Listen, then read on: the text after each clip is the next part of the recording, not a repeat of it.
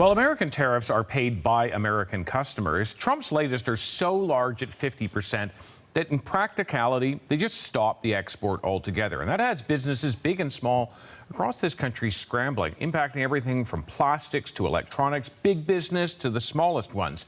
Cameron McIntosh shows us what the new reality looks like. There are 4 orders that have come in today, and at this time it would usually be about 20.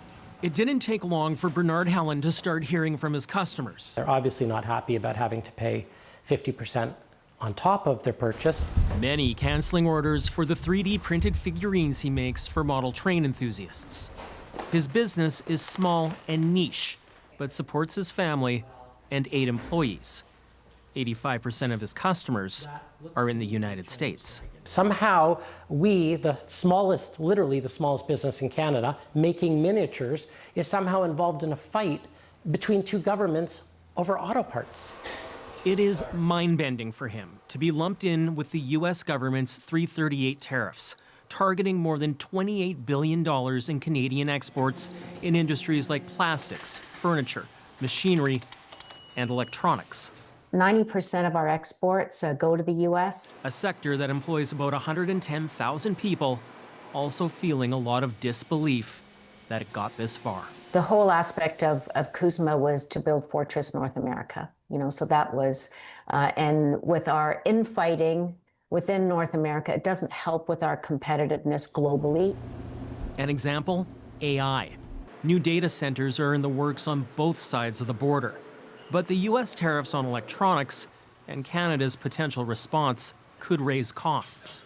Do we want to be independent of American technological apparatus by building our own technologies? Tell me what you really think. It all has many companies not just reevaluating their businesses, but also looking for assistance. We're going to need some time, and we're going to need some support while we figure out this new reality. Of course, what most are hoping is that both sides get back to talking, back to working on a deal that can benefit businesses on both sides of the border, big and small.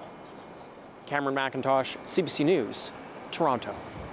One potential bargaining chip with the U.S. is Canadian energy exports, but Alberta Premier Danielle Smith doesn't want oil used as leverage. Smith says cutting off oil exports to the U.S. isn't viable and would hurt more Canadians than it would help. Coming up, we're looking at what Smith is saying and the political tightrope she and the Prime Minister are walking. That's just ahead here on CBC Morning Live.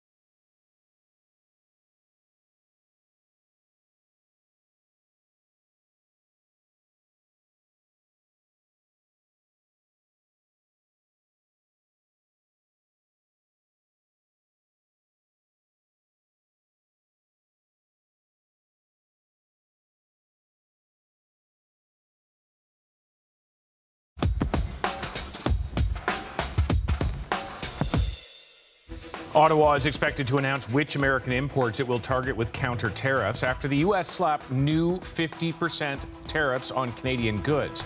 Canada's counter-tariffs are expected to target a wide range of American products where made-at-home alternatives are available. The announcement will be at 11 a.m. Eastern. That is in 3.5 hours from now, right here on CBC News Network. Good morning, I'm David Common. Tariff-impacted Canadian businesses will also hear today what supports Ottawa will provide. These new tariffs are worth about $28 billion in exports to the U.S. Some businesses now locked out of the U.S. market entirely. Economists predict Canada's GDP could lose a very significant half percentage point because of the duties. Doug Ford and Donald Trump training barbs in the trade war. Trump called Ford less intelligent and charismatic than his late brother Rob and a flunky of Mark Carney. The premier responded that the president is a loser and a dictator and suggested Trump kiss the back of his body.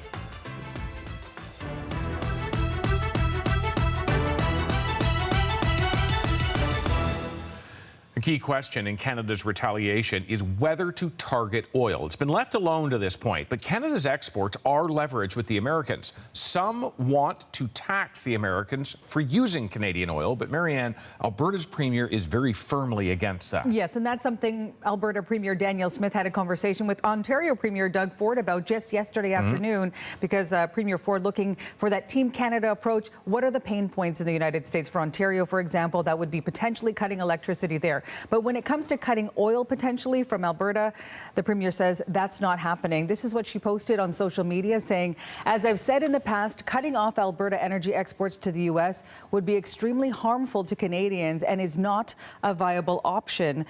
She goes on to say, right now, our focus must be on immediate action, supporting affected workers and businesses, dismantling interprovincial trade barriers, strong diplomacy, and continuing to grow our export markets. Premier Smith does acknowledge that Ontario is disproportionately impacted by these tariffs. But for more on this, we heard from Lisa Raitt earlier this morning. David, you were talking to her, former Conservative cabinet minister, acknowledging that it really is up to the province when it comes to what type of measures will be taken. The reality is that provincial jurisdiction is provincial jurisdiction, and the federal government has to tread very, very carefully. So Mr. Ford's going to say what he wants to say about oil, but he can pull the levers here on electricity if he chooses to do so. And maybe he should think about talking about things Ontario can do and let Alberta make their case on what they can do. What is the provincial government doing in Alberta? Premier Danielle Smith says they will continue to build their pipelines and that critical export infrastructure.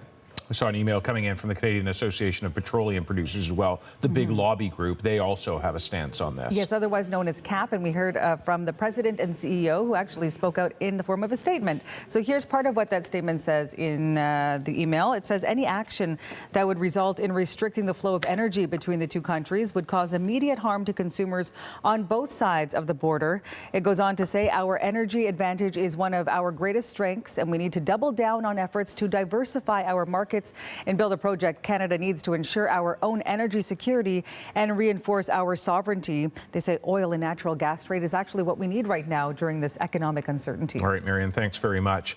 You know, when you look at what might get more expensive, think cell phones, video games, and other home tech. As a result of this trade war, billions of dollars in electronics now subject to the new U.S. 50% tariffs. But there's the question of how Canada responds, because any tariffs Canada imposes would be paid by us, by Canadian consumers. You can see more about this on our website, CBCNews.ca, or the News app.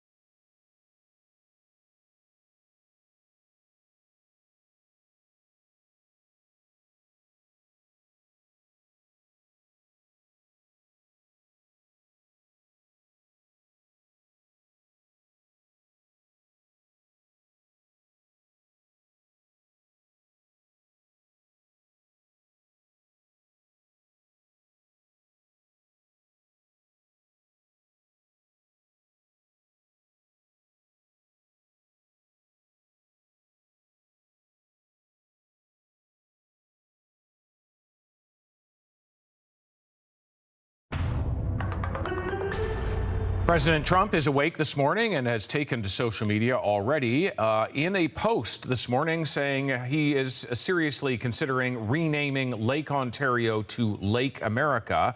He says he would do so because he doesn't expect to do much business with Ontario any longer. This comes several days after the latest Trump 50% tariffs were imposed and a new threat from the president coming yesterday morning that even newer tariffs would take effect on January 1st, also 50%, this time targeting the auto, steel, and other sectors in this country. But the most recent message from him, Lake Ontario, he is suggesting, could become Lake America in his vision of things. Ottawa today set to outline its plans to hit back at the U.S. over the latest round of Trump tariffs. But we're also expecting to hear about financial support for the sectors in this country that are being hardest hit.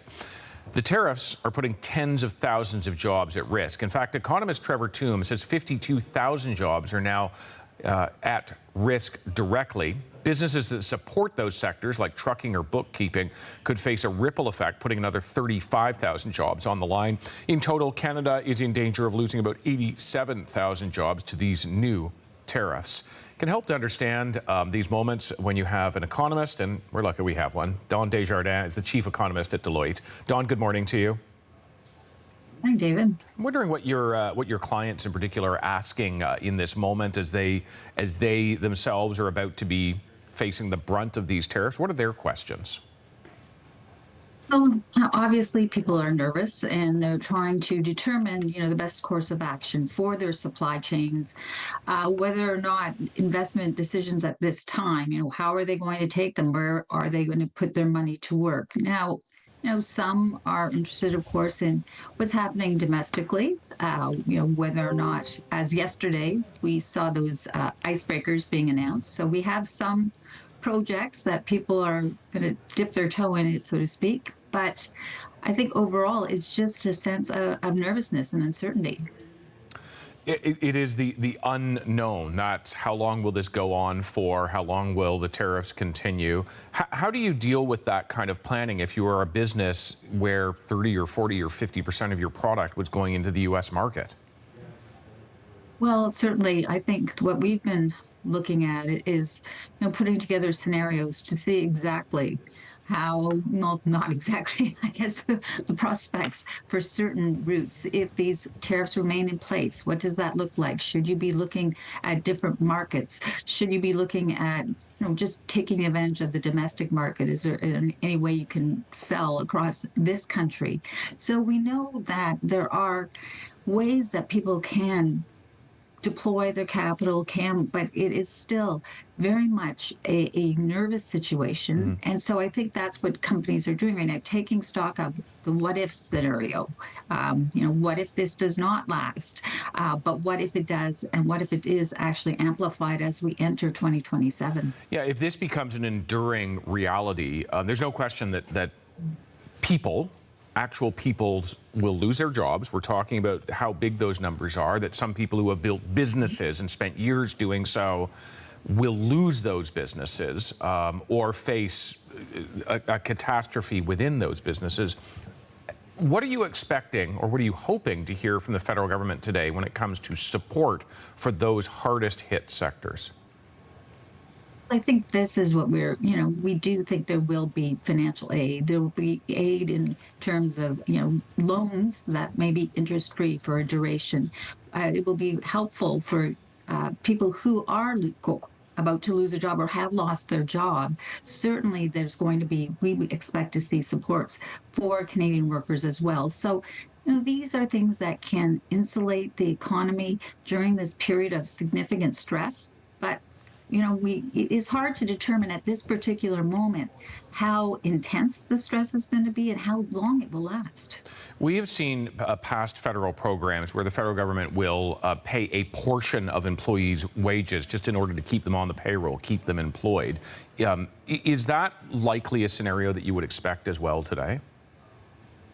It's certainly within, it's on the playbook. It is certainly something that could be announced. It's hard to know exactly how the government is approaching it and figuring out how they're going to, do this for a sustained period of time before we can actually amp up and build. We know that the government and Canadian companies are interested in trading with countries outside of the United States. Now, that's great, and we have lots of new trade agreements put in place, but we do need the infrastructure to get those goods to those markets. So these are the types of things that have to be really, I think, articulated in a meaningful way so that companies can plan for the future. And when you talk about infrastructure, you're talking about things like ports? Mm-hmm. Yes, sure. Ports, rail, pipelines. We need to get these goods to other markets for us to be able to be less dependent on the U.S. and then therefore restore confidence for Canadian businesses who see, okay, we're going to be able to export to these other markets. Now, again, none of this happens very quickly, right? Building infrastructure is a time-sensitive endeavor. So I think we have to be mindful of that as well. So I think that's where we get into these scenarios and figuring out, what is the timeline? What can businesses be anticipating down the road? In the short term, it is more reliant on some assistance from the governments to try and help navigate and mitigate some of this downward pressure. Dawn, very much appreciate your time and your analysis this morning. Thank you. Thank you. As we've been speaking, Donald Trump once again on his phone, on social media, and speaking about the French language. This has come up as one of the reasons potentially that talks failed. Here's what Trump is saying: I would never interfere with Canadians speaking French. In fact, I have never even thought of doing such a stupid thing. This lie was made up by a weak and ineffective prime minister in an attempt to gain political support, which he has totally lost from the people of Quebec. I love French Canadians, says President Donald J. Trump. Just to provide a little bit of background to all of this, there had been discussions about whether French language protection was at risk. And this has been particularly discussed inside Quebec as a result of that proposed deal. It's now off the table, obviously. We heard from Jamieson Greer, the U.S. trade representative, Trump's top man inside that room. And he, a man who actually speaks French quite fluently, articulated that it was about streamers, people like, or organizations like Netflix, having to pay money to create Canadian content, including content in French. Well, that was part of the digital services tax, which the federal government on this side of the border agreed to get rid of as part of these negotiations. Where things stand now, I don't know, but the president is out this morning saying he loves French Canadians, among other things.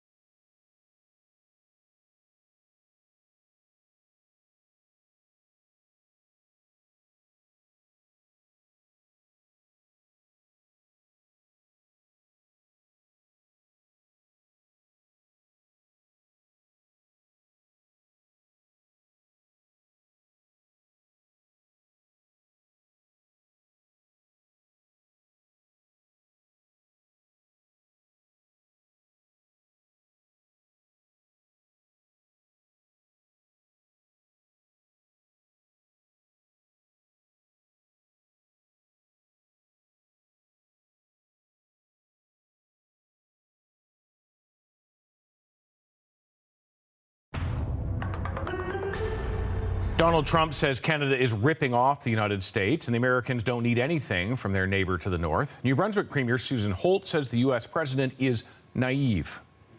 I think the president has grossly underestimated the impact of Canadian products on the American economy and how our two countries have been integrated. We provide them with serious amounts of energy products. Certainly here in New Brunswick, we provide them with the wood that they use to build their homes. We process their lobsters. We provide them with blueberries and electricity and gas for their cars and for their fighter jets. And I think he'll learn very quickly that the U.S. really needs Canada. Holt says Carney made the right move by stepping away from the table to fight for the best deal possible. There have been several reasons given for why those talks broke down. There's a lot of press and there's a lot of media and a lot of questions from the opposition about what exactly happened at the table that caused Canada to pull their negotiators and walk away. And the information is coming out in dribs and drabs, mainly from the United States. Quite frankly, they're adding a new story, it seems, every day. And that's leading for the Conservatives and other parties and other people to say, well, let's take a look and see exactly what it was that was at the table and let us understand what caused you to do this, which I think actually is a fair request. But the government also can't give away, family secrets. They have to tell them what's going on without harming future negotiating position. And then the second one is businesses across Canada desperately waiting for the news coming this morning at 11 o'clock with the Prime Minister and a number of his ministers, including the Minister of Finance, outlining the support programs for the people who are impacted by these Section 338 tariffs unfairly put on us by Donald Trump. I want to talk to you about that. The chemicals industry, for instance, the plastics industry is asking for tariff remission. So any money that we as Canadians collect that would be paid for by Canadian consumers, I would point out, that money would be handed over directly to industry. Is that something we would be likely to see the government do? Hate to predict kinds of things like that. I don't really see it being that simple, the accounting and the way in which the Treasury works. I think the Prime Minister and the team are going to go back to stuff that they've already done in the past, how they treated this deal. What they could do is say, the pot of money that's available is going to be X. We anticipate this is around the amount of tariffs that Canadians would be paying in order to support these businesses. And maybe that's the right number, but the government's going to have to come out today, and they do have to put a fence around how much money they're going to be putting out there, because the need can be infinite. That is Lisa Raitt. Donald Trump's tariff and the collapse of trade talks are reshaping Quebec's provincial election. The campaign isn't even officially on yet, but the tariffs hit hard in that province, and party leaders are rolling out their plans to deal with them. Here's Adifa Padidar. For Quebec, the latest escalation in trade war is hitting hard some of the province's most important industries. Quebec is expected to be among the provinces hardest hit, with industries such as aluminum, dairy, and lumber particularly exposed. The CAQ government says it's already putting financial support in place for businesses affected by the tariffs. 2 new programs are aimed at companies in the manufacturing and primary sectors facing financial difficulties, including loans of up to $150,000 for some smaller businesses. Premier Christine Fréchette says protecting Quebec workers and businesses is her priority, and she had a message for Washington. Certains veulent peut-être nous imposer leurs règles, des règles qui ne sont pas les nôtres, mais on le sait, on ne cédera pas aux menaces. But Quebec's political parties aren't all on the same page when it comes to how to respond. Quebec Solidaire wants the province to prepare for what it calls the next attacks from Trump's administration, including a proposed Trump provision to anticipate the economic fallout. Une provision d'1 milliard de dollars par année pendant 2 ans pour les secteurs touchés. The Liberals are also talking about using Quebec's economic weight as leverage. Alors au Québec, on a un levier de négociation très important avec Hydro-Québec, entre autres, avec toutes nos sources énergétiques. But the Conservatives have a very different prescription. Éric Duhaime says Quebec should reduce barriers to trade with Canada and cut taxes to help businesses weather the tariffs. On dénonce aujourd'hui les tarifs de Trump, mais on est les pires à imposer des tarifs à nos voisins et à notre principal partenaire économique qui est le Canada. One Quebec leader has so far stayed out of the debate. CBC has reached out to Paul Saint-Pierre Plamondon and the PQ party and has not received a response. Sept Palidor, CBC News, Montreal. British Columbia's forest sector has been long hit by American tariffs, and it's now facing even more. Unequivocally, this is the worst, absolutely worst situation we've ever been in forever for our forest sector. You have to, what's not mentioned is in the last 30 days or so, we've actually seen 3 pulp mills close in British Columbia. Those forestry workers should hear today what tariff supports the feds will be offering. That's going to happen at 11 a.m. Eastern Time. And of course, it will be live for you here on CBC News Network.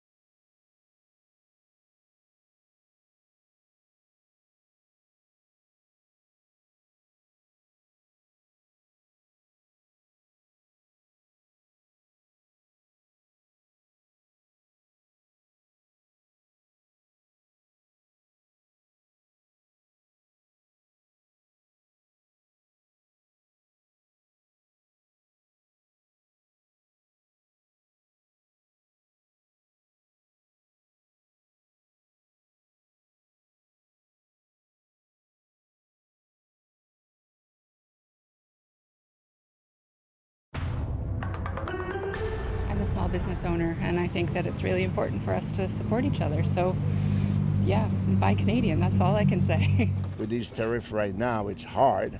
You know, you got to be working like 24/7. I always buy Canadian, so even for the last year, only Canadian stuff. Ottawa is set to announce those financial supports for workers in affected sectors today.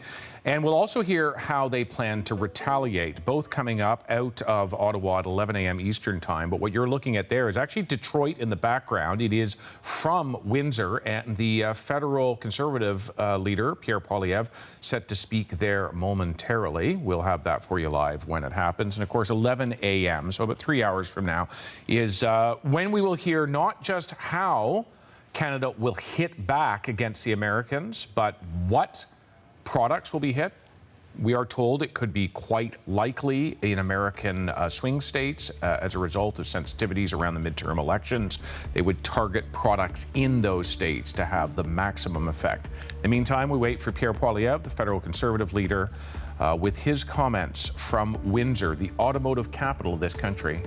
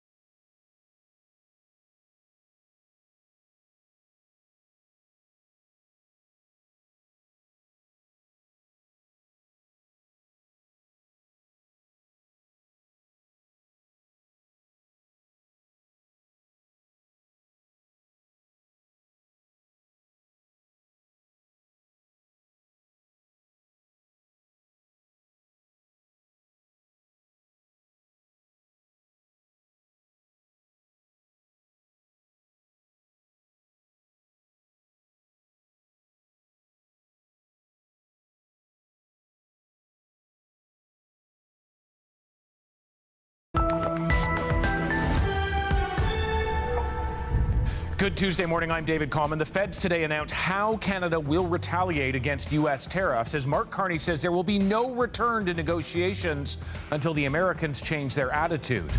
I think you'll see them very strategic, very targeted, and also in a counterbalance to where the U.S. has struck us on steels, aluminum, and other places. Canada's counter-tariffs expected to target politically sensitive American products where a made-in-Canada alternative is available to Canadian consumers. It's a major, major impact on whether we can make money as a business or go out of business. Ottawa will also announce direct financial support for Canadian businesses and workers as Trump's 50% tariffs lock some Canadian products out of the American market. Donald Trump now threatening to change the name of Lake Ontario to Lake America. It's not the only talk, as Ontario's premier tells Trump to kiss his, let's just say, posterior. Ottawa is preparing to fire back at the U.S. today in the trade war, and it is a major challenge. Mark Carney and his government have to target the much bigger U.S. economy in the most damaging way. Ottawa will also try to minimize the economic ricochet on this country. Retaliatory tariffs can't make things worse economically for Canadians. The upcoming U.S. midterm elections may actually determine which American goods get targeted. Canada's hit has to be precise and in the right spot to make the White House feel the political pain. The cost of living remains the dominant issue for American voters. Polls show they blame tariffs, and that issue could cost Trump control of Congress in the November elections. So Canada's retaliation today may pinpoint the places on the political map where Trump's Republicans are most vulnerable. There's a handful of Senate seats that are in play right now, 5 to 7, where the percentage points are within 1 to 2% either way for Democrats or Republicans. My guess is those counter tariffs are going to be levied, focused very directly on how it impacts in those races, right? They have to be politically astute. Originally, Mark Carney had said dollar for dollar tariff response, but the plan appears to be changing. Rafi Boudjikanian joining us now from our Parliamentary Bureau. And Rafi, this is not as much about a dollar amount as it is about finding the right products that have the most bite. Yeah, David, I mean, we've heard Mark Carney talk about targeting electronics, dairy. In more recent days, he started to say it could be difficult to achieve an exact dollar for dollar retaliation. Now, we do know to expect those counter-tariff measures announced later this morning, and we've heard it would be a kind of targeted, focused approach. Carney was asked directly if he was targeting Republican states, and he answered by saying the idea was to make sure American businesses and jobs don't get hurt too badly. At the end of the day, it feels like, you know, they do want to go back to talking to the Americans about achieving a possible deal, just not in the present circumstances. Carney saying that he won't have Canada be treated as a subsidiary of the United States. So at 11 a.m., we'll get a sense of what the government has in mind. We do know that it has consulted with provinces. That happened about a month ago, way before this deadline that was going to hit, and the American 50% tariffs that went into place on Section 338 goods, the goods covered by CUSMA. We know that some provinces want tougher measures. Ontario's Doug Ford has spoken about putting in an electricity surcharge for a start, and then cutting off electricity if that does not get the United States to budge in negotiations. He's also spoken of cutting off oil and gas, something, of course, that's not in his control. He has admitted he would need the backup of other provinces to make this kind of play. And we've already heard from Alberta Premier Danielle Smith saying, nope, not going there, not a good idea for her province. So not full alignment from all leaders on this front, but everyone wants to take a swing back. Rafi, I'll be curious to hear from the Conservative leader Pierre Poilievre, who is in fact right now in Windsor, Ontario, about to begin a news conference. We saw him speaking. There he is with a colleague from his caucus in the background. Once he begins speaking, of course, we'll bring that to you live. But Rafi, as I look at Pierre Poilievre there, Windsor, of course, the automotive capital of this country, it will feel these tariffs. And if Trump's latest threat of an additional 50% against Canadian autos and other sectors takes effect January 1st, even more devastation there. What is the thread the needle. Let me try this. How does Pierre Poilievre thread the needle of showing some unanimity around the flag moment, while also being critical of government? I mean, that's the whole trick for him, isn't it? And also just inserting himself into a conversation where it's kind of hard for an opposition leader to make themselves heard, right? Everyone wants to hear what the federal government is going to do in response to Donald Trump. And so for Pierre Poilievre, it's kind of appearing to be on side with the government when it comes to standing up for Canadians, while also trying to find a way to say, you know, you may not be doing the job properly, right? So we heard him already ask, for example, for the Canadian government to reveal what was in the deal that it walked away from. What were the terms that made Canada go, nope, can't sign this?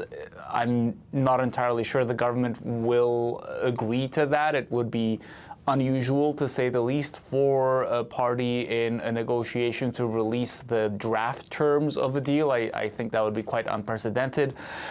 Poilievre is also asking for Parliament to reconvene early in order to debate what the response should be, whether it's the counter-tariffs or supports, which we're also expecting to hear about later this morning for businesses that will be impacted by American tariffs. So he is getting a little bit of support from other opposition parties. We heard the NDP say, okay, yeah, we agree to the terms of the draft agreement being released. We also know that the NDP and the Bloc Québécois are going to be speaking to the Prime Minister directly today in one-on-one phone calls. Their leaders, Avi Lewis and Yves-François Blanchet, will be doing that. I suspect something like that could be in the works with the Conservatives as well, though we haven't heard confirmation from the CPC that that would be happening. All right, Rafi Boudjikanian, thank you very much. Pierre Poilievre coming up in just a moment, live from Windsor. But consider it was a week ago today that Donald Trump announced what he called a deal with Canada. Now there is no sign the president or the prime minister are ready to head back to the negotiating table. Trump's top officials have repeatedly warned Ottawa not to retaliate. But Bob Rae, Canada's former ambassador to the UN, talked about some of the risks around retaliation. There's nothing really in modern history that compares to it in terms of the existential attack on our sovereignty and on our economy by our largest trading partner and historic ally. And so you can't point to this. We haven't faced a presidency that was more hostile to our country in decades, indeed centuries. From Confederation onwards, we were living in a period of relatively high tariffs and protectionism on both sides. So trade wars were not, in a sense, new. We haven't had free trade in softwood lumber with the United States ever, because their industry is very protected. But looking at it more strategically and globally, this is not just about trade. This is not only a trade issue and an economic issue. This is an issue about our sovereignty, the level of understanding within an administration of how our country operates and works, the foundational principles of our Constitution around language and around bilingualism, the fact that we've been manufacturing cars since the 1890s, that we've now developed since the 1960s, an integrated market that's been accepted by the industry, by governments, by consumers, by everybody. I mean, what the Trump administration is doing is displaying a level of ignorance and malevolence towards Canada and Canadians and Canadian economic interests that we have not seen in many, many lifetimes. This is an historic mess that we're in right now, and it may be resolved. It may be the president will change his mind. He may say, well, that was this year, and that was last week. This is this week. We don't know that, but we should not underestimate how unprecedented this moment is. Bob Rae also offered his reaction to Trump's latest provocation. He says the president and the people around him need to get a grip. Here's why Bob Rae said that. Trump launching another salvo, this time saying the president setting his sights on a major body of water. He says the United States giving serious consideration to changing the name of Lake Ontario to Lake America, adding they don't expect to be doing much business with Ontario any longer. That's just the latest in the war of words following the breakdown of talks. The Trump administration says Ottawa is to blame. Ottawa saying no, it is the administration. Chris Reyes in New York. What is the latest that we're hearing from Trump and the team around him, Chris? Yeah, quite a bit, and all of it provocative. Good morning, David. And remember, he has renamed bodies of water before. One of the first directives when he took office this second time was to rename the Gulf of Mexico to the Gulf of America. And that is, you know, when he speaks to renaming Lake Ontario to Lake America, there is some precedence there. He goes on to say, David, disputing essentially, Prime Minister Mark Carney's claim that one of the reasons the Canadians walked away from the negotiating table is because of a challenge to some protections over culture and language in Quebec. I want to just read verbatim President Trump's post because, as you know, he's very difficult to paraphrase. So let's just read what he wrote 30 minutes after that post threatening to rename Lake Ontario. He said, "I would never interfere with Canadians speaking French. In fact, I have never even thought of doing such a stupid thing. This lie was made up by a weak and ineffective prime minister in an attempt to gain political support, which he has totally lost from the people of Quebec." So quite the accusation there. And then he ends by saying, "I love French Canadians." And David, of course, this adds to the barrage of attacks coming from the Trump administration in recent days. At a rally in Maine last night, Vice President J.D. Vance said Canada and China are the worst when it comes to trade with the U.S. Vance then goes on to make that all too familiar quip before sending a message to Carney. We have to remember, Canada is a state. Sorry, Freudian slip. We need to send a message loud and clear to the Prime Minister of Canada. Stop taking advantage of the people of Maine. Stop taking advantage of America. It's over. We expect fairness in our trade policy.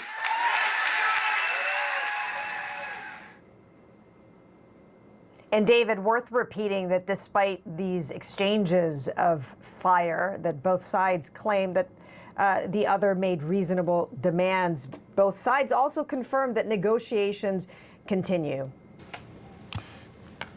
Not everyone south of the border, though, blaming Canada for all of this, not just politicians, but business owners in the U.S., essentially saying, what's going on here? Yeah, exactly. I mean, this is yet another polarizing issue in this country. While there are many Republicans on side with U.S. President Donald Trump's policies, we should mention that others from both parties are speaking out saying that these tariffs are destructive to both the U.S. and Canada, especially border politicians like Republican Senator from Maine, Susan Collins, and Democratic Senator from Vermont, Peter Welch. We produce a lot of Maine that is processed across the border. If it comes back with a huge tariff on it, perhaps as much as 50%, that increases the cost of eating, building homes. This is a president we have who's on an economic rampage that is extraordinarily destructive, and it's destructive on both sides of the border. Nothing good will come out of this. I have great admiration that Prime Minister Carney and the Canadian people have stood up to the bullying of Donald Trump. And David, some of these politicians are speaking out because business owners are reaching out to them. So these business owners have relied on stable and free trade with Canada.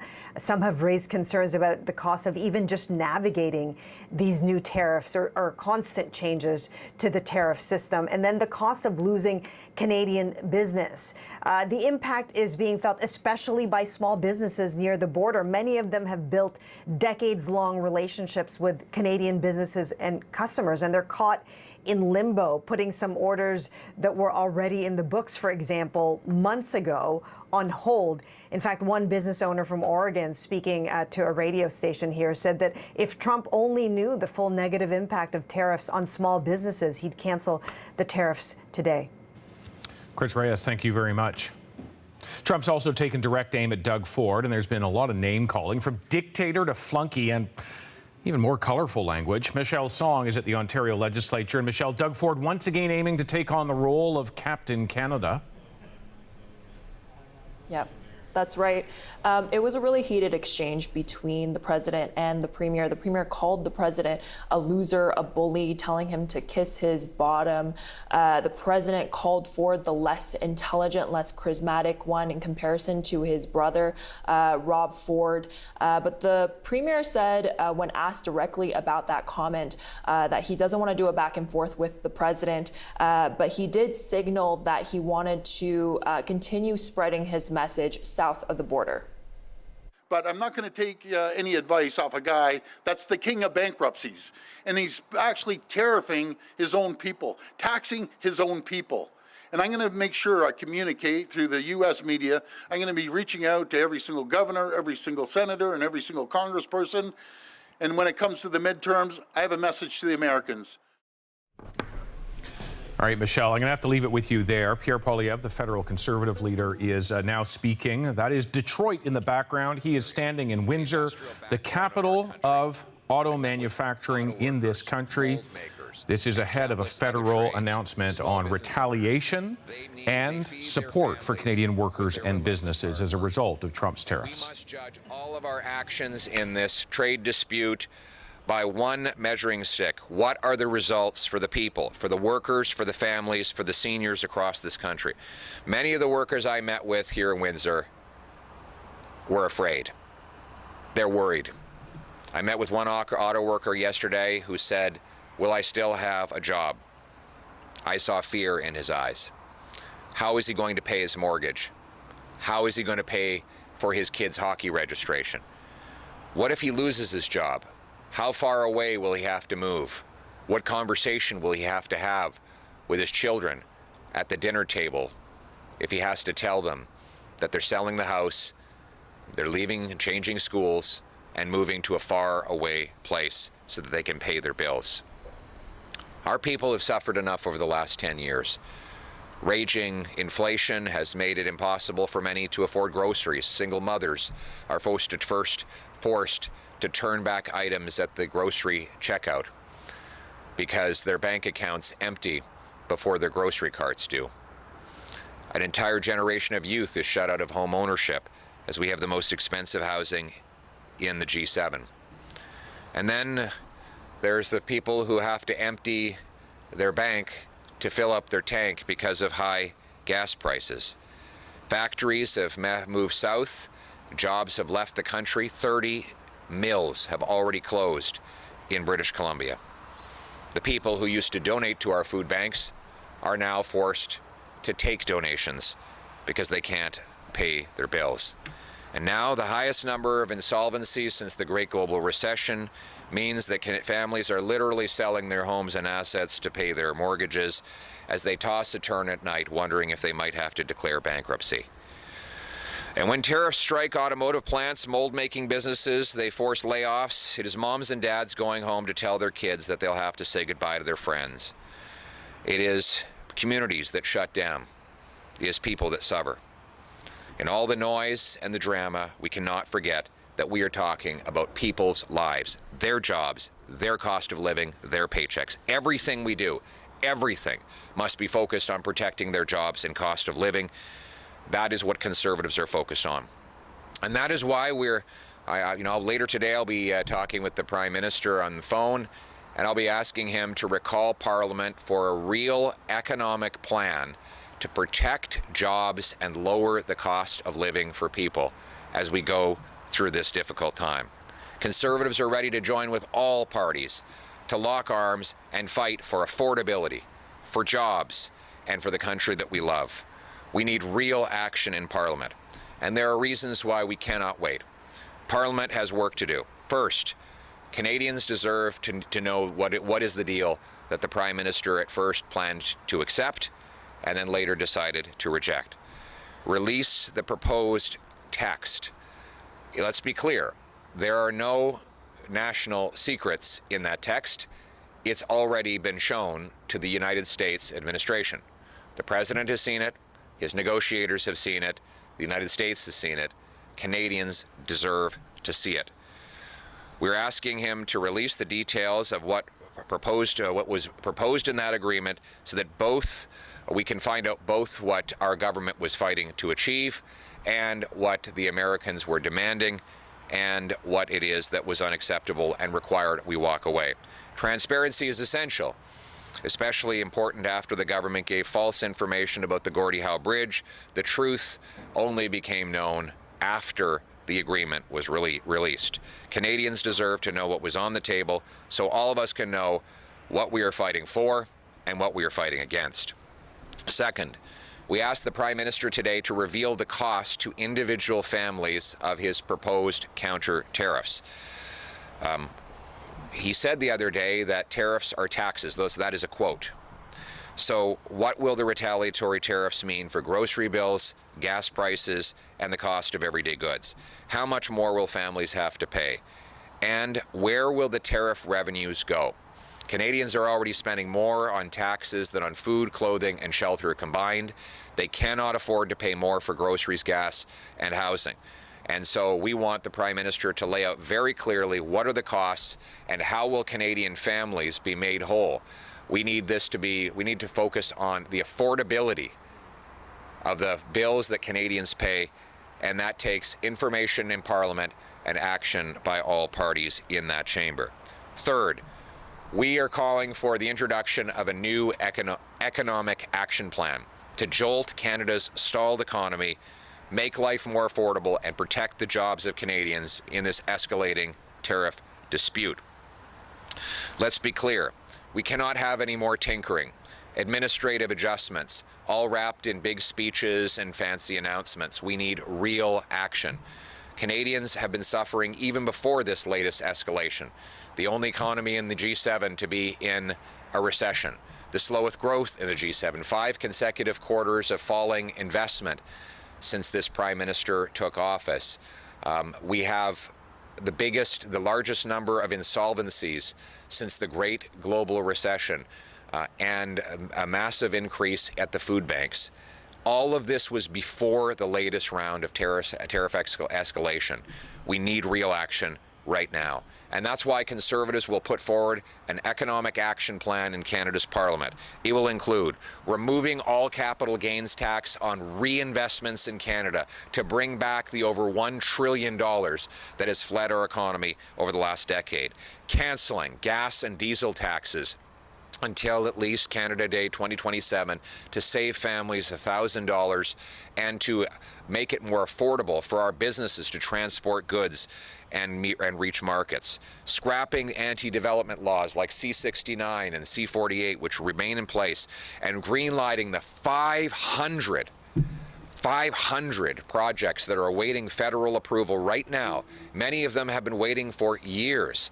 Get the government out of the way, permit those projects, and get people building. Scrap the industrial carbon tax on steel, aluminum, fertilizer, concrete, cement, oil, gas, and other basic essentials that are building blocks of a modern economy so that we can reindustrialize rather than deindustrialize. We need to also support our auto sector by encouraging Canadians to buy Canadian cars. And that one way the government can help is let's take the GST off all Canadian-made automobiles. And I send the message out to my fellow Canadians. Buy Canadian. Look at the label. Make sure that the things you're buying have as much Canadian content as humanly possible. Support your fellow workers and stand up for our country. We all need to do that, of all parties. We need to join together in a spirit of Canada first. Now, the Prime Minister promised that he'd have a deal with the U.S. by July 21st, 2025. He said that he could negotiate a win and handle President Trump. He said he would get an even better deal than we had before he came to office. A year and a half after those promises, tariffs are higher than ever, and we have far larger, wider tariffs on many more goods. Making a series of preemptive concessions, expecting to get generosity at the bargaining table was not the right move. Only using our leverage will do that. And Conservatives have a real plan to employ our leverage to fight these tariffs. We have the resources that the United States needs. We can commit to building up a strategic mineral and energy reserve that will be only available to those countries that give our country tariff-free access. We can also use our massive military spending as a point of leverage. We can push for a 1965-style auto pack, which ultimately built the auto sector in Detroit, Windsor, Oshawa, and countless other places. We can do that to repatriate production back to our countries. That is a real plan to fight for tariff-free access, but it means pulling together, proposing solutions, and also demanding accountability for our people. Our mission is an economy that is affordable at home, autonomous at home, and strong at home, with stronger take-home pay, safer streets, and a secure border within a self-reliant Canada. Conservatives are ready to do the work. Let's get back to Parliament, and let's fight for affordability, let's fight for our jobs, and let's fight for Canada. Thank you very much. Thank you. We'll now take questions from reporters. Please identify yourself and your outlet.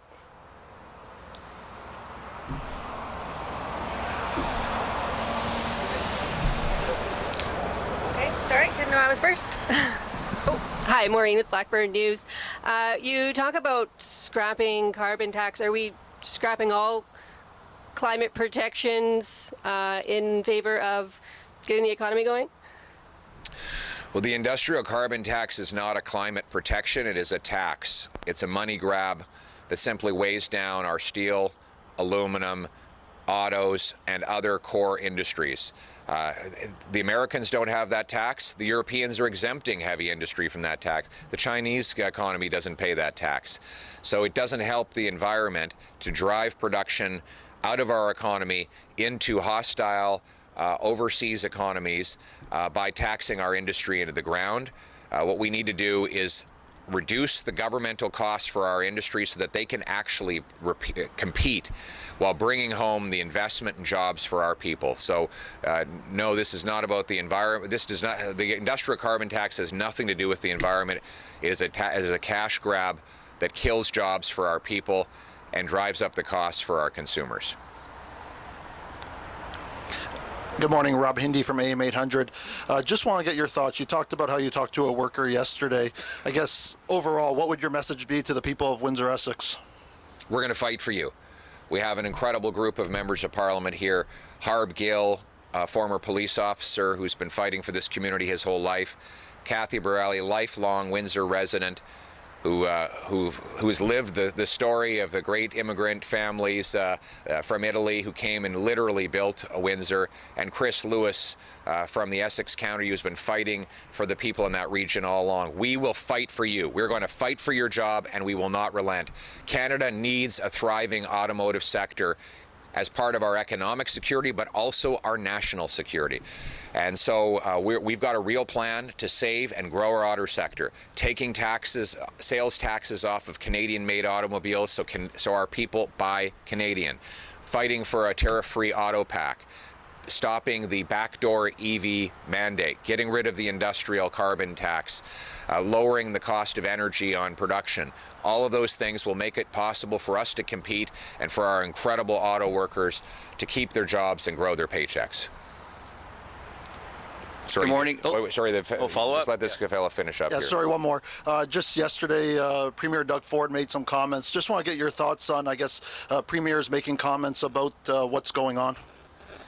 Well, we all got to band together and fight for Canada, regardless of our level of government or our party affiliation. We're all in this together to fight for the Canadian economy and its people.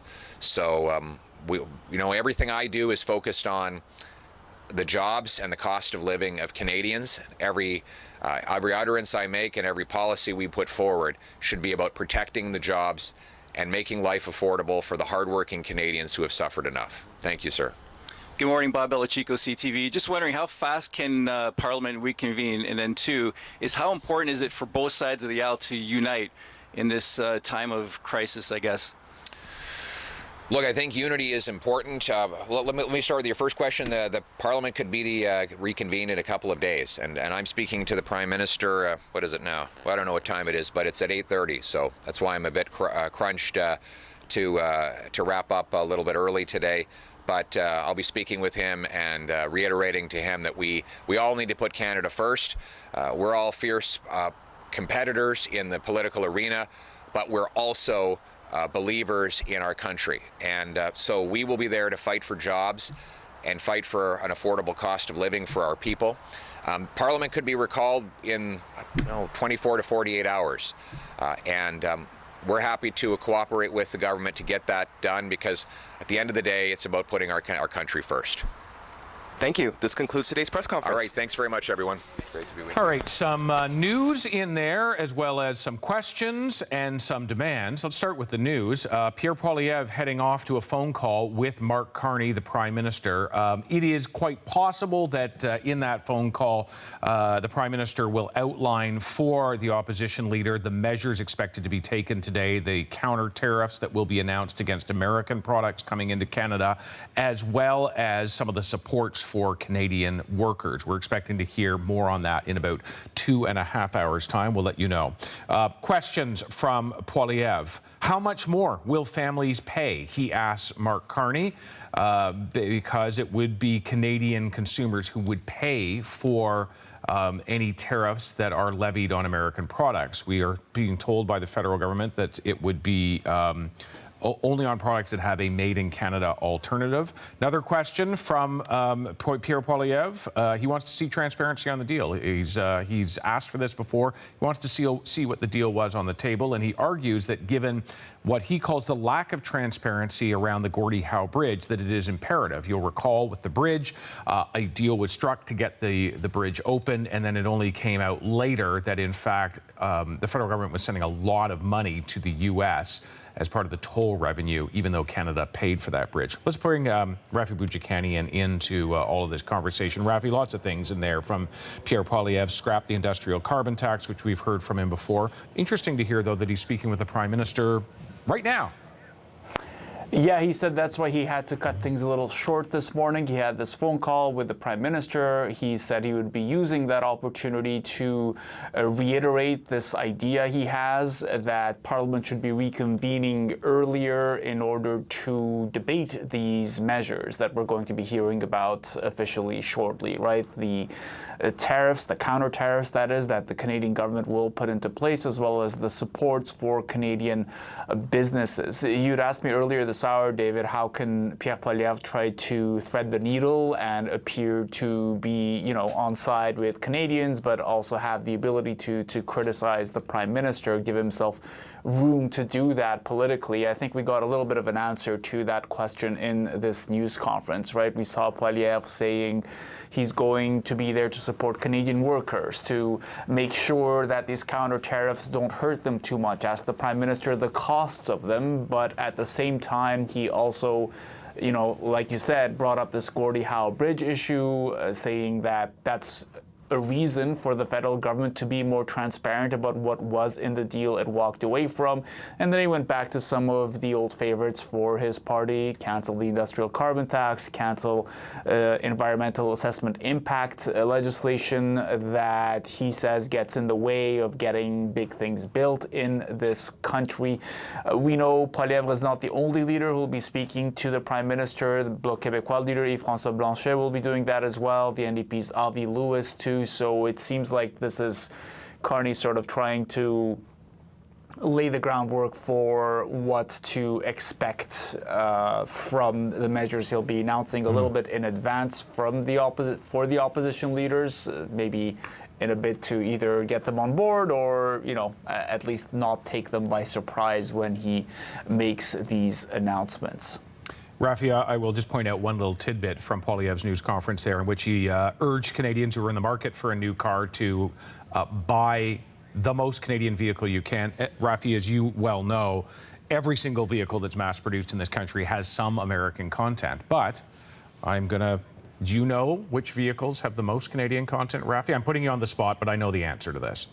I do not, okay. And I suspect that's what you want me to say. I mean, I don't know that you can walk into a car dealership and ask for that. I don't know car dealer would know the answer to that question. Yeah, I think you're totally right. Yeah, this may be a question they need to be prepared for.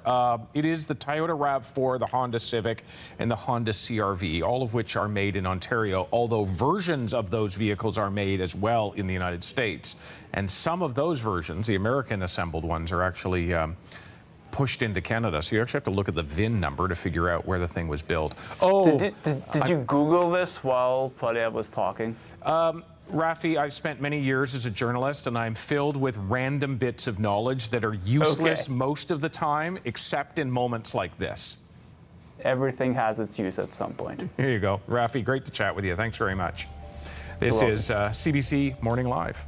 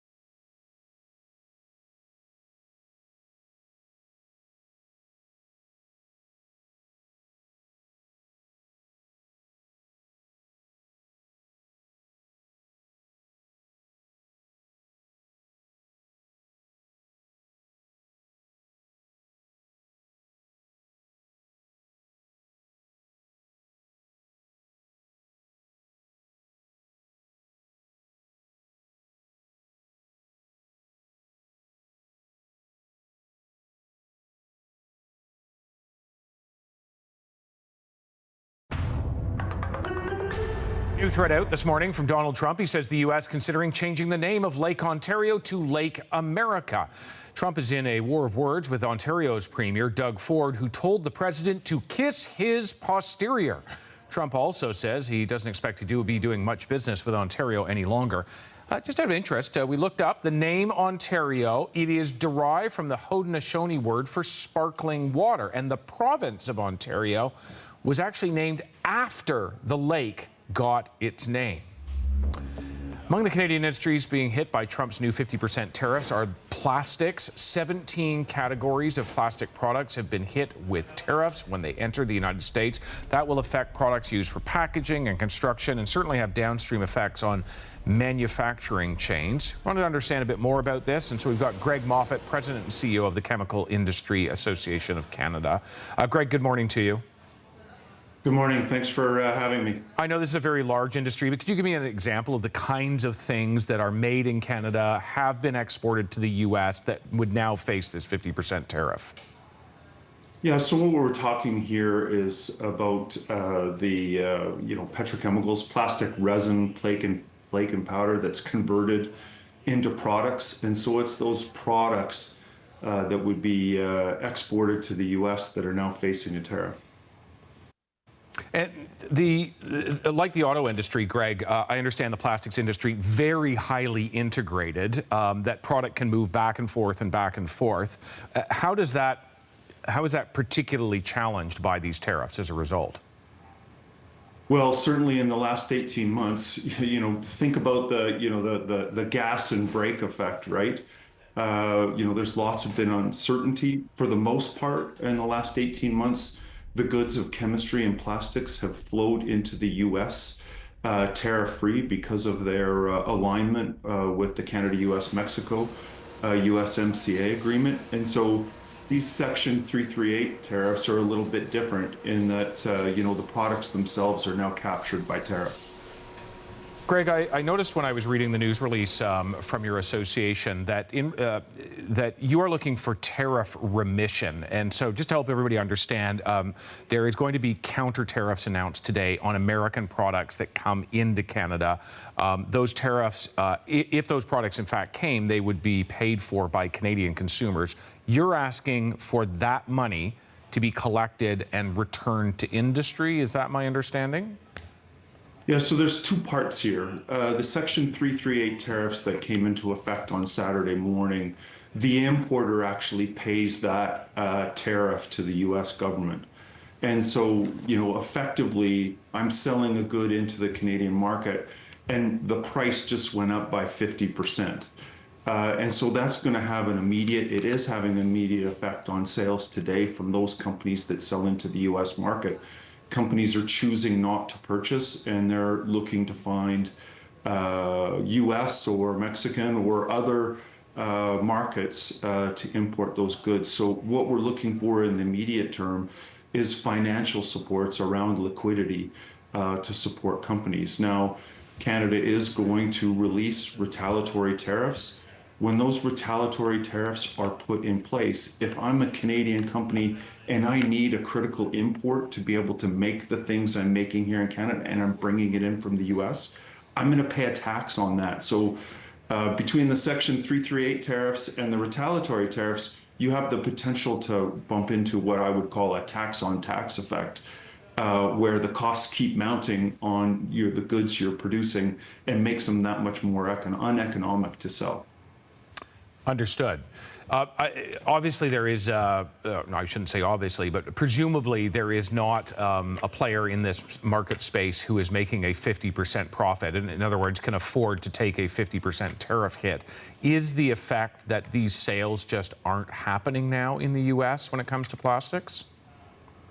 So the tariff section since July 20th, and we've heard from several of our members where their customers in the U.S. have essentially told them that they're not prepared to pay more for their product, and they're starting to look for alternate supply chains. And so the effect is immediate, absolutely. If, Greg, those alternate supply chains are found, how, when and if all of this is resolved, would Canadian businesses get those customers back? I think the concern here is that the economic damage would be permanent. We cannot assume that if a U.S. customer is able to secure alternate supply, that when the dust settles here, that they would be able to return to having those customers in the U.S., right? A customer lost is a customer lost. I was looking at some of the economic modeling that suggested somewhere in the area of 5,000 jobs could be lost in Canada's plastics sector if these tariffs endure. Do you have a sense of how many people are employed directly and indirectly in plastics?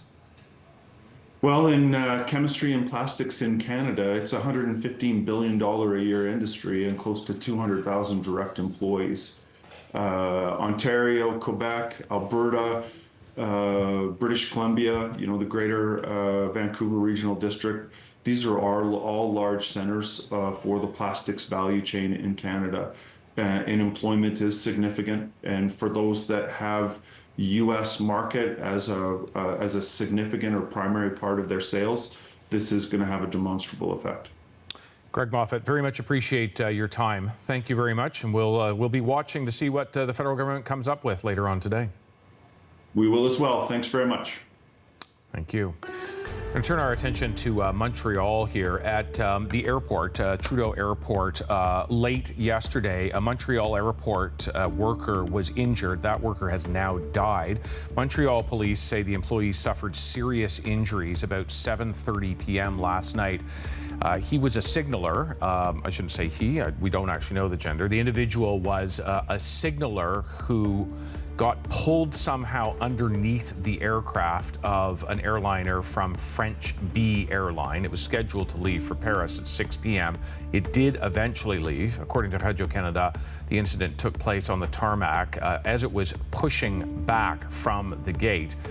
ADM Aéroport de Montréal released a statement saying their team deeply saddened. We are told passengers on board the plane screamed at what they saw. You're watching CBC Morning Live.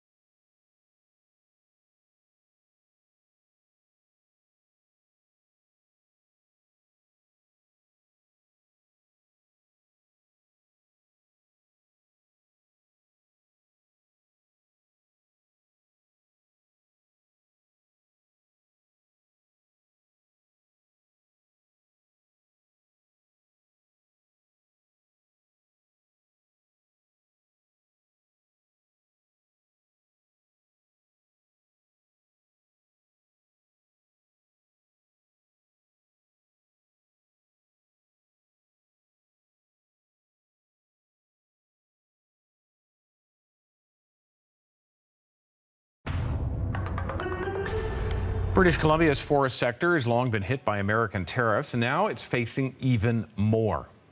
Unequivocally, this is the worst, absolutely worst situation we've ever been in forever for our forest sector. You have to.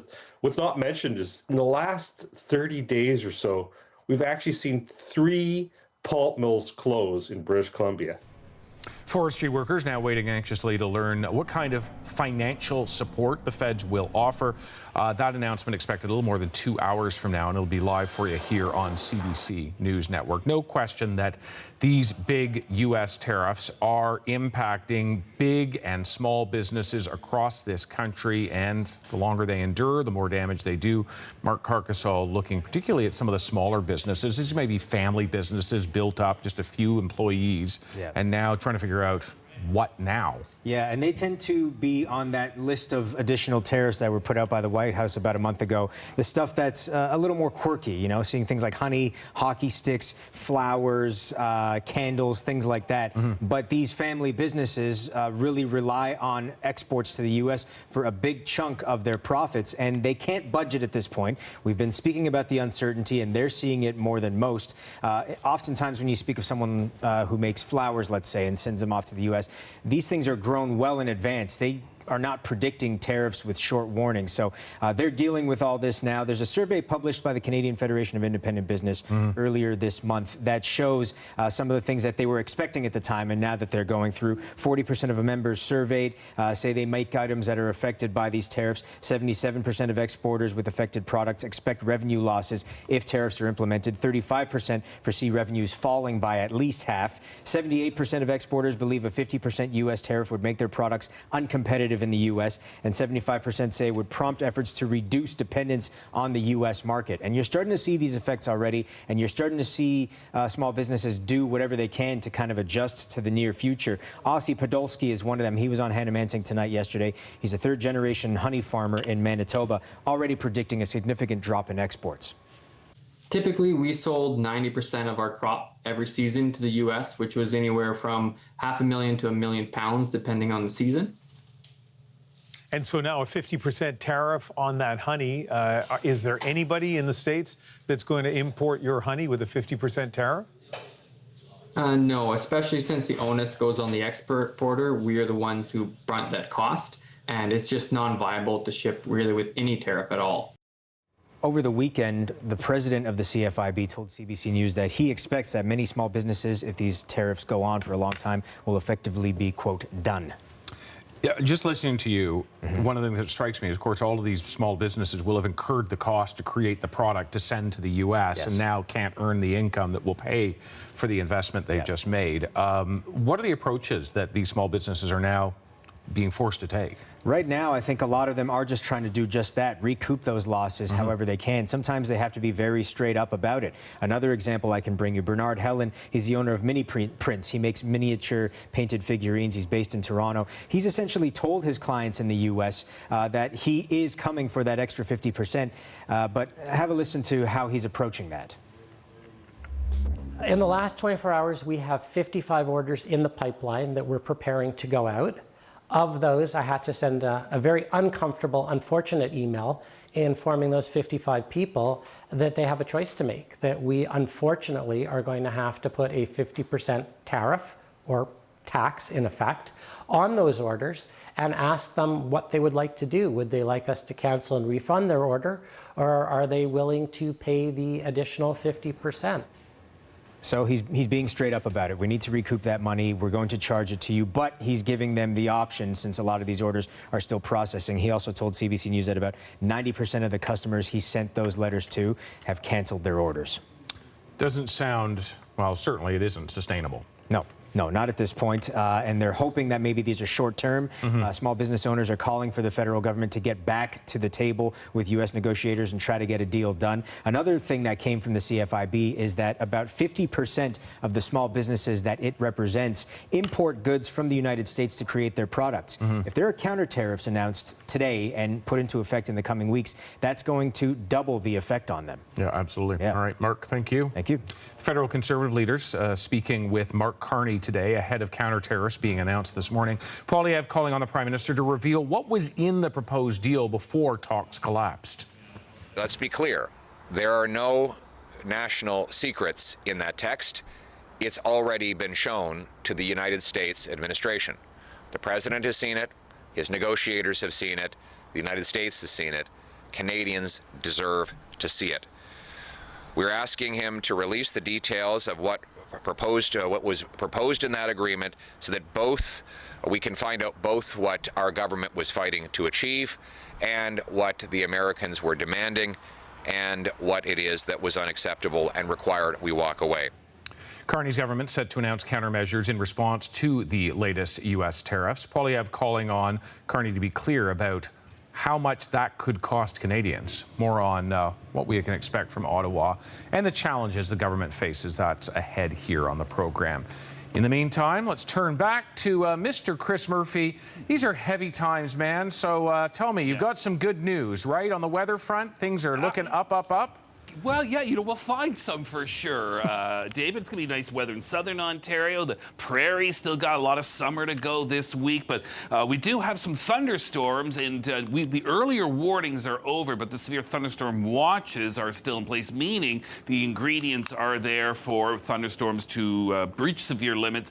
It's approaching Thunder Bay, but you're not in the watch yet. In the northeast there, that's fog. So we got fog east of Lake Superior, thunderstorms west of Lake Superior. Ontario. These line of storms have been producing some hail, some high winds, and some heavy rainfall, and right over to the Atikokan, Quetico region, so now east of Fort Francis, but again, creeping towards Thunder Bay. Keep your weather radio or your cell phone around, and any alerts that come up, then you'll take action, because there's a pretty good risk of potential severe weather today. That would include strong winds, damaging winds even, and some hail and heavy rain in northwestern Ontario today, northeastern Ontario tomorrow. So we could be looking at locally 50 millimeters worth of rain. By way of comparison, we got just a passing shower in Ottawa and Kingston, the Niagara region, Hamilton, Toronto looking good. In fact, if you're heading down to the Canadian National Exhibition in Toronto, today's fair weather. Tomorrow looks good as well. Thursday, though, there could be some showers or thunderstorms, and that humidity's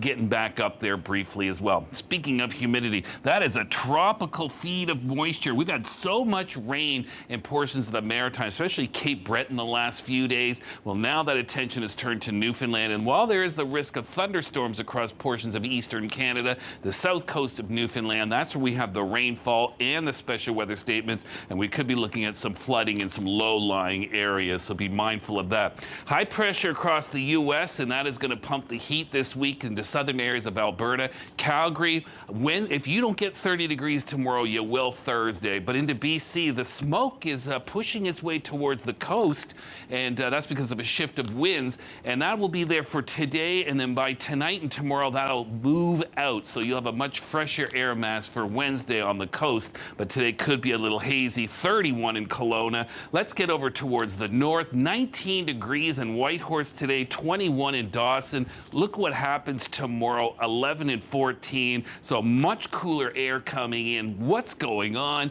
Well, we've got a low pressure system and a cold front coming through, and that will bring showers, gusty winds, cooler air, and in higher elevations, even a bit of snow as well. Meanwhile, won't be snow yet in the Iqaluit, but you've got some rain showers headed your way in single-digit highs, and Whitehorse, a couple of cool days. You bounce back Friday from 18, but you'll be cooling down once again. We could use some rain in the Yellowknife area, perhaps some arriving by Friday.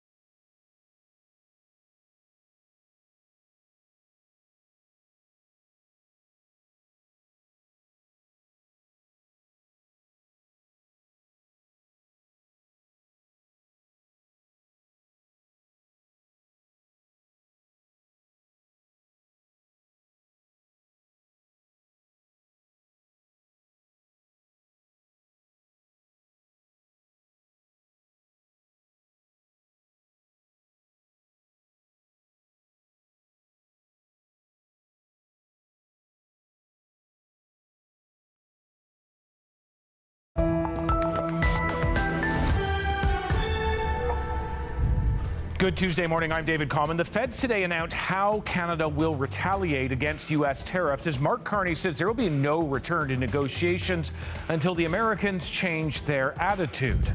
I think you'll see them very strategic, very targeted, and also in a counterbalance to where the U.S. has struck us on steels, aluminum, and other places.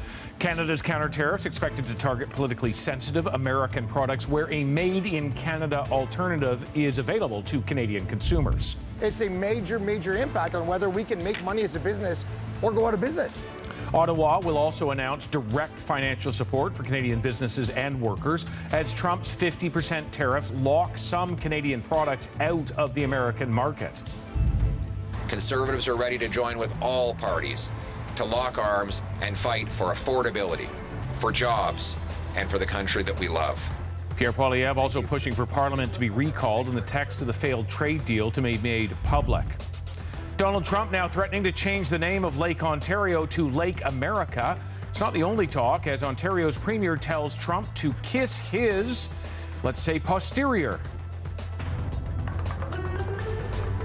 We'll find out today how Canada will retaliate against Donald Trump's latest tariffs. Mark Carney will have to hit a political bullseye, targeting the far larger U.S. economy in the most damaging way and minimizing any impact on Canadian jobs and businesses. Ottawa's retaliatory tariffs can't make things worse. Canada's hit on U.S. goods has to be precise and in exactly the right spot to make the White House feel the political pain. The cost of living remains a dominant issue for U.S. voters, and polls show they blame tariffs. The issue could cost Trump control of Congress in the November midterm election. So Canada's retaliation today may pinpoint the places on the political map where Trump's Republicans are most vulnerable. There's a handful of Senate seats that are in play right now, 5 to 7, where the percentage points are within 1 to 2% either way for Democrats or Republicans. My guess is those counter tariffs are going to be levied, focus very directly on how it impacts in those races, right? They have to be politically astute. Now, at first, the Carney government said the counter-tariffs would be dollar for dollar. But Rafi Boudjikanian, now they're taking a different approach. Yeah, David, maybe the Prime Minister is thinking less about posteriors and more about posterity. We know he was asked whether he would be targeting Republican states specifically, and he said he's thinking about ways to make the most impact on the American economy without hurting Canadians. He also does not want to hurt American businesses and jobs too much, because you get the sense that at the end of the day, he does want to get back to a negotiating table with the U.S., a U.S. that's more reasonable. He said a U.S. that is not trying to make Canada a subsidiary of its own economy. Now, we know he had previously said to expect Canada to target steel, dairy, electronics. We've also been told by sources that these counter tariffs would be very targeted toward products that the direct equivalent thereof exists in Canada for Canadians to consume instead.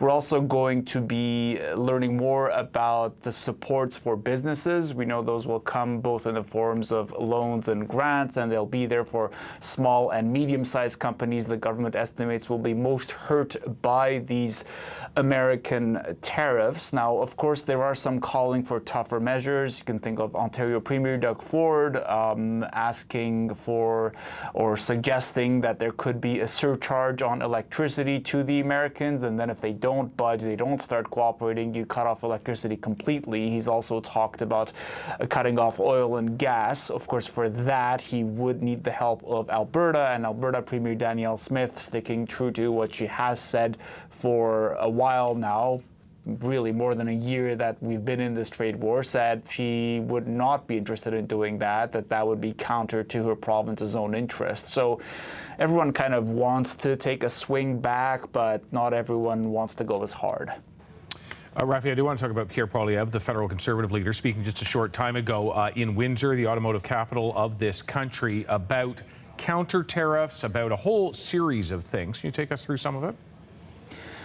Yeah, Pierre Poilievre kind of trying to elbow his way into a conversation where a lot of people just want to hear what those in power are planning on doing, right? It's a difficult moment for an opposition leader right now because they don't get to call the shots. But Pierre Poilievre is kind of trying to find a way to say he's supporting Canada, he's supporting Canadians, but he still wants to be able to criticize the Prime Minister, which is what the official opposition kind of has to do. He is saying counter-tariffs, okay, sure, but how do they impact the bottom line for Canadians? We asked the Prime Minister today to reveal the cost to individual families of his proposed counter-tariffs. He said the other day that tariffs are taxes. That is a quote. So what will the retaliatory tariffs mean for grocery bills, gas prices, and the cost of everyday goods? Poilievre also reiterated some of the requests we've heard from the Conservative Party this week. Namely, he wants Parliament to reconvene early in order to debate the response. He also wants the Canadian government to reveal the exact details of the draft agreement that it rejected. He is saying, for instance, that the government was not entirely transparent with how the Gordie Howe Bridge deal went down, right? Think about how the government was saying, the Prime Minister was saying at first that there would be no revenue to the Americans from the tolls Canada was collecting, and then saying he misspoke once the terms of the deal were made public, that Americans are in fact getting a percentage of that money. So Poilievre wants the federal government to come clean on exactly what is in the draft.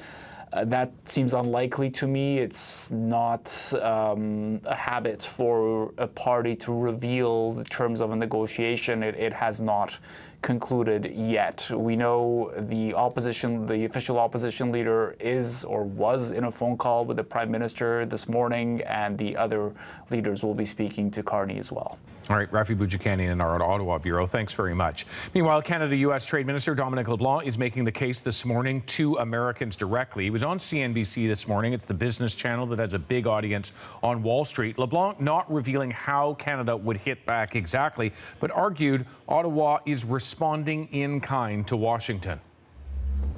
I think that's the government intention. It's something Mr. Trump would have done exactly the same thing. He wouldn't let key industries, critical industries in his economy face a completely uneven trading circumstance. So the Prime Minister will be in, and we made this very clear, it shouldn't surprise anybody, our friends in the American administration. We said that if we didn't get to a deal, we would have to take the steps that any responsible government would take to protect those sectors of the economy. If you think about it, it was only a week ago today that Donald Trump was announcing what he called a deal with Canada. Now there's no sign the president or prime minister are ready to get back to negotiations. Trump's top officials have reportedly warned Ottawa not to retaliate. Bob Rae, Canada's former ambassador to the UN, says there are risks either way. There's nothing really in modern history that compares to it in terms of the existential attack on our sovereignty and on our economy by our largest trading partner and historic ally. And so you can't point to this. We haven't faced a presidency that was more hostile to our country in decades, indeed centuries. From Confederation onwards, we were living in a period of relatively high tariffs and protectionism on both sides. So trade wars were not, in a sense, new. We haven't had free trade in softwood lumber with the United States ever, because their industry is very protected. But looking at it more strategically and globally, this is not just about trade. This is not only a trade issue and an economic issue. This is an issue about our sovereignty, the level of understanding within an administration of how our country operates and works, the foundational principles of our Constitution around language and around bilingualism, the fact that we've been manufacturing cars since the 1890s, that we've now developed since the 1960s, an integrated market that's been accepted by the industry, by governments, by consumers, by everybody.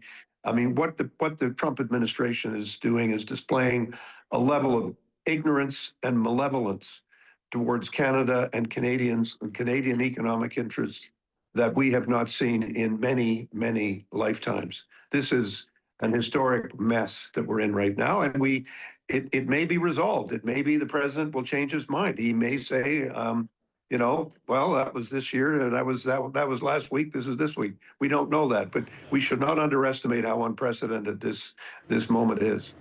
Bob Ray also says the president and the people around him need to get a grip. Here's why. Trump posting this morning that the United States giving serious consideration to changing the name of Lake Ontario to Lake America, adding they don't expect to be doing much business with Ontario any longer. That's just the latest in a war of words between officials. Chris Reyes joining us now from New York, and Trump's team blaming Canada, Chris, for all of this. That's right. Some provocative posts from President Donald Trump this morning. You already read the threat to rename Lake Ontario to Lake America, which he has renamed a body of water already in this second administration.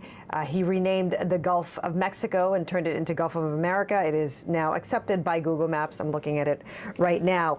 30 minutes after that post, David, he posted again, this time disputing Prime Minister Mark Carney's claim that one of the main reasons why Canadian negotiators walked away from the table is because the U.S. threatened to interfere with some language and culture protections for Quebec. So President Trump posting this on Truth Social. I just want to read it verbatim. He's a very difficult person to paraphrase, as you can imagine. So he wrote, "I would never interfere with Canadians speaking French. In fact, I have never even thought of doing such a stupid thing.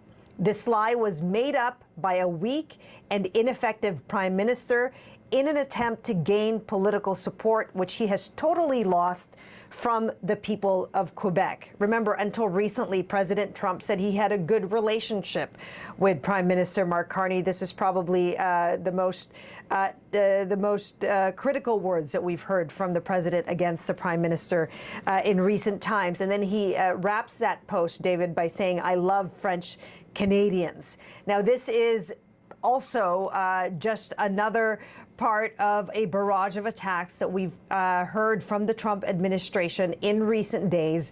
At a rally in Maine in front of a large group of Trump supporters in manufacturing, David, Vance said that Canada and China are the worst when it comes to trade with the U.S. And then Vance revived that threat to annex Canada and then made and called for a message to the Prime Minister. Have a listen to what he said.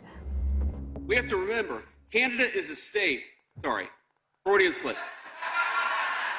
We need to send a message loud and clear to the Prime Minister of Canada. Stop taking advantage of the people of Maine. Stop taking advantage of America. It's over. We expect fairness in our trade policy.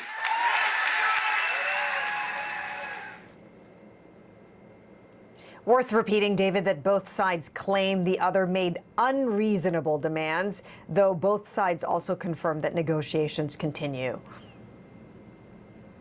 Not everyone, Chris, south of the border blaming Canada for all of this. We're hearing from business owners as well as politicians.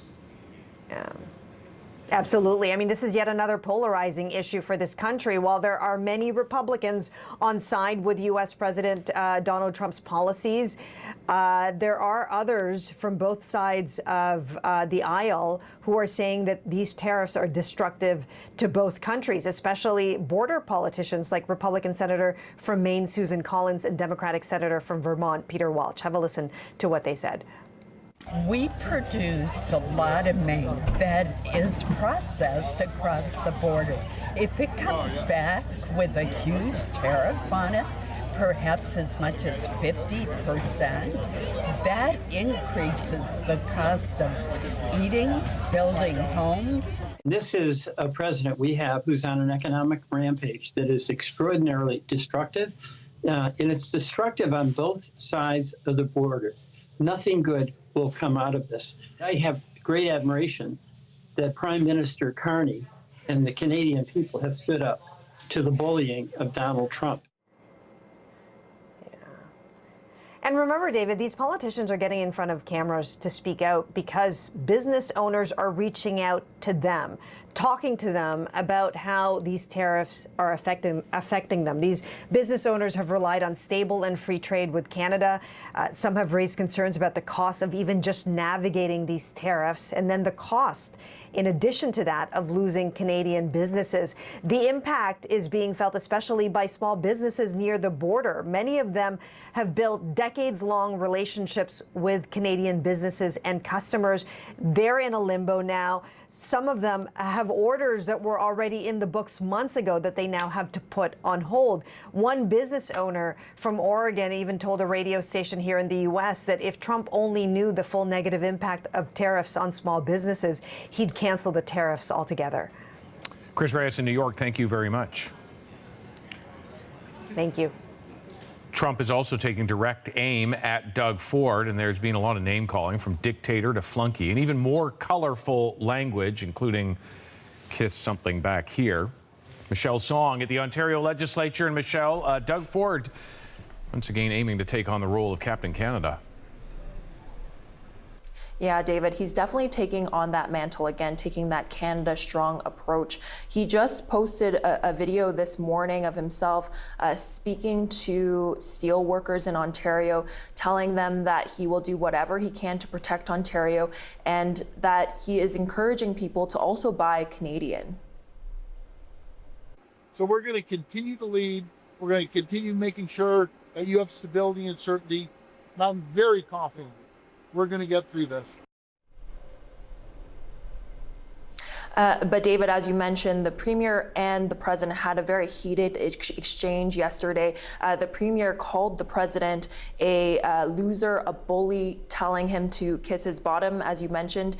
And the President also called Ford the less charismatic, less intelligent one in comparison to his brother, Rob Ford. The Premier said he didn't want to go back and forth with the President, but he did signal yesterday that he would continue spreading his message south of the border. But I'm not going to take any advice off a guy that's the king of bankruptcies. And he's actually tariffing his own people, taxing his own people. And I'm going to make sure I communicate through the U.S. media. I'm going to be reaching out to every single governor, every single senator, and every single congressperson. And when it comes to the midterms, I have a message to the Americans. But David, you may remember that Doug Ford has done this before. He has made the rounds, making appearances on American outlets when the trade dispute began, speaking to Americans directly that he wants to continue this relationship, this friendship, but also being critical of the president. He also got into a lot of hot water. You'll remember during the World Series when he ran an ad of Ronald Reagan being critical of tariffs. That got a real response from the president. He says that he ultimately halted trade talks with Canada at the time. But this time around, Ford says the Prime Minister hasn't asked him to tone it down. One conservative strategist says that she expects Ford to keep going, and this will actually help him politically. He can't look like he's taking it to his advantage or doing it as a political play. He has to look like he is responding in kind on behalf of Ontarians. I think he struck that balance. He also sort of said, I'm not going to continue to play in the mud yesterday. I think you'll see that coming. But do I expect a barb from Premier Ford once in a while? Yes, I do. I also think he's a very helpful foil for the Prime Minister. David, Ford, beyond the words of simply the attacks, the verbal attacks against Donald Trump, he also threatened to withhold critical minerals and energy. He also says he's considering an electricity surcharge. But again, he has done that before. He has had levied a 25% surcharge on electricity against 3 states last March. But then he had to drop those surcharges just a day later after the president threatened to double steel and aluminum tariffs. So we will have to wait and see how this all pans out this time around and what approach the premier is going to take, David. All right, Michelle Song at Queen's Park, thank you very much. Now, a key question in Canada's retaliation is whether to target oil. It's been left alone to this point, but Canada's exports are leverage with the Americans. Some want to tax the Americans for using Canadian oil. Marianne, though, Alberta's premier very much not among them. Yeah, that's right. She has actually had a conversation with Premier Doug Ford, Ontario's premier, of course, who we just heard from. And they were talking about this United Canada approach. Premier Ford wants to see what provinces can do to make the most impact on the United States. So there, of course, is that question about what Alberta will do when it comes to oil exports. This is what the Premier of Alberta posted on social media, saying that's just not an option right now. She says, as I've said in the past, cutting off Alberta's energy exports to the U.S. would be extremely harmful to Canadians and is not a viable option. She goes on to say, right now, our focus must be on immediate action, supporting affected workers and businesses, dismantling interprovincial trade barriers, strong diplomacy, and David, she says, continuing to grow our export markets.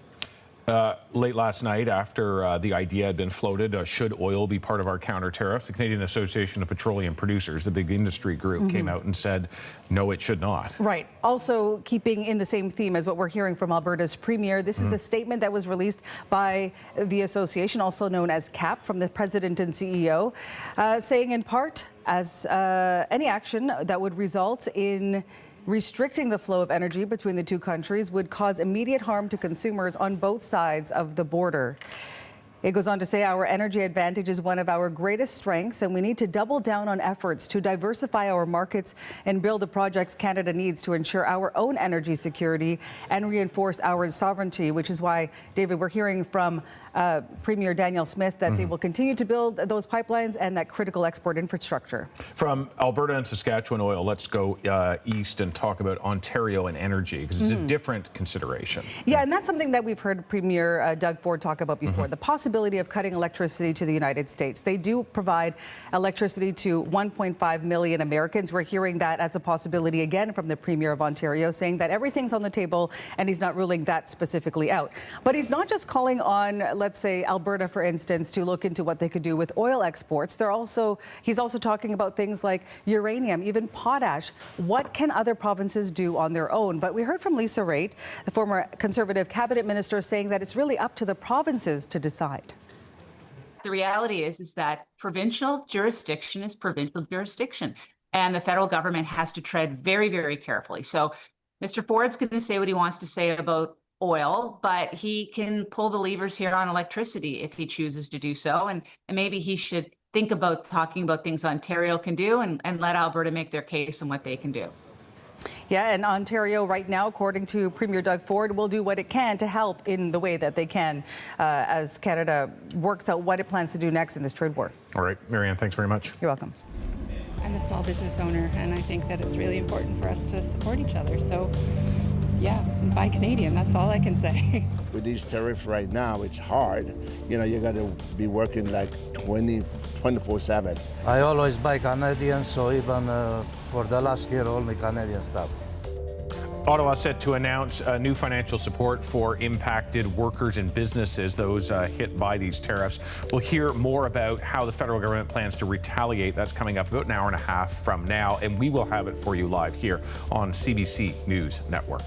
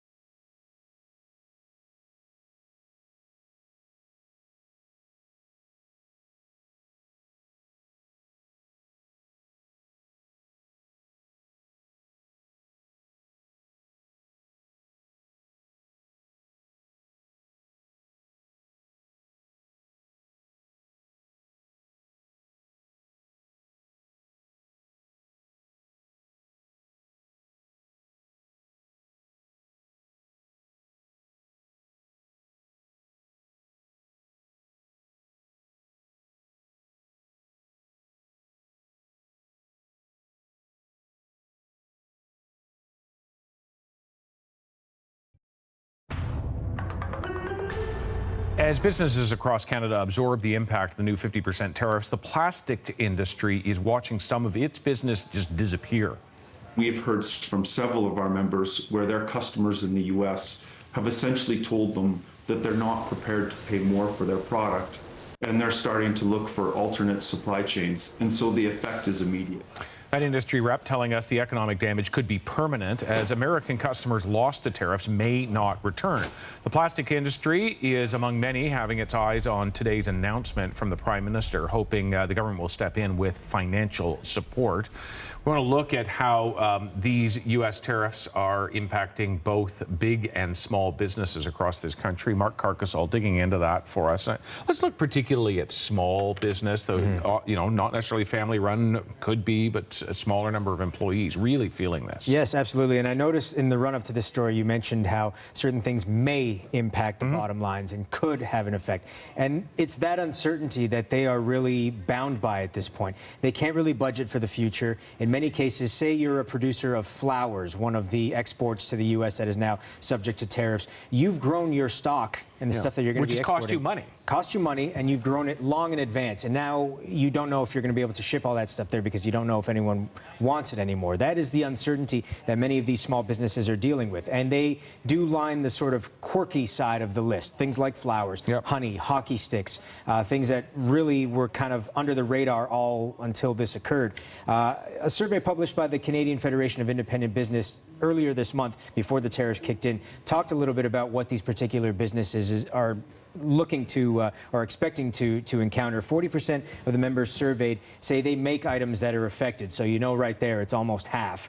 77% of exporters with affected products expect revenue losses if the tariffs are implemented. They were. And 35% foresee revenues falling by at least half. 78% believe a 50% tariff would make their products uncompetitive in the U.S. market. 75% of exporters say it would prompt efforts to reduce dependence on the U.S. market. So you're seeing the early indications of what they would have to go through now that these tariffs are in effect. It's what they are going through.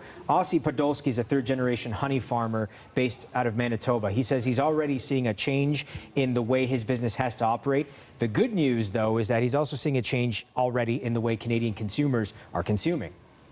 Currently, try and fill a couple Canadian contracts we have, and there's been huge outcry from Canadians looking for honey. So we're trying to set up a web store and try and do retail sales or direct-to-customer sales. The outreach and support from Canadians has just been overwhelming. We've primarily been a bulk supplier, never really been direct to consumer. So to see that Canadians care is just fantastic.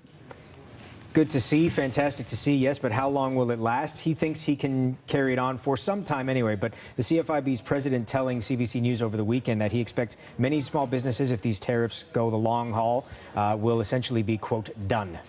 We're hearing from some small business owners who are looking at ways to avoid being done, to get their product to other customers, trying to be as creative as possible. Yeah, trying, whether they're succeeding or not is another thing, because there's only so many ways you can go about it, particularly when you are a niche business like many of these small businesses are. For example, Mini Prints, which is owned by a man named Bernard Helen based in Toronto, they 3D print small miniature figurines and paint them. You'd mentioned the plastics industry before we did this report, and it would certainly affect him. A lot of his business revolves around plastic and paper. He says that he's really had no choice but to try and recoup costs, knowing that it's going to be largely unsuccessful. In the last 24 hours, we have 55 orders in the pipeline that we're preparing to go out. Of those, I had to send a very uncomfortable, unfortunate email informing those 55 people that they have a choice to make, that we unfortunately are going to have to put a 50% tariff or tax in effect on those orders and ask them what they would like to do. Would they like us to cancel and refund their order, or are they willing to pay the additional 50%?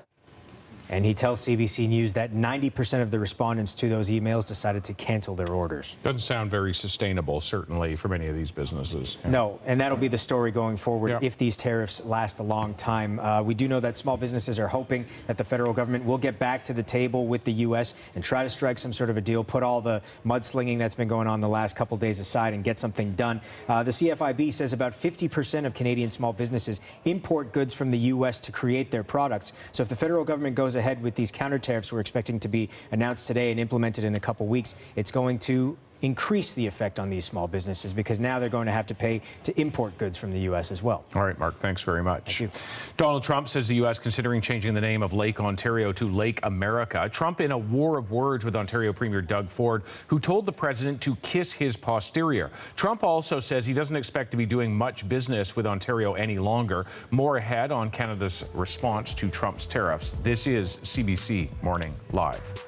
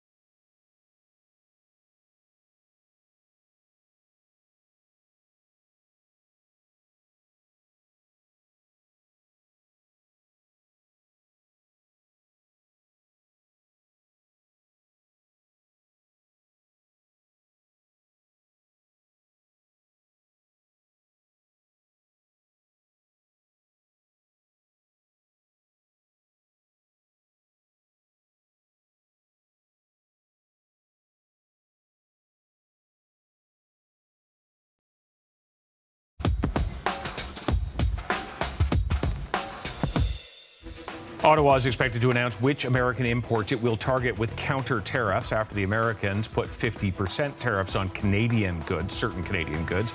Canada's response expected to target a range of American products where made-at-home alternatives are available.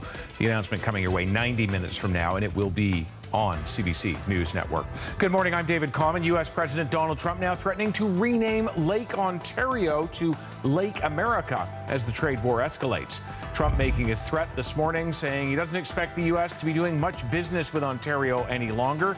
He's been trading insults with Ontario's Doug Ford. Ford told Trump to kiss, well, a part of the body on the back of his body. Canadians must stand united. United in putting our country first, united for our workers, our consumers, our families. The federal Conservative leader calling on parties to come together and asking the Prime Minister to reconvene Parliament. He also wants a text of the proposed deal, the failed deal, to be made public. All your latest developments going to be right here on CBC News Network.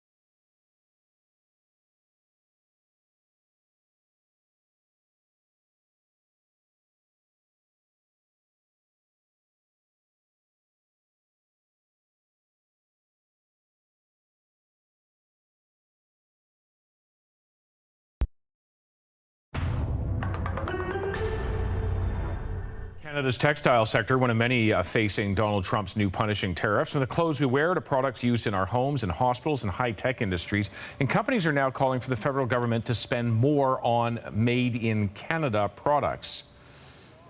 Among them, the Canadian Textiles Industry Association. Jeff Ayub is its chair, and he joins us now. Jeff, good morning. Good morning, David. Thanks for having me. I think many people don't necessarily know a lot about the textile industry in the country as it exists today. Of course, you run the Calco Group, a textile business. What is Canada's textile business today? So, those of us that are still in the textile industry, we have shifted away from your traditional fashion type for the vast majority. The everyday clothing is not what we do. We focus on high performance, on PPE, medical textiles. Textiles goes into a lot more than just clothing, of course. And that's where most of our membership currently operates. We have about 100,000 people employed in the industry. So if I were to use an example, firefighters, the bunker equipment, the suits that they wear, that would be produced, version of it in Canada and one in the US. The Canadian version, if it were to be sold to an American customer now, would be hit with a 50% tariff. Is that the idea? Yes, I'm not 100% sure on that specific tariff code right now. We're confirming a bunch of that, but yes, in theory, that's a 50% tariff on the goods that are made here now. And there's such an intertwined and integrated business in all of these, much like automotive, much like a lot of the steel industry. We face the same thing. So many of these things go back and forth all the time, and that's where there's a challenge for us. So, Jeff, we are about an hour and a half away from the federal government announcing two things: one, counter-tariffs, but also support for Canadian businesses and workers. You are calling very specifically for the government to change its procurement so that certain Canadian businesses get a priority that they don't get right now. Correct. And what we're calling for is not just to go anti-USA or the counter tariffs that are there. That doesn't resolve a whole lot of the business moving forward. What we need is for government to allow for Canadian manufacturers to just be given a chance to compete at a just level. Right now, some of the things that are imported have an advantage over some of the things that we make because of certain laws in Canada, certain requirements that we have to maintain, whether it's about carbon, whether it's about fair labor practices, which are all very important. But some of the stuff that comes in from other parts of the world aren't facing these same restrictions. And I think are still allowed to bring their stuff in. And so consequently are often less expensive. What exactly are you asking the government to do to ensure that products that are coming in face a level playing field in terms of expectations? Or are you looking for a subsidy of Canadian products? What are you thinking here? No, what we're thinking is, we don't really want subsidies. But what we would like is when something can be purchased, made in Canada of Canadian inputs, right? Look at the overall cost and what that cost benefit is to our country. So if it's marginally more expensive or even sometimes significantly more expensive, but it allows people to work, if it's made completely here, then that gives us certain advantages that bringing something in and all the money spent elsewhere just to be purchased here doesn't necessarily give us. I wonder what the challenge is, particularly. I mean, reading some of the background documents that you provided to us, the textiles industry back in the 1980s had 200,000 employees, I think, and it is a fraction of that today. Do you find difficulty in trying to advance your cause at the government level? Yes. The simple and short answer is yes, but that doesn't stop us from continually lobbying, emphasizing the importance of the industry.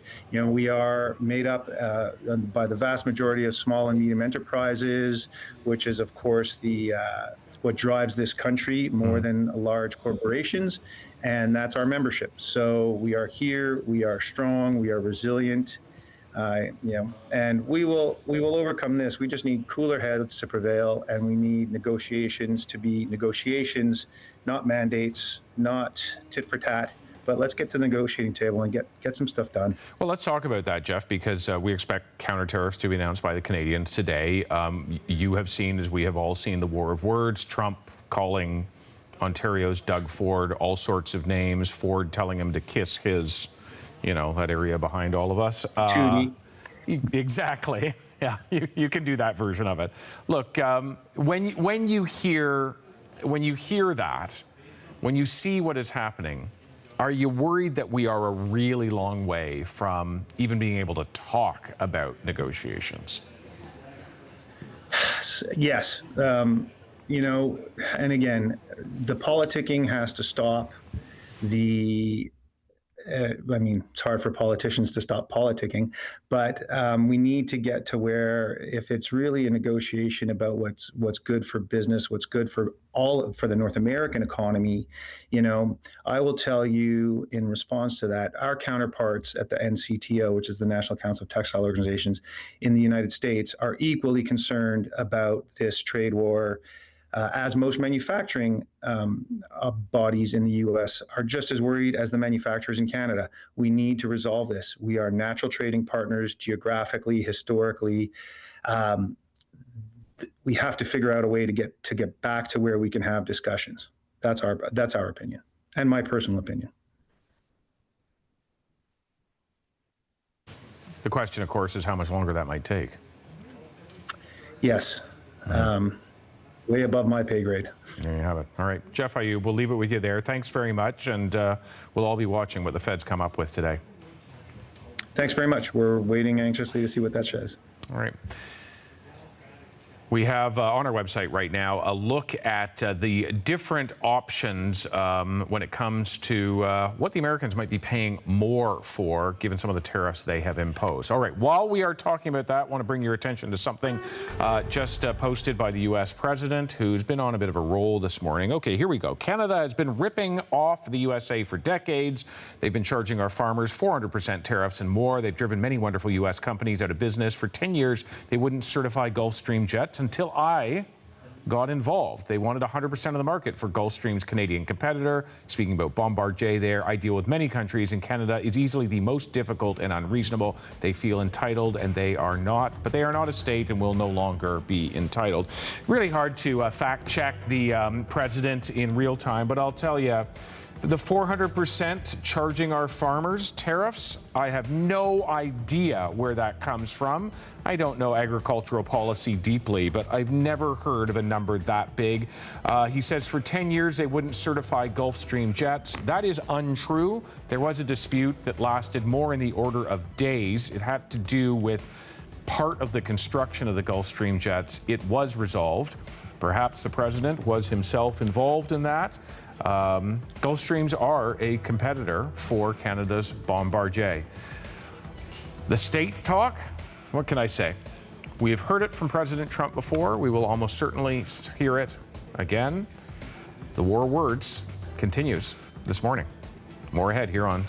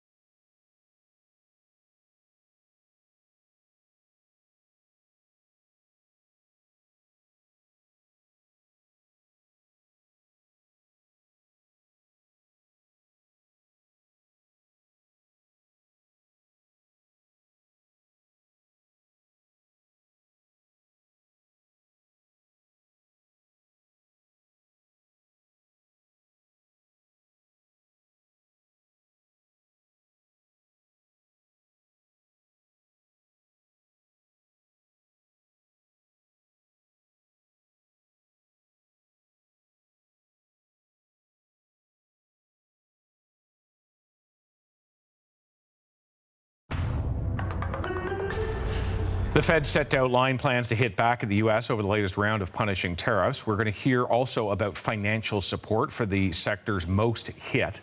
Trump's tariffs also putting tens of thousands of jobs at risk in this country. Economist Trevor Tombe says 52,000 jobs in the affected sectors now directly at stake. But businesses that support those sectors, like trucking or bookkeeping, could face a ripple effect, putting another 35,000 jobs on the line. In total, Canada in danger of losing around 87,000 positions to these new 50% tariffs.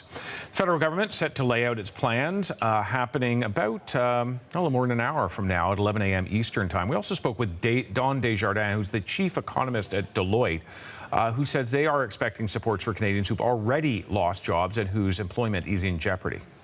We do think there will be financial aid. There will be aid in terms of, loans that may be interest-free for a duration. It will be helpful for people who are about to lose a job or have lost their job. Certainly there's going to be, we expect to see supports for Canadian workers as well. So, these are things that can insulate the economy during this period of significant stress. But it's hard to determine at this particular moment how intense the stress is going to be and how long it will last. We have seen past federal programs where the federal government will pay a portion of employees' wages just in order to keep them on the payroll, keep them employed. Is that likely a scenario that you would expect as well today? It's certainly within, it's on the playbook. It is certainly something that could be announced. It's hard to know exactly how the government is approaching it and figuring out how they're going to, do this for a sustained period of time before we can actually amp up and build. We know that the government and Canadian companies are interested in trading with countries outside of the United States. Now, that's great, and we have lots of new trade agreements put in place, but we do need the infrastructure to get those goods to those markets. So these are the types of things that have to be really, I think, articulated in a meaningful way so that companies can plan for the future. And when you talk about infrastructure, you're talking about things like ports? Mm-hmm. Yes, sure. Ports, rail, pipelines. We need to get these goods to other markets for us to be able to be less dependent on the U.S. and then, therefore restore confidence for Canadian businesses who see, okay, we're going to be able to export to these other markets. Now, again, none of this happens very quickly, right? Building infrastructure is a time-sensitive endeavor. So I think we have to be mindful of that as well. So I think that's where we get into these scenarios and figuring out, what is the timeline? What can businesses be anticipating down the road? In the short term, it is more reliant on some assistance from the governments to try and help navigate and mitigate some of this downward pressure. That is Don Desjardins. So why exactly did trade talks collapse? Lisa Rates, a former Conservative cabinet minister and now banking executive. There's a lot of press and there's a lot of media and a lot of questions from the opposition about what exactly happened at the table that caused Canada to pull their negotiators and walk away. And the information is coming out in dribs and drabs, mainly from the United States. Quite frankly, they're adding a new story, it seems, every day. And that's leading for the Conservatives and other parties and other people to say, well, let's take a look and see exactly what it was that was at the table and let us understand what caused you to do this, which I think actually is a fair request. But the government also can't give away family secrets. They have to tell them what's going on without harming future negotiating position. And then the second one is businesses across Canada desperately waiting for the news coming this morning at 11 o'clock with the Prime Minister and a number of his ministers, including the Minister of Finance, outlining the support programs for the people who are impacted by these Section 338 tariffs unfairly put on us by Donald Trump. I want to talk to you about that. The chemicals industry, for instance, the plastics industry is asking for tariff remission. So any money that we as Canadians collect that would be paid for by Canadian consumers, I would point out, that money would be handed over directly to industry. Is that something we would be likely to see the government do? hate to predict kinds of things like that. I don't really see it being that simple, the accounting and the way in which the Treasury works. I think the Prime Minister and the team are going to go back to stuff that they've already done in the past, how they treated this deal. What they could do is say, you know, the pot of money that's available is going to be X. We anticipate this is around the amount of tariffs that Canadians would be paying in order to support these businesses. And maybe that's the right number, but the government's going to have to come out today, and they do have to put a fence around how much money they're going to be putting out there, because the need can be infinite. Meanwhile, the federal opposition leader, Pierre Poilievre, calling on the Prime Minister to reveal what was in the proposed deal before talks collapsed. Let's be clear. There are no national secrets in that text. It's already been shown to the United States administration. The President has seen it. His negotiators have seen it. The United States has seen it. Canadians deserve to see it. We're asking him to release the details of what was proposed in that agreement, so that we can find out both what our government was fighting to achieve and what the Americans were demanding, and what it is that was unacceptable and required we walk away. Poilievre calling for the recall of Parliament. He was also set to speak with Carney this morning ahead of the government's announcement on counter-tariffs. All right, several top ministers will be out for that announcement. They'll be looking to talk about financial supports for those industries that are most directly impacted. That's starting about an hour from now. And of course, it will be live for you here on CBC News Network. Two components to that, not just the counter tariffs that Canada will be announcing, but also financial support for workers and businesses. On the counter tariffs, we are being told it is quite likely they will be quite very specifically targeted, quite possibly to states that are at risk, vulnerable for the Republicans in the midterm elections, trying to apply maximum pressure where people will call up the White House and say, get a deal with Canada. The issue, though, is that any counter tariffs, it would mean Canadian consumers would have to pay a higher amount. The federal government saying there are made in Canada alternatives. We will see when this announcement is in fact made. In the meantime, the war of words continuing. The U.S. president this morning saying Lake Ontario should be renamed Lake America.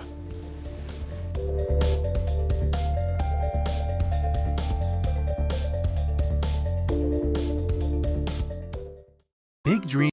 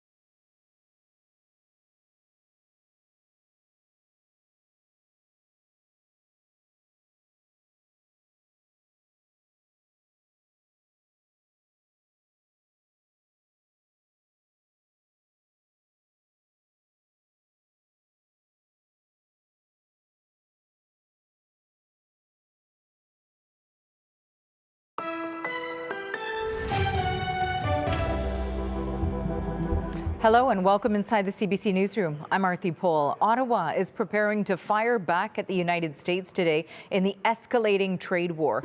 Next hour at 11 a.m. Eastern, we're expecting to hear from several federal ministers about the government's response to the latest round of U.S. tariffs.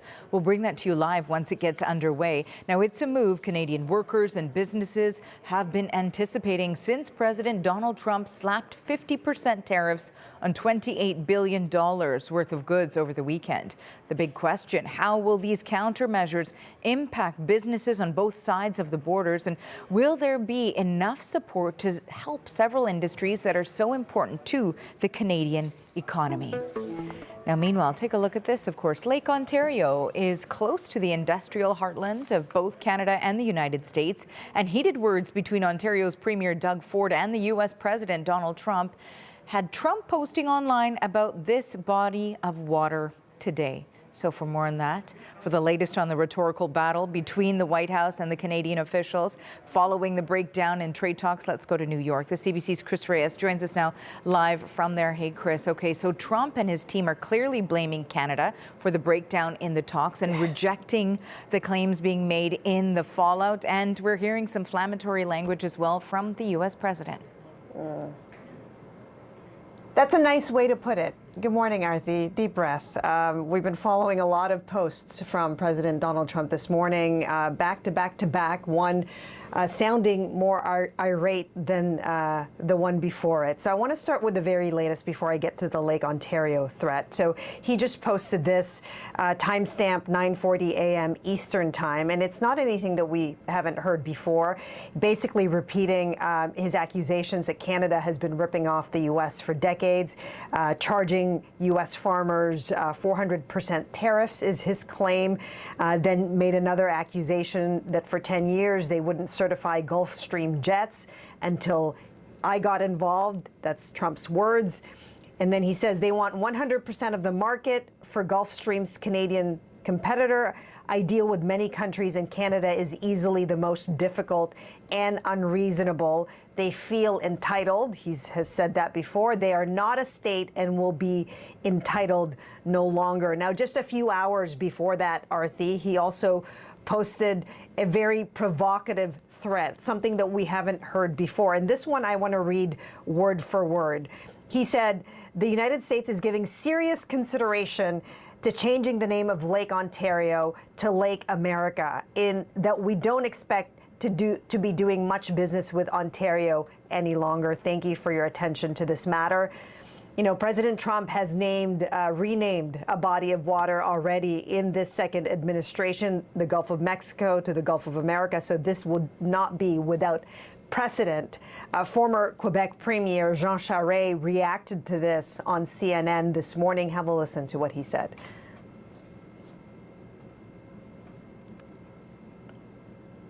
Okay, I mean, let me just rephrase what former Quebec Premier Jean Charest said. We don't have that clip at this moment. Charest basically saying that that is going to be a very long project if President Trump intends to rename that body of water. His hope is that both sides will just come back to the negotiating table. But I want to make sure that we read another post from the president that also was posted this morning, 30 minutes later after that Lake Ontario threat. And this one I also want to read word for word. Arthi, he's a very difficult man to paraphrase. He said, I would never interfere with Canadians speaking French. So that's in reference to the claim from Prime Minister Mark Carney that one of the reasons that Canadian negotiators walked away from that table is because the U.S. was trying to interfere with culture and language protections for Quebec.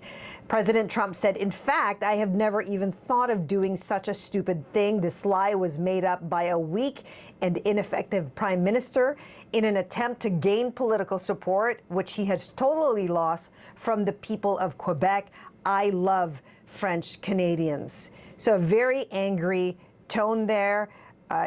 Until very recently, President Trump said that he had a good relationship with Prime Minister Mark Carney, and this is probably the most critical that we have heard him against Carney in recent times, and that speaks to just how heated the tensions are right now between the two countries. And when we talk about the politics, probably on either side of the border, although we know that very much this trade war has appeared to unite a lot of Canada, we know that not everyone south of the border is blaming Canada for all of this that we're seeing in terms of this trade war. So what are we hearing from politicians and business owners in the U.S.? That's right. Just months away from a very consequential midterm elections, Arthi. This is becoming yet another polarizing issue in the U.S. So there are many Republicans on side with Donald Trump's policies. We should mention that. But others from both parties are speaking out, saying that these tariffs are destructive to both countries, calling on the president to stop these tariffs, especially border politicians like Republican Senator from Maine, Susan Collins, and Democratic Senator from Vermont, Peter Welch. Have a listen to what they said. We produce a lot of Maine that is processed across the border. If it comes back with a huge tariff on it, perhaps as much as 50%, that increases the cost of eating, building homes. This is a president we have who's on an economic rampage that is extraordinarily destructive, and it's destructive on both sides of the border. Nothing good will come out of this. I have great admiration that Prime Minister Carney and the Canadian people have stood up to the bullying of Donald Trump. So, Arthi, it seems like business owners are reaching out to their own politicians about this. Remember, many of them have relied on stable and free trade with Canada. Some have raised concerns about the cost of navigating these tariffs and the cost of losing those Canadian businesses. The impact is being felt especially by small businesses near the border. Many of them have built decades-long relationships with Canadian businesses and customers. They're caught in the middle of all of this. You know, one anecdote from some business owners is that some of these orders between the two countries happen months and months in advance. And so many of those orders are now in limbo. One business owner from Oregon even told NPR that if Trump only knew the full negative impact of tariffs on small businesses, he'd cancel the tariffs altogether. Okay, interesting perspectives there. Thank you for this, Chris. That's the CBC's Chris Reyes in New York. Okay, so now let's get more on what's expected out of that announcement about countermeasures by federal ministers, which again we'll bring to you next hour live. The CBC's Rafi Boudjikanian is in our parliamentary bureau. Rafi, what do we know so far about what could come at 11 a.m. Eastern from the finance minister? Arthi, we can kind of take a guess from the way the Prime Minister has telegraphed things. On the weekend, Mark Carney started off by talking about dollar-for-dollar counter-tariffs. He named certain sectors. He talked about dairy, electricity, among others, in terms of where Canada's response would be focused, steel as well. Later, we heard him say earlier this week that maybe dollar for dollar would be difficult to achieve in a kind of broad fashion in all sectors, given the size of the U.S. economy compared to Canada's economy, and you know how counter-tariffs tend to hurt both sides of the border because Canadians end up kind of paying for what these counter-tariffs impose on the U.S. However, we have heard from sources that this will be a targeted measure, that it will kind of focus on certain parts of the American economy, certain products where the existing equivalent is easy to buy on this side of the border. Existing equivalent that's manufactured in Canada, not the U.S. We heard this morning Canada-U.S. Trade Relations Minister Dominic LeBlanc, he was on CNBC, an American network, talking about how Canada did not really want to go there, but has not been given much of a choice given where negotiations have ended up. Let's take a quick listen to him. Shouldn't surprise anybody, our friends in the American administration. We said that if we didn't get to a deal, we would have to take the steps that any responsible government would take to protect those sectors of the economy. Our preference was not to do that. Our preference was to find a deal that benefits both countries. We still believe that's possible, but in the meantime, we're not waiting by the phone. We're going to do the work that's necessary to protect our own economy. Now, that interview was done earlier today. Some of those posts by the U.S. president that Chris Reyes was just talking to you about, they were out by that point. Dominic LeBlanc was asked about them, and he chose kind of not to go there. He said he's not going to respond to everything the U.S. administration says or does, not going to go tit for tat there. But, speaking of harsh responses, of course, we know that Ontario's Premier Doug Ford has been less shy. He's also been asking for tougher measures, right? He talked about cutting off electricity to the Americans, well, starting with applying a surcharge and then cutting off electricity. He talked about cutting off oil and gas, admitting that to do that, he would need Alberta's cooperation. But the response from Alberta Premier Danielle Smith has already been, nope, we're not doing that, similar to what she has said over the past several months of this trade war already. So it feels like everyone wants to take a swing back at the Americans, but not everyone wants that swing to be as harsh. Okay, now it's interesting, of course, to note all of the reaction that we've seen. We saw, as you mentioned, the minister responsible for these trade relations and trade talks, of course, talking to U.S. media. And we also saw Pierre Poilievre come online early this morning to speak about Canada's response, in fact. What did he say during that sort of address to the press? And that was ahead of a conversation with the Prime Minister.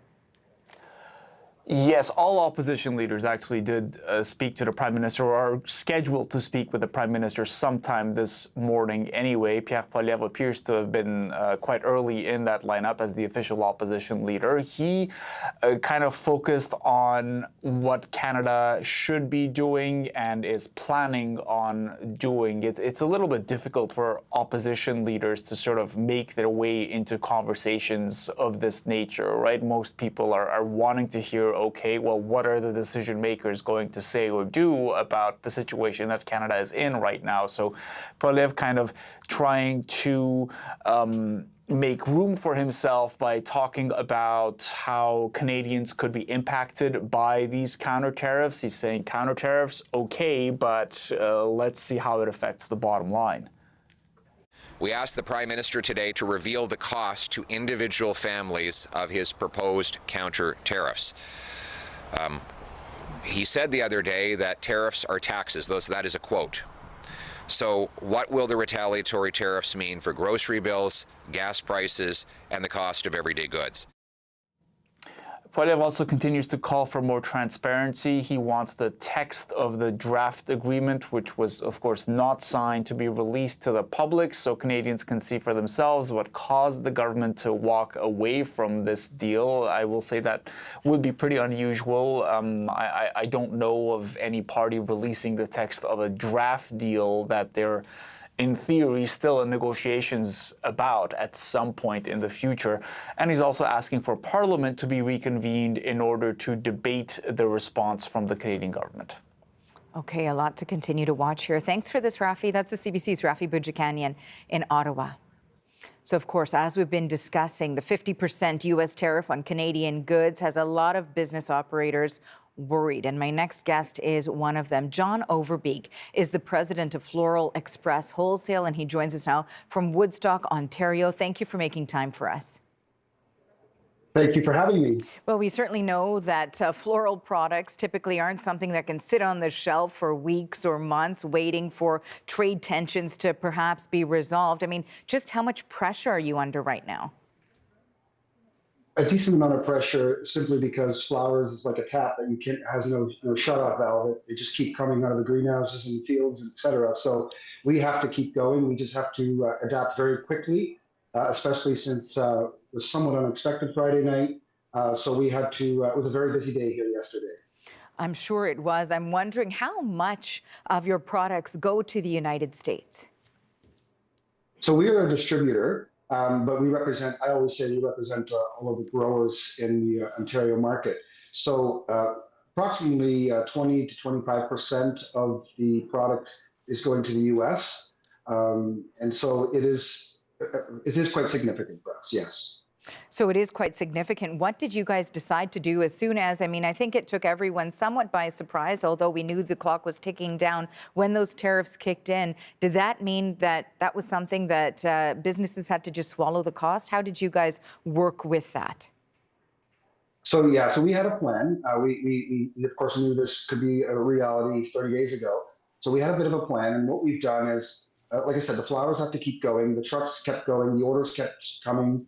And what we've done is we're sharing the cost. So the growers will take a portion of the cost. We will take a portion of the cost, and we've also asked our U.S. customers to share a portion of the cost as well. So what we've done is we've simply we've lowered our margin. We've asked our growers to lower our margin, and we've raised our prices for the customer. It is not sustainable for our customers to take a full 50% hit, but they have taken a portion of the burden. So the portion that you have put on consumers at this stage, what is sustainable on that front? How long could that keep going until you start seeing consumers say, hey, you know what, this is unaffordable? Correct, yeah, and that's definitely what we know. I don't know, I can't put an exact timeline on it. The thing of it is most of our crops are in production and planned well in a year in advance, and you cannot change that. So the flow of product will stay this way for several months. I anticipate that that it would take 2 to 3 months where they would agree to this increased pricing, and then our friends across the border will start to look at possibly buying from other countries where there's not tariffs, or possibly switching their products altogether. Remember, floral and flowers is not an item that must be. You can, for example, buy a different flower from a different area or domestically, instead of buying the flowers that you buy from Ontario. You know, when we're looking at, as you suggested, it's about 20 to 25% of the product that can be shipped to the United States at this stage. We don't know how long these trade tensions and these tariffs could remain in effect. How much money are you considering if those U.S. consumers say, you know, and it's 20 to 25% of your business, if they say this is too much money, how much do you stand to lose?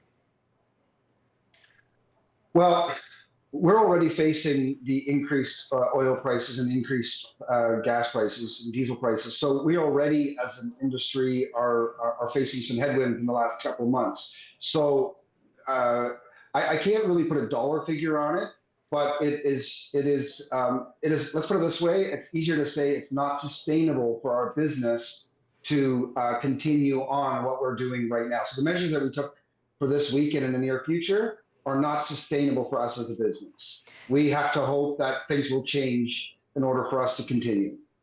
I imagine, of course, a lot of your energy right now is focused on pivoting. Have you given a thought to the countermeasures that are being announced today and what you expect to see and the impact of that? How are you feeling about that?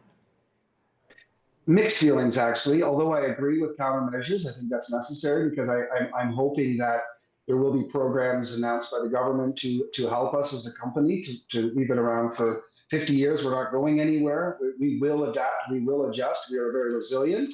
However, we are hoping for some relief from the government one way or another, and that might need to come from countermeasures. On the other hand, mixed feelings because countermeasures could actually negatively impact our overall floral culture business. And we're watching that cautiously optimistic. John, I want to thank you so much for joining us and for sharing your perspective on this trade war with our viewers. We appreciate your time. Thank you very much for having me. That is John Overbeek. He's the president of Floral Express Wholesale. We reached him today in Woodstock, Ontario. Okay, so of course, a key question in Canada's retaliation, which we are expecting to hear about next hour, is whether to target oil. It has been left alone to this point, but Canada's exports are leveraged with the Americans, and some want to tax them for using it. The CBC's Marianne Domain is on that part of this story for us. Okay, Marianne, what's Alberta's Premier, first off, saying about this possibility? Alberta's Premier Danielle Smith says she is committed to continuing to build pipelines in her province as well as critical export infrastructure. So at this point, cutting exports of oil to the United States right now is not an option. Let's take a look at the statement that she posted on social media about this, saying, as I've said in the past, cutting off Alberta energy exports to the U.S.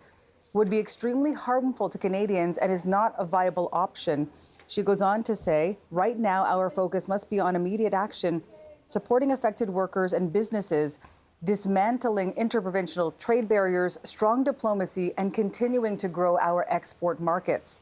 Meanwhile, we're also hearing from the Canadian Association of Petroleum Producers. This is a statement from the CEO and president saying any action that would result in restricting the flow of energy between the two countries would cause immediate harm to consumers on both sides of the border.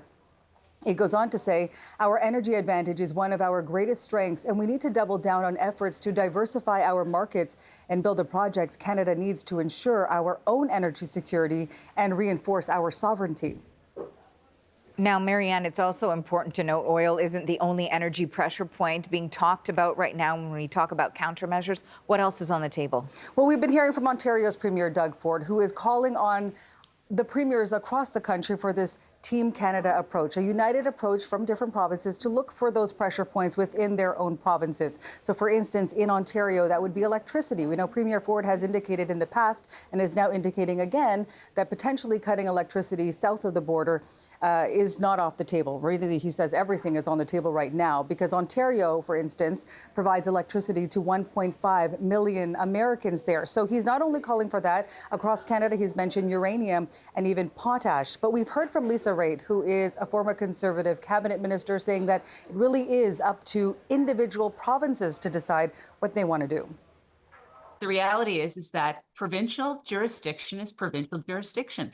And the federal government has to tread very, very carefully. So Mr. Ford's going to say what he wants to say about oil, but he can pull the levers here on electricity if he chooses to do so. And maybe he should think about talking about things Ontario can do and let Alberta make their case on what they can do.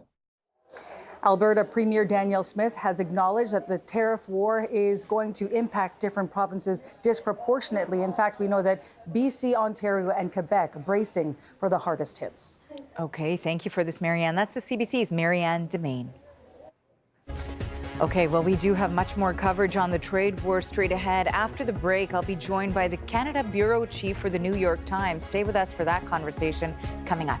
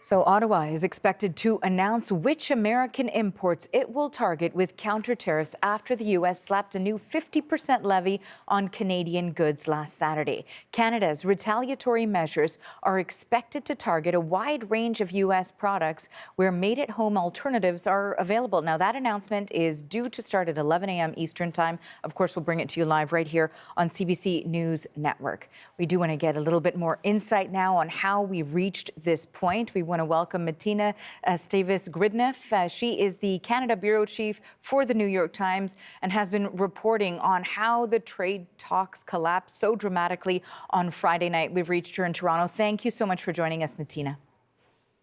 Thanks for having me, Arthi. You know, we are watching quite the war of words between Donald Trump and Doug Ford. In fact, I think there was just a post on Truth Social again where the U.S. president has depicted Lake Ontario as Lake America. This war of words, I'm wondering, based on your reporting, what role did Doug Ford play in these trade talks? My reporting shows that Doug Ford and the Prime Minister spoke at 10 p.m. on Friday or about that time, and that Mr. Ford told the Prime Minister that he was not supportive of the deal. I spoke with the Premier yesterday. He said he had told that to the Prime Minister on Wednesday, but obviously as things were moving forward, he wanted to get updates on whether things had improved for Ontario during the evolution of the talks. And so I think Doug Ford and the position of Ontario was one of many things that the Prime Minister took into consideration when he made the call to pull the plug on the talks.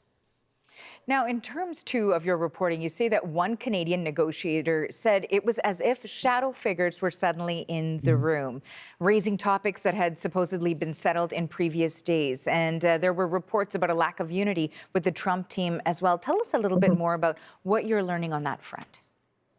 Yeah, I think that's a really interesting expression, right? That's why we used it in the story. I think that as the hours went by and they got closer to the deadline, and I do want to say that's not uncommon in any kind of negotiation, for things to become really volatile at the very end instead of becoming settled. I know that might sound counterintuitive, but actually it's a kind of technique in negotiations to try and see what's the last stuff you can grab. And so I think what we're hearing and what is in our story today on the New York Times homepage is that there was throughout the past week, and particularly as of Wednesday, an increasing role played by Secretary Howard Lutnick with regards to the so-called 232 tariffs or the sectoral tariffs on steel, aluminum, and autos. Those are the purview of the Department of Commerce and therefore Secretary Lutnick. But I think that the observation of this Canadian official, the shadow figures observation, also goes beyond Lutnick. I think that it kind of felt to them that at the end, like those final hours on Friday evening, things became overly volatile, as if the people they'd been negotiating with were not sort of themselves pulling the strings, if you will. Okay, interesting reporting on that front. I also wanted to ask you, because you raised the Keystone XL pipeline, and the reporting suggests that this was something that was brought up by the Prime Minister several months ago, and then sort of given as a light at the end of the tunnel, something that could be on the table potentially, and then pulled away. How did that unfold? Yeah, that was really interesting for me because I'm sure you remember on Tuesday evening when President Trump posted that there was a deal, all caps, exclamation mark, he also mentioned Keystone XL. And we know, and it's very public, that the president is obsessed with Keystone XL. He loves that project. He's very upset that it was canceled by the Biden administration. And he's done his part to revive it on the U.S. side of the border. And so we also know from our reporting that the Prime Minister brought this up when he visited Trump in the White House last year.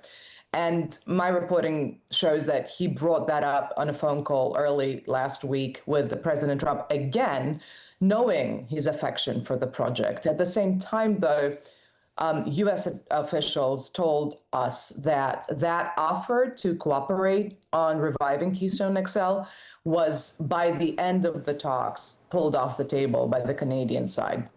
When I asked my Canadian sources about this, they told me, well, the Prime Minister said that under a great trade deal, for the right deal, the Prime Minister told the President he would be prepared to talk again about Keystone XL and how to revive it. But the deal we had at the table on Friday was not that deal, and so the Prime Minister took that away.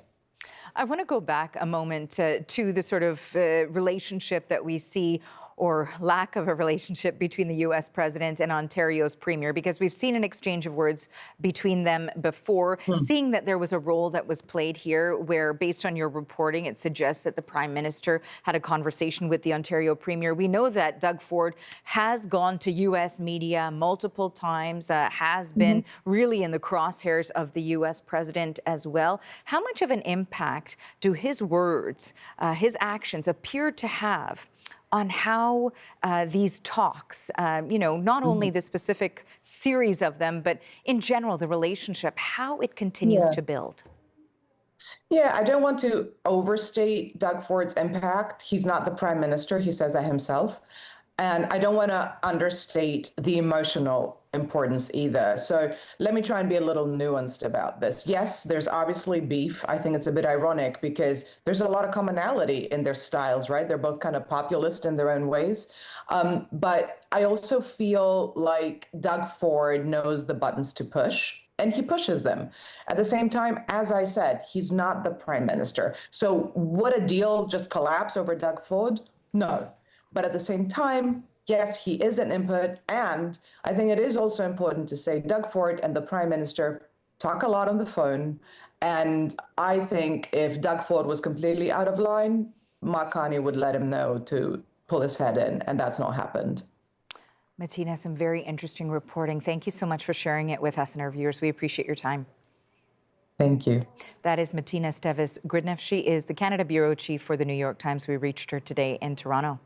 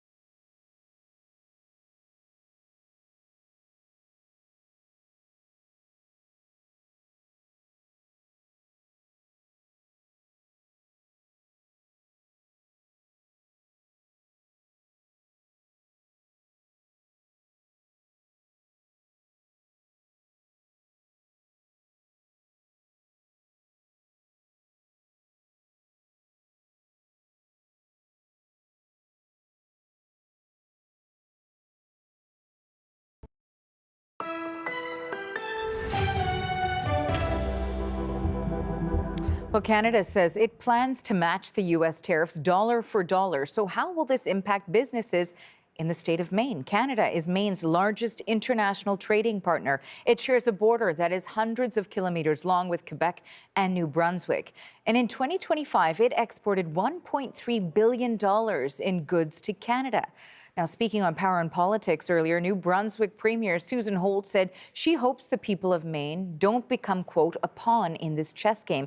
But her top priority, she says, is to look after New Brunswickers.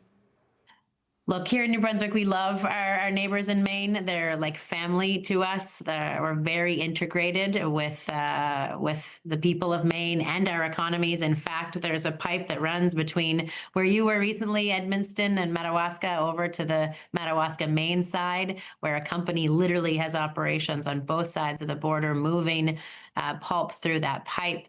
And so we are looking for every tool and every path to getting back to the free and fair trade and the good neighborly relationships that we've had with the U.S. over generations.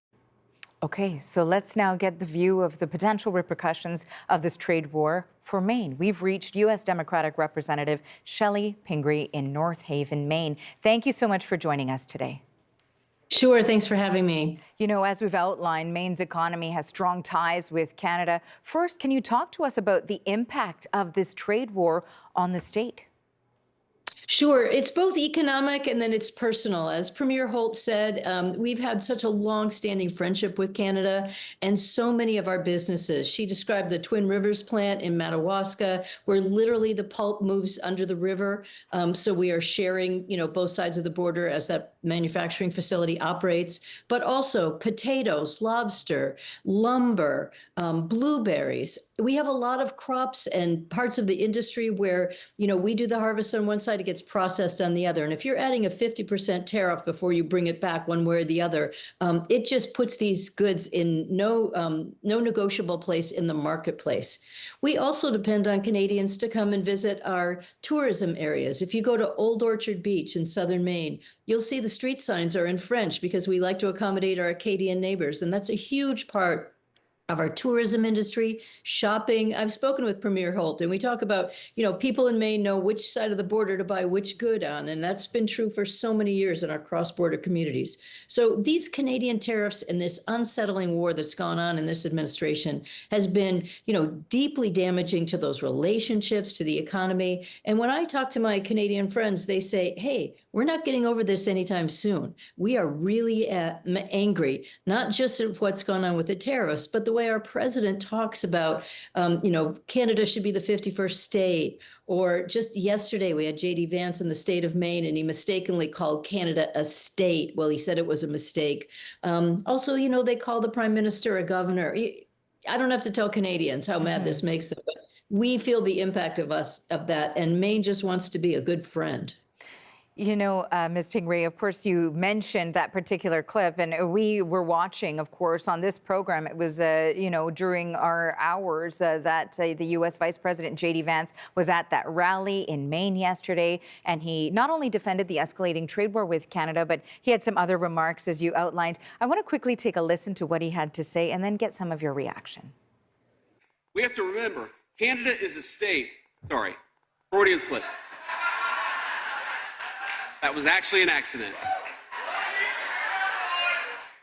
Canada is a country that has underinvested in its military that quite literally would get invaded by a foreign country were it not for the umbrella of protection provided by the United States of America.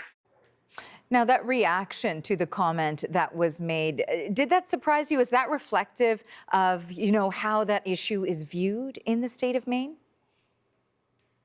Well, again, absolutely not. I don't know what J.D. Vance was doing in the state yesterday. It wasn't good for the Republican candidates that he was supposedly stumping for. None of them really wanted to be seen with him. And particularly in this moment where we have this escalating trade war going on with Canada, people know how volatile that is and unpredictable for our businesses. And the idea that this administration has evoked use of the military, which, they've been overusing and created so much anger, whether it's the war in Iran or other parts of the country. I mean, that just really upsets people that they would go that far. You see our president now just, trying to have a social media meme war with premiers across the Canadian provinces. It's just ridiculous. And of course, this doesn't just impact Maine. I talk to my colleagues who represent districts that are California wine producers or Kentucky bourbon or in the auto industry. I mean, this is serious economically, but it's also very serious for what is one of our largest trading partners and one of our best friends and neighbors. The treatment, I'm so sorry, from our government is nothing that those of us in the state of Maine would condone. I have to say it's very interesting to hear your perspective here because it is so different from what we also heard from the U.S. Vice President yesterday. We know, as you've touched on here too, that the rhetoric from Trump is very different. He even posted this morning about renaming Lake Ontario, as you suggested, to Lake America. You suggested that he's posted that, I should say. And so, of course, we've got that up for our viewers to see. This is the most recent social media post from the U.S. president. right now when Canada is actually today going to be announcing countermeasures. You know, how damaging, inflammatory is this sort of communication coming from the United States? And how are you bracing for the announcement here? How is Maine bracing for the announcement of countermeasures that Canada feels it needs to take? Sure, we are deeply concerned. I mean, the president and the administration acts as if we hold all the cards here. And yes, we're an important trading partner for Canada, but the reverse is true too. We buy almost an equal amount of goods. And as I said, in a state like ours, the goods cross the border routinely for processing and for other sorts of value added. And so for us, these could be deeply impactful. And we're already facing a challenging year, for instance, in agriculture. Our blueberry crop has been down. If this impacts blueberries, you know, the lobster fishing industry is important to both countries. Lumber is really important right now in the, you know, attempt to build more houses and grow our businesses. So I don't know exactly where these will hit. Certainly steel has a huge impact. We have a shipbuilding industry. I mean, it is all important to us. And the president doing this with seemingly no basis for starting this, you know, trade fight and then just conducting it with memes and bullying and thugs instead of, you know, sort of standard trade policy and procedure. We saw those negotiations fall apart at the very end. And many of those things he was asking for in the end, we would never stand for as a trading partner. I don't know why he thought he could demand that from Canada. Well, you know, you've highlighted there how the impact of this trade war really impacts real people, small business owners, farmers. And so we appreciate you joining us and having this conversation. Thank you for your time. Sure, thank you. Shelley Pingree is a U.S. Democratic representative for Maine. Thanks again.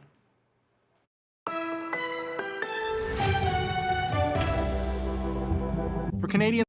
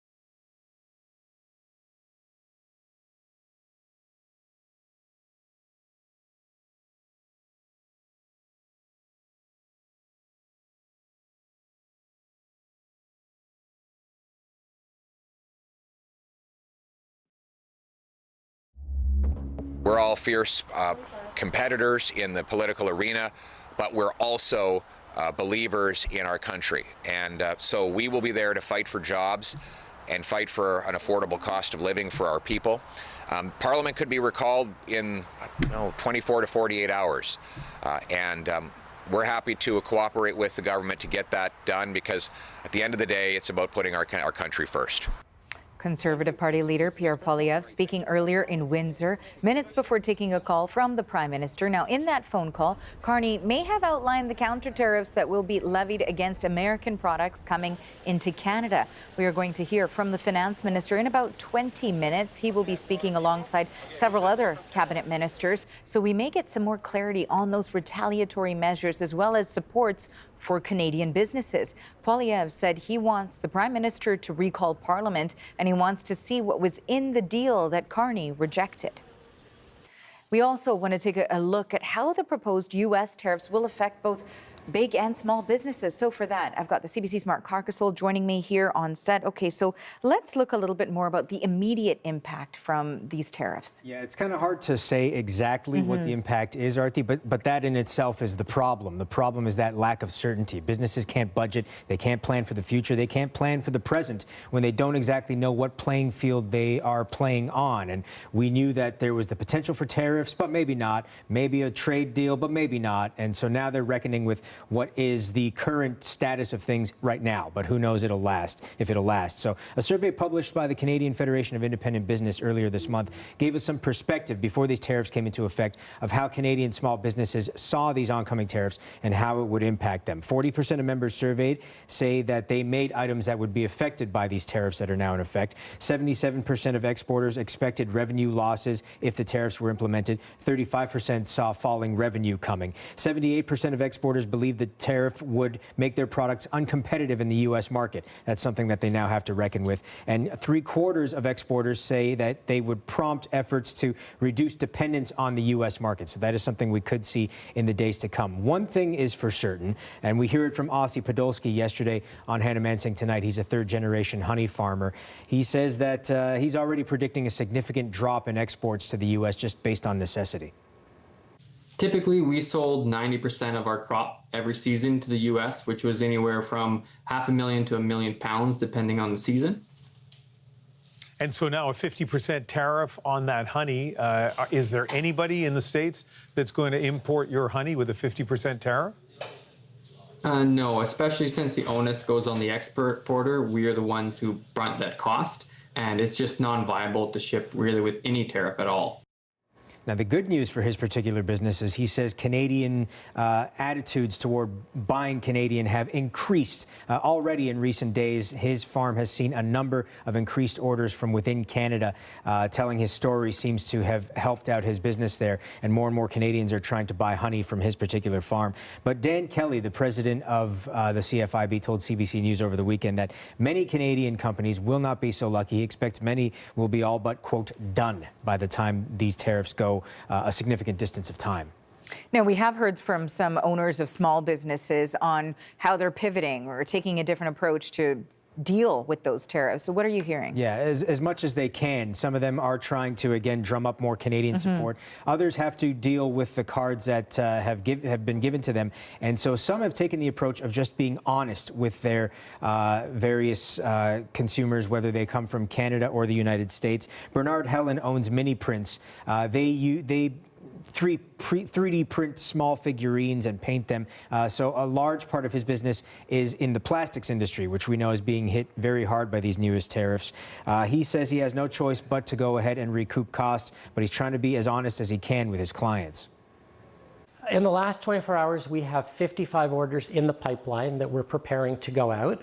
Of those, I had to send a very uncomfortable, unfortunate email informing those 55 people that they have a choice to make, that we unfortunately are going to have to put a 50% tariff or tax in effect on those orders and ask them what they would like to do. Would they like us to cancel and refund their order, or are they willing to pay the additional 50%? He says about 90% of his clients have opted to cancel those orders, so that's never a good thing. Many small business owners hoping that somehow trade talks can resume and that a deal can be worked out. The other thing that they're worried about is these counter-tariffs that are likely to be announced today, implemented in a couple weeks, depending on what is being counter-tariffed. 50% of Canadian small businesses, according to the CFIB, import goods from the U.S. to make their products. So that's a secondary bit of financial pain, depending on what we're talking about, that they could endure in the days to come. A lot to navigate through. Thank you for this. That is the CBC's Mark Carcassole. So now, as Canada and the U.S. engage in an all-out trade war, many who've witnessed and studied the relationship between the two countries say it's unprecedented. One of them is longtime Canadian politician and diplomat Bob Rae. We'll get his take coming up right here on CBC News Network.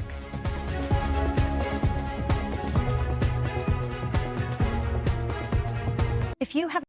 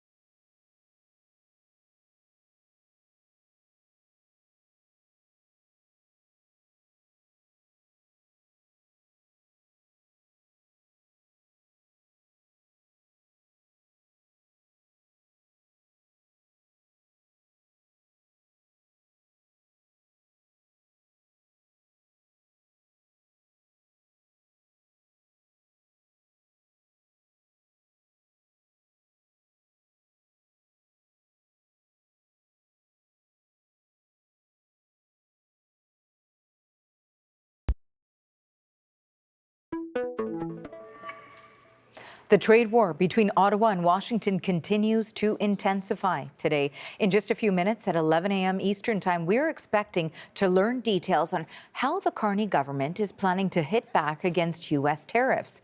The Prime Minister had initially said dollar-for-dollar tariffs would kick in on September 8th, but he is now suggesting the retaliatory tariffs will be targeted and potentially aimed at politically sensitive American products in Washington. Meanwhile, we know that President Donald Trump was up early adding more fuel to the fire. On social media, he says he's considering changing the name of Lake Ontario to Lake America, saying that the U.S. doesn't expect doing much business with Ontario any longer. So now there's no question we are in a politically sensitive time in Canada-U.S. relations. So for perspective into where we've been and where we are now, we spoke earlier with Bob Rae. He was elected 11 times to federal and provincial parliaments, and during his long career, he served as a Premier of Ontario and as Canada's ambassador to the United Nations. Here are some of his thoughts. Well, there's nothing really in modern history that compares to it in terms of the existential attack on our sovereignty and on our economy by our largest trading partner and historic ally. And so you can't point to this. We haven't faced a presidency that was more hostile to our country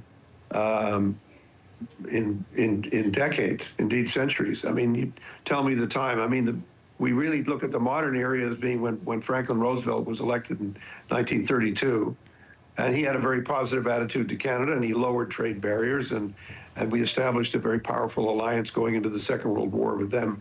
So that's the modern history. That's the modern time. During the previous administrations, we had high tariffs, we had Smoot-Hawley or whatever, but we had lots of challenges, and we were living from Confederation onwards. We were living in a period of relatively high tariffs and protectionism on both sides. So trade wars were not, in a sense, new. We haven't had free trade in softwood lumber with the United States ever, because their industry is very protected. But looking at it more strategically and globally, this is not just about trade. This is not only a trade issue and an economic issue. This is an issue about our sovereignty, the level of understanding within an administration of how our country operates and works, the foundational principles of our Constitution around language and around bilingualism, the fact that we've been manufacturing cars since the 1890s, that we've now developed since the 1960s, an integrated market that's been accepted by the industry, by governments, by consumers, by everybody. I mean, what the Trump administration is doing is displaying a level of ignorance and malevolence towards Canada and Canadians and Canadian economic interests that we have not seen in many, many lifetimes. Longtime Canadian politician and former Canadian ambassador to the United Nations, Bob Rae.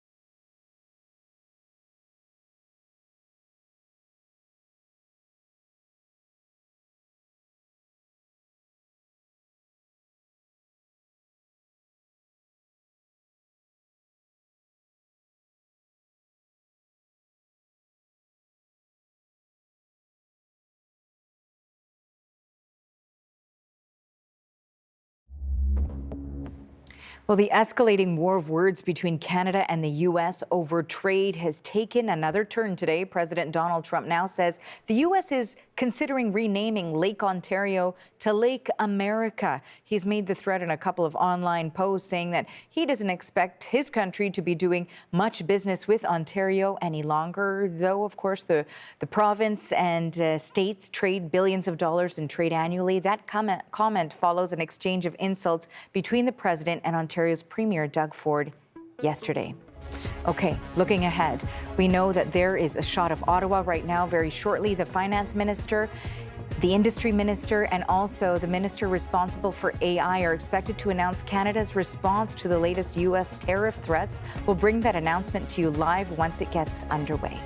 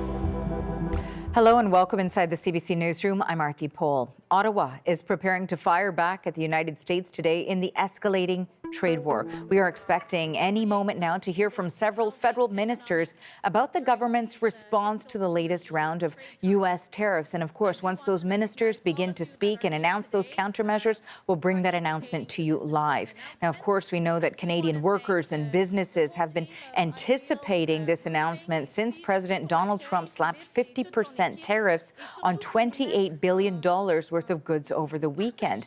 The big question, how will counter-tariffs or countermeasures impact businesses on both sides of the border? And will there be enough support to help several industries that are so important to the Canadian economy? So as we wait, of course, for those ministers to make the announcement, I do want to bring in the CBC's Rafi Boudjikanian in our parliamentary bureau. And of course, you've been looking into what we might expect to hear from perhaps first the finance minister, who's one of several who will speak today. Yeah, Arthi, there's been a little bit of an evolution in the teasers the government has been providing us leading up to today. We heard on the weekend from Prime Minister Mark Carney to expect dollar-to-dollar counter-tariffs, and he named a couple of sectors. He talked about steel electronics. And earlier this week, on Monday, we heard him speak about this again, and he said dollar for dollar counter-tariffs on every sector might be difficult to achieve, alluding to how much bigger the U.S. economy is than Canada's. And so sources have also been telling us to expect this to be more targeted, to look at products where the equivalent exists in Canada. Rafi, I know you were anticipating perhaps being interrupted here. I do want to take our viewers now live to that announcement. Here is the Finance Minister, François-Philippe Champagne. This is the message that we are sending this morning.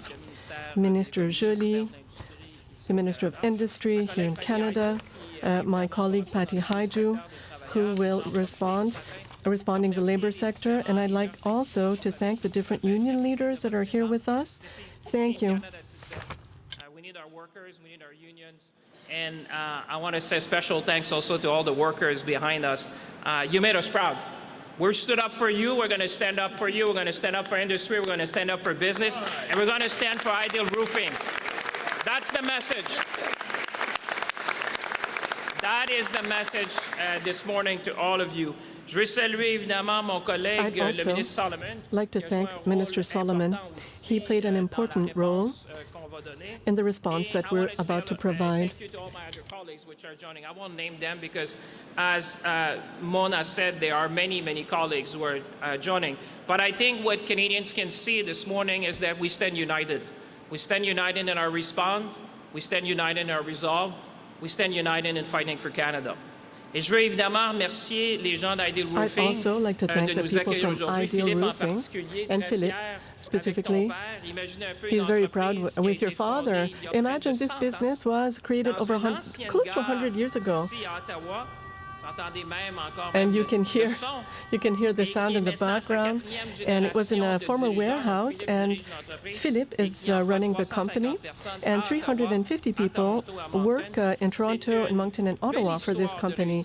It's a beautiful Franco-Ontarian success story, and so you are a true Canadian success story, and a big round of applause to you and the 350 workers.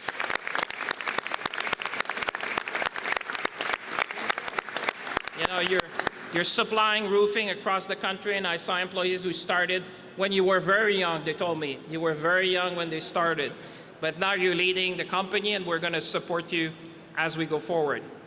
And when we talk about protecting the Canadian economy, we're talking about people like you, people who are watching at home as well, people who get up every morning, clock in, work hard, and support their families and communities.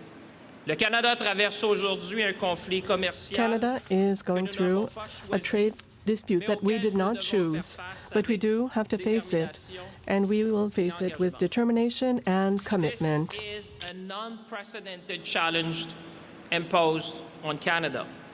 But Canada will meet the moment. Canadians will meet the moment. We will meet the moment together.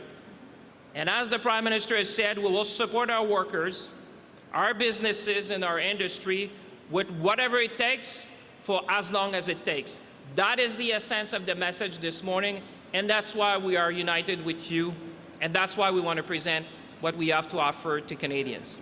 That's why we'll present the outline of our Canada Strong Responses Plan with targeted countermeasures and a substantive support package for workers and businesses totaling $7.5 billion.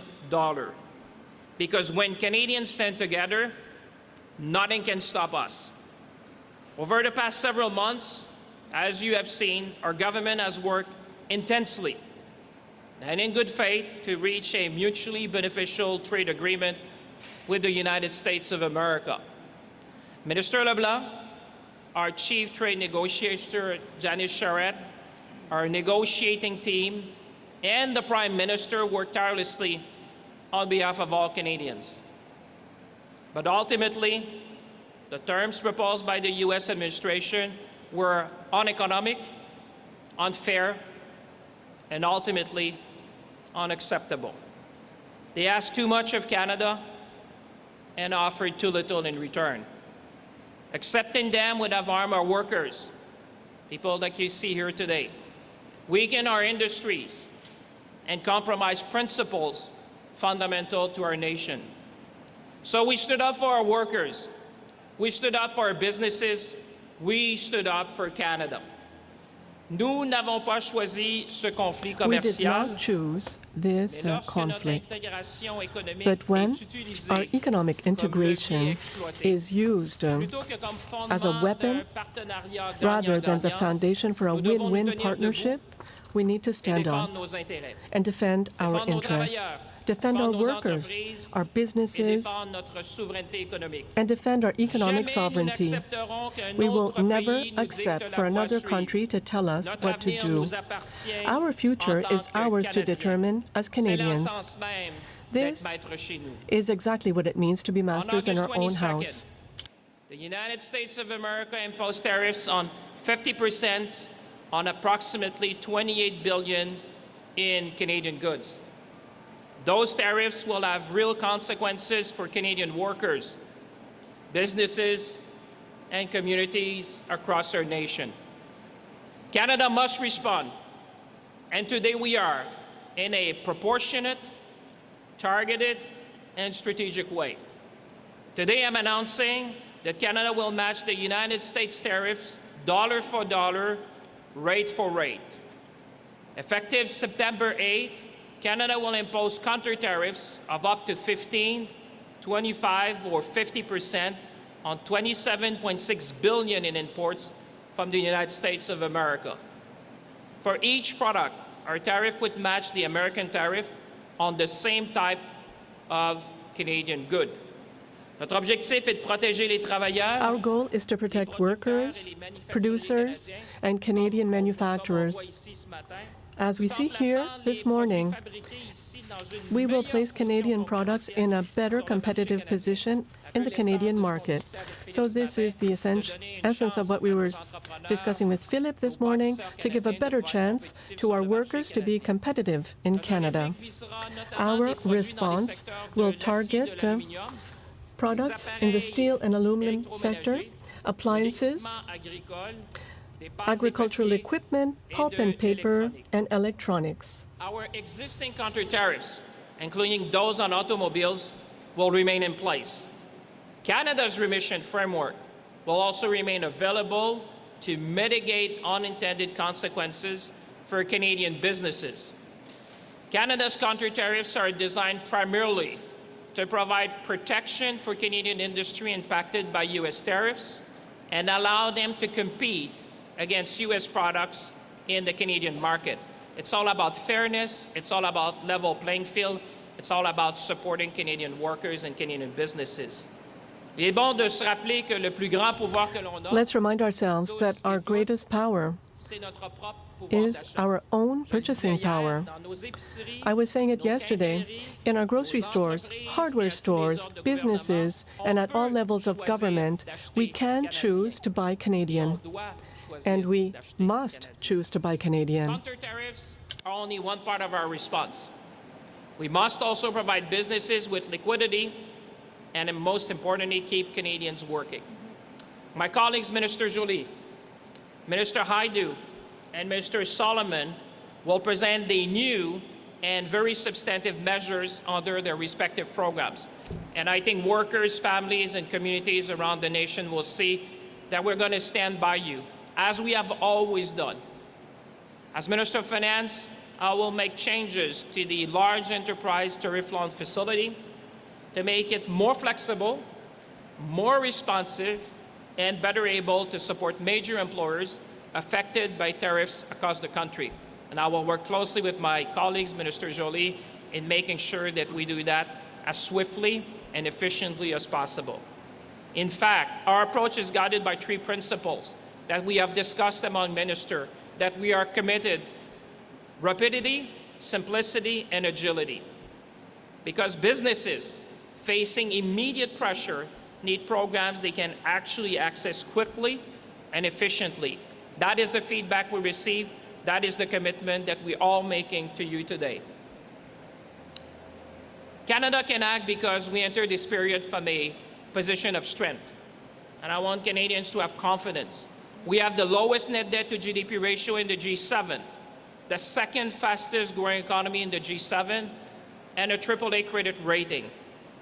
Et la discipline budgétaire dont nous avons fait preuve. And the budgetary discipline that we've had gives us the ability to support businesses and workers as long as it will be needed. So in conclusion, when the United States of America asked too much and offered too little, we made a choice. We chose Canada. Nous avons choisi de défendre nos We travailleurs, chose to defend our workers, our businesses, our culture, our official languages, and our ability to decide what our future will be. to build Canada strong, because we are the true North, strong and free. Merci tout le monde.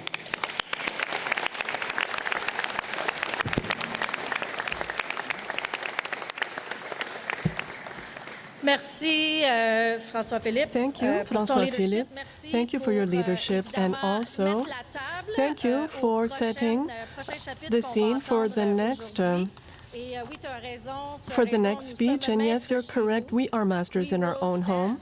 Up for Canada. We are standing up for Canada, and I would like now to invite Minister Mélanie Joly to present her chapter of today's announcement. Merci.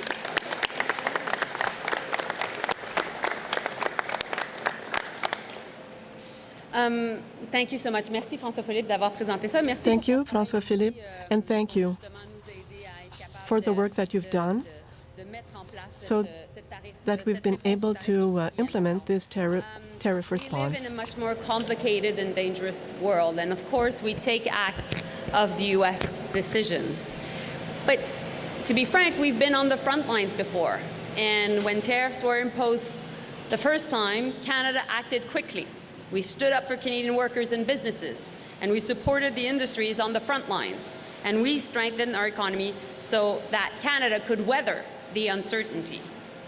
We were there then, and we are here now.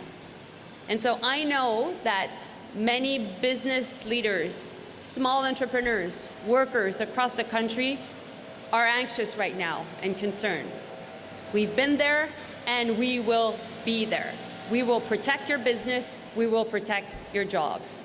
Donc, je sais qu'il y a beaucoup de préoccupations I know d'anxiété that there présentement are de la many part concerns des petites entreprises, des on behalf of entrepreneurs qui sont small and medium-sized businesses, owners who are all of a sudden affected by these tariffs imposed by President Trump. We've been there in the past, and we're going to be there for you. We will provide support. We were there for Philippe and Claude because you were affected by the first wave of tariffs, and you also were able to keep your extraordinary gang of workers here. And so we're going to continue to provide support. Over the weekend, I met with my colleagues, the ministers responsible for regional development, to prepare a plan. I worked with Evan, Patty, and several others of my colleagues. I was in contact with some of my provincial counterparts, and I had discussions with Bernard Drainville from Quebec. We have to act fast to protect workers, businesses in Canada. Later today to Alberta, to British Columbia and Ontario to meet with business leaders and workers directly affected by these tariffs, hear what they need from government, and make sure that our support is reaching those who need it the most. We will be agile and flexible, and we will continue to adapt as we go. We will not accept a bad deal that asks too much of Canada and offers too little in return. And of course, as François-Philippe just announced, we will respond to the U.S. tariffs dollar for dollar. My job in the context of this crisis is to present the support measures for industries affected by these tariffs. And so our government is introducing a $7.5 billion package of new enhanced measures. So this package includes a lot of support through different agencies. So if you're a small business right now, you have to contact either your regional development agency or the BDC, which you're potentially already working with. Small businesses, through the regional development agencies, will have access to $3 million of non-repayable loans, so basically grants for $3 million, and up to $2 million of interest-free loans. And the businesses that will be able to have access are around those that will have $1 million in revenues. That entire support through the regional development agencies, that may be ACOA in Atlantic Canada, DEC in Quebec, FedDev in Ontario, which Evan is in charge of, FedNor in Northern Ontario, which Patty is in charge of, Prairie Scan, which our colleague Eleanor is in charge of, and Pacifican also in BC, which Gregor Robertson is in charge of, and Canor, which our colleague Rebecca Chartrand is in charge of, will all be ready to help you. Now, the other way we'll be able to help a lot of our small businesses is through the BDC, which will have $500 million to support through interest-free loans that will be between $250,000 to up to $5 million. And there will be no repayment, no capital actually to pay back to the BDC for the next 36 months. So after the Trump administration. And so what businesses will need to show is they only need to show that their cash flow will be impacted by the tariffs. So the cash flow forecast is clear that basically they'll be impacted by the tariffs. And finally, for bigger businesses, so medium and big businesses, we will work through the Strategic Response Fund, so through the Canada Strong Diversification Fund, to help businesses, and we are now putting $2 billion to support these medium-sized and big businesses. Donc, notre objectif présentement, c'est d'aider les petites et moyennes entreprises et également d'aider small and medium-sized businesses as well as larger businesses. So, for the smaller businesses, it will be the DEC in Quebec. There will be up to $3 million that would be provided as grants, and $2 million in liquidity support, so interest-free loans. We will also have a program through the BDC. The BDC will be able to provide interest-free loans. No capital will be reimbursed over the next 36 months. So after the Trump administration, businesses will have to demonstrate that their cash flow will be affected by the tariffs. And finally, we're going to have the Strategic Response Fund of $2 billion to help out large businesses affected. And we are going to act quickly. We're going to be agile. And our goal is to be able to respond quickly. During the first wave of support, we helped 1,000 businesses. We protected 36,000 jobs. We know that there will be a greater need because these tariffs are touching many industries. We're able to support around 1,000 businesses across the country and protect 36,000 jobs. Right now, we know that there are many new sectors affected and, of course, many new businesses and jobs to be protected. The lesson from the first round of tariffs was clear. We cannot control the decisions made in Washington, but we can control what we build here at home. And we are already seeing Canadian companies step up like never before. These companies are showing us what Canada can do when we bet on ourselves. Voici comment nous gagnerons. This is how we will win, by reinforcing our economy at home, by producing what we need, and by facilitating Canadian hiring, building, and construction. Means having the capacity to produce, invest, and grow in Canada. Building at home is not a plan B. It is plan A. So, for many of you watching us right now, you may ask yourself, what can I do? What can I do to help? This morning, I had the chance to talk with many associations of retailers to really have them on board to make sure that at your grocers, at your local shop, that you understand what are the Canadian products. And I have their support to make sure that's the case. And we will push them to make sure that that's the case, because that's really how you can help. If you see a Canadian product, please support it. Because what is really important from this new chapter of the trade war is that actually when you choose a Canadian product, you're not only putting pressure on the US. Right now, you're protecting jobs because the new companies that are affected by the tariffs are actually those that you may see at the grocery store or at your local Canadian Tire. That's what you can do.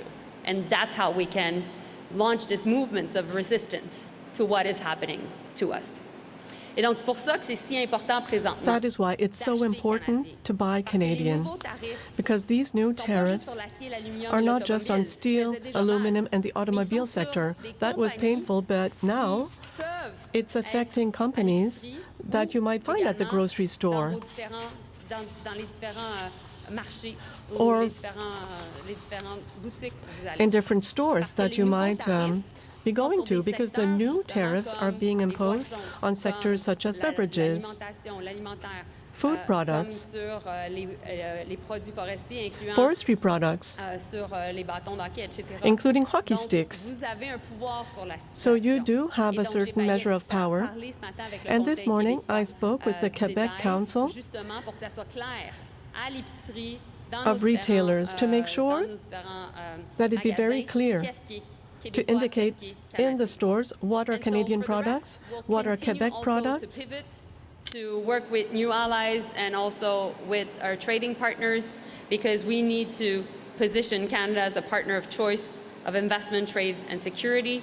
We'll continue to make sure that our businesses have access to more markets, more investments, and more opportunities for Canadians. So we're choosing our own course. We cannot wait for Washington to decide our future. We're strengthening our economy and building a more sovereign Canada. Merci beaucoup. Merci, merci. Merci,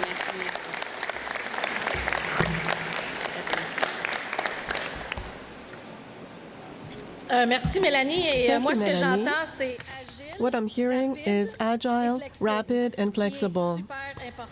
These things are very important today. Regional economic development agencies and the BDC are strategic instruments that will help us go through the next phase, but also build on those economic regional agencies that understand what's happening coast to coast to coast. And now to talk about the next chapter of this announcement, I would like to introduce Patty Hajdu, Minister of Jobs and Families and Minister responsible for the Federal Economic Development Agency for Northern Ontario. Merci beaucoup, Patty, d'être ici aujourd'hui. Thank you, Patty, for being here.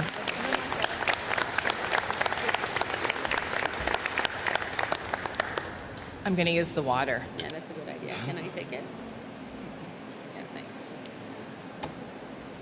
Merci, Philippe, et toute l'équipe Thank chez you, Ideal, Philippe, votre travail, and thank you to vos all efforts, my c'est colleagues. très Thank you for your important efforts and your work. It's so important for the entire economy les employés qui, and the vous avez workers. maintenant. I'm really pleased to be here at Ideal, and I also want to acknowledge that this is a unionized shop and, in fact, represented by the United Steelworkers, and Kevon Stewart is here somewhere, and his team. Thank you so much for being a strong partner in this work. And there are many other union representatives here today. I'm not going to list you all, but it's important that you're here because what you do is fight for good quality jobs every single day. And what you also know is that the success of your members, the success of the workers that you represent is dependent on the success of the business. And these two things are intertwined. As the Minister of Labour, I can tell you I've seen that dance, and it's an important dance, but it's very important that everyone remembers that in order for workers to succeed, companies have to succeed. And these two things fit together.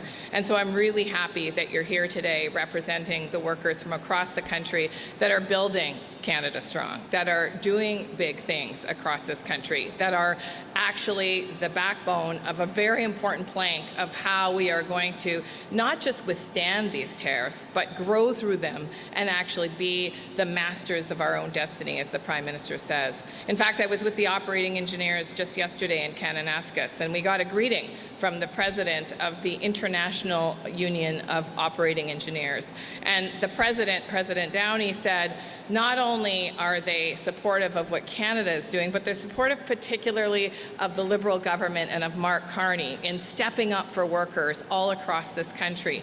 And they sent a message, which is don't give up, which is to continue to fight for your economy, for your sovereignty, and build the big things that are actually going to drive us forward. And so I just want to once again thank the union members, because you've been with us since the beginning. You've been side by side as we announced the Major Projects Office, as we talked about Build Canada Strong, as we've developed the number of different supports that are going into creating the ports, the roadways, all the things. You're building all the things.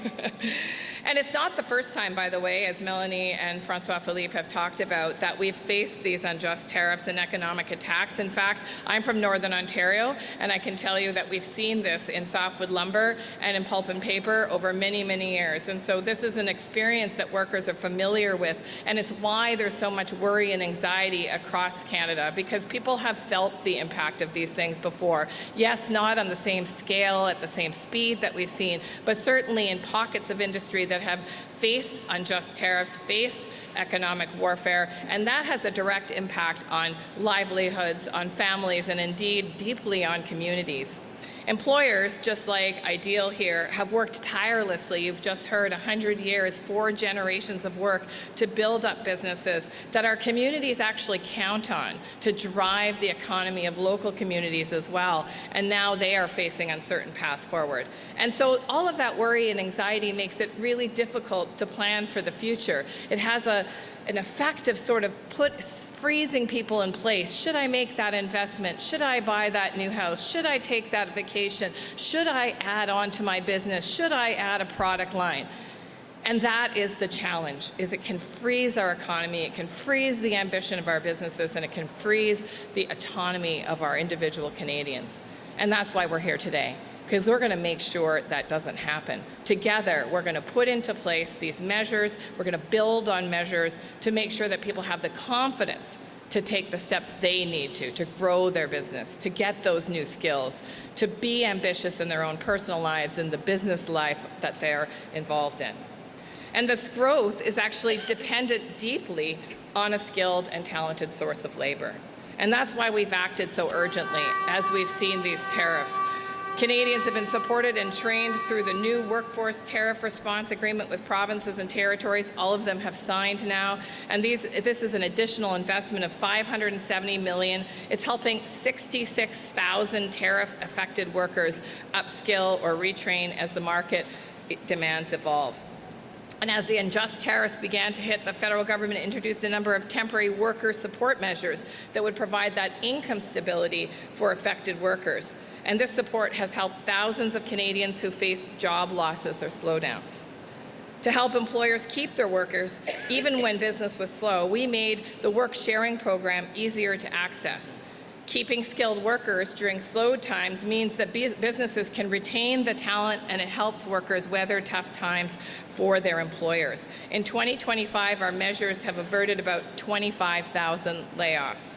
We also introduced the Worker Retention Grant, which helps provide employers a top-up pay to their workers, which helps them maintain closer to normal income levels as they take that training during non-worker time. You can see what we're trying to do is make sure that when a company has that time to pivot to new products, to new markets, to new processes, they don't lose all the talent that they spent years developing. It can be another hit to a business's growth if they can't keep that talent in place. We also improved Job Bank, adding training finders to make it easier to find training programs that meet the needs of workers and businesses. And for those workers who lost their jobs entirely, we introduced significant temporary measures to the EI program so that workers could get EI benefits efficiently, and those measures have helped. But the imposition of new tariffs means that additional threats to our workers, businesses, and communities are significant, and we need to continue to do more.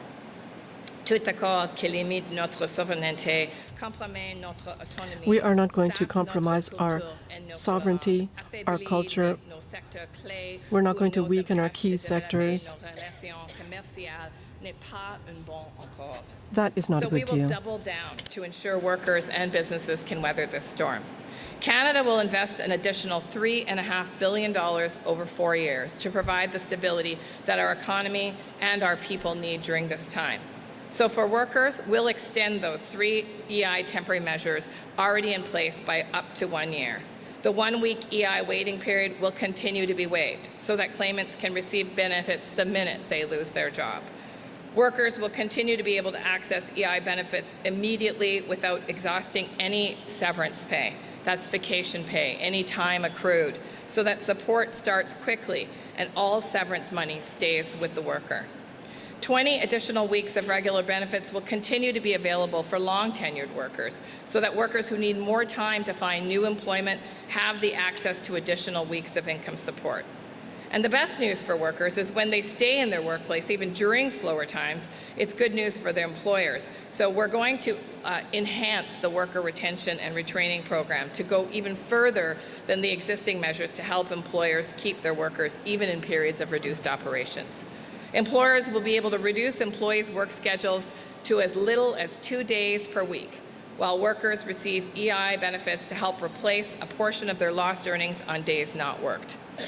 When the employer arranges for training activities in the off days, the income replacement will be 70% of total earnings, as opposed to 55% of insurable earnings under the previous work sharing program.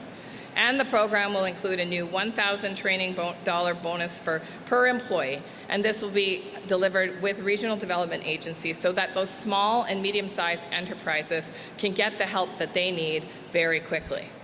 And we'll make it easier for employers to access the program by reducing red tape and administration burdens. These new supports are designed to be strong and flexible, and they're built on what we heard from industry through the first round of work-sharing programs. And I want to thank everyone, including Forest Products of Canada, who I spoke with last night, about how to make this program actually fly for employers. This is about keeping that talent in place, giving workers the support they need so they can focus on supporting their employer to grow new products and to grow new markets. For workers, it's also a sign that we know a job is more than a paycheck. It's a purpose, it's a career. And the more people that can keep their jobs, their current jobs, the healthier and more productive our communities remain. But for those that lose their jobs, even with those supports for employers, we're going to make it even easier to get employment insurance. We're going to amend the reasons for separation rule, which ends and will end the penalization of access to EI benefits for workers who recently chose to change jobs. De plus, nous suspendons ce qu'on We will suspend what we call the 1-week pénalisation effective en matière week d'accès rule aux allocations chômage so that pour les workers will salariés obtain qui ont EI récemment immediately. choisi de changer d'emploi. You shouldn't be penalized from accessing employment insurance if you left a job recently to get a different job. And so we're going to make sure that you can access EI if, in fact, you've lost your new job. And we'll make sure that Job Bank has the best information available about what jobs are out there, including on major projects, in defense investments, or through community investments. And we'll work to make sure that job seekers are more easily connected to this valuable service. So you can see from the package of measures that Melanie and François-Philippe and I have spoken about today that we're not taking these attacks on our economy lying down, because Canadians are fighters who stand up for their businesses and for their families and for their communities. And so we're making sure that the tools that we need to pivot to new markets, to change products or services and come out stronger than ever are there now and for as long as it takes to weather this storm.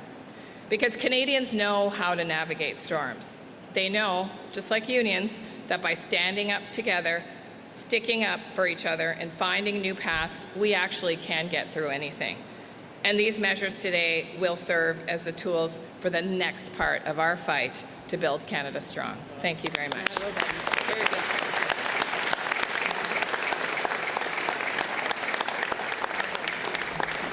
Merci, Patty. Thank you, Patty. And Thank you, this Patty. chapter is really important because workers are key to our economy, and the response and the package that you just unpacked here is really important. And I know workers are very curious and will have to go and check how they will be supported. But you just laid out a lot in such little time, but you demonstrated that working with industry and finding ways to support workers is our response, and thank you for that. Alors maintenant, pour pouvoir entendre un peu plus ce qui se passe via, entre autres, to hear further about what's happening with regards to regional development agencies, I will ask Evan Solomon, Minister of Artificial Intelligence, Digital Innovation, and also Minister responsible for the Federal Economic Development Agency of Southern Ontario, to come and share his chapter on today's announcement. Merci, Mona. Thank you, Mona. Bonjour à toutes et à tous. Merci. Hello, everyone.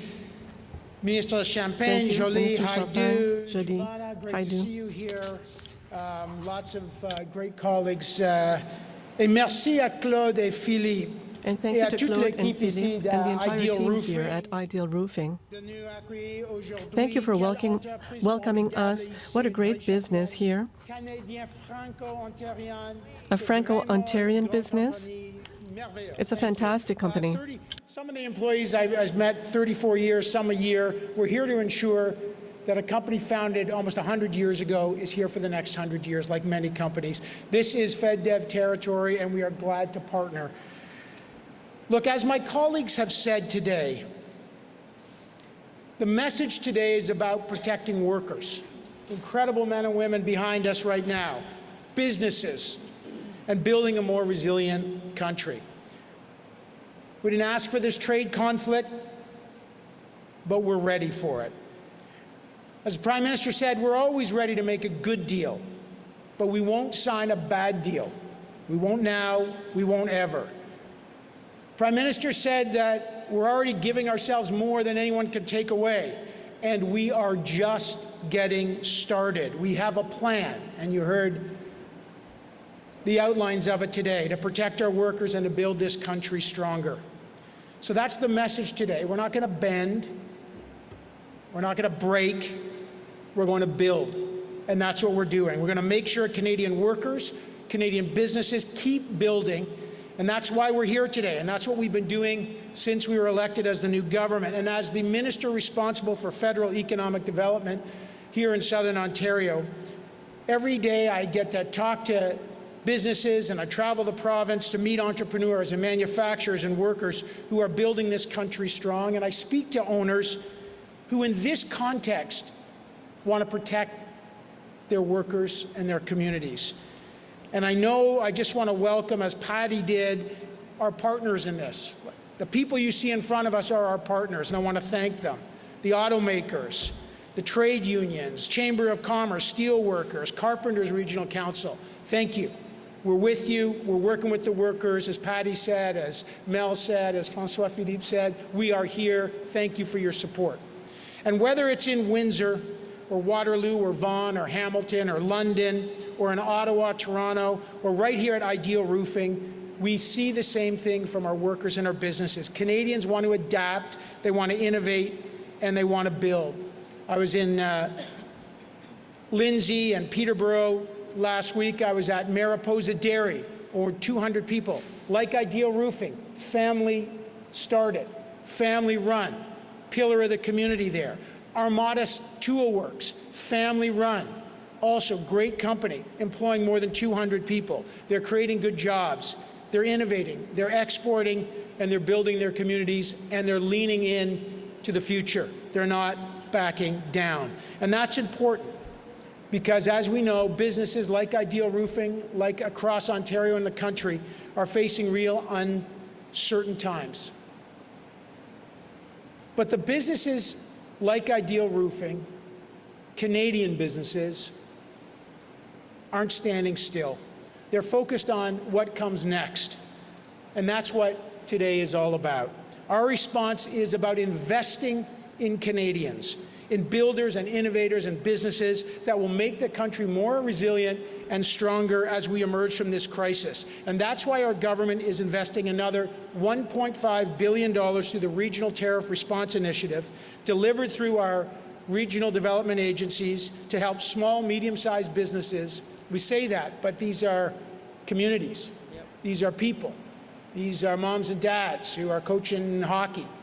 make sure they have those jobs, manage the tariff-related pressures, and continue investing in the future.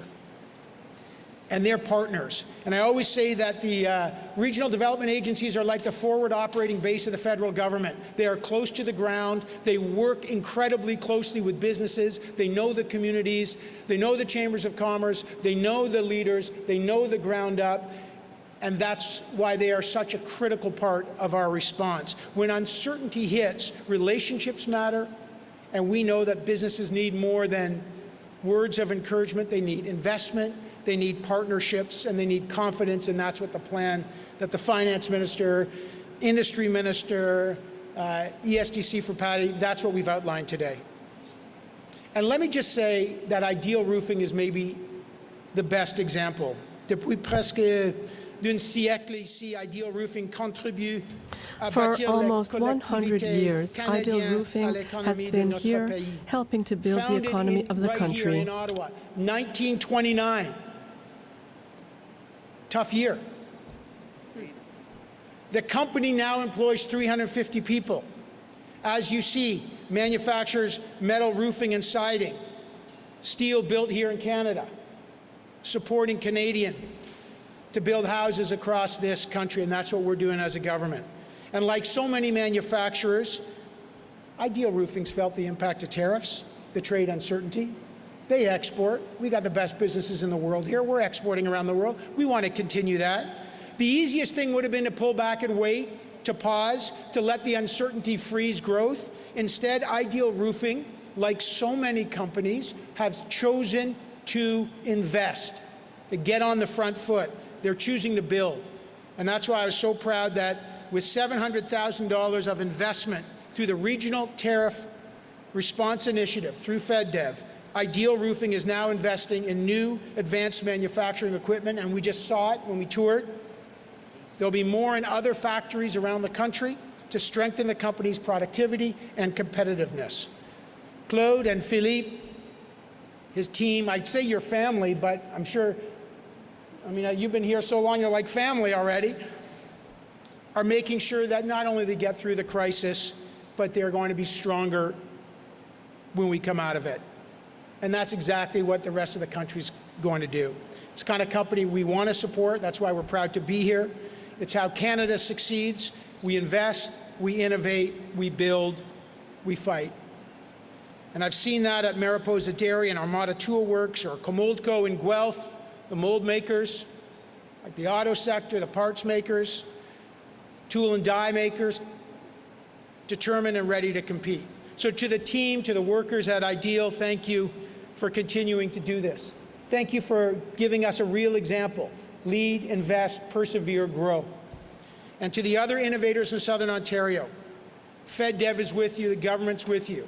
As Francois Philippe said, it is going to be simple, agile, flexible. We are here to partner and make this work pragmatically.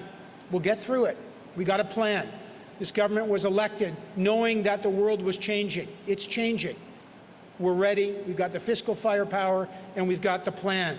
We're in a fight today, but know this, with companies like Ideal, with the support and the innovation, we'll get through it stronger. So I want to thank you very much. Merci beaucoup.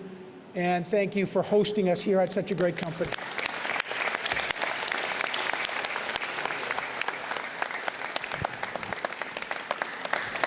Merci, Evan. Thank you, Evan, Thank you, for sharing this important message in this, let's say, final chapter of this announcement, but I'm sure other chapters will come up as we go. I do want to say one thing. I think we heard a very loud message today. Today, we buy Canadian. On achète canadien. Ça va être important de soutenir nos entreprises, very important to support our workers, businesses, families, and I invite you to do something today when you go to the grocery store and buy your next products, make them Canadian.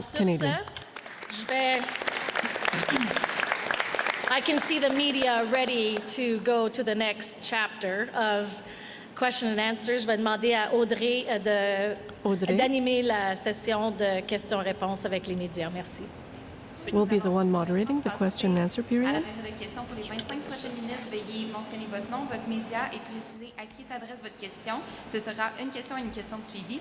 We'll now move to question for the next 25 minutes. Please state your name, your media, and who the question is for. It will be one question and one follow-up. Yeah, hi, Ministers. Ryan Tumulty, Toronto Star. I hope you'll stick around for many questions from my colleagues today. As always. But to start with, today you are bringing in retaliatory tariffs. You are not bringing in any export levies on Canadian energy or Canadian potash, two areas that are critical to the U.S. economy. I'm wondering why you're not using those levers now, and if you might use them in the future. Well, let me start. We have always said from the get-go that we would be strategic, proportionate, and that we would respond in a way that serves Canada's best interest. What you see today is a number of tariffs, and we have been consulting broadly. I think you heard that from Minister Joly as well, and we have done that for a long time. You know, sadly, we have been in this trade conflict for quite some time, so we know the products that needs to be tariffed. We have been consulting, for example, with the steel industry. We've been consulting with Alu Québec. We have been consulting with manufacturers across the nation. And what is different and what you have heard today is that the new tariff imposed by the U.S. administration is going to be disproportionately affecting small and medium-sized businesses. That's why we're here today, and that's why we have decided to put I would say, a very substantial support package. You're talking about $7.5 billion to support workers and to support industry. But you have to get back to first principle. This is about protecting a Canadian industry impacted by U.S. tariff, and I've said it yesterday, this is about the level playing field. We want to make sure that companies like the one we're here this morning can be selling and be competitive in the Canadian market. That's what's driving our response today. That's what's going to drive our response for the days and the weeks and the months ahead. Can I add? Sure. I think when we're looking at, first, the Prime Minister has said that everything was on the table yesterday, and at the same time, this is, we think for now, the most strategic approach. Because when we're looking at the counter-tariffs, we're looking first at protecting the businesses that are affected here, because if they were exporting to the U.S., we need to make sure that the competitors don't have access to the Canadian market in a better way than their own, products. And that's why the retailers need to show that the product is from Canada. For a second, we're also targeting products that will target states in the U.S. And so we're being wise and strategic to put political pressure. And that's why we think it's the right thing to do right now. And that's why I think François Philippe's approach is just the perfect one for now. Follow-up? Yesterday, Ontario Premier Doug Ford called the president a loser. He called him the king of bankruptcies and used some other colorful language to describe the president. I'm wondering if you think that hurt the relationship and if anyone in the federal government asked him to tone it down. Listen, we have seen this for a long time. Minister Joly and I have been both Foreign Minister of Canada. We have been engaging with the U.S. administration for a long, long time. And one thing I've learned is not to comment on every remarks that is being made on either side of the border. My job, our job here this morning, is to fight for Canada, is to fight for our workers, is to fight for industries, is to bring the support to make sure that we give them a bridge when we have more stability in our economy and certainly in specific sectors that are affected by the U.S. tariff. That's what Canadians are expecting from us. They're expecting each and every one of us and the Prime Minister to stand up for Canada. That's what we did in our trade negotiation, to pivot, to make sure that we support the workers behind, the families, the communities across our nation. And at the same time, and I think that's been mentioned by my colleague, Plan A has always been to build Canada, to remove interprovincial trade barrier, to make sure that we diversify. I'm going to be hosting the Finance Minister of India just tomorrow, 5th largest economy in the world, 1.4 billion people that want to trade with Canada, and at the same time to make sure that we do big things in this country. This country is a nation that does big things. Just think about Churchill Falls we did recently. That's another James Bay. You know, a whole generation of people have dreamed about that. 20,000 jobs. You're talking about $70 billion of investment Look at what the Prime Minister announced yesterday with my colleagues, Minister Joly and others, about shipbuilding. We're investing in Canada, we're investing in Canadians, we are building our country strong. That's the response that Canada needs to have. Sir. Hi. There's a bit of passion in that. I could see that in your eyes. Cormac McSweeney with City News. The Prime Minister briefed opposition leaders today on the state of talks and these measures here, but Conservative leader Pierre Poilievre is out again demanding that the government release the draft text of the deal that was on the table that you walked away from, saying Canadians have a right to see what you walked away from. Also demanding a recall of Parliament as soon as possible so that this can be debated, and he's calling for more tax relief. He's got a list of different tax measures he wants you to take action on. So can you respond, will you release the draft text? Why or why not? Will you recall Parliament? Why or why not? And could there be more tax relief on the way? That's a very smart way. You have 3 questions in one. I'm just looking at your colleagues. They're learning. The first thing, listen, this is probably the most publicly advertised, negotiation of a trade agreement I could recall. You've seen a number of media briefings. Minister LeBlanc has been out there with Janice Charette, our trade negotiator, briefing journalists, briefing Canadians at every step of the way, the Prime Minister as well. I can remember one trade negotiation which got more coverage than the one we're going through now. So in terms of transparency, I think Canadians have been able to follow that even on a daily basis. When it comes to recalling Parliament, listen, our job is to do the important work that Canadians elected us to do, is to put the measures in place, make sure we consult. We're consulting broadly with Canadians. I had the finance minister's meeting yesterday. The Prime Minister talked to the Premier, Minister Joly, Minister Salmon, Mr. Aidu. We're crisscrossing the country, engaging. You saw the union leaders in front of us. We are talking to every Canadian, every stakeholders, because this is our moment. This is a moment to stand up, and we're willing to listen to whomever may have ideas in the opposition to say, how can we perfect what we're putting forward. This is a Team Canada moment. And the last thing in terms of tax measure, listen, we already have probably the most competitive set of measures in the G7, but we're always looking at ways to support workers, to support businesses, especially small and medium-sized businesses, as we're looking at this particular period. I was talking to the Confederation of Small Businesses. We've been talking to Chamber of Commerce across the country as we're doing pre-budget consultation, and I can assure you that the voice of businesses, the voice of workers, the voice of small businesses in particular is well heard, and I can assure you that Canada will remain the most competitive country in the G7 for making investments. Okay. Madame Joly? Oh, Patty. Yeah, Patty. Well, thanks for the question. And if the Conservative Party and the leader of the Conservative Party want to be helpful, they could stop voting against things like the Spring Economic Update that had $6 billion of investment for skilled trades training in this country. There are pockets of this country that really need skilled trades workers. I'm looking at these unions who come to me on a regular basis saying, we'd love to have more members. We'd love to be able to have the capacity to get more members through their Red Seal.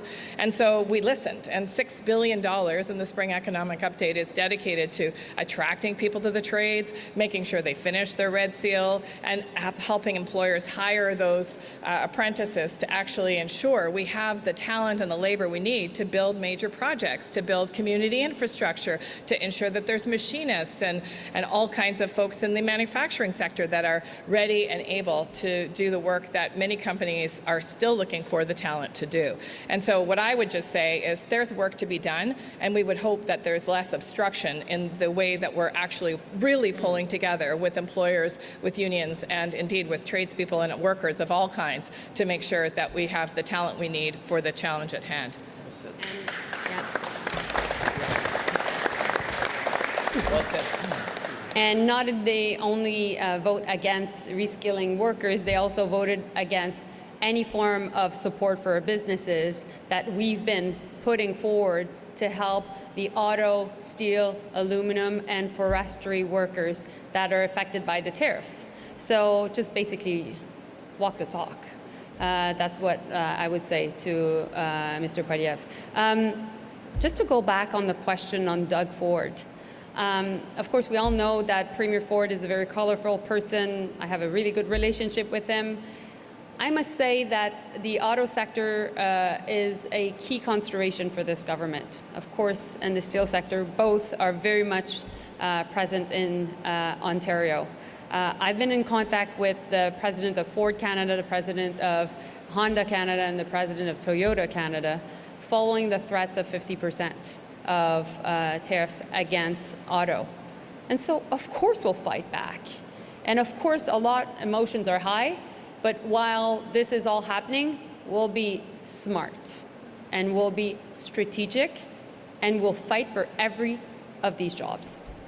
Thank you. Merci. And then as a follow-up, sounds like a no to releasing the text. I'll let you correct me if I'm wrong in that, but I want to ask about Keystone XL pipeline. You were not at the table for the negotiations, but you guys have been briefed on the negotiations. Can you confirm whether or not Keystone XL was a part of the deal? Was it used by Canada as a bargaining chip? And then also, what was the proposal on the table? Because was it anything beyond the Prairie Connector and the Bridger pipelines that we've already seen moving on both sides of the border? Yeah, now that's 4 questions in 2, but listen, what I can say, and I will defer to Minister LeBlanc, our chief trade negotiator, to tell you specifically what was said on the table. But suffice to say that what we're doing is going back to Plan A. Plan A has always been to build our natural resources. Plan A has always been to build our critical minerals. Plan A has always been to increase our infrastructure. Plan A has always been to diversify our trade.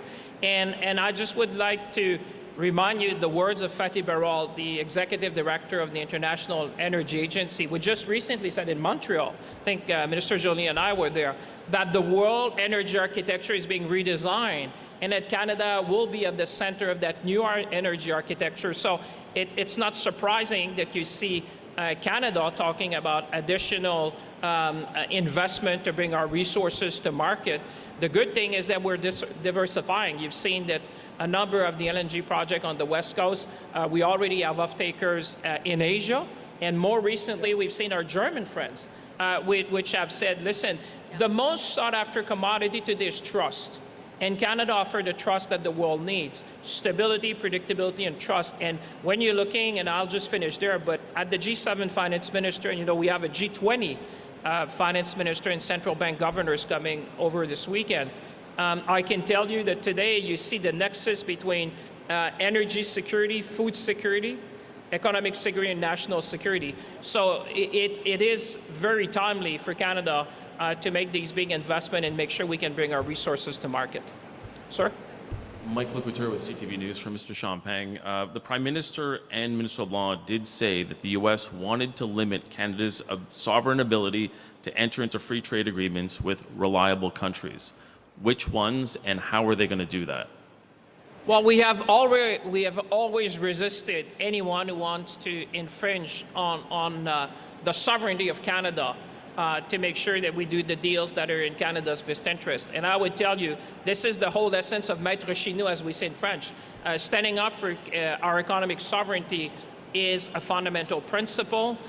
When people try to impose or somehow have language that could, in a way, restrict the ability of Canada to choose who they're going to be partnering with, what are they going to be selling, and what, under which conditions that will be made, I think it is right, it is fundamental for Canada to stand up and to say, no thanks, we're not going to do that. We have never done that. We have trade agreements with a number of nations, and we're just getting started. We're the only G7 nation with a free trade agreement with all the other G7 nations, giving us access, preferential market access to 1.5 billion. My colleagues were there when we did the one with Europe. We did the one, the TPP with our friend in Asia Pacific.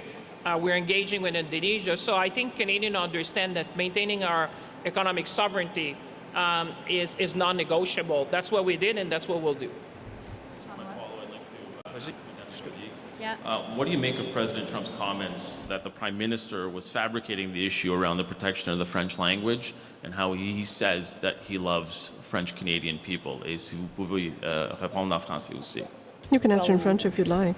We all love French-Canadian people.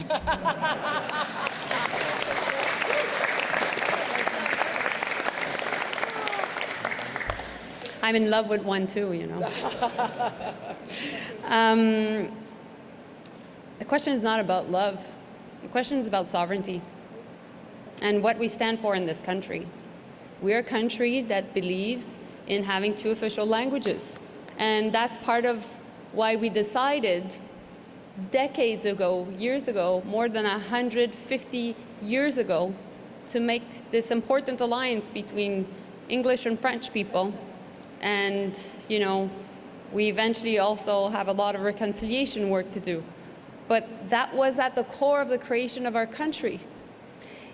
And you know why French and English Canadians decided to eventually create that country of Canada? Because we didn't want to be part of the US. And so that's part of our DNA. Now, forward 150 years later, we need to make sure that we continue to protect that strong alliance. And that is why making sure that we are sovereign, that we're able to take our own decisions when it comes to protection of our bilingualism is key. And I think, of course, French Canadians agree with that, but I really think also English Canadians do so. And as a Minister of Industry, I would like to highlight that it's not only a question of French language, it's more than that. It's a question of protecting the workers in the cultural sector. And that is up to 900,000 people working in our creative industries. By the way, you journalists are all part of that industry. But also, you know, the vast array of, from film production to museums, etc. We need to be able, as a country, to have cultural policies to protect these workers. And that's what our colleague Mark Miller is working on, but also that's why the Prime Minister had to stand up for it.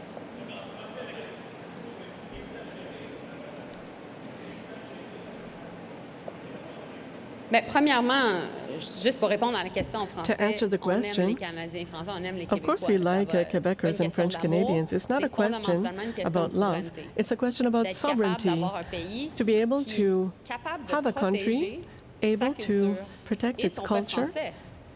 Donc, j'irai pas dans les détails I'm des not going to go négociations. into Mon the rôle dans le detail contexte des of negotiations. My via role mon ministère de fournir toute was that it l'information aux was up to my négociateurs sur department l'impact to des provide tarifs et l'impact potentiellement information de on the l'entente. impact of the tariffs and the impact of the potential agreement. All the countries in the Qui se world respectent ont des protections sur leur culture. have protections ont on des their culture, de politique have culturelle. some form Et dans le of a contexte cultural des policy, négociations and avec within the l'Europe, context of a l'Europe negotiation n'a with jamais Europe, laissé aller sa Europe souveraineté. has never Sa souveraineté culturelle, sa souveraineté has numérique. never Et donc c'est important aussi bargained que nous, on away le fasse. its sovereignty, and we're not going to do that either. We're going to protect it. Good morning, Ashley Brooks, CBC News. Minister Jolie, this morning President Trump said that since he doesn't expect to do much business with Ontario anymore, that he is seriously considering renaming Lake Ontario the Lake America. Where do you think his head is at, and is there anything you can do to stop that? Sorry, can you? I didn't hear the last part. Sorry. Is there the question part? Just before. You said President Trump said he's seriously considering renaming Lake Ontario Lake America. Okay, sorry. Is there anything you can do to stop that, and where do you think his head is at? We'll always call it Lake Ontario. Period. We're proud of our Great Lakes. We've navigated the, St. Lawrence River, the Great Lakes, for thousands of years. And it was part of a foundation of our country. And we'll just stand up for what we have. And meanwhile, I really think that while all these shenanigans are happening, we'll just be smart. And we'll be strategic, and we'll fight back.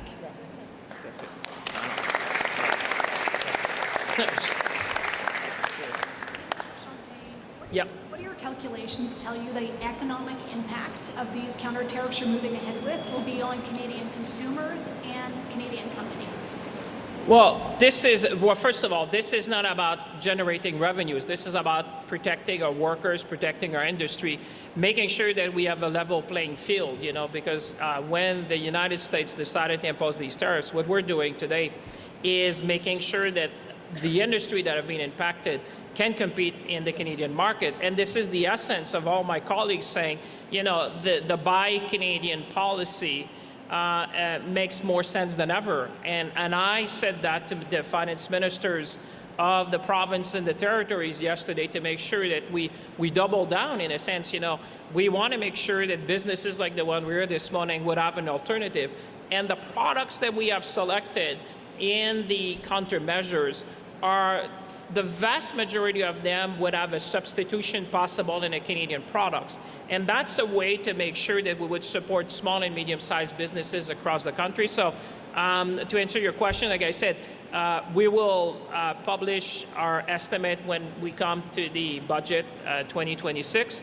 But for the time being, I would say with the measures we're putting forward, this is really about supporting Canada, supporting worker communities and businesses. That's what is driving the 7.5 billion. This is all about mettre chez nous, as we say in French, making sure that we support the people for as long as it takes with what it takes so that we can cross that bridge to days where we won't have to deal with these tariffs. I'm really sorry, we will take one last question in French, please. No, come on. Mackenzie Gray with Global News. My question's for Melanie Joly. You just said we're also targeting products that will target states in the U.S. Can you outline what products are being targeted and what states are being targeted? So François Philippe has that list. It includes, how do you say, appliances. It includes food products and beverages, etc. But we can highlight you exactly with the vast list. The list is, quite consistent.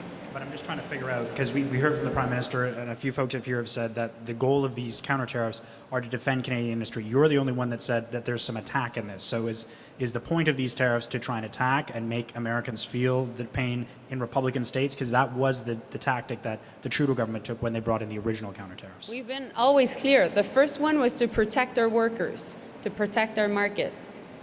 For example, big part of the counter-tariffs are about making sure that the steel tariffs that were at 25% are at 50% because, our steel is at 50%. So that's an example. But of course, we've always been clear that we need to put pressure. And that is actually the reason why there are counter-tariffs. And, I think in the US, they're very much aware of that.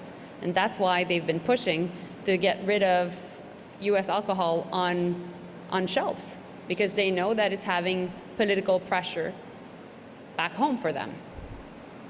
Merci. On va prendre une dernière question en français. We'll extend a bit. Let's extend. In fairness, there was a number of interventions. I appreciate you've been patient. Canadians have been patient at home. It's a long press conference, but is that fair if we say it under 5 minutes or so, just to make sure we have, in all fairness to all of you been patiently waiting? I'm just trying to manage fairness here. You go, sir. Thank you, Minister. Cameron Ryan with CPAC. In the list of tariffs released this morning, we see a lot of products used to build homes. I'm talking about treated wood, carpeting, fittings, doors, sinks, bathtubs, so many other products. Are you concerned that tariffing these products is going to make it more expensive to build homes in Canada when your government says that it's trying to make it easier to do so? Well, as you've heard from the get-go, we have been very strategic in how we have selected the list of products. When you go down the list, and I appreciate it's fairly detailed. It's hundreds of pages of codes. But what you will see is that a large proportion of the countermeasures we're bringing forward are relating to steel and steel derivative and aluminum derivative. So that's a big chunk of them, which the industry actually has been advocating to all my colleagues. Minister Aidu, she comes from a region that has been manufacturing for a long time. So we've heard the pressures around the country. And sadly, I said, we have been playing in that movie before. So we kind of know where we need to act to protect Canadian industry. So that's the vast majority. The other ones have been more sector specific. We have been listening to stakeholders across the nation, making sure that they are targeted, strategic, and very specific to the vast extent people can substitute for a Canadian product, because that's the whole point of that, is that at the end of the day, you want to have the level playing field for Canadian companies. Because if they're going to be, if our Canadian workers and industry are tariffed to go to the U.S., you have to make sure that, you know, imports from the U.S. would be tariffed at the same level, so that you have a level playing field. That is the philosophy. That's the first principle, so that you have a level playing field. So that's why we have been very targeted, strategic in drawing up that list. Okay. And the excise tax on gasoline, it's been a tax holiday for the past several months, cut it back in the spring. Do you plan to keep that gas tax when it expires in, I believe it's September 8th? The Conservatives are calling for you to keep it.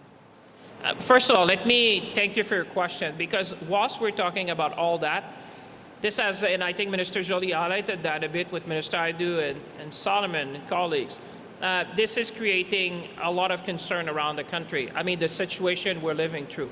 It is quite unprecedented when you have a close trading partner which is trying to exploit the economic integration, as opposed to using that as a base to do a win-win trade agreement.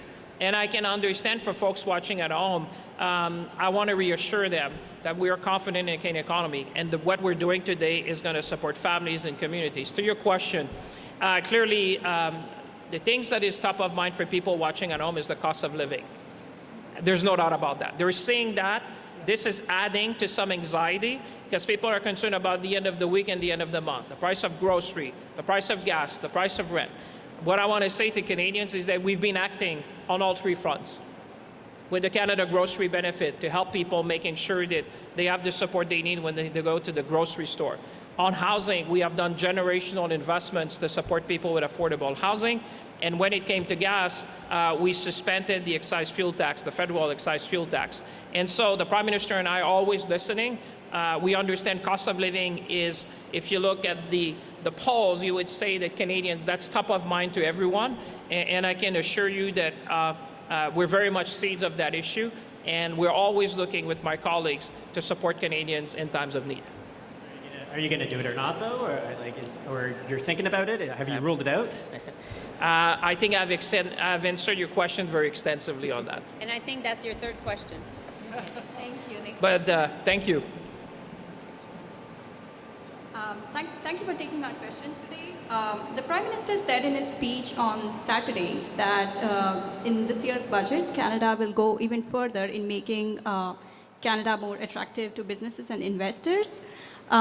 Does this mean that there will be more tax reforms incoming? And is Canada still committed, with today's announcement, is Canada still committed to a fiscal anchor for its deficit in the coming years? Oh yeah, we're committed. Listen, what I said to Canadians in the sense, the good thing is that because of the fiscal discipline that we have shown, the Prime Minister, my colleagues and I, with lower expenses, and we have higher revenues, if you've seen, we entered this period in a position of strength. That's why I'm saying we're standing here in a position of strength, saying we have the wherewithal to support Canadians, workers, and businesses with whatever it takes for as long as it takes. So that's the first thing. You know, we have the lowest net debt to GDP of any G7 nation. We have, despite all of what we discussed this morning, we are forecasted to have the second fastest growth in the G7. And we are the only country in the G7 with Germany with their AAA credit rating. If you look at the markets, you will see that they believe in Canada. We all believe in Canada. I know Canadians believe in Canada, and they know that we can meet the moment. You've seen comments also from a number of banks this morning that say Canada has what it takes to withstand that for sure. So that's the first thing. The second thing, on being the most competitive, definitely. I would say the marginal effective tax rate today in Canada is the lowest in the G7. We're always looking to make sure that businesses like the one we have here today would have the support they need. Our productivity super deduction is already paying dividend. You've seen we've created record level of employment. I would say that's why now what we're doing today, that's on the macro level with my colleagues, is that we're going to support people where they are. because we know that this is going to affect, small businesses in particular. That's why we're here today. This is a small business. That's why you've seen a significant investment in worker support with Minister Hajdu. This is one of the most comprehensive suite of measures that we can put to support our workers. And with Minister Joly and my other colleagues, we're going to make sure that businesses who need our support, we will provide the support they need to weather that. But I would say Canadians at home should feel confident. Canada is entering this period in a position of strength. Follow-up. Thank you. And this is for Minister Joly. President Trump has threatened additional tariffs on auto sector. Just wondering if there are more targeted measures incoming for the auto sector in the coming months or weeks or months. So we, of course, always take note of what President Trump says. We haven't seen anything coming out in terms of executive orders. And therefore, we will take action should there be executive orders. But for now, the tariffs against auto are at 25%, which was the case even before the negotiations that ended up in basically failing last week. Notwithstanding that, the threat to the auto sector is real. And so that's why I've been engaged with key presidents of our major auto sector companies, Honda, Toyota, Ford, and we'll continue to engage. We have supported many of these plants over the past months, and so that has been helpful for them to continue to be able to weather the storm. But I'm not saying that the storm is not real. It is real, and that's why President, we take note of what he has said, but also I've been in contact with Premier Ford many times to make sure that we would be working together, along with Vic Fedeli, the Minister of the Economy of Ontario, to protect the auto sector. Merci. Dernière question français, s'il vous plaît. Bonjour, Andréane Apablaza, Radio-Canada. Radio-Canada. Vous avez dit ne pas vouloir d'escalade. Vous imposez des You said tarifs that you did not seulement want sur des escalation secteurs and that déjà you're imposing visés par tariffs les États-Unis. Pourquoi on a as a l'impression dollar-for-dollar que response. vous ne passez pas à l'attaque et que vous êtes en Why mode don't défensif? you? Why are you on a Je defensive dirais mode? plutôt on est en mode I stratégique. would say that we're in La strategic réponse mode. stratégique, c'est de faire ce So qu'on fait the ce matin, strategic c'est response is to do exactly what we're doing, is to lean on our plan A.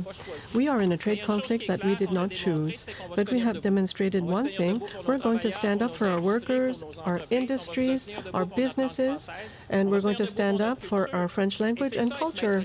And that's what it means to be masters in our own home. And at the same time, not only did we stand up for Canada at the negotiating table, but this morning we're presenting you a $7.5 billion support plan in order to face this situation. So I think that people who are watching at home, I think they're able to size all of this up.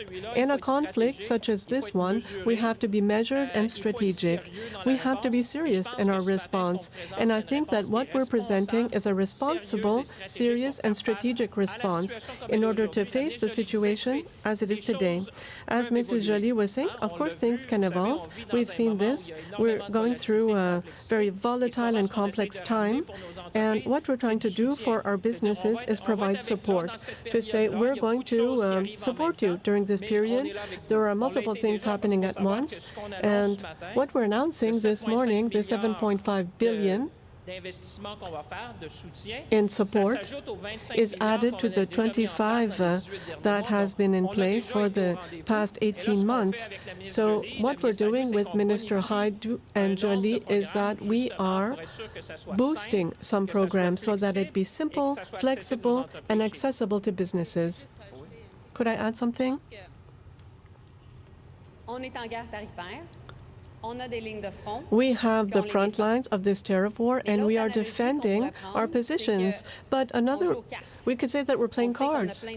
We know that we have a lot of good cards, and we're not going to use them when we are dealt our first hand. We have to be very smart in what we're doing.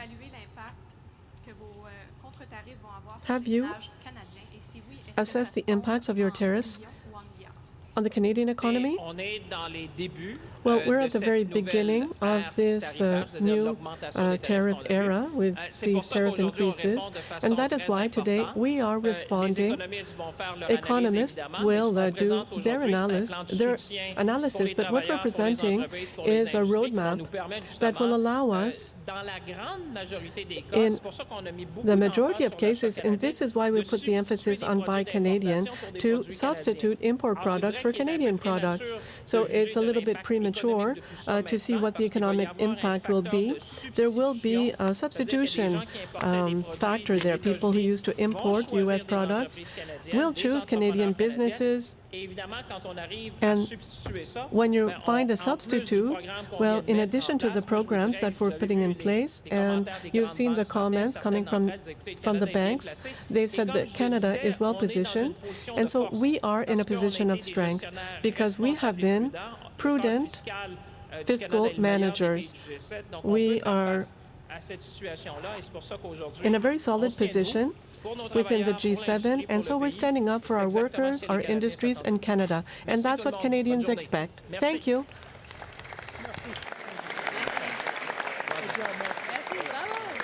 We have been listening into federal ministers as they announce counter-tariffs and supports for impacted Canadian businesses as the Canada-U.S. trade war intensifies and new U.S. tariffs went into effect over the weekend after a breakdown of trade talks. First, the finance minister announced counter-tariffs targeting about $28 billion of U.S. imports. That's the exact value, of course, of what is being targeted by the new suite of American tariffs already in play as of Saturday. Now, the countermeasures from Canada are dollar for dollar with tariffs from 15 to 50%, matching U.S. rates for the same goods. The measures focus on sectors like steel, dairy, appliances, pulp and paper, and electronics. We also heard about supports and a support package that was announced because of those countermeasures, which would help Canadian businesses. And that plan is about a $7.5 billion package. I want to bring in the CBC's Rafi Boudjikanian. He was listening into that. Let's talk about some of the details about those supports, too.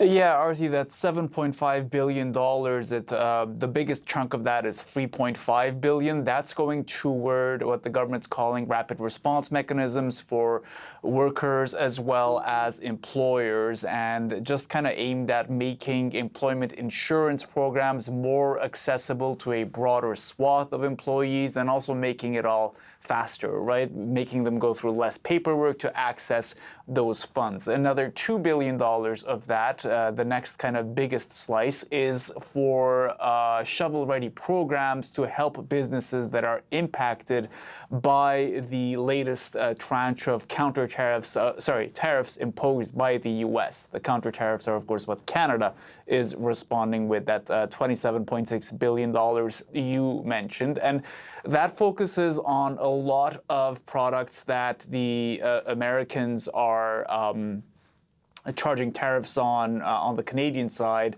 and we see three big kind of divisions there: 15%, 25%, and 50%. Notably, existing tariffs, Canadian counter-tariffs on steel are rising from 25% to 50%. I was struck by an answer Industry Minister Mélanie Joly gave to journalists during that extensive Q&A. She was the first one to sort of admit in the government, as a senior official, that this is politically motivated by the Canadian side. Let's have a listen to what she said there.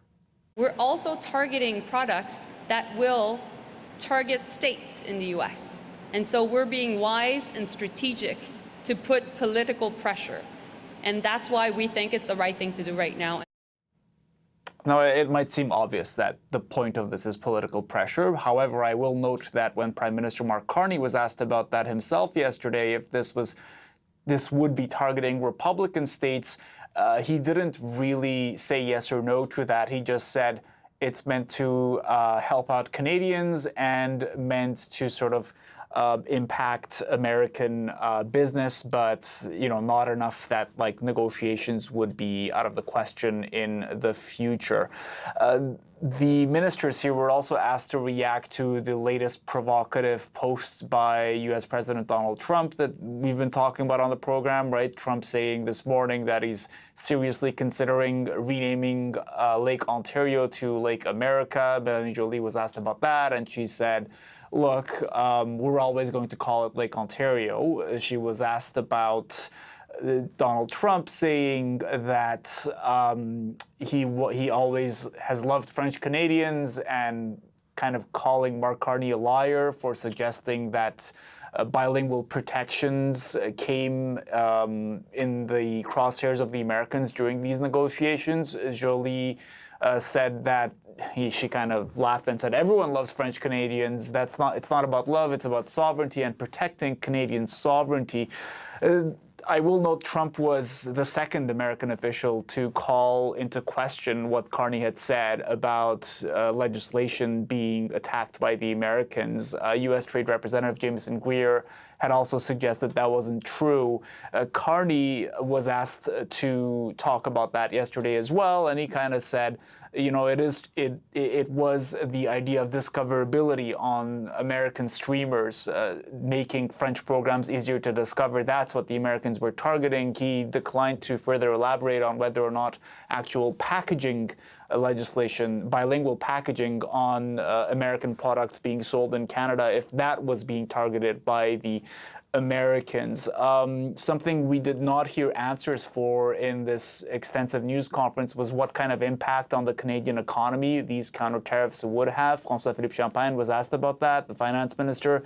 He said that that would be studied by Canadian economists. He also noted that there would be an update in the budget to come on all that stuff. I will say, journalists listening to a tech briefing earlier were told by officials that the money that's being put toward helping workers, the $7.5 billion, they did not expect that money to come from the counter-tariffs. So the government is kicking in money for these programs that's not necessarily being raised from what it expects to make from the counter-tariffs.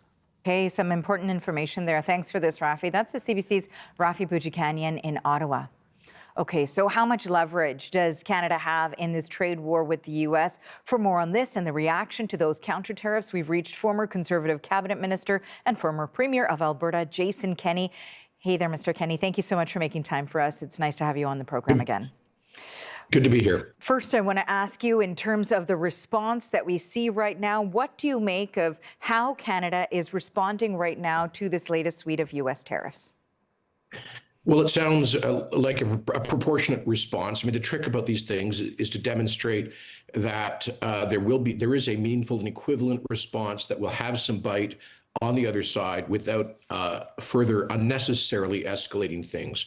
You want to demonstrate that we're not a punching bag, that we're not going to simply roll over and take this unacceptable, unprovoked commercial aggression. On the other hand, you don't want this to go into a high velocity level of acceleration. So I think they've probably got it about right.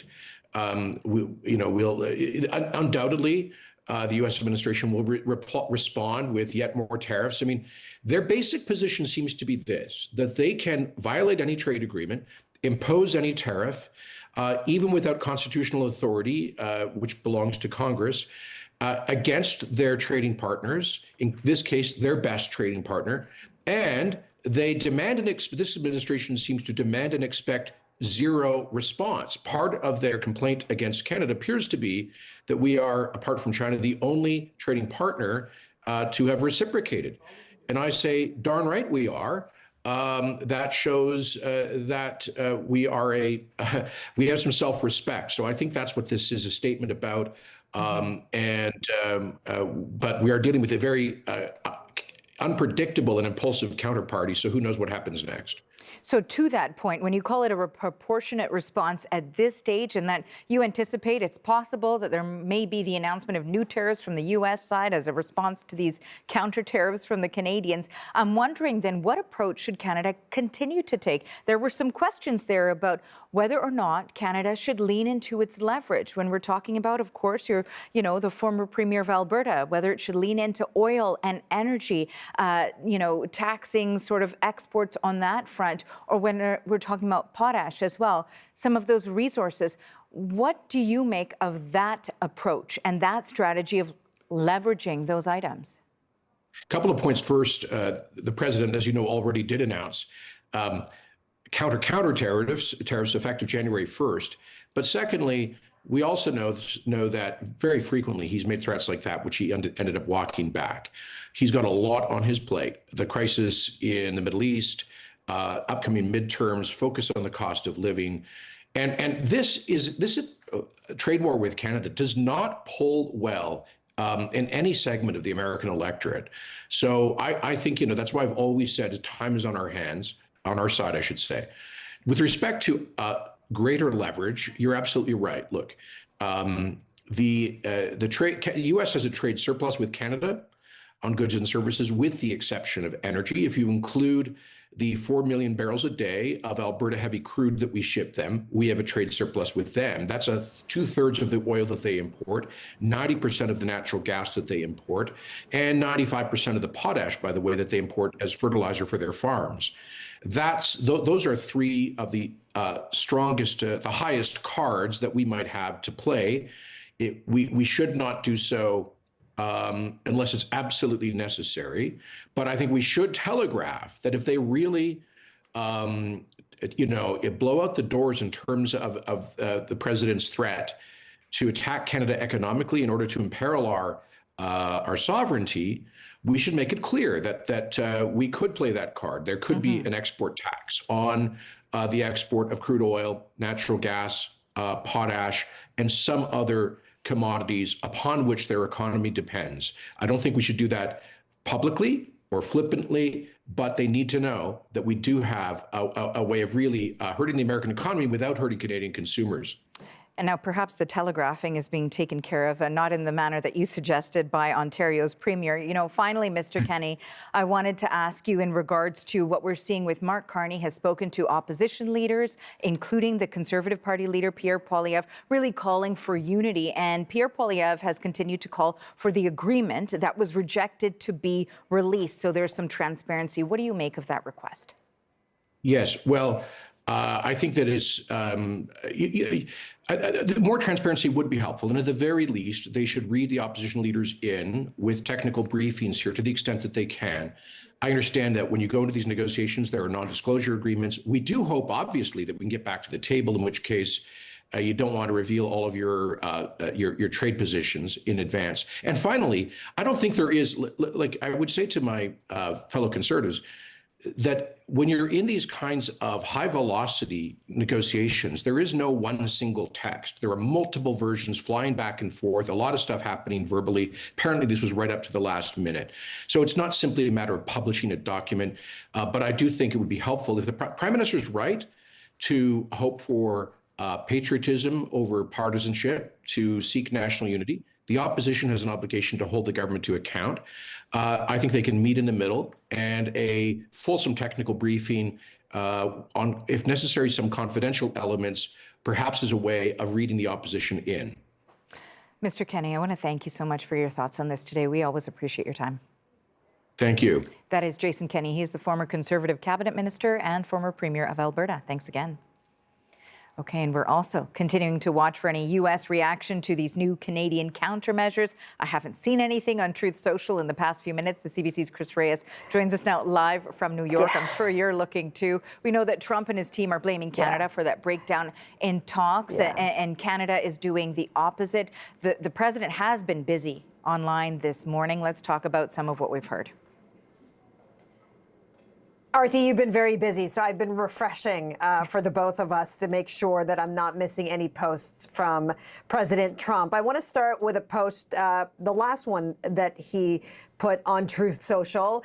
I mean, it's not the only thing. Canada is not the only thing that Trump is posting about, but he has posted back to back to back to back now at this point this morning. And I want to start with this graphic in which he crosses out Lake Ontario and puts Lake America right on top of it with the American flag. And, you know, he's done this to Canada before. We've called it trolling because just of the nature of these posts, where at times he has labeled Canada as another state. This time around, he is crossing out Lake Ontario and calling it Lake America. And this refers to another post that he made this morning in which he says the United States is giving serious consideration to changing the name of Lake Ontario to Lake America, in that we don't expect to do much business with Ontario any longer. So this is being posted ahead of being posted as we know Ontario Premier Doug Ford and Trump, they've both exchanged some pretty heated remarks in the last couple days. He also put on Truth Social, over the last 10 years, the United States lost on average $60 billion a year with Canada, no more.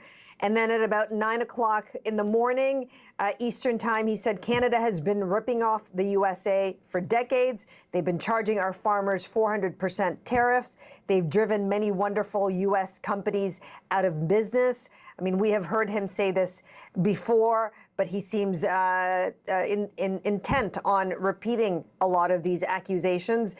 President Trump said they feel entitled, but they are not a state and will be entitled no longer. And then really what started this off, Arthi, this morning is when President Trump essentially disputed what Prime Minister Mark Carney claimed as the reason why Canadian negotiators walked away from the table, in that the U.S. wanted to interfere with some language and culture protections for Quebec. And as a response, President Trump wrote this on social media: I would never interfere with Canadians speaking French. In fact, I've never even thought of doing such a stupid thing. This lie was made up by a weak and ineffective prime minister in an attempt to gain political support, which he has totally lost from the people of Quebec. I love French Canadians. So, Arthi, I mean, you can really sense from the tone of these posts from President Trump just how heated the relationship is now between the two countries. I mean, it goes without saying, I don't have to say it, that it's now at fever pitch at this point. Chris, thanks. That's the CBC's Chris Reyes in New York. We do have much more on those counter-tariffs that were just announced by the federal government. Our senior business correspondent, Peter Armstrong, will take us through the economic impact of this counter move. That discussion is straight ahead right here on CBC News Network.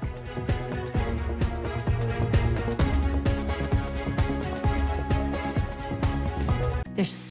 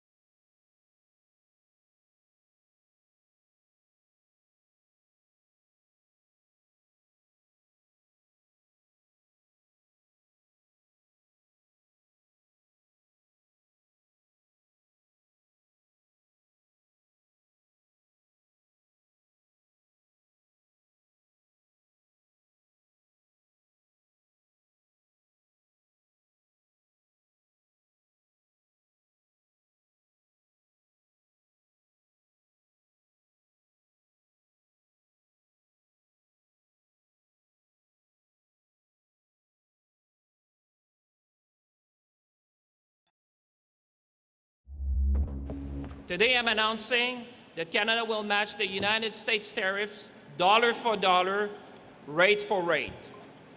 Effective September 8, Canada will impose counter-tariffs of up to 15, 25, or 50% on $27.6 billion in imports from the United States of America. Canada's countermeasures against the United States. Finance Minister François-Philippe Champagne announced retaliatory tariffs today on hundreds of American goods that will kick in next month. And the government also announced a $7.5 billion aid package for Canadian businesses impacted by the trade war. Industry Minister Mélanie Joly said she will be going to Alberta and BC and Ontario to meet with business owners, saying, quote, "We will protect your businesses, we will protect your jobs." And she also urged Canadians to buy Canadian. Okay, so for more on all of this, let's bring in the CBC senior business correspondent, Peter Armstrong, looking into the economic impact of these tariffs. Of course, Canadians pay the price. That's just it, right? This is going to drive down demand for American products by driving up the price for the Canadian importers. And a lot of these are inputs, right? Like there's 40 pages of seafood products. It's not that we're eating all that stuff, it's that it's going to seafood processing plants all over Nova Scotia. This is increasing their costs as they then sell them on to the world. A lot of there's pages and pages of like bolts and fasteners and stuff like that. So it is going to drive up the cost. The question is, will that be passed on to me and you? Bradley Saunders is an economist. Capital Economics has a research note out today. It's really good. One of the lines says, "We expect the new tariffs will give only minor boost to inflation, while the relief measures also unveiled today will offset around half the potential drag on growth, making near-term interest rate hikes less likely." So what they're trying to do in Ottawa is strike this balance where they're going to cause some pain and some distortion that it's not going to drag into commercial prices, consumer prices that you and I pay, that will cause sort of damage and trouble for industries in America without causing too much pain here, without driving up inflation here, right? Like they've got to thread about 16 different needles in a row here. And the early word from the economists, at least, is that it seems to have largely captured that. You know, it's interesting because looking at some of the reaction, whether it's premiers or business leaders, some are sort of hesitating to come out with full support of it because it's going to cause pain too. So what are you seeing? Well, I mean, I just got off the phone with a business leader here in Ontario who's caught on both sides of this. Some of his input costs are going up, but some of his competitors' projects are getting blocked out. But he's like, it's just the uncertainty. It's the vast uncertainty that he doesn't know. Is this a negotiating tactic that'll last 3 months and then will change? Is this a permanent fixture on the landscape now? And that uncertainty is what's eaten into economic growth way more than the tariffs themselves. And that's the trouble that you get yourself into, right? Like the economic argument has always been, in response to tariffs, do nothing. Let the American tariffs cause pain in America because it's driving up costs for American businesses, American consumers, American households, and try to focus all our energy on growing the Canadian economy as best we can. I get that politically you can't quite do that. And what we've seen today is this really tailored response where it's trying to just cause as very little harm in Canada as you can. And the businesses are feeling that. But they're especially the ones that get caught up in it. It's just like the first tranche of tariffs. Anybody who's caught up in these tariffs, it's a disaster. Vast tracts of the economy won't be. The American imports are on, or American tariff is on like 5% of Canadian exports. Most of Canadian exports are going to be just fine. But where it hurts, man, it hurts really bad. Okay, Peter, thank you for this. That is CBC senior business correspondent Peter Armstrong. Okay, so let's talk a little bit more now about the businesses that are affected by these tariffs. Are these measures enough? For his thoughts now, we're joined by Francis Prévost. He is the Director of Public Affairs and Government Relations for Quebec Manufacturers and Exporters. We reached him today in Montreal. Thank you for making time for us today. Okay. How are you and, of course, those who you represent reacting to today's announcement about these counter-tariffs? It's another hard day for the manufacturers in Canada and Quebec. This comes and weakens the highly integrated manufacturing supply chains again. It creates a lot of uncertainty for investment, production, productivity, and employment for all manufacturers. And it's going to hurt businesses and consumers on both sides of the border for sure. So in terms of what the response should have been, is this what needed to be done, or is it the belief that perhaps tariffs, countermeasures did not need to come into play? I think we had to reply. We had to reply with counter tariffs fast, but what the government did too was put financial aid in place for the businesses that will have the impact of the counter tariffs in Canada and in Quebec.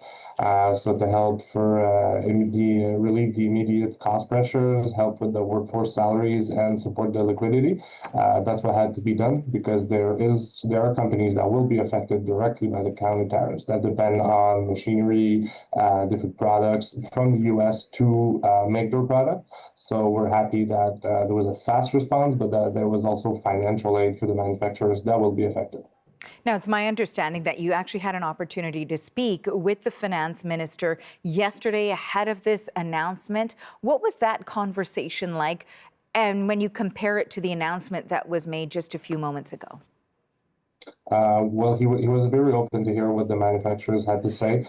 We did mention to him that some businesses will hurt, but from the counter tariffs. We do understand the necessity of the counter tariffs, but there was financial aid that was needed, and that's what they have given us today. So we're happy that they listened to us, and also we send a message that these financial aids and the other measures will need to be updated as the situation evolves on the ground. And that's what we've been told, that they're gonna be able to modulate the financial aids to the different sectors that will be affected, and we're gonna monitor the situation as it goes on. Do you think it's sustainable, the amount of support and the tariffs, countermeasures that have been brought in, plus, of course, the impact of the U.S. tariffs, the pre-existing ones, and then the newest ones that came into effect over the weekend? How sustainable is that for the sector? Well, the manufacturer is on the front line of this commercial war, so we're going to need help as long as it's needed, as long as there are tariffs and counter tariffs, and that's the information we've been receiving today. That's been announced at the press conference this morning too. The financial aid, they're going to be there as long as they're needed, and that's what matters, because otherwise we're going to see factories and businesses close. You know, when we discuss these talks, certainly we were not in the room, and it's difficult to know exactly what transpired, but it has come out from reporting from the Canadian side that, the importance of the French language, and when we're talking about labeling, etc., protecting that culture and those requirements was something that was potentially a point of contention. Now, the U.S. has come out and said that is not the case at all. Not being in the room yourself, perhaps it's something that you need to sort of weigh both sides of the story. I mean, how much of a sort of conversation has that been? Well, like you mentioned, I wasn't in the room during the discussions. We're happy that Prime Minister Carney stood firm on the French language and the culture in Quebec with the manufacturers, the government, and the population. It is a red line for us. So we're happy that it stayed here. Regarding the comments of President Trump, we all know there's different tactics on social media to try to influence the negotiations. So I won't comment any further on that, but we're happy it was a red line that was maintained by Prime Minister Carney. You've mentioned, Francis, that it was a red line. Has it previously come up in your conversations? Because this trade war, these trade talks have been ongoing for a number of months now. So has it been something that has come up previously? It has been kind of a new issue that was raised in the negotiations. So we're happy that the answer from the government has been firm on it. But to my knowledge, it's been the first time that it come up. I think President Trump has commented on it in the last year or so, but not that it has impacted the negotiations. I think it's the first time. Very finally, I wanted to ask you in the last 30 seconds, in terms of anything that may have been missing from the announcement, what additionally would you have liked to have seen, or what would you like to see come in the future? To keep the conversation open with the Canadian and Quebec manufacturers. The situation will evolve. There will be more difficulties for different sectors that will be more affected than others. So we're most likely going to need more financial aid or more targeted aid for different sectors. Also help to diversify the markets for the manufacturing companies here in Canada, because in the medium and long term, we're going to have to diversify our markets if we want to be less dependent on the tariffs and lessen the effects of the tariffs. Well, thank you for joining us today. We appreciate your reaction to this breaking news story. That is Francis Prévost. He is the Director of Public Affairs and Government Relations for Quebec Manufacturers and Exporters. Thanks again.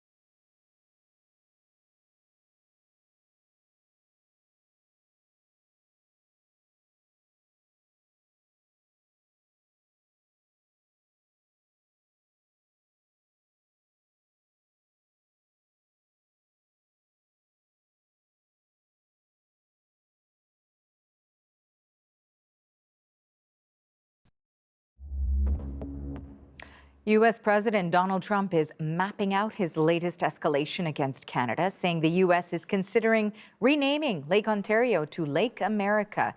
Trump made the threat on Truth Social, saying that he doesn't expect the U.S. to be doing much business with Ontario any longer. Just yesterday, Trump and Doug Ford got into a war of words with Ontario's premier, saying today things got a little heated. It got a little personal. Okay, so what do Canadians think about Trump's Truth Social post? We asked a few people who were walking the boardwalk by Lake Ontario in Toronto's Beaches neighborhood. I appreciate Doug Ford's response to his nonsense. Gosh, it's a crazy time right now, and I hope that it's over soon. I just think he's running out of things to say. He did that a long time ago with the Gulf of Mexico, right? So he's kind of repeating himself. There's a little bit of levity and it's a little bit fun, but you can't take this guy seriously. So here we are, right? See what tomorrow brings. I think it's very concerning, like the way he's throwing out this rhetoric. And yeah, I'm a patriotic Canadian and I don't want it to be called Lake America. So screw Trump. Some thoughts from Canadians there, and here's a look at Ottawa, where earlier this hour we learned the details of Canada's response to the latest threat of U.S. tariffs.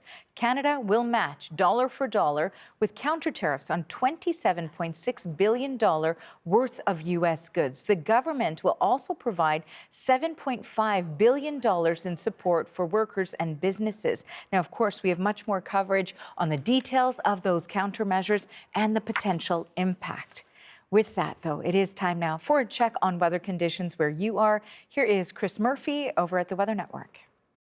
Well, in this national forecast segment, we'll feature rain across portions of the East Coast, thunderstorms in the upper Great Lakes, and how about that smoke in southern BC? Some of that's been blowing its way towards the coastal areas, so the Sunshine Coast, Lower Mainland, certainly the Fraser Valley and eastwards, and that wind direction will switch again by tomorrow, so that will blow the smoke out of the coast and once again across the southern interior. There may be an isolated shower today, better chance of rain late Wednesday and Thursday, but for coastal areas. Thunderstorms have been booming through the night and this morning, especially in northwestern Ontario, heading towards Thunder Bay. Another round this afternoon and this evening, and some of these could produce severe weather, large hail, damaging winds, and heavy rain, and possibly even a tornado down towards the Minnesota border. So you want to be very weather aware today. Fair weather in southern Ontario today, scattered thunderstorms near the St. Lawrence, Quebec City, maybe Rimouski.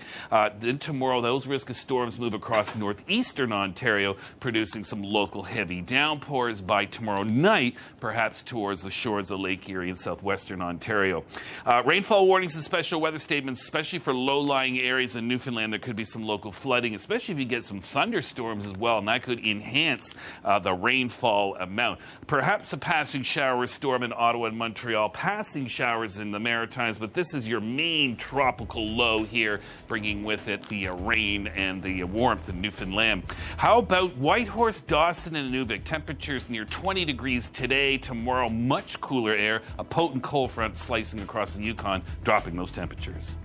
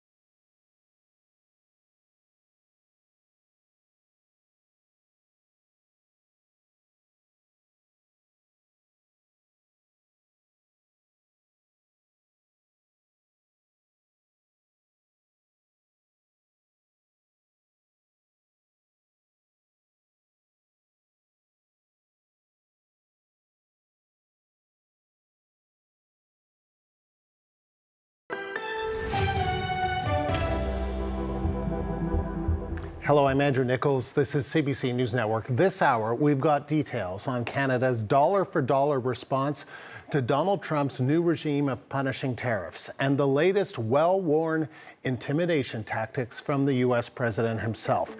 Here's a live look at the lake known around the world as Lake Ontario, or as Donald Trump would have it, Lake America. The U.S. president reached into his familiar playbook of taunts today to muse about renaming the Great Lake. Canada's industry minister was asked about it last hour. Mélanie Joly was undaunted and highlighted the contrasting approaches in D.C. and Ottawa. We'll always call it Lake Ontario.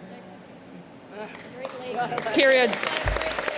I really think that while all these shenanigans are happening, we'll just be smart. And we'll be strategic, and we'll fight back. Fighting back is exactly what the federal government is doing. It's taking a two-pronged approach, slapping the U.S. with new targeted counter-tariffs and introducing protections for workers and companies. The finance minister says it's a measured, serious, and strategic approach. Canada will match the United States tariffs dollar for dollar, rate for rate. Canada's counter-tariffs are designed primarily to provide protection for Canadian industry impacted by U.S. tariffs and allow them to compete against U.S. products in the Canadian market. It's all about fairness, it's all about level playing field, it's all about supporting Canadian workers and Canadian businesses.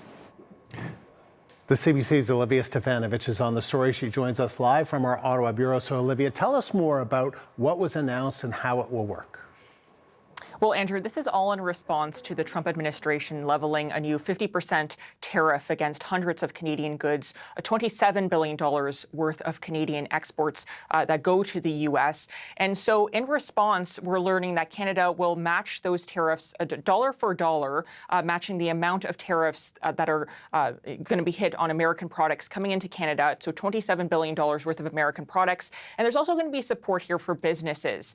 Now, when it comes to counter-tariffs specifically, what Canada has decided to do is to tariff the industries that the Americans are targeting. So tariff those American dairy products that are coming into Canada, fish, furniture, appliances, even steel and aluminum. And these tariffs will range, Andrew, from 15, 25, and 50%. And in fact, the industries that will be hit hardest by these latest tariffs by Canada to the U.S. are the industries that are most affected by the Trump administration. So steel and aluminum, you're going to see those tariffs increased from 25% to 50%. The federal government imposing those tariffs on American steel and aluminum to match the 50% tariffs that are in effect against Canadian steel and aluminum. There's also $7.5 billion here to protect Canadian businesses and workers who are impacted by these new U.S. levies. Here's more from the finance minister about how that portion is going to work.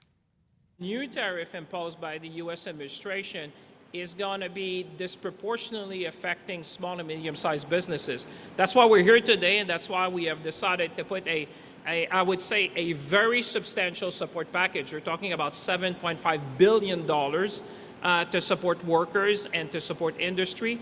But you have to get back to first principle. This is about protecting a Canadian industry impacted by U.S. tariff, and I've said it yesterday, this is about the level playing field. So the federal government says this $7.5 billion is going to be available for businesses and workers who are, again, impacted by these new U.S. tariffs. This is going to help businesses with shovel-ready projects, for example. If they have some projects already in the go, this will help them with those projects to see them to the finish line. It will also help companies with cash flow. And for workers, this will help beef up the employment insurance system so they will not be left struggling.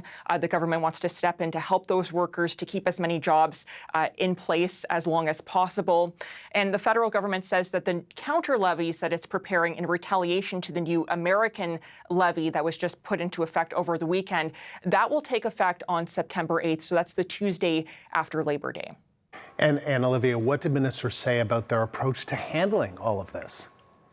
Well, they say they want to take a targeted approach to match what the U.S. is doing and to make sure that Canadian products can compete with American products on Canadian store shelves. So basically, the idea here is to make it so that the American products, for example, aren't cheaper than the Canadian ones and vice versa. It's to really level the playing field, as the ministers said during the press conference. They were asked, though, Andrew, about a suggestion from Ontario Premier Doug Ford, who's actually been calling for energy exports to be affected by Canada's retaliation, critical minerals, electricity. He's called for electricity, for example, to be cut off to the United States, for a surcharge to be added, and for Canada to even use oil as a leverage. And of course, this is controversial because not all premiers agree with this. We certainly heard from Alberta Premier Daniel Smith raising concerns about this, saying oil shouldn't be used as a leverage. The ministers were asked about whether they would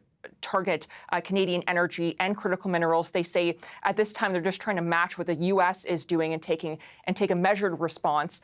They're also anticipating and waiting to see if the Trump administration will follow through on its threat of new 50% tariffs next year against Canadian autos, because that's something new that the president is now threatening against Canada. And here's what the industry minister has to say about that. I've been in contact with the president of Ford Canada, the president of Honda Canada, and the president of Toyota Canada, following the threats of 50% of tariffs against auto. And so, of course, we'll fight back. And of course, emotions are high, but while this is all happening, we'll be smart and we'll be strategic and we'll fight for every of these jobs. So right now, the tariffs against auto on both sides of the border sits at 25%, has not been increased, even though the president is now threatening a 50% tariff against Canadian autos next year. The government's still waiting to see if the president will follow through on that threat. The ministers were also asked, Andrew, during this press conference about a call from the opposition to release the full text of the proposed deal that the prime minister walked away from in these trade negotiations with the U.S. They did not promise that, but they did say that they will listen to the opposition for any suggestions they may have about how to move forward in the coming days and months. And the Prime Minister did speak to the opposition leaders today to speak to that, to hear from them, and to also fill them in on where things stand with the United States. Olivia, thank you. CBC's Olivia Stefanovich live in Ottawa. Let's drill down a bit more on the federal government's announcement to retaliate against Donald Trump's intensifying trade war. Joining me in studio is our senior business correspondent, Peter Armstrong. So, Peter, what will the economic impact of these counter-tariffs be? We're still really trying to get a measure of that, right? Like they've just released this, and it's as you've been hearing, it's a comprehensive list, right? There's 40 pages of seafood tariffs, there's 22 pages of steel and steel derivatives targeted in this. So we're going to have to go through it and figure it out. The economists have started to weigh in. We've got Bradley Saunders from Capital Economics. The key part that I think people care about in his note is we expect the new tariffs to give only a minor boost to inflation, while the relief measures also unveiled today will also offset around half the potential drag on growth. So that balance that Olivia was talking about, of trying to not harm the Canadian economy, target the U.S. economy, have some material impact that gives some leverage without hurting anybody, it's like 16 needles in a row that you got to try to hit. But, you know, a lot of the Canadian businesses are going to get caught on both sides of this, right? I was talking to somebody earlier today who imports kind of the bolts and clasps and fasteners that are targeted in this, but makes appliances. So his sort of competitors are going to get blocked out of Canada. They're going to face a tariff, so they won't be quite as competitive. So he'll benefit from that, but he's going to be at a disadvantage because a lot of his input costs are going up. And it's that sort of, you know, like it's a complicated, complex. Our supply chains are deliberately, we've designed them for 70 years to be super integrated. So it's easy that if you're closer to the border here, you'll buy from an American supplier and I'll give to an American supplier. So is there a way in which you and I could do better business and not buy from the Americans at all? In theory, it works. But, you know, in theory, a lot of things work. So trying to actually implement this and find the supports around shipping and around sort of getting products from one part of the country to another, there you could buy Canadian, is going to be the trick here. It is, because we've spent almost 40 years strengthening north-south links and the east-west links. Because it made sense for everybody, right? Like the economic incentives were, let's all work together. The difference between, and I've said this on your show so many times before, the difference between Canada-U.S. trade and Canada-Europe trade is that we don't just buy and sell stuff from one another. We've been making stuff together for 60 years. And that's why it's so integrated and so tied up. But to try to undo it is going to cause pain for everybody. So what are we hearing from business leaders about these retaliatory tariffs? That they're going to go through them and see what they do. There is broad support. But, I was talking to one guy who said, look, this is a businessman's nightmare, but an entrepreneur's dream, which, by which he says there's so much uncertainty and a lot to navigate that if you can sort of figure out how to hustle through it and get your product to an area of the country that wasn't buying from Canada before, there's benefits here. But there are logistical challenges. There are real troubles keeping payroll. You will see companies that, their business dried up. It's not drying up because these tariffs are in place. It dried up a week and a half ago with the threat of these tariffs. And how do they get through? And that's why all these supports really matter a great deal. And, I'm texting back and forth with Armin Yalnizyan about what does this mean for the EI reform and for the various sort of worker supports that need to be put in place so a company that is struggling with this can keep its people on the payroll, continue to try to adjust and navigate this new uncertainty. But it's a heavy lift, and as I say, it's super complex. So it's seeing it on paper is one thing, seeing it implemented in the days ahead is going to be and understanding the impact it's going to have on everyday Canadians and small businesses. We'll see. Peter, thank you. CBC senior business correspondent Peter Armstrong. So how could today's announcement impact your wallet, and what could it mean for the Canadian economy? Let's bring in Tyler Meredith to break it all down. He's the former head of fiscal and economic policy for former Prime Minister Justin Trudeau. He's joining us live in Victoria. Tyler, appreciate you taking the time to talk to us. Thank you. Thanks for having me, Andrew. Let's start with your reaction to today's announcement. It is Canada matching U.S. tariffs, dollar for dollar, almost $28 billion. What do you make of this dollar for dollar response? Well, I think we actually have to put dollar for dollar in context here. So it's the same amount of trade flows that come across the Canadian border from the U.S. that are going to be tariffs, so about $27.6 billion in Canadian dollar terms. But it's not necessarily in every one of those categories the same tariff rate as what the U.S. is imposing on us in the other direction. And that's important because it may mean that in the end, when we add all of those things up, and this will evolve obviously as consumers and trade flows change in response to this trade fight, that we have a slightly lower initially tariff rate on the U.S. than their tariff rate on us. But that's actually not something that's, I think, problematic because it gives us room to ratchet that up over time if, as we know, as the president has indicated, they intend to retaliate further. So Canada has some firepower here still left in its magnum that it can potentially use. Do you think that it had to be, we can quibble about whether it'll exactly be the $28 billion, but do you think it had to be a dollar for dollar spirit of retaliation? Absolutely. And I think the Prime Minister has hit that mark. I think that the important thing here is that if you look at the regional footprint of where this is going to bite, this will bite in parts of the northeast of the United States, places like Maine, New Hampshire, et cetera, Michigan, that are not only, states that are important swing votes in this upcoming midterm election, but also are the base of the manufacturing capacity that the U.S. is trying to revive with these actions. And so I think you will see a fair political impact of this to the president. And that's going to come in the next number of weeks as we get closer to the election. I'll be very interested to see what, for example, Senator Collins has to say in Maine as to the impact this will have in terms of fish, which is very important to people in her race and in her in her state where she is likely to lose her seat. And we can also expect potentially in Michigan that the Democrat is going to potentially be successful there. And that, again, is a race that Trump needs to win. How will this affect everyday Canadians? Canadians who are facing cost of living concerns when they go to the grocery store, when they go to buy something? Yeah, look, so I think in some of these categories, there are obviously Canadian substitutes that will be available, and I would expect that Canadians will be ever more fervent in their Buy Canadian spirit that we've seen play out in the Canadian economy. And so if that's the case, the price impact to consumers may actually be somewhat modest. There are going to be some potential imports, things like smartphones, where there isn't a Canadian product that's available. So it will have an impact on prices that Canadians pay. But I think we're all probably at this stage resolved to want to pay those tariffs as an act of defiance against Donald Trump. In terms of what this means for the actual worker and for firms, I think it's important to keep a couple of things in mind. The first is, initial estimates before this tariff list came out were that about 100,000 jobs potentially in Canada could be at risk as a result of the tariffs by the United States.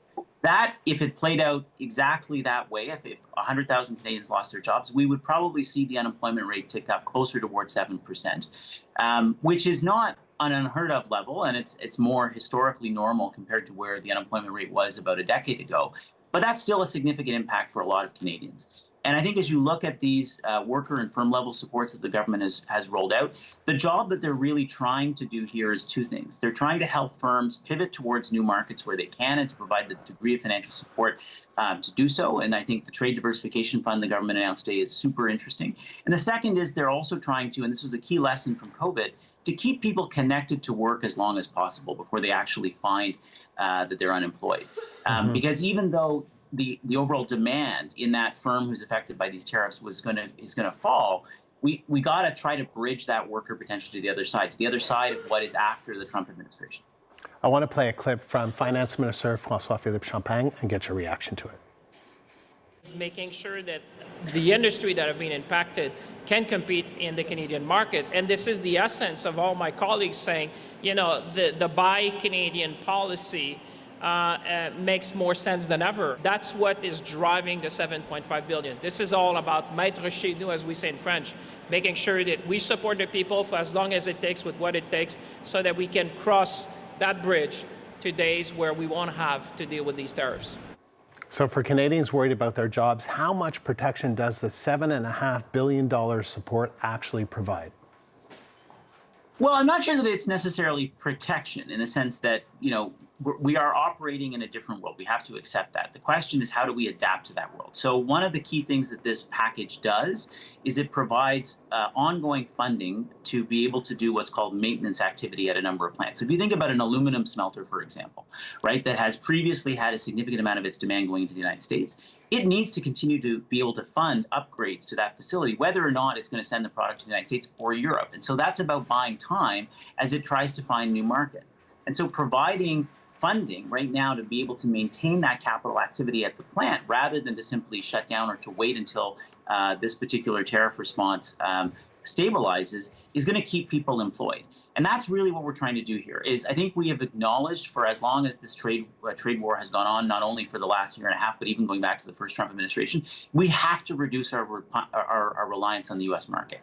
But our ability to shift towards new markets isn't going to come as quickly as just signing a new free trade agreement. As the Prime Minister goes around the world signing all these free trade agreements, that's important. But behind those free trade agreements is going to require businesses to find new customers abroad and to make different things for those new customers abroad. And that requires us to invest in our industrial capacity to shift to those new markets. What do you think is going to happen next? Do you think that this is going to escalate in terms of the American response? And then will that require an escalation on this side of the border? Could that mean energy is on the table? So I'd say a couple of things. First is, as I said at the beginning, it's actually useful that the government has kept a bit of powder dry here that it can use at a later point in time, so it's not playing all of its cards. The second is I think it's been very useful that the Prime Minister, including in the language he used in his press conference over the weekend, was very cryptic about the next set of things that government could potentially use. I mean, he didn't dismiss the idea of energy. He didn't dismiss the idea of some of our non-tariff cards that we can play. I've previously talked about whether we want to bring the fact that Canadians hold a significant amount of U.S. treasuries in their investment accounts into this mix potentially, because we know that the cost of debt for the U.S. government is becoming very expensive and a significant pain point for the Trump administration. And also, we know that there are, as you say, other tariff measures that we think the U.S. is probably going to employ. And so it's interesting to me that the president chose in his new threat to tariff autos at 50%, to put that beyond the midterms and down the road into January. To give himself some time to see if Canada, if he wants to entice Canada towards a deal, which I don't think Canada is going to take, but he wants to give that possibility, to make that possibility real. And second, because he needs to reassess what the political impact is after the midterms. And if he is in a weakened state after the midterms, Canada is in a very good position to be able to ride this out. Tyler, always good to talk to you. Thank you. That was former head of fiscal and economic policy for former Prime Minister Justin Trudeau, Tyler Meredith. Now, before those countermeasures were announced, Donald Trump went on a tirade against Canada in a series of online posts Among them, a threat to change the name of Lake Ontario. Journalist Kate Fisher joins us live from Washington. So, Kate, we've seen this before with the Gulf of Mexico, but you could say this latest suggestion from Trump, well, it really hit home with Ontarians and Canadians. Yeah, absolutely. He really upgraded lashing out on Canada this morning, as you say, suggesting now that a second body of water be renamed in the United States name, that Lake Ontario should be renamed Lake America, saying that he was giving it serious consideration. And he even posted a graphic of its name crossed out and replaced by Lake America in gold letters with the US flag, and said he needed the change because he does not expect to be doing much business with Ontario any longer. That was just one of several Truth Social posts this morning. He also accused Canada of targeting US farmers, complained about America's trade deficit with Canada, though of course that's primarily due to the US making big purchases of Canadian crude oil. He said that Canada had been ripping off the USA for decades, charging US farmers 400% tariffs and more. And he said that they have driven many wonderful US companies out of business, and even saying that he deals with many countries and that Canada is easily the most difficult and unreasonable of all of them. Suggesting that over 10 years, the US has lost on average $60 billion a year to Canada. He went on and on about all of this. And he also addressed some of the issues that came out over the weekend during the collapse of the trade negotiations between the two countries, denying that the White House had sought to interfere with the French language being spoken in Quebec, saying that he would never do such a thing. And that he called it a lie by a weak and ineffective Prime Minister, and said that, in fact, he loved French Canadians. Mark Carney is extremely popular in Quebec, it should be noted. What are we hearing about all of this from politicians in the United States? Well, we've actually just in the last hour heard from the Agriculture Secretary, Brooke Rollins, who was asked about this, of course, but refused to directly answer specific questions.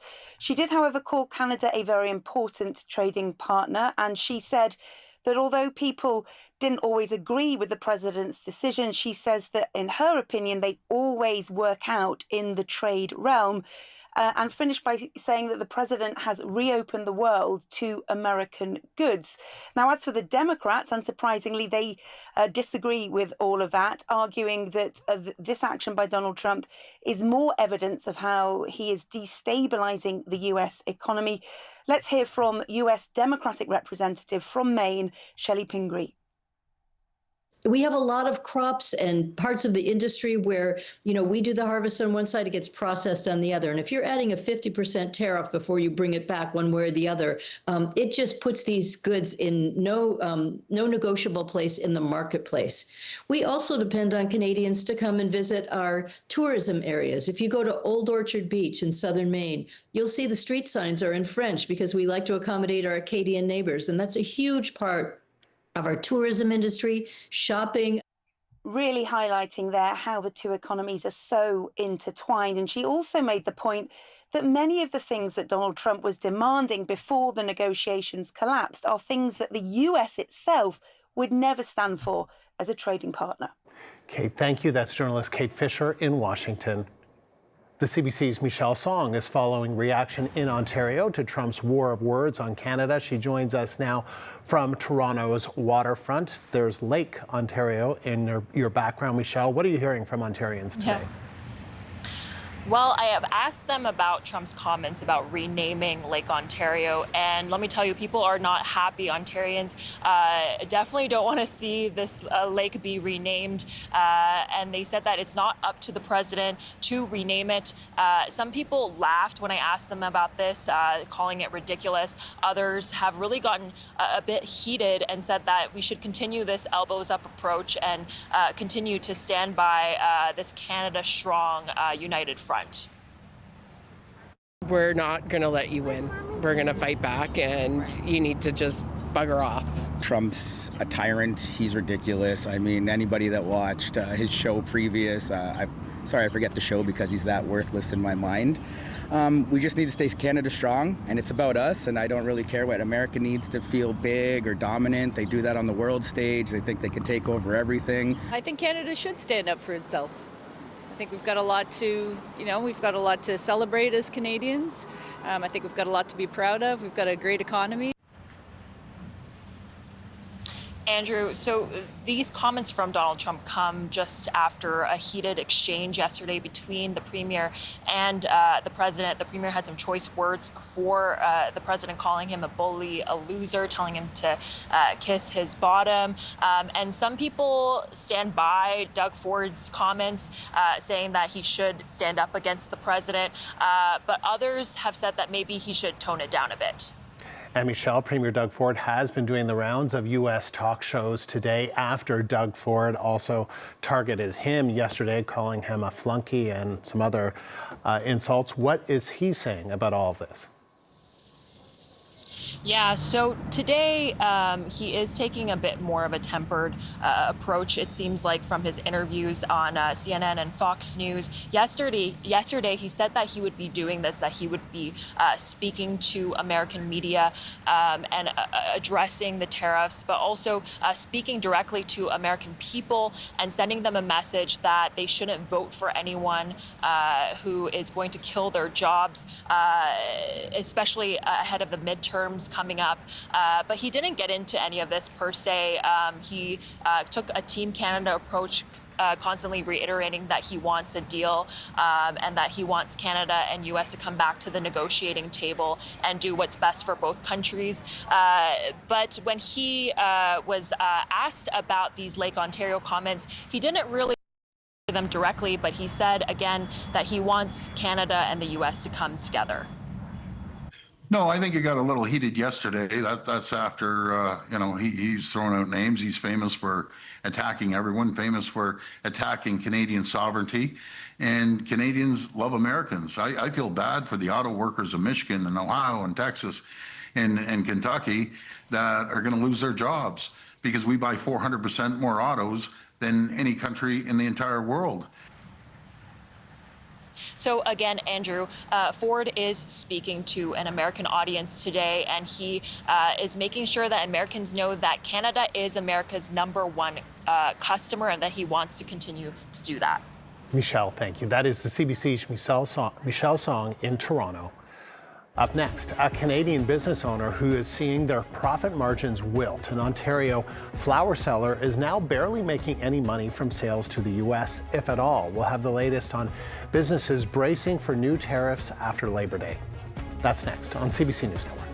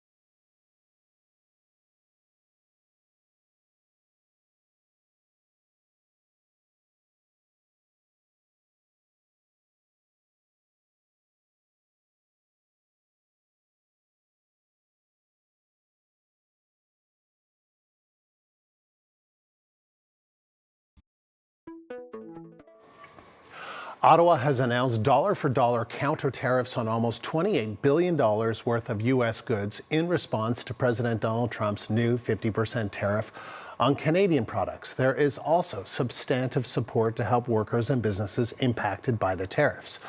Ottawa has also announced a $7.5 billion package of new and enhanced support measures. They include $3.5 billion to help workers access income support when they need it through employment insurance, and better access to financing support for bigger Canadian companies.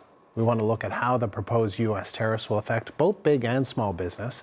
The CBC's Mark Harkosol joins me in the studio. So, Mark, what is the immediate impact on small businesses? Well, for one thing, Andrew, it's a lot of uncertainty still. You can imagine small businesses have had a lot of choppy water to navigate leading up to this moment. Will there be tariffs? Will there not be? If there are, how large will they be? How long will they last? And many of them are still asking these very questions. You can't budget with this amount of uncertainty, particularly when you are working with partners across borders. It is a very difficult thing for them to really see into the future, which makes it hard to do business. We have seen a survey done by the Canadian Federation of Independent Business earlier this month from before the tariffs passed, talking about the impacts that they would have when they are implemented. Here is what those surveyed said. 40% of CFIB members say that they make items that are affected by what at the time were potential tariffs. Now we know are tariffs that, as of today, will be coming into effect soon. 77% of exporters with affected products expect revenue loss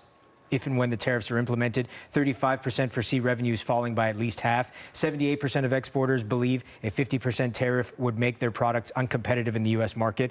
And 3/4 said it would prompt efforts for them to reduce dependence on the U.S. market. So if and when these tariffs go into effect, those are the potential impacts we could see.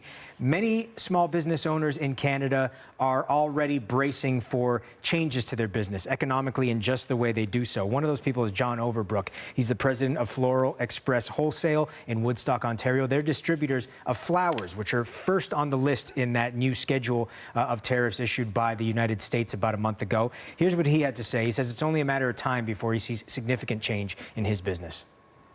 The thing of it is most of our crops are in production and planned well in a year in advance, and you cannot change that. So the flow of product will stay this way for several months. I anticipate that that it would take 2 to 3 months where they would agree to this increased pricing. And then our friends across the border will start to look at possibly buying from other countries where there's not tariffs, or possibly switching their products altogether. We're going to take you now live to Ottawa. Bloc Québécois leader Yves-François Blanchet is speaking to reporters after this morning's briefing from federal ministers on the government's counter-tariff measures. Let's listen. Substitutes that were made in Quebec and Canada or elsewhere, but not manufactured in the U.S. So it doesn't correspond exactly to what we asked for, but at least the response had to come. And so let's be careful and let's analyze what is targeted in these countermeasures. The government is calling on existing programs. So they tell people, use channels that you're aware of, or if you're not, you should be aware of them. There is an element that I believe is quite serious. If you're charging retaliatory tariffs, the money that will be collected will not be refundable. Prime Minister Carney is not going to collect tariffs and go give the money back. So why is it that support would be through the form of loans? So I don't really understand the principle. We were asking, and I insist, that these programs be non-refundable, because businesses, SMEs, in all industrial parks throughout Quebec and probably Canada are already very much in debt. So that's an issue. The Bloc Québécois asked for and did obtain a lowering of the threshold allowing access to the program. Last week, we made a request so that the program for forestry workers be more accessible than the cap of 2 million. So if your business figure was less than 2 million, you didn't have access to aid. So we understand that this threshold has been lowered to 1 million. So it seems that forestry businesses with a $1 million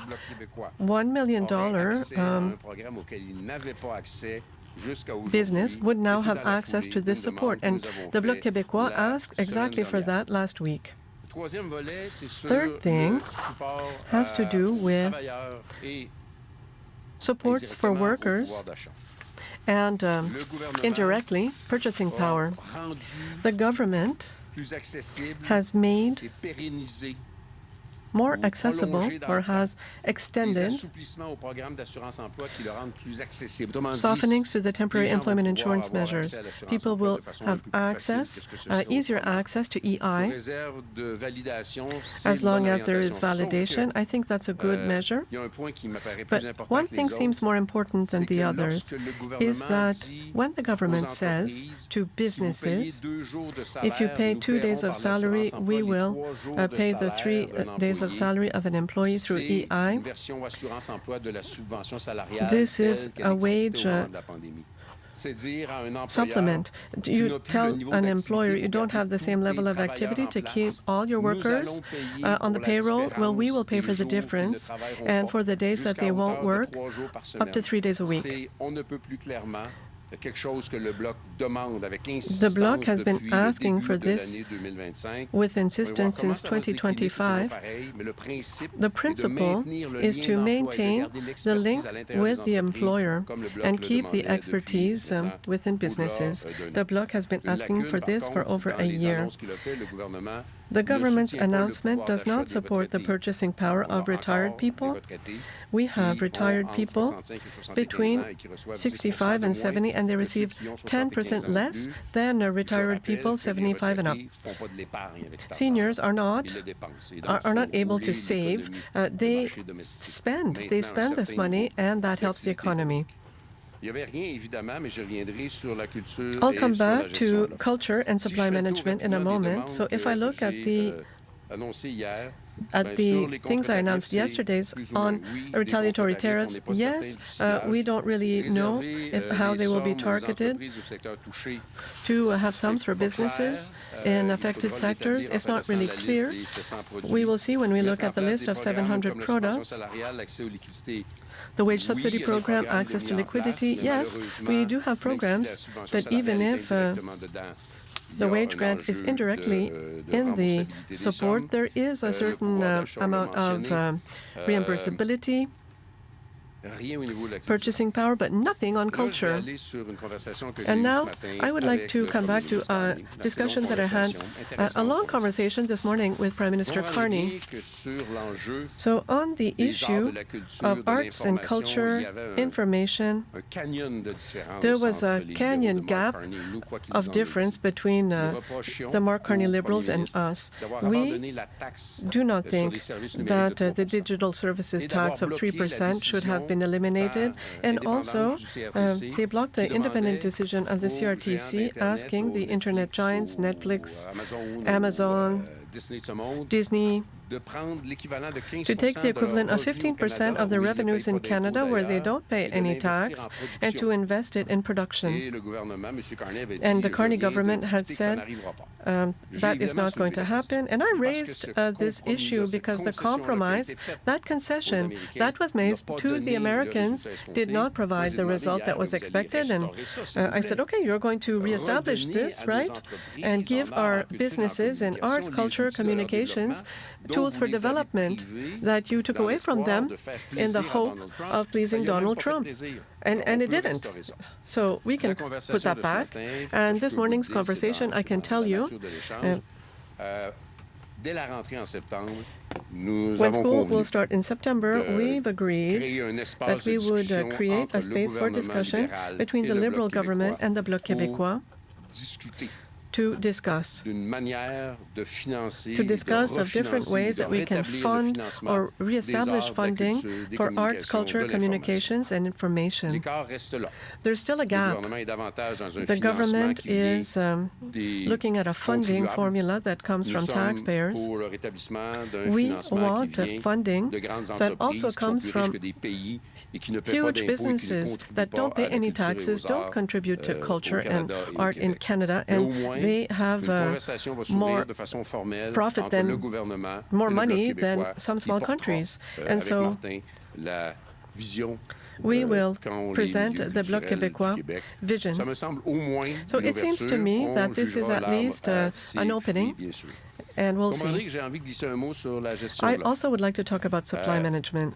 The government had admitted that with the quotas, Americans should have access to our grocery shelves with yogurts or cheeses. We were dead set against. This is cutting into supply management. Anyone who is a former president of in the dairy industry would be wrong, because the American government and the Canadian government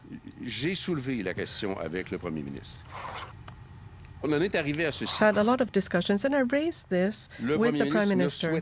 The Prime Minister does not want this to be back on the table. He would like to defend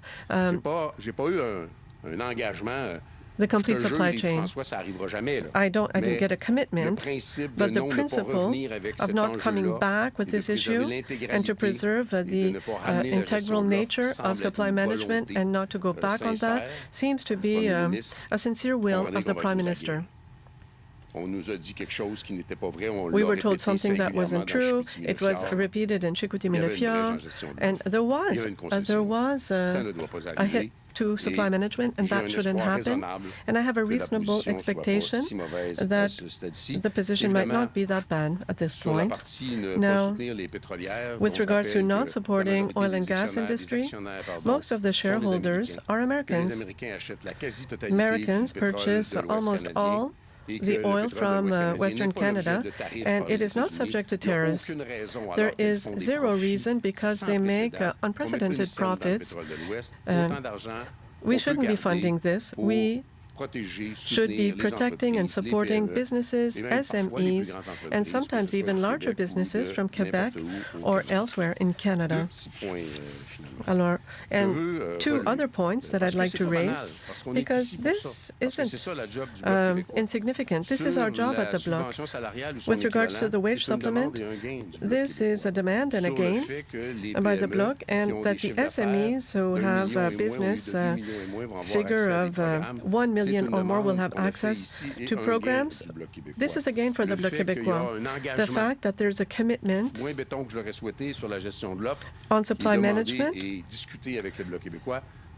this is also a positive measure for the Bloc, and the fact that a very formal discussion was had on this principle that arts and culture should be funded, and we're going to have discussions between now and the end of September, and these are important elements.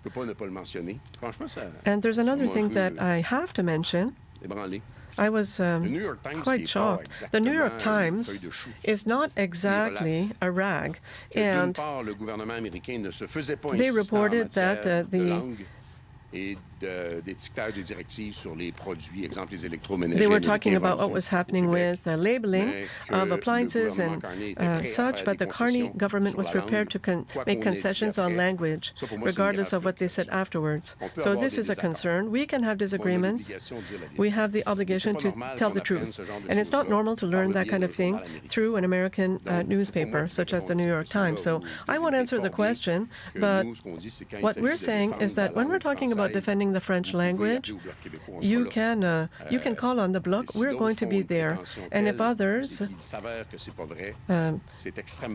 say things and then it turns out not to be true, that's problematic. And the Prime Minister will have to respond. because there is no scenario where Quebec can accept this, and I'm sure that within the Quebec election campaign that will begin shortly, this will be mentioned. People have the mandate to protect the language and culture of Quebec. Some people are more qualified than others to do so. But we at the Bloc Québécois, we're not going to compromise on this at all. I know it was long, but there was a lot to discuss. Thank you. Question period? One question, one follow-up. Please state your name and your outlet. Je sais pas si c'est... À vous de voir. Donc, il semble y avoir une différence d'interprétation sur la question de la gestion de l'offre et de ce que le Bloc québécois considère comme l'intégralité de la gestion de l'offre et ce que le gouvernement Carney, lui, considérait comme l'intégralité de la gestion de l'offre, n'est-ce pas? Ouais. Interprétation ou présentation politique de la chose. Interpretation or political presentation. I myself had integral put into the Quebec Act, and that means everything, everything, everything. So there was no possible compromise. Now, people are repeating that it wasn't an entire rupture of supply management, but it's not quite true.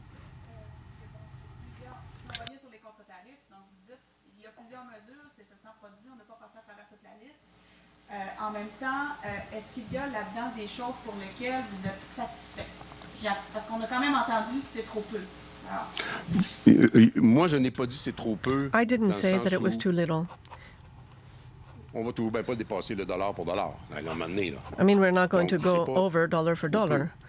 Le principal enjeu, but the main issue here c'est que les counter-tariffs is that génèrent des revenus the counter-tariffs will generate revenue.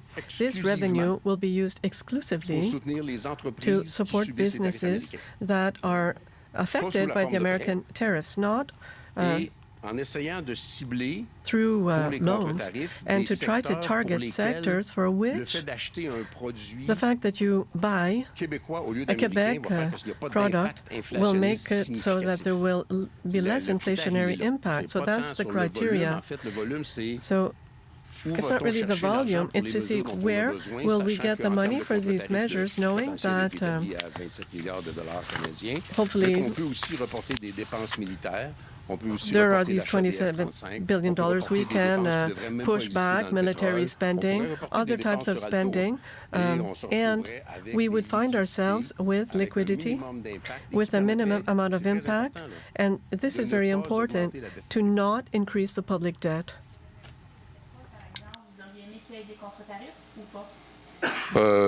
En fait, le pétrole, je pense pas qu'il s'agit dans le cas du pétrole de I don't des think contre-tarifs. Dans le cas that du we pétrole, should put retaliatory tariffs on oil. de We have subventionner to le stop secteur pétrolier funding à the coût oil de and gas 7, sector. 10, 11 milliards de dollars par année. $10 billion a year, so over 20% is coming from Quebec. And with the Strait of Hormuz and the war, they're making unprecedented profit, and it's sent to the U.S. anyways, and that the shareholders are mostly Americans. So this is quite something. It's quite the scam to say Americans own this. We're not protecting anything with regards to Canadian sovereignty when we fund the Canadian West and the oil patch. So we could talk about electricity exports. I understand that this is federal jurisdiction, but Hydro-Quebec is selling electricity to New England. New England is not Republican, so...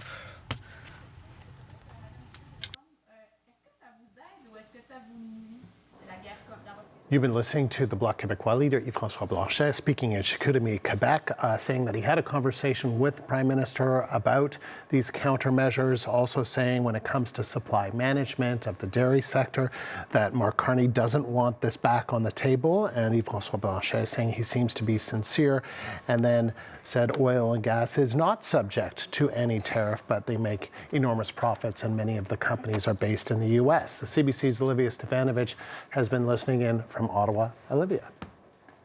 Well, Andrew, on supply management, this is something that the Bloc leader says he raised in his conversation with Prime Minister Mark Carney earlier today. The Bloc leader says he is dead set against American dairy products coming to Canadian store shelves or more American products, fearing that this could disrupt the dairy industry in Quebec, which has the largest dairy industry in the country. And he says that he had a positive conversation with the Prime Minister about this. He actually said that he believes that Mark Carney, has a sincere will to protect supply management, which is quite a contrast from comments we heard from the Bloc leader over the last few weeks, raising concerns about the federal government potentially dismantling supply management or reducing it in some fashion that would harm the dairy industry in Quebec. So that is quite the development coming out of that conversation between the two leaders this morning. The Bloc leader also referenced culture because a few days ago when the Prime Minister gave his response to why he walked away from trade negotiations with the U.S., one of the things he said that the Americans were trying to compromise was Canadian culture. Now, we've seen that the U.S. president put out on Truth Social today quite a lengthy post about this, denying the fact that he was trying to prevent Canadians from speaking French and saying he loves French Canadians or something to that effect.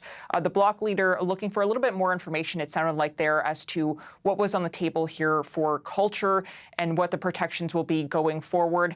We didn't hear a lot of questions there. I was surprised about the counter levies that Canada has just issued today, the details of which the counter levies will actually come into effect the Tuesday after Labor Day. But this is something to watch out for, the fact that Canada is now starting to retaliate against the United States, against $27 billion worth of American products. So that's something that we expect the opposition leaders to maybe raise some more issues about in the coming days. But as for now, it sounds like the Bloc leader is happy with his conversation with the Prime Minister this morning, and it doesn't seem like the Canadians are willing to move at all on supply management or improve access for the Americans when it comes to dairy. Olivia, thank you. CBC's Olivia Stefanovich live in Ottawa. So let's stay in Ottawa. For more on Canada's response to Donald Trump's trade escalation, Catherine Cullen, the host of CBC Radio's The House, joins us now. So Catherine, nice to see you again. We now have a clearer picture of how the government is responding to the latest trade war escalations. There was some talk that maybe it wouldn't be dollar for dollar, and then it appears to be dollar for dollar, or at least aiming to be. In that spirit, what do you make of how they're planning to support businesses? Yeah, so to talk about the business piece of it first, Andrew, I would say one thing we have to acknowledge is that this is incredibly important, right? This whole moment is obviously very high stakes. I think Canadians are by and large seized with it. And it's easy to get caught up in the back and forth rhetoric, especially some of the explosive things we've seen over the course of the last 24 hours or so. But the economic pain of this is going to be quite real. We've been hearing from businesses on CBC News Network and elsewhere that are very worried about the consequences for them, that talk about the fact that some of these U.S. tariffs, for instance, mean that they're going to lose customers, and that they don't necessarily expect that even when this era, whatever it looks like, is over, that those customers are going to come back.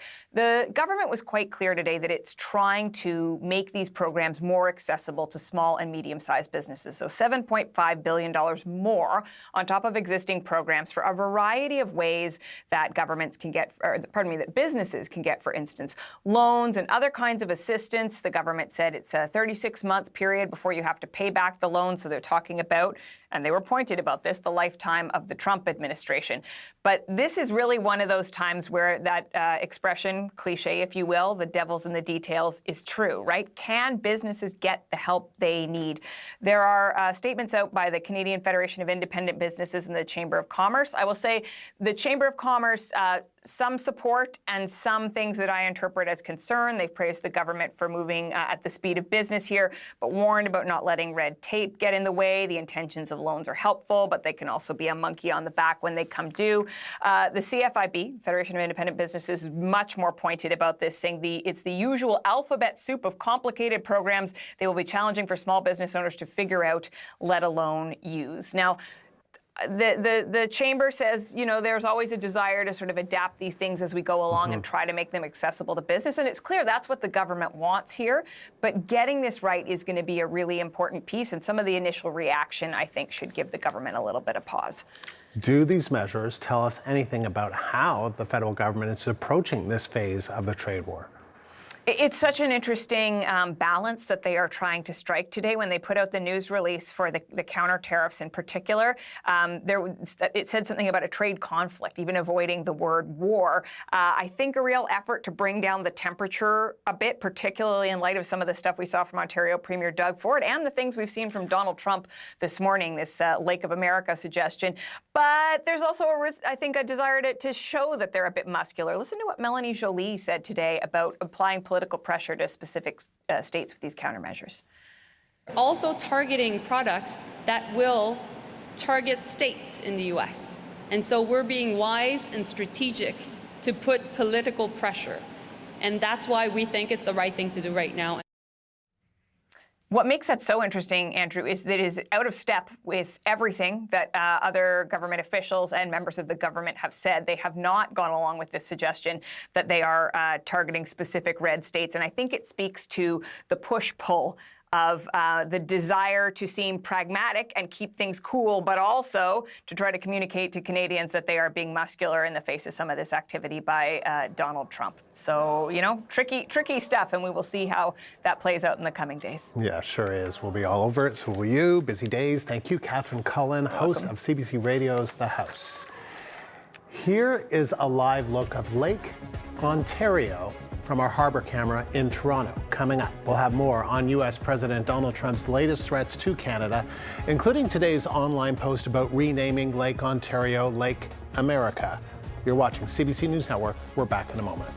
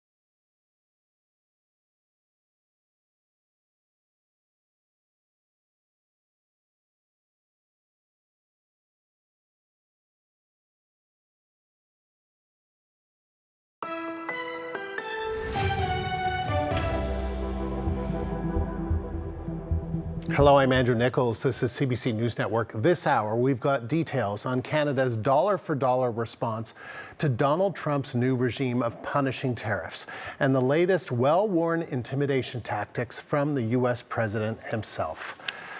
Before we get to our extensive coverage of the trade war, we have some sad breaking news to tell you about. Music icon and philanthropist Dolly Parton has died.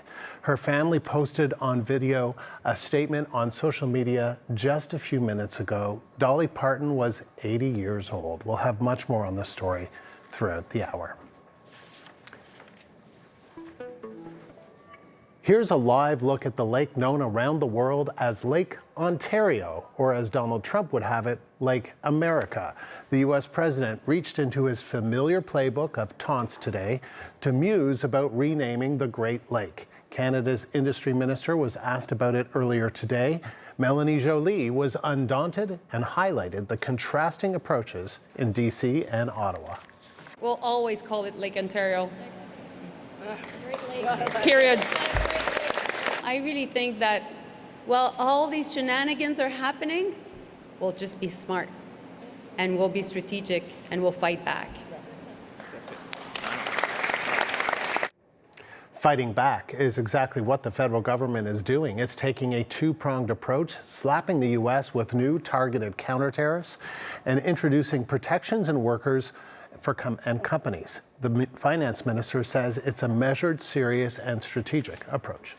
Canada will match the United States tariffs dollar for dollar, rate for rate. Canada's counter-tariffs are designed primarily to provide protection for Canadian industry impacted by U.S. tariffs and allow them to compete against U.S. products in the Canadian market. It's all about fairness, it's all about level playing field, it's all about supporting Canadian workers and Canadian businesses. The CBC's Olivia Stefanovich is on the story. She joins us live from our Ottawa bureau. So Olivia, tell us more about what was announced and how it'll all work. Well, Andrew, there's two parts to Canada's response here. There's support for workers and businesses and also new retaliatory tariffs to counter the new 50% levy that the Trump administration imposed on Canadian goods over the weekend after trade talks fell apart with Canada. So when it comes to these counter levies, they will match the ones that the U.S. has put in place against $27 billion worth of Canadian goods. So what the federal government says it's going to do, this is going to start on the Tuesday after Labor Day, is impose tariffs on $27 billion worth of American goods. And it will impact and match the tariffs that the U.S. has put in place against Canadian industries. So the federal government is targeting here American dairy, for example, appliances like refrigerators, furniture, pulp and paper. There's a whole range of American goods that will be impacted by these new counter levies that are set to take effect in just over a week, Andrew. So this is the first glimpse we're getting of Canada's retaliatory response again to the American aggression in this trade war, the latest aggression. And there's also $7.5 billion of support for businesses and workers who are going to be impacted by the American tariffs. Here's more from the finance minister explaining how that part will work. New tariff imposed by the U.S. administration is going to be disproportionately affecting small and medium-sized businesses. That's why we're here today, and that's why we have decided to put I would say, a very substantial support package. We're talking about $7.5 billion to support workers and to support industry.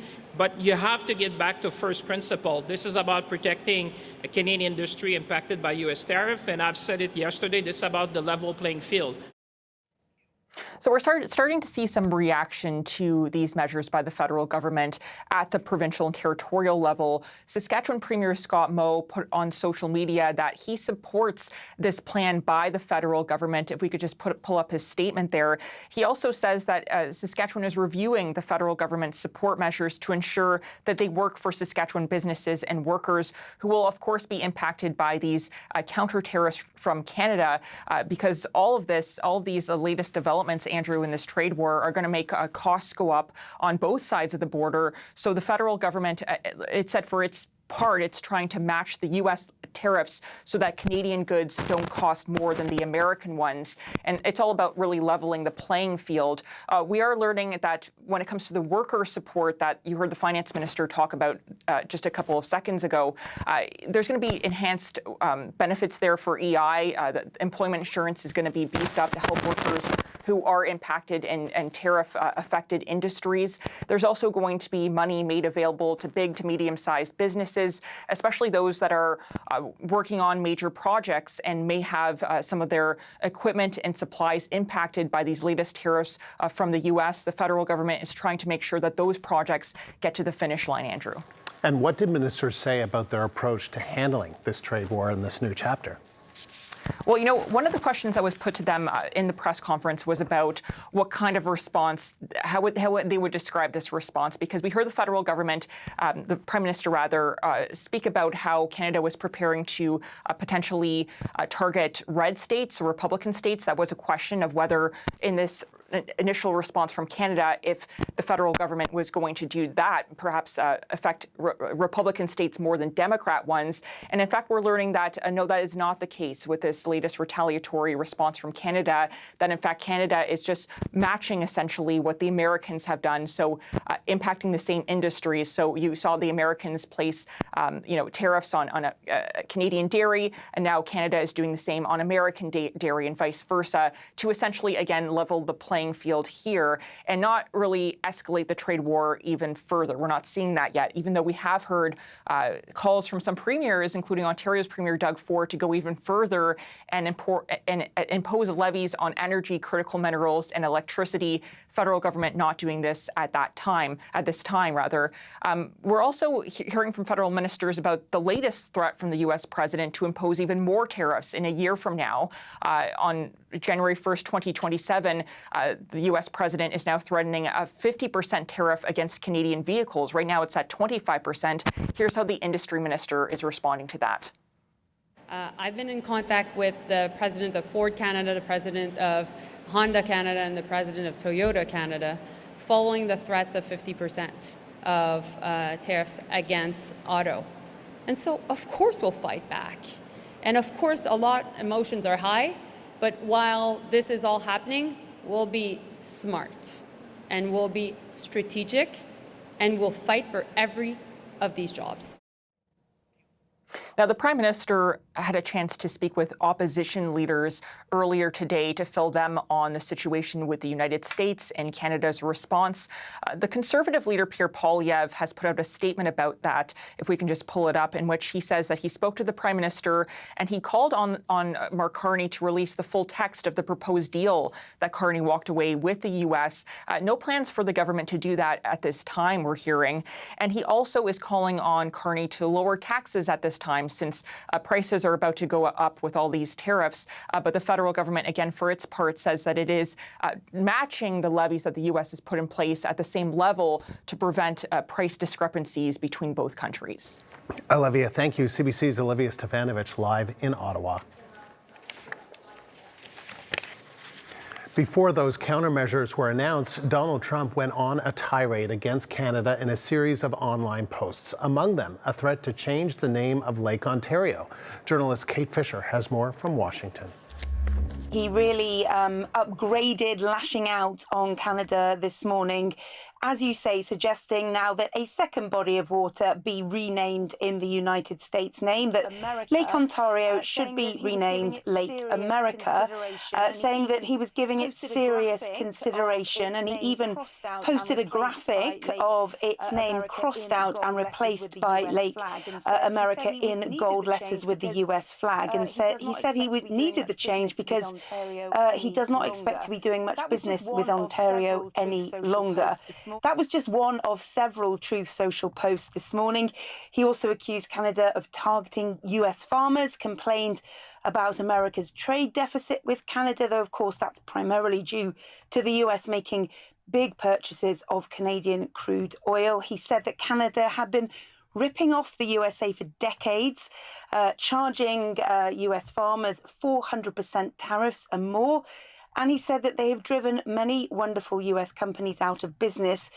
and even saying that he deals with many countries and that Canada is easily the most difficult and unreasonable of all of them. Suggesting that over 10 years, the US has lost on average $60 billion a year to Canada.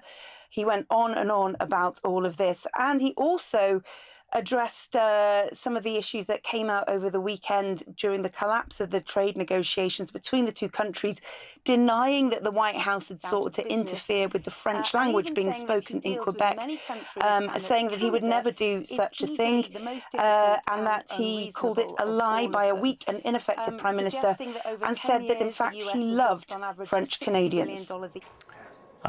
Mark Carney is extremely popular in Quebec, it should be noted. What are we hearing about all of this from politicians in the United States? Well, we've actually just in the last hour heard from the Agriculture Secretary, Brooke Rollins, who was asked about this, of course, but refused to directly answer specific questions. She did, however, call Canada a very important trading partner, and she said that although people didn't always agree with the president's decision, she says that, in her opinion, they always work out in the trade realm, and finished by saying that the president has reopened the world to American goods. Now, as for the Democrats, unsurprisingly, they disagree with all of that, arguing that this action by Donald Trump is more evidence of how he is destabilizing the U.S. economy. Let's hear from U.S. Democratic Representative from Maine, Shelley Pingree. We have a lot of crops and parts of the industry where, we do the harvest on one side, it gets processed on the other. And if you're adding a 50% tariff before you bring it back one way or the other, it just puts these goods in no negotiable place in the marketplace. We also depend on Canadians to come and visit our tourism areas. If you go to Old Orchard Beach in southern Maine, you'll see the street signs are in French because we like to accommodate our Acadian neighbors. And that's a huge part of our tourism industry, shopping. Really highlighting there how the two economies are so intertwined. And she also made the point that many of the things that Donald Trump was demanding before the negotiations collapsed are things that the US itself would never stand for as a trading partner. Journalist Kate Fisher in Washington. And we have some breaking news from the music world. Iconic country singer, actress, and philanthropist Dolly Parton has died. Her family announced the news earlier this hour on social media. Let's bring in the CBC's Tricia Kindleman with more. Tricia, I don't know. This is just sad news. To me, it just sort of came out of nowhere. What do we know? It really did. Well, it kind of did, I'll say. It really is sort of that day, that news that a lot of people, particularly country music fans, really didn't want this day to come. Mm-hmm. We know that she was 80 years old today, and she has died at the age of 80. Now, last week, she did tell People magazine that she was dealing with some health issues, and she said they were things that she hadn't been paying attention to for a while, sort of while she was taking care of Carl, as she put it. Now, Dolly fans will know that Carl was her much-loved longtime husband. Now, he died back in March of 2025 at the age of 82. So now it does seem like since his passing, she has really sort of tried to focus on her own health, but there has been a number of stories, particularly in recent months, about her sort of having to cancel and postpone some dates and performances. There was a residency that was expected to kick off this fall in Las Vegas. That had been postponed at this point. Now, obviously, that will unfortunately have to be canceled, and her fans will not, unfortunately, be able to make that trip or head to Vegas to see that show. But if we want to look at her career a little bit, it spanned 6 decades. She recorded famous hits like Jolene, 9 to 5, which that actually was not only also a movie, but also later became a Broadway show, which she co-wrote and was a major part of as well. She also, of course, had the hit song, I Will Always Love You. So known not only for her musical talents, but also for her acting. She was a member of the Country Music Hall of Fame. She was also a philanthropist. She was really generous and a giving, warm individual. I think that was something that people people saw when they experienced her, either on television or on stage. Her warmth just it just exuded and reached every corner of the room.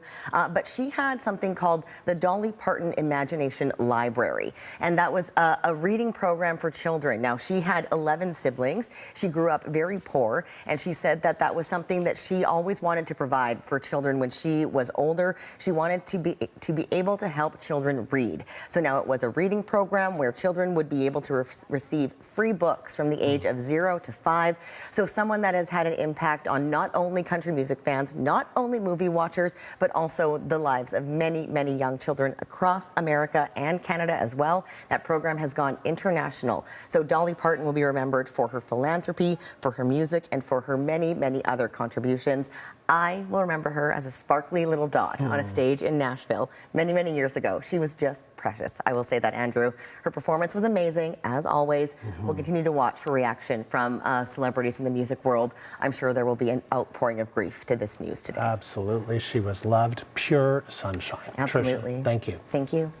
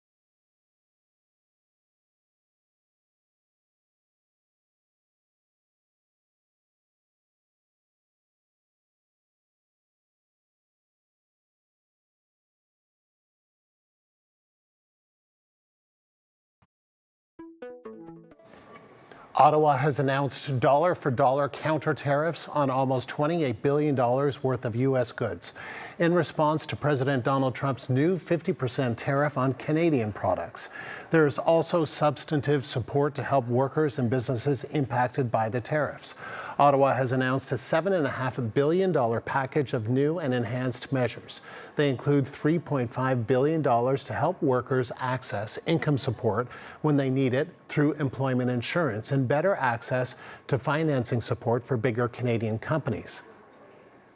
And back now to our ongoing coverage of the trade war with the U.S. Ontario Premier Doug Ford has called for oil to be used as leverage in the trade war with the U.S. But Alberta Premier Danielle Smith has not committed to using Alberta's crude oil exports. And the CBC's Brian Labby is tracking this story for us live from Calgary. So, Brian, how are people in Alberta reacting? Well, Andrew, it's creating quite a buzz here in Alberta. People lining up on both sides of the debate. Industry making its position very clear. We received a statement from the Canadian Association of Petroleum Producers, and it says, in part, any action that would result in restricting the flow of energy between the two countries would cause immediate harm to consumers on both sides of the border.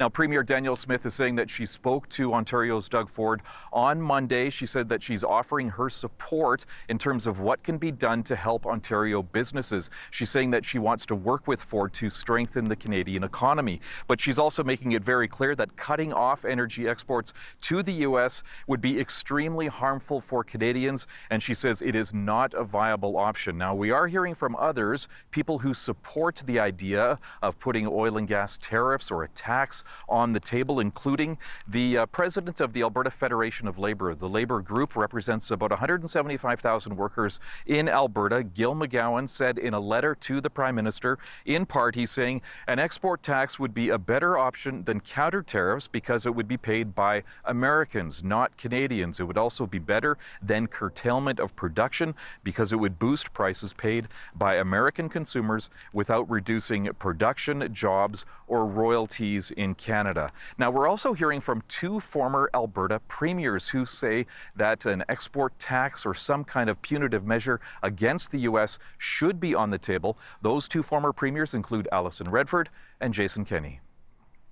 Those are three of the strongest, the highest cards that we might have to play. We should not do so unless it's absolutely necessary. But I think we should telegraph that if they really, blow out the doors in terms of the president's threat to attack Canada economically in order to imperil our sovereignty, we should make it clear that we could play that card. Jason Kenney is making it clear that he does not support production cuts in terms of shipments to the U.S. He says that could damage Canada's reputation as a reliable supplier of energy exports. So, Brian, how simple is it to just throw, say, a tax on oil heading into the U.S.? What challenges does that kind of a measure pose? Well, it can be done. It's something that governments can do. Governments, of course, the owner of the resources. Now, we spoke with an energy expert who was saying that it can be done, of course, but there are consequences. Essentially, if you go back far enough, all exports used to be regulated by Alberta and the federal government, back any time and even before. So the powers exist for governments to do that. But the question becomes who bears the cost? Because it's a commercial negotiation between a producer and a consumer about who's going to pay for that. And would it just be a tax on producers here in Canada? And Richard Masson is adding that it would be better for industry and government to focus on diversifying Canada's energy export markets, something that it's doing in terms of looking at other pipeline options to the West Coast. Andrew? Brian, thank you. That's the CBC's Brian Labby in Calgary. There was something else the American president felt compelled to put out on social media this morning. It may have to do with the Prime Minister saying Canada could not accept a proposed deal that would have weakened French language protection.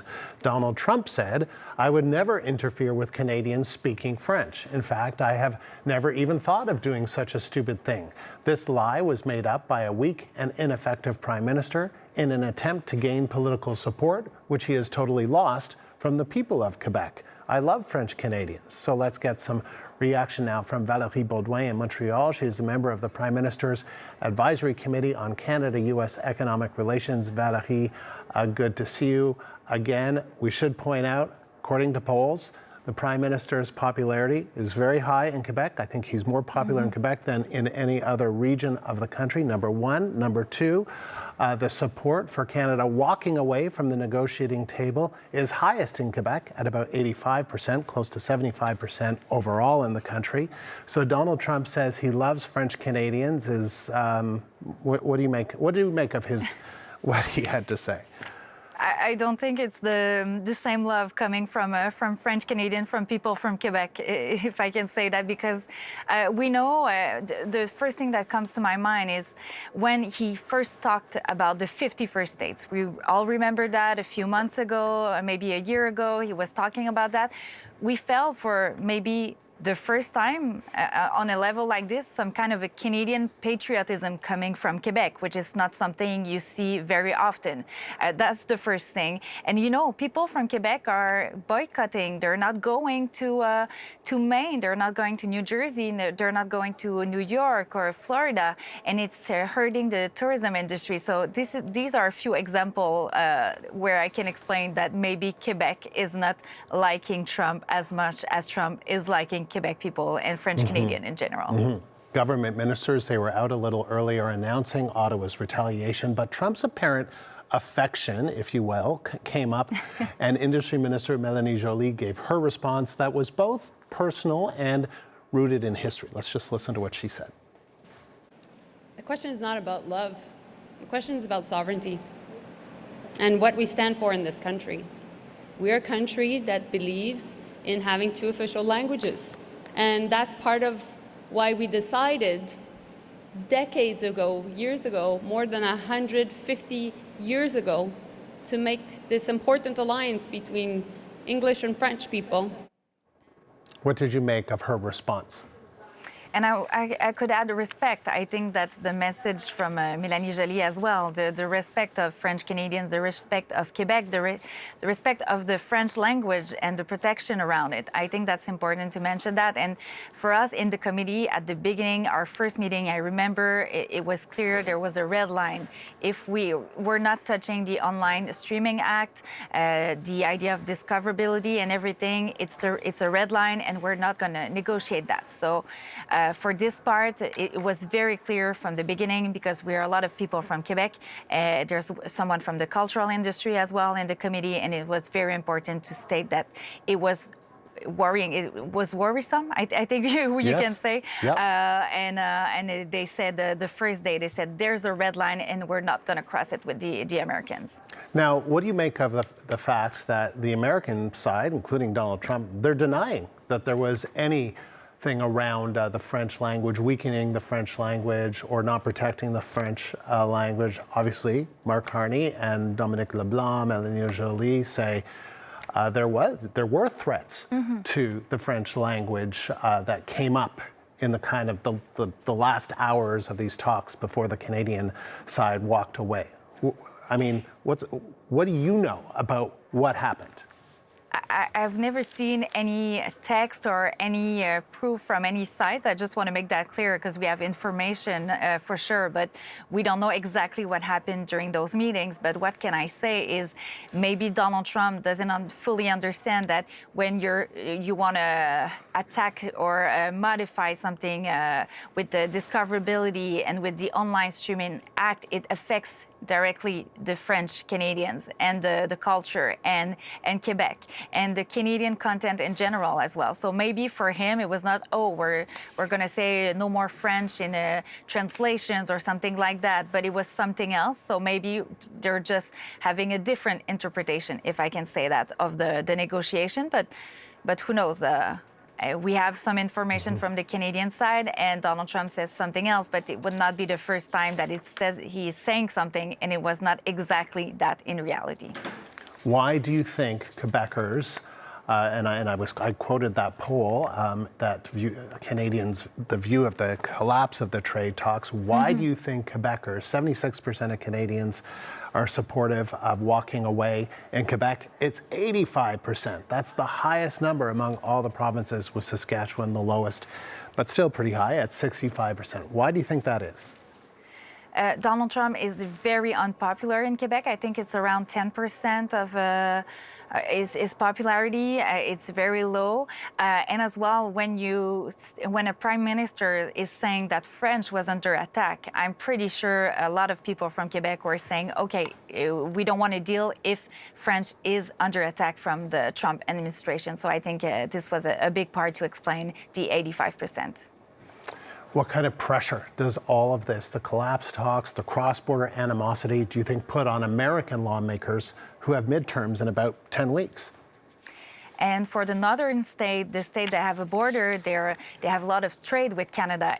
They're going to be put in a really hard position from the Republican Party and the Democratic Party. The Democrats are already attacking Donald Trump and his administration, saying it's going to hurt the American economy.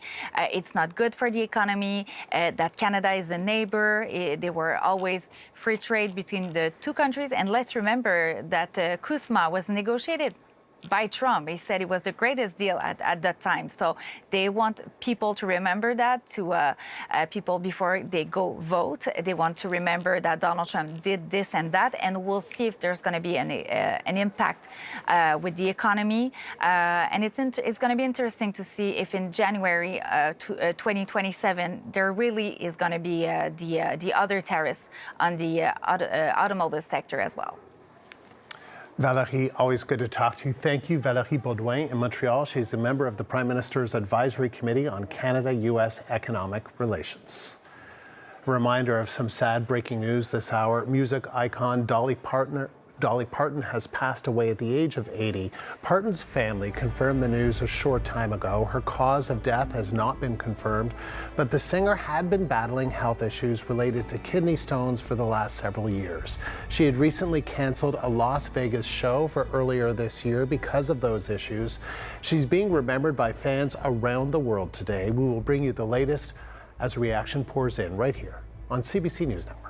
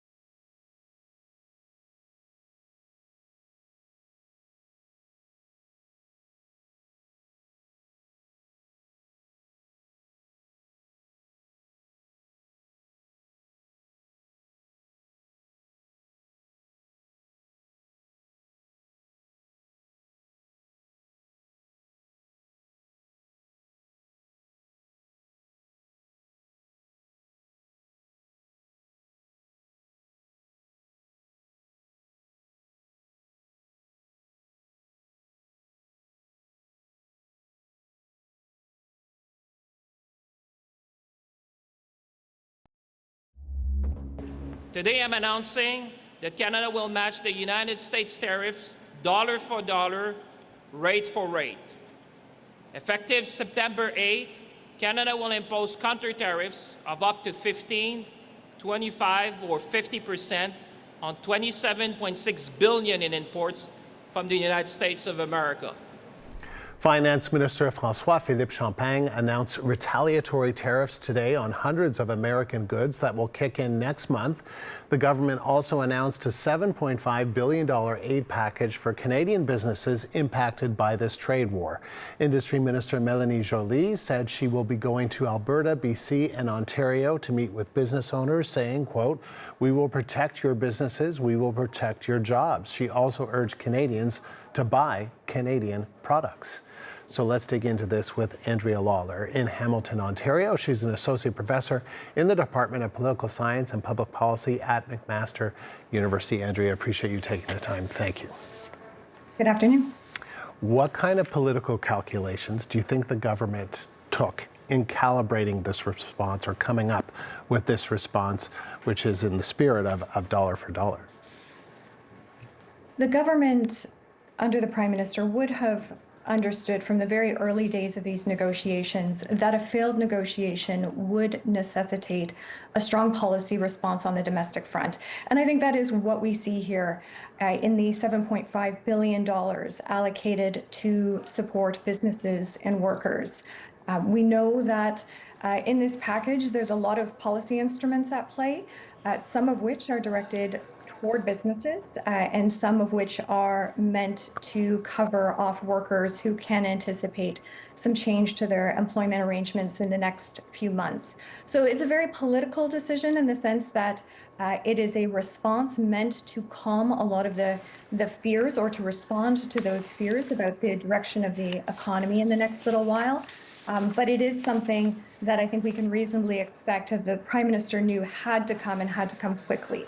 What about the regional considerations? In a case like this, it's very easy to look at the program that the Prime Minister has offered and think of it as a pan-Canadian response. And of course, it is, but some regions will be affected more directly, and the industries that are centered in some of our economic hubs, for example, auto manufacturing in Ontario, dairy and supply management related considerations in Quebec, forestry in British Columbia, will feel, I think, the pinch of some of these tariffs a little bit more than some other provinces. So I think we will be able to see the ways in which businesses and workers in those provinces take up some of these supports a little bit differently.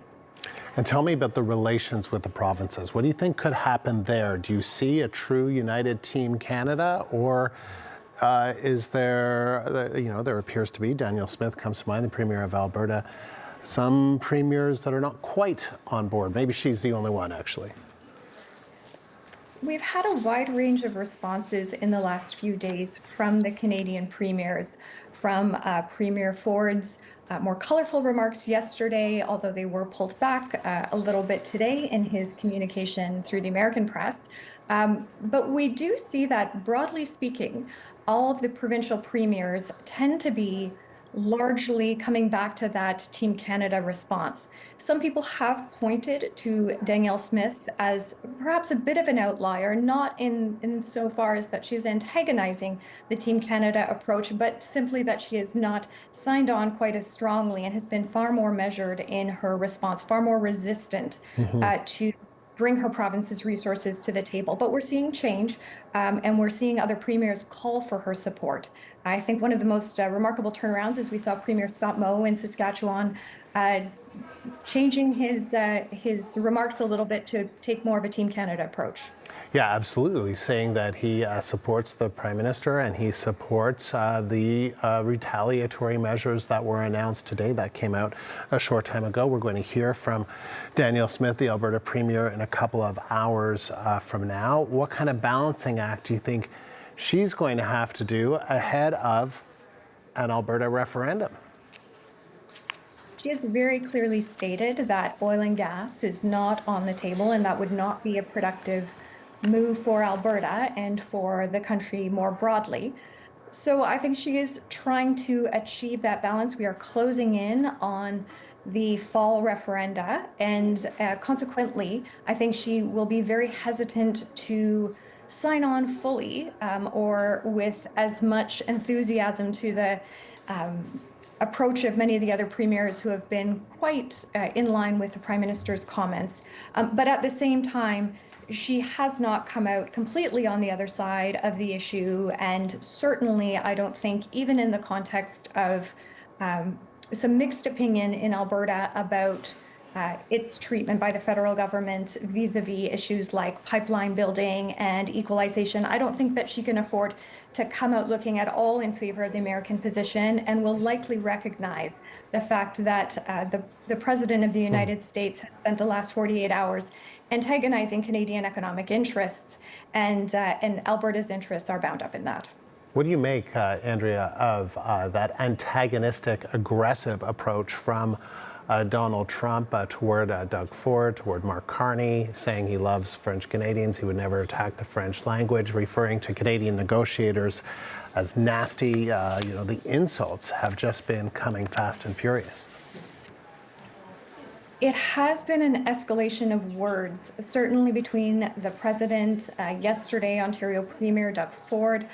The Prime Minister has largely stayed above the fray, and I think that is a quite sensible move. These types of verbal competitions or skirmishes are not entirely unusual with the U.S. administration, but I do think that these have been quite pointed and quite reflective of a sort of tit-for-tat approach to responding to comments. That said, I think the bluster will likely tone down in the next 48 hours as some of these economic realities start to take hold, and both sets of political figures start to reflect on what the realities will be for the workers at home.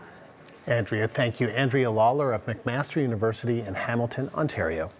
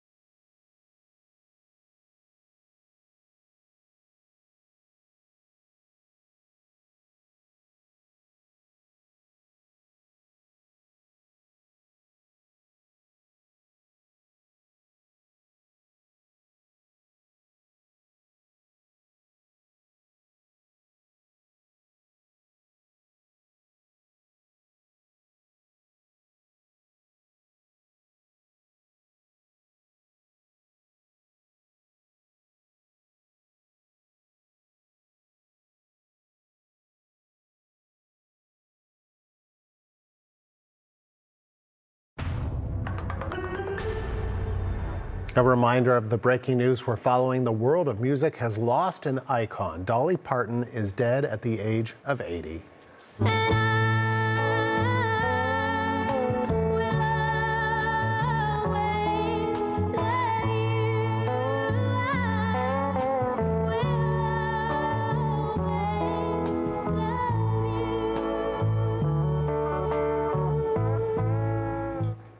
Parton will be remembered for a slew of solo hits, including this song, I Will Always Love You, as well as the heartbreaking hit Jolene, and the workplace anthem 9 to 5. She also sang popular duets like Islands in the Stream with Kenny Rogers. The recent death of her husband, as well as health setbacks, including an infection related to kidney stones, had forced Parton to cancel a planned Las Vegas residency. Dolly Parton has died at the age of 80. Our other big story this hour, Ottawa has announced dollar-for-dollar counter-tariffs on almost $28 billion worth of U.S. goods in response to President Donald Trump's new 50% tariff on Canadian products. There's also substantive support to help workers and businesses impacted by the tariffs. The package of new and enhanced measures is worth $7.5 billion. $3.5 billion is to help workers access income support when they need it through employment insurance and better access to financing support for bigger Canadian companies. So let's take a closer look at how the proposed U.S. tariffs will affect both big and small business as CBC's Mark Carcasole joins me in the studio. So what is the immediate impact on small business? Well, as soon as the tariffs came in, Andrew, it immediately became the uncertainty, just the back and forth. First off, leading up to it, the will they, won't they, and then they go into effect. How big will they be? How long will they be in effect? Uncertainty is a major thing for any business, but particularly small businesses because they have less money to work with and they're trying to budget things out. But even the counter tariffs announced today, set to take effect in a couple weeks, are going to have their own effect on small businesses. In a statement by the Canadian Federation of Independent Business, its president Dan Kelly writes, quote, "While we appreciate that the government is trying to move quickly, at first glance, it looks like small business owners are being served the usual alphabet soup of complicated programs. They will be challenging for small business owners to figure out, let alone use." The statement goes on to say, "What we're looking for is one simple program for small businesses that removes as much of the burden of tariffs as possible, ideally delivered by the CRA. Instead, we have a patchwork of agencies and programs that no small business has ever heard of before, largely delivering loans to businesses that will have no ability to pay them back." They say that the counter tariffs will have their own issues that small businesses will have to deal with. They're also urging the government to extend the suspension of the federal excise tax on gas and diesel, which expires on September 7th.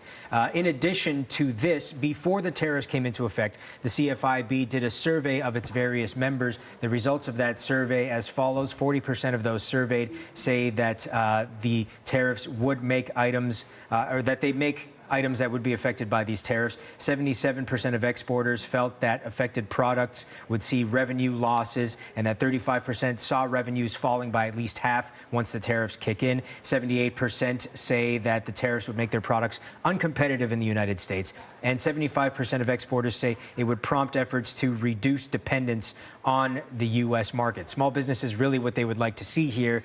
And I know it doesn't look like it's something that's likely now, but ideally they want the federal government to get back to the table with the White House and come to some sort of trade deal.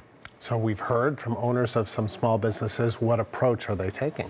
They're trying their best just to navigate this, but in the end right now it seems like honesty is the best policy. There's no way around it, and so they're trying in various ways that we will show you to work with their various U.S. customers. First example we can show you is Bernard Helen. He owns Mini Prints in Toronto. Mini Prints 3D prints and paints miniature plastic figurines. Plastic, we know that that industry is one of the ones hardest hit by these various industries. So they're trying to be straight up with their U.S. customers in saying that, hey, this is going to cost us more, which means it's going to cost you more. What do you want to do about it? Here's what he told CBC. In the last 24 hours, we have 55 orders in the pipeline that we're preparing to go out.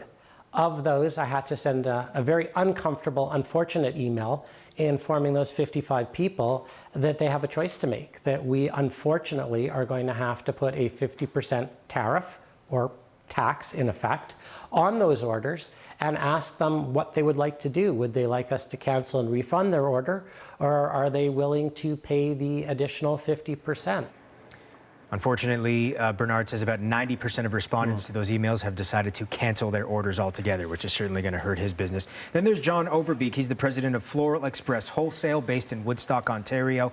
They deal with flowers. They're distributors of flowers. He says, again, that cost has to be eaten up somewhere.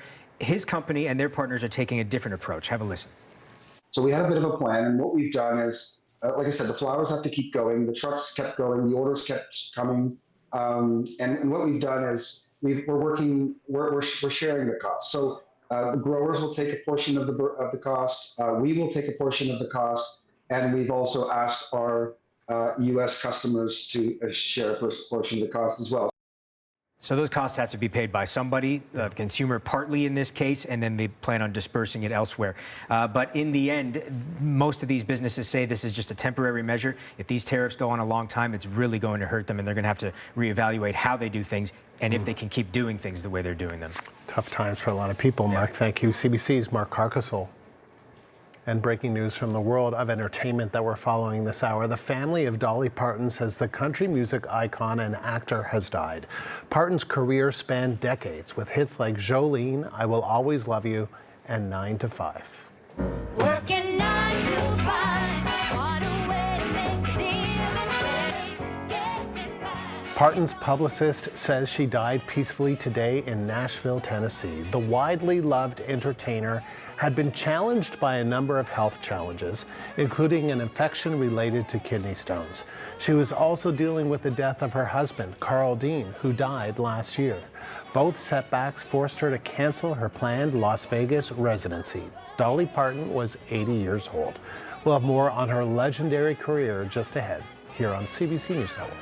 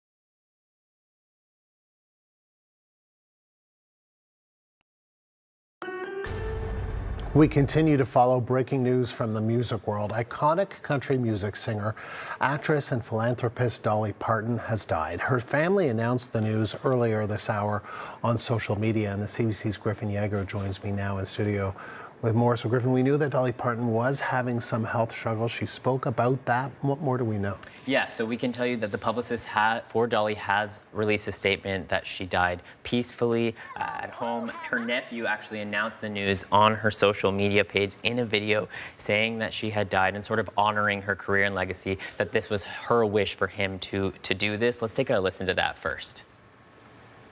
Dolly has lived in the light and is in the arms of Jesus, surely met by Carl, her parents, and countless others who have watched her and longed for her to meet them in the heavens. I first went on the road with Dolly as a kid, getting a taste of the road life in the early 1980s. Dolly opened doors not just for me, but for her entire family to reach the potential we didn't even know was possible. Dolly also opened doors for generations of singers, songwriters, musicians, and dreamers from every walk of life and across every continent. By her example, we believe that anything was possible.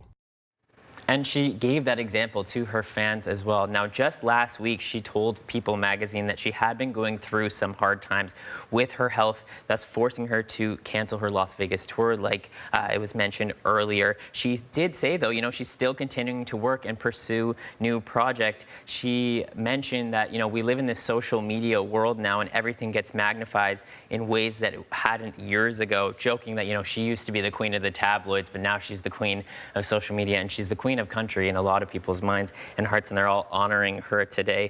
We do know that, recently she announced a lot of new plans as well. She had been collaborating with her team on some sort of hologram avatar performances. So down the line, people might still get to enjoy Dolly Parton performances. She also, as we know, recently announced plans for a museum in Nashville in honor of her and her storied career, so fans can get up close and personal with all the stories and songs that they love so much, and will continue to do so. Yeah, Dolly Parton, she leaves such a legacy behind. Tell us more about her storied career. Is storied even enough? No. Let's talk about 10-time Grammy winner, 2 Oscar nominations for Best Original Song. We all know her for that iconic tall blonde hair and the lyrics that captivated us all in songs like 9 to 5, Jolene, and I Will Always Love You. She also had a really great movie career starring in 9 to 5, her biggest hit, but Steel Magnolias and Rhinestone 2 with Sylvester Stallone, her theme park, and she was also very vocal about what she supported, including marginalized communities, an advocate for children too through Dolly's Imagination Library. She sort of helped kids across the world get access to free books, and people all over are reacting to this news, including Casey Musgraves, fellow country music star, who wrote on social media today, "Dolly, this really, really hurts," and she's not alone. Griffin, thank you. Thanks. A look at the White House as we recap our top story. Earlier today, the Canadian government announced dollar-for-dollar counter-tariffs on $27.6 billion worth of U.S. goods, which will go into effect on September 8th. And this hour, the White House has responded, saying that President Trump is ending Canada's free ride. More ahead.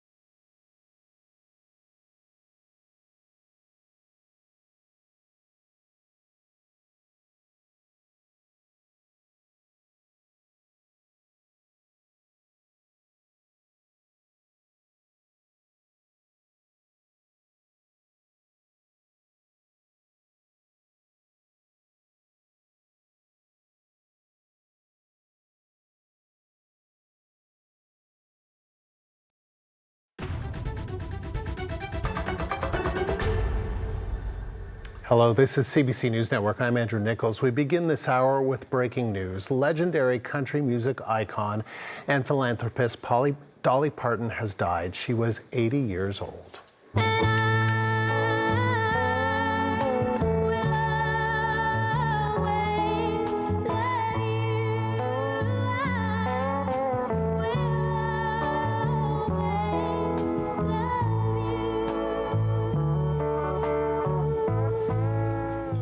Parton will be remembered for a slew of solo hits, including this song, I Will Always Love You, as well as the heartbreaking hit Jolene and the workplace anthem 9 to 5. She also sang popular duets like Islands in the Stream with Kenny Rogers. The recent death of her husband, as well as health setbacks, including an infection related to kidney stones, had forced Parton to cancel a planned Las Vegas residency. Reaction is pouring into Dolly Parton's death. Her storied career spanned decades, and she spoke with many people, including journalist Steve Futterman, who joins us now. Steve, this is a sad day. Dolly Parton, a sunshine on the soul of so many. You interviewed Dolly before. Talk to us about that. Listen, I've interviewed many celebrities, many well-known people, just, being in this career so long.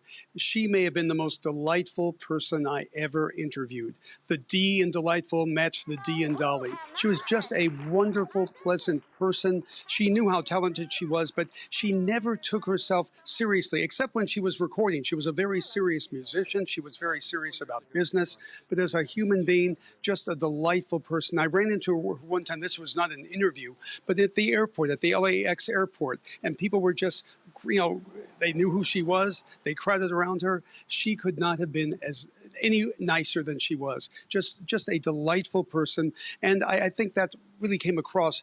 We know about her music, but she did so many other things. Philanthropy. She was part of a literacy program that is responsible, we are told, for giving or helping kids around the world get around 200 million books. She was very involved with programs outside of music, very involved. She got involved with the COVID vaccine, urging people to get the COVID vaccine. She was more than just a musician, but obviously, as a musician, that's how we'll always remember her. And tell us more about that. How are people remembering Dolly Parton today? Yeah. Well, you're going to hear her songs a lot on the radio, on TV, the next 24, 48 hours. You played one of her great songs. To me, and I'm not a music critic, but to me, there are three classic Dolly songs that stand up above all the others. The first one, as you mentioned, not in any particular order, I Will Always Love You, which was written for Porter Wagner, who was her mentor. And she wrote that when she left him. I Will Always Love You. Then, of course, you have Jolene, which came from a story about she felt her husband was being sort of approached by another woman. And then the other song, which I sometimes still have tears in my eyes when I hear it, A Coat of Many Colors. She came from a very poor background, 12 siblings from Tennessee. She talks about the coat of many colors that Mama made for me. The kids would laugh at her, but she knew how much love was in that coat. It's a beautiful song. I would urge people to listen to it today. But her rise just from poverty, she left her hometown just at the day after she graduated high school. She went to Nashville. That's where she became a big star, obviously a crossover. She's in the Rock and Roll Hall of Fame, the Country Hall of Fame. And I was trying to figure out, when did she begin to play the guitar? Because as great as her voice was, she could play a beautiful guitar. She got her first guitar at the age of 8. Obviously, we use the word legend, icon freely sometimes. In this case, it's not being used freely at all. She was an icon. She was a legend. And her music, the old cliche, it will live on forever. I think you're absolutely right about that, Steve. She will be so missed by so many. Thank you, journalist Steve Futterman, live in Los Angeles. We are monitoring reaction to the death of Dolly Parton, and we will bring you the latest as it comes in. Our entertainment reporter, Griffin Yager, will join us in about 10 minutes with more on her legacy. Let's pivot to our other top story, Canada's ongoing trade dispute with the United States. Ottawa is fighting back. It's taking a two-pronged approach, slapping the U.S. with new targeted counter-tariffs and introducing protections for workers and companies. The finance minister says it's a measured, serious, and strategic approach. Canada will match the United States tariffs dollar for dollar, rate for rate. Canada's counter-tariffs are designed primarily to provide protection for Canadian industry impacted by U.S. tariffs and allow them to compete against U.S. products in the Canadian market. It's all about fairness. It's all about level playing field. It's all about supporting Canadian workers and Canadian businesses. The CBC's Olivia Stefanovic is on the story. She joins us live from our Ottawa bureau. So Olivia, tell us more about what was announced today and how it will work. Well, Andrew, the Prime Minister promised dollar-for-dollar retaliation in response to the U.S. imposing a new 50% levy on Canadian goods over the weekend after trade talks broke down between the two countries.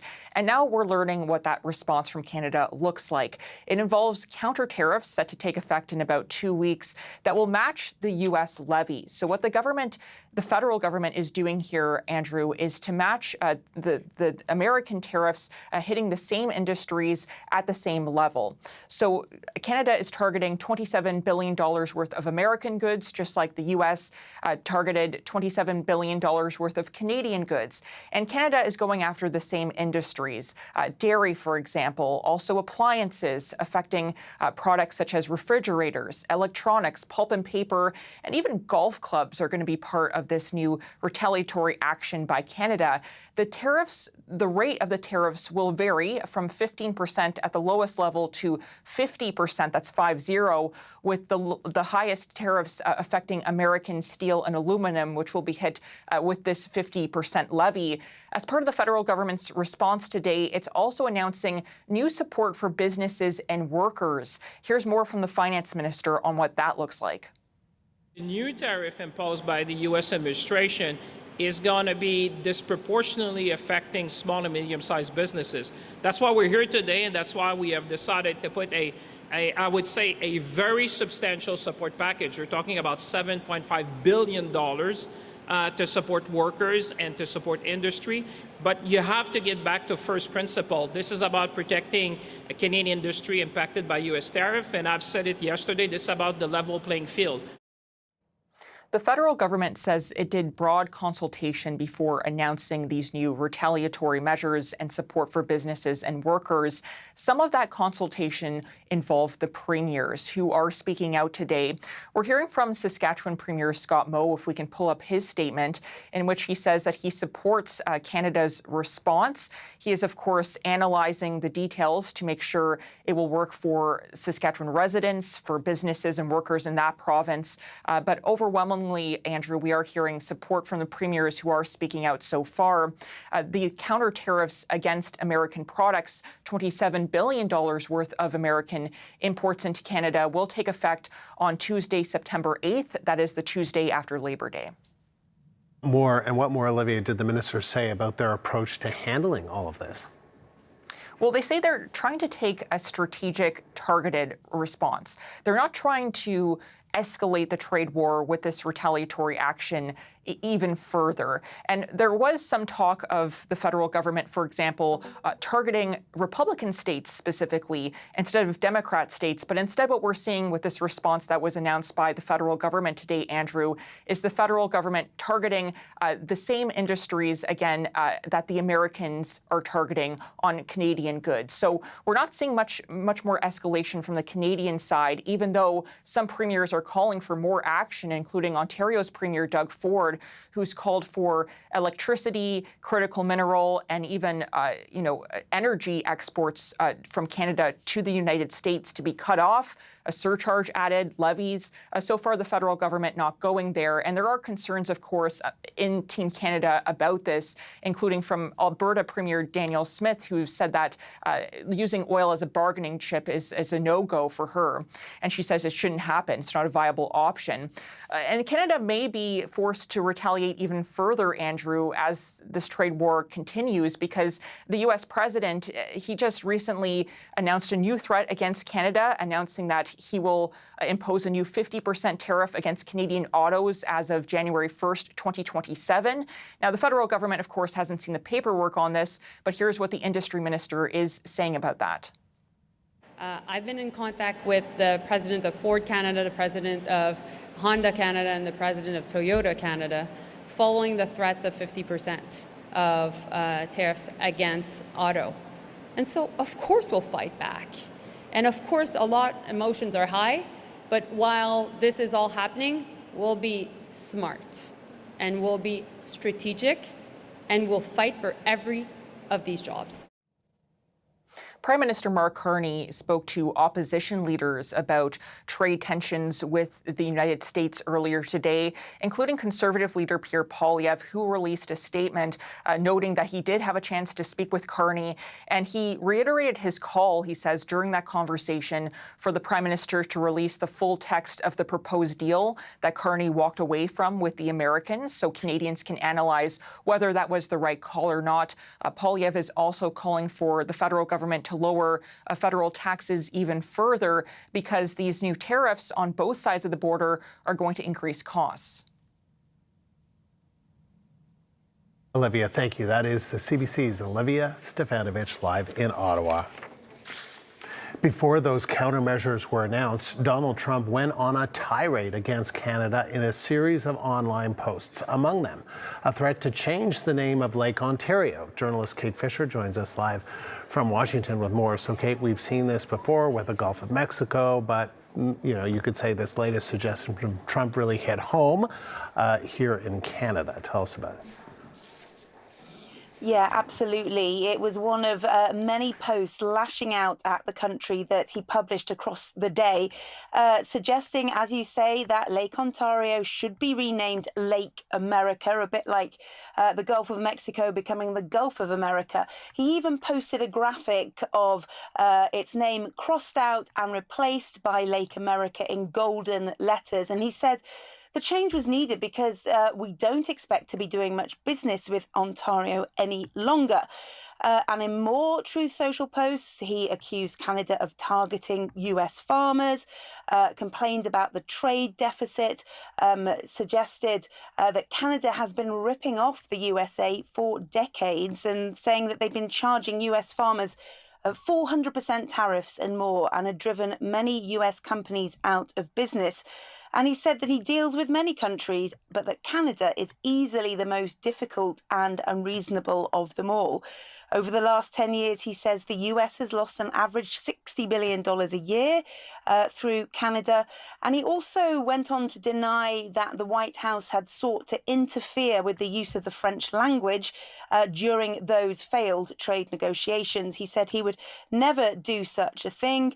And he blamed it, calling it a lie, by a weak and ineffective Prime Minister. And he said, in fact, he loves French Canadians. What are we hearing about all of this from politicians in the U.S.? Yeah, well, we've actually just heard from the mayor of Rochester, which, of course, is a city on the southern shore of Lake Ontario. And he has been asked repeatedly through the day what he makes about this. And he said that I've given no thought to it whatsoever. He's calling it the president's latest publicity stunt and another attempt to distract the public from the critical issues today. And he says he's going to carry on focusing on, trying to bring down the cost of living and job creation on both sides of the border. Brooke Rollins, the Agriculture Secretary, so part of Donald Trump's cabinet, has also been asked about this today, and she immediately defended President Trump and said that she believes that he is the ultimate negotiator. Intent of the USMCA and other deals that went on was that our American dairy farmers would be treated as they deserve to be treated. And in fact, what has happened with the way that Canada is applying is sometimes a 200-300% extra tariff on milk and dairy products going into Canada. Unsurprisingly, the Democrats disagree, and they argue that Donald Trump's behavior is more evidence of how he's destabilizing the U.S. economy. Let's hear from a U.S. Democratic representative from Maine, Shelley Pingree. We have a lot of crops and parts of the industry where, we do the harvest on one side, it gets processed on the other. And if you're adding a 50% tariff before you bring it back one way or the other, it just puts these goods in no negotiable place in the marketplace. We also depend on Canadians to come and visit our tourism areas. If you go to Old Orchard Beach in southern Maine, you'll see the street signs are in French because we like to accommodate our Acadian neighbors. And that's a huge part of our tourism industry, shopping.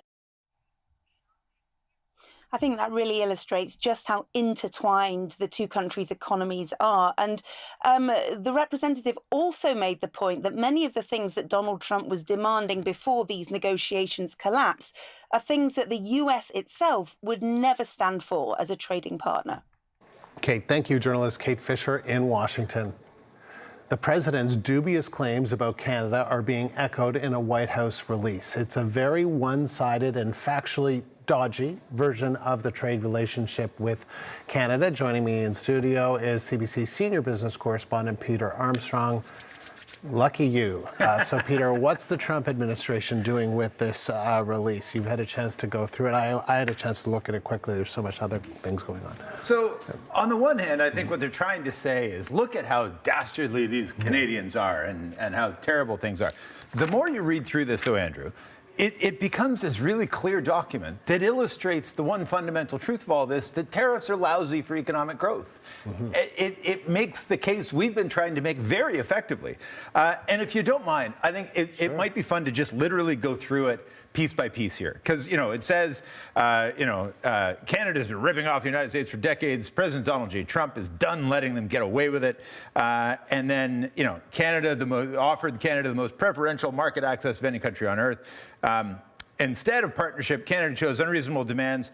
The record of Canadian abuse is clear and deliberate. Fact, it says. Canada is joined by the People's Republic of China in choosing retaliation over negotiation. Their continued discriminatory treatment of U.S. commerce has burdened American workers, farmers, and businesses. Okay, so we know it's not true that, in fact, we have chosen retaliation over negotiation. We tried to negotiate. Negotiations were only just a few days ago. It's not like this is some far-flung thing. Mm-hmm. But yeah, there is quite a lot of truth to the fact that Canada and China were the only countries that really lashed back. Some sort of did at the beginning. The UK kind of did. Europe did a little bit. But then they made deals. They negotiated. Mm-hmm. We haven't finished negotiating yet, so that's ongoing. Fact, Canada alone imposed discriminatory 25% tariffs on company-specific quotas on U.S. motor vehicles, measures applied no other country. As a result, U.S. vehicle exports to Canada crashed 22% over the last year. That's true, too. The U.S. imports, Canada's the biggest export market for American vehicles in the world. We're the number one. We're bigger than the next three combined. I think we're bigger than the next four combined. And so, lo and behold, when they put tariffs on some of our stuff and we put tariffs on some of their stuff, I know this is going to sound shocking, but people didn't buy the stuff with the tariffs on it. It's astounding to me that this is, the White House is telling us this. The White House is saying tariffs have lowered exports from the United States. But it's true. The exports to Canada are down 22%. It's about $7 billion that they've lost. Canada banned American wine, beer, and spirits in nearly every province and territory, where other countries have faced no such restrictions. As a result, U.S. alcohol exports to Canada collapsed 81% in a single year. Yeah, check mark. That's true. That's entirely true. And I think Canadians would point to it as an example of something they're quite proud that they've done in retaliation to this. And again, that's not the feds, that's the provinces, 8 to 10 provinces. Canada locks out dairy with tariff rate quotas more restrictive than those given to Europe, plus over-quota tariffs of nearly $300. Rates so extreme they function as a near total ban and rank among the highest agricultural tariffs in the developed world. This is actually worth digging in on, because I'm going to tell you something you might be surprised by. You know who negotiated that rate, that tariff rate quota, that access to Canada's market for the dairy farmers? I do. Who was it? Donald J. Trump. Donald J. Trump. And you know who actually did the paperwork on it? Jamieson Greer, because he was in the USTR at the time. This is their deal. This is what they asked us to do, and we did it. Mm-hmm. Now, the tariff rate quota is important to explain to people that what it is we say up to a certain level, and I don't have the number handy, but it's a pretty high level. It's a pretty high level. It's not huge, but it sounds big. It's billions of liters or something. Up to a certain level, they're allowed to import stuff. dairy products. Once you get over that TRQ, it's called, you start to pay these tariff rates, and they're quite high. It's like 215 to 300 some. They are quite high, but no American producer has hit that tariff rate quota yet. They haven't reached their capacity. Now, what they're upset about, and this is, I think, they make a decent point. They thought when they negotiated Kuzma back in his first term, what they thought they had negotiated was access to sell milk on Loblaws and Metro and wherever, Freshco. What we said it actually meant was you could sell raw milk to producers and they could sell it to the retail. And they were upset about that. The fine print didn't work out. But that was the deal they signed. They made that deal. So, I mean, we can go through every single one of these has basically that same sort of glib pushback of, yes, that's what tariffs do, or, hey, that's what you negotiated back in 2018. Interesting times. Okay, Peter, thank you. Thank you for doing that. That's CBC senior business correspondent Peter Armstrong. The family of Dolly Parton says the country music icon and philanthropist has died. Parton's career spanned decades with hits like Jolene, I Will Always Love You, and 9 to 5.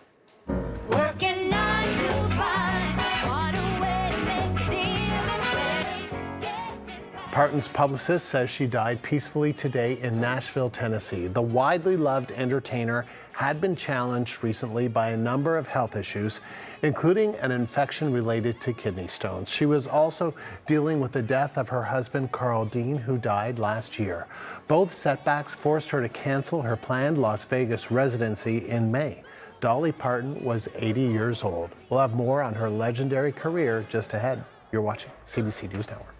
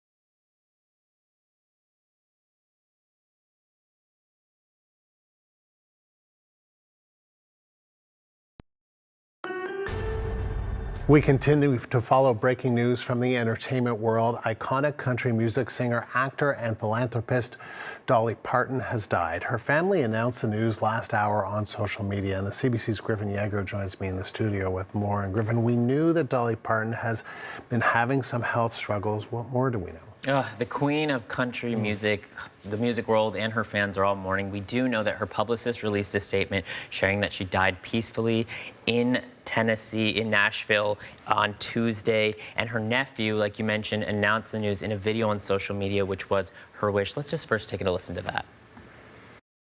Rest in peace, Aunt Dolly, Aunt Granny, Gigi. May God bless Dolly Parton, and may God bless you all. She will always love you.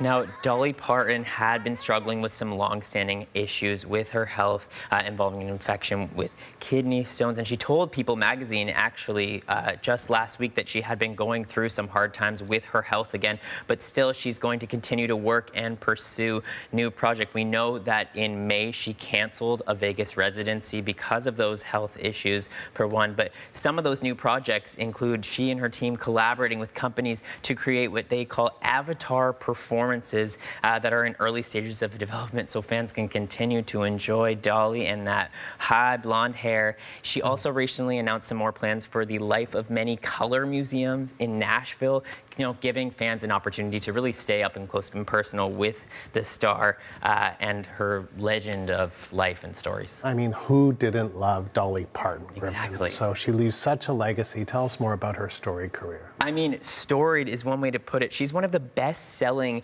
music artists of all time, selling more than 100 million records worldwide. That is no small feat. Throughout her career, she received 10 Grammys, 2 Oscar nominations, and many know her for that big blonde poof and that great, infectious energy, but also the lyrics that captivated so many in songs like 9 to 5 and Jolene and I Will Always Love You. She also had a great film career starring in flicks like 9 to 5 and Steel Magnolias, but on top of that, she was a philanthropist, she was a businesswoman, she owned a theme park called Dollywood, which promoted the Appalachian culture and her roots, providing jobs in the community. She was also always very vocal about supporting the causes that she believed in, supporting marginalized communities, and an advocate for children too. Through Dolly Parton's Imagination Library, she helped to get kids across the world access to free books just so they can read stories,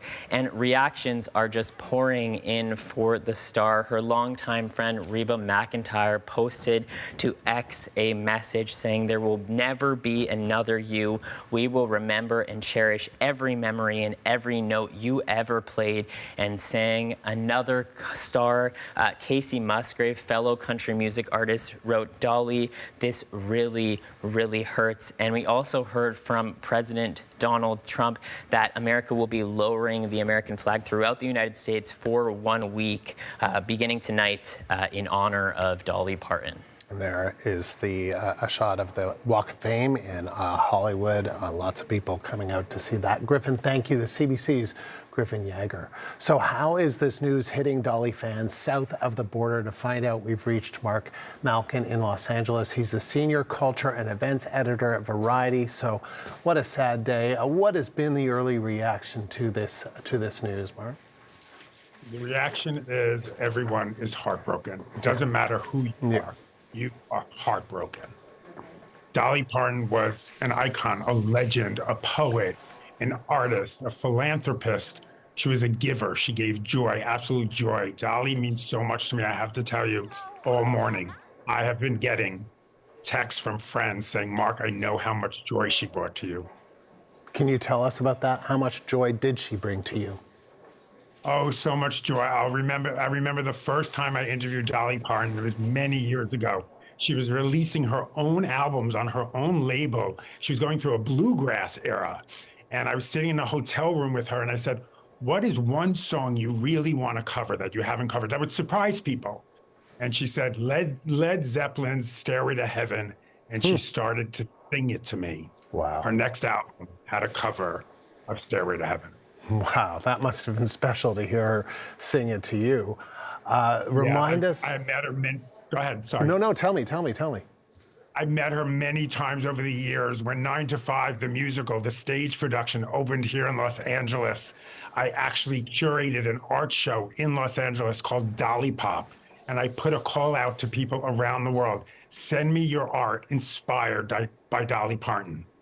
Hundreds of pieces of art inspired by Dolly Parton. I mean, she just reached everyone. How did she do that? And tell me what she was like in person, because I suspect she was just as wonderful and lovely in person as she was on the screen for those who haven't met her. Oh, you're going to make me cry? Sorry. It's just, what a day. The thing about Dolly, as we know, she was never secretive about her plastic surgery enhancements. Obviously, she had the boobs, the hair, the makeup, the outfits. As fake as she looked, as made up and produced, she was so real. This woman was so down to earth. I've seen her in concert at least over a dozen times. She had this one line she used in every concert. And every time she said it, it was like the first time she had said it. And if someone from the audience screamed out, "I love you, Dolly," she would say, "I told you to wait in the truck." Just that line would just crack us up and would crack me up. I knew it was coming, but it would crack me up every time. She was so real. I can't emphasize how real she was. That is so special that you got to see her so often, that you got to speak to her so often. What do you think enabled her to cross over from country to pop, from stage to screen? I mean, there's just so much to think about when you think about Dolly Parton. I mean, it's the artistry, it's the artistry. She was able to sing. She was able to act. She was a poet. I called her a poet. Yes, she was a lyricist and a musician and a performer, but I called her a poet. Every song, whether it was a pop song, whether it was a disco remix, whether it was a country song, everyone could relate. I will tell you, just this morning, before this news broke, I'm walking my dog in Los Angeles and I see a beautiful butterfly. And I'm like, oh, let me get it on video, because, we need it for the gram. I get it on video, and the song that I put to it was a Dolly Parton song, "Love is Like a Butterfly." She had a song for everything. And it was so, this is what she said. She once said, "At the end of the day, I hope that I will be remembered as a good songwriter. The songs are my legacy." I mean, come on. And joy. Yeah. Mm-hmm. Joy. She just, whatever she did, whether it was acting, whether it was singing, whether it was, promoting her imagination library, it was just pure joy. And right now, what do we need in this world? Joy. Absolutely. Everyone is looking for joy. And we've just lost, one of the great incubators of joy. That said, we have all her art to still bring us joy. We sure do. And we really appreciate you sharing your memories of this icon. I mean, it almost feels like there aren't words to describe the love that a lot of people felt for her. But you did a good job, Mark. Thank you, Mark Malkin in Los Angeles, Senior Culture and Events Editor at Variety.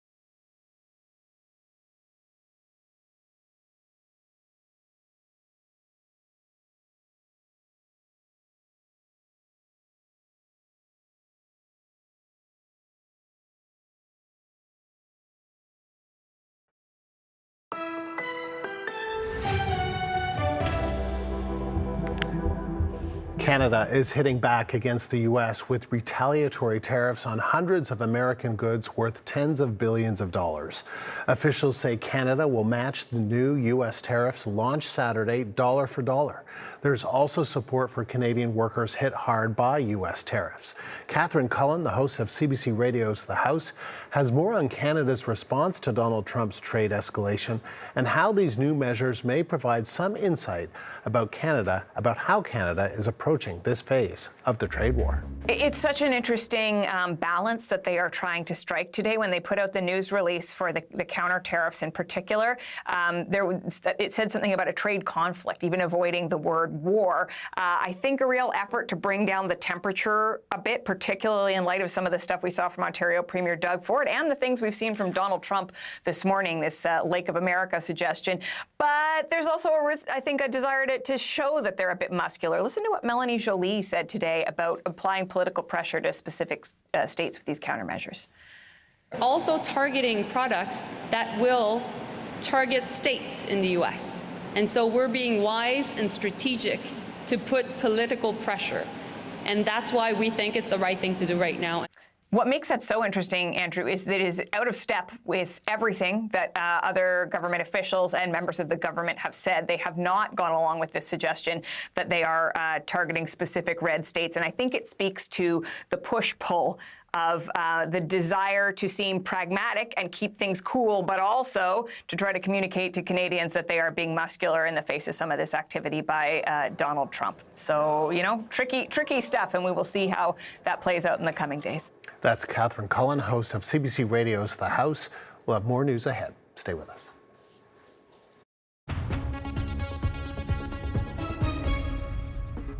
If you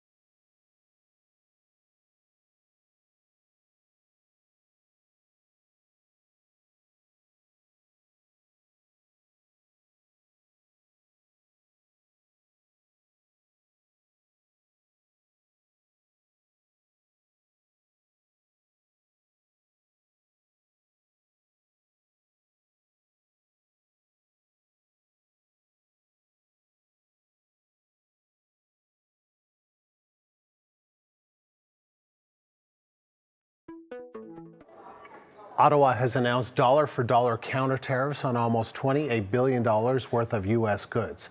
It's in response to President Donald Trump's new 50% tariff on Canadian products.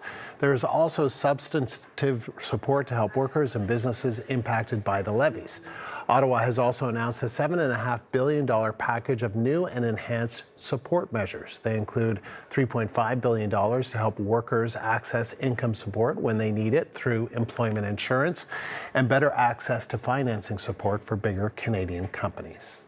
To continue the conversation, I want to welcome Member of Congress Don Beyer to the program. He is a Democratic representative from Virginia. Don Beyer, appreciate you taking the time again to speak to us. Thank you. And thank you, Andrew, very much. It's a very important topic. It is an important topic, and we spoke a month ago regarding Trump's tariffs, and I'm just wondering what your thoughts are now in this moment. Andrew, sadly, it's gone from bad to worse. There's $28 billion in retaliatory tariffs. I completely understand. But, you know, I'm in Virginia, not a big state, and yet Canada is our second largest trading partner, our largest export market. In my little congressional district, we stand to lose 7,000 jobs and $1 billion in goods and services dependent on Canada. So that is a lot of money, and that's a lot of workers, right? And as you say, you're not a border state. They're impacted even more. What do you think? My needs friends to in happen? New York and Go ahead. Maine and Michigan are very upset.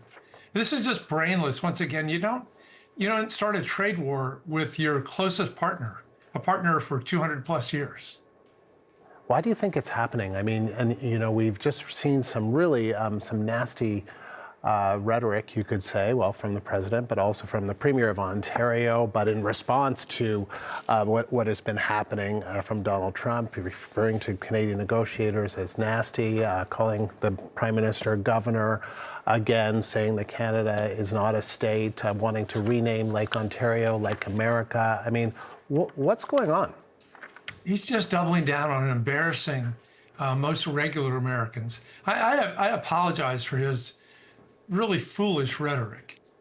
We should be trying to build the very best possible relationship. And, you know, we don't feel that our own negotiators are trustworthy. We have to find out from your prime minister what the negotiating terms even were. It's really quite sad. Do you see a way out? Or, I mean, tell me about where you think things should or could go from here, because it sure seems as though there is, I don't know if anyone's coming back to the table anytime soon. It sure doesn't feel that way in this moment. Sometimes, as you know, Andrew, negotiations are worse just before they finally come to fruition. I'm looking at the fact that U.S. elections are 10 weeks from today, and Trump is so unpopular that Democrats have a good chance of taking back the House and the Senate. If we do, right away we will pass legislation taking tariff authority back to the Congress where it belongs. But we still may be 2 years and 10 weeks away from a different administration that I hope will make rebuilding our friendship and our trade relationship with Canada. Do you think, some people have been wondering about this here, but also in the United States, do you think this tariff war and these annexation threats against Canada could actually impact the midterms? Oh, absolutely. Especially, there's many states. You know, we have a very long border with you, and everyone that shares a border is directly impacted. I mentioned how much Virginia, which is more than 1,000 miles away, is impacted. Plus, it just goes to building the image of our current president as a bully. And that's not something that we're proud of. That will change the election. You think it'll change the election in meaningful ways in terms of, I think you're quite confident that the Democrats will take back the House, but that this actually could be one of the key factors, say, in taking the Senate as well? Yes, because you look at, two obvious cases are Maine and Michigan, where there are Senate seats in play. Ohio, again, very close. A lot of the Midwest, Nebraska, Iowa, Kansas, are affected by Canadian trade. So yes, I absolutely think so. Even more importantly, I think, is the idea that we need to be building friends around the world rather than chasing someone who's been a friend for centuries away. And to do that with with stupid insults like the Lake of America. If that happens, I know I'm getting a little bit ahead of ourselves because we're 10 weeks away. If Democrats take back both houses of Congress, what could that mean for these tariffs? I mean, would the president be able to invoke emergency powers? Would he be able to continue with this tariff regime, or would Congress be able to actually stop him? The answer is somewhere in the middle. I don't expect that the legislation we would pass that he would sign. But given the fact that the Congress will have spoken, that will have an impact on the Supreme Court. It may restrain the president a little bit. The court has already taken two of his important tariff powers away from him, saying they're unconstitutional. And we're fighting right now against a Russia sanctions bill, which, while we approve of the sanctions on Russia, we're very much against a provision that gives Donald Trump basically limitless ability to put 100% tariffs on anyone he doesn't like. Do you think this is going to get worse before it gets better, or do you think that Donald Trump will climb down from all of this as a result of concerns, say, around the midterms? I don't think any of us ever thought it would get as bad as it is right now. So I don't want to say it can't get worse. But also, you know, Trump, in Wall Street, they call him Taco Trump because Trump always chickens out. Let's hope that he decides to back down, that that's the right thing for both countries. Sir, it was good of you to take the time again. Thank you very much. Thanks, Andrew. And let's pray for a better friendship. Don Beyer, a United States Democratic representative from the state of Virginia.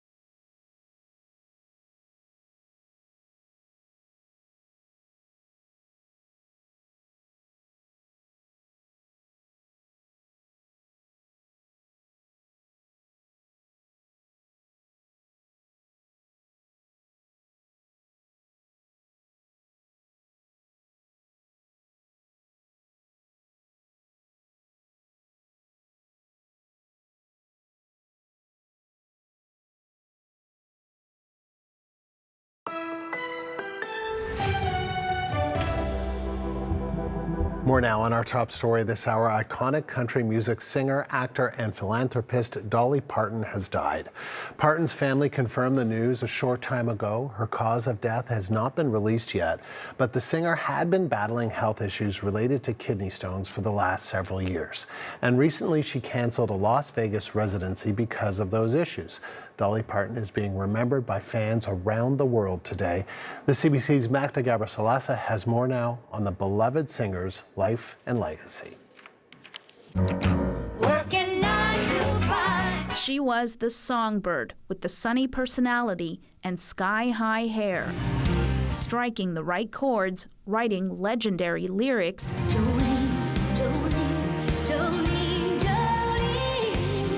and lighting up screens.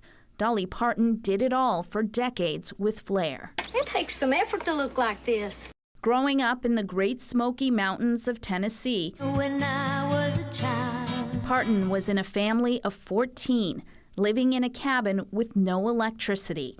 Music was a source of light. When people would come to our house, Mom would say, "Run and get your guitar." At 13, she performed at the Grand Ole Opry.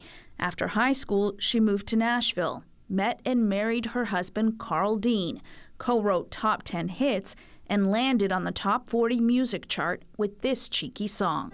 Just because I'm blonde, don't think I'm dumb, 'cause this dumb blonde ain't nobody's fool. Parton sang about tough topics like poverty and complicated love stories.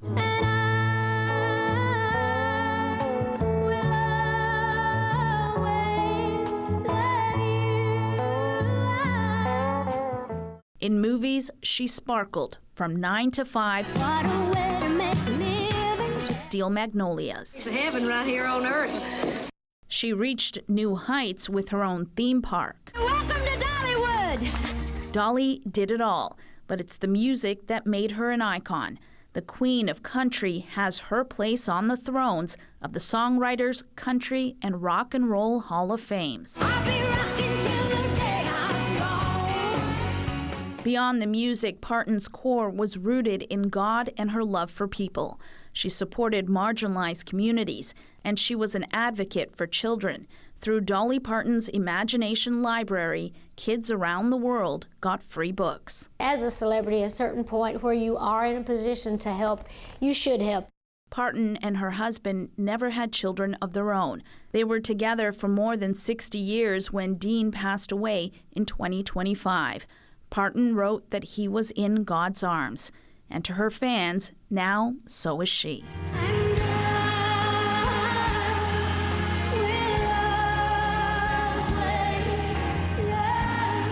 Magda Gabrisalasa, CBC News, Toronto. And the music world is starting to take in what's being called a monumental loss. Let's bring in the CBC's Tricia Kinnelman with more reactions. Tricia, what are we hearing? Yeah, well, I think, we saw just how far-reaching her career really was in that piece there. And it's really coming from sort of all corners of Hollywood, the political world as well. Reaction to this news today. Everyone is very, very saddened by it. I can say that is the strong through line through all of this reaction. One person who has a long-time friendship with Dolly Parton and is really someone who has been a bit in the spotlight herself this past week or so. Rosie O'Donnell has posted about it, saying, "The Earth Angel has gone back to heaven where she came from. I'm heartbroken." We also heard from another blonde icon, if you will, Miss Piggy. The official Miss Piggy account posting, "There will never be another quite like Dolly Parton. She was the ultimate singer, songwriter, actress, performer, philanthropist. She filled the world with light, and we are so grateful for every second we got to spend with her on stage and off." Also, Lily Tomlin, one of her co-stars in that iconic 9 to 5 movie. This photo just iconic in its own right. Lily Tomlin simply posting this photo saying, no words, with a broken heart as well. Now, there was a lengthy statement also posted by the city of Nashville. Obviously, Dolly Parton is synonymous with Music City, and they said it's difficult to imagine Music City without Dolly Parton. What she gave Nashville can be heard in our music and in our community and seen in generations of artists. Now, as we also heard Magda Gabrielsi there talk about the fact that she is a member of the Country Music Hall of Fame, the Rock and Roll Hall of Fame. So hearing from a number of other celebrities as well. Speaking of country music stars, Casey Musgraves, Reba McEntire, Keith Urban, all of them posting to social media that they have been saddened by this loss. Politicians as well, Chuck Schumer, Bernie Sanders. We have heard from the president as well, Donald Trump, posting that he is saddened by this news as well. He is asking that flags will be flown at half-mast across the country for the coming week, he says, for a one-week period, and we'll continue to follow more reaction as this comes in. Yeah, surely. Sad day for sure. Tricia, thank you. CBC's Tricia Kindleman.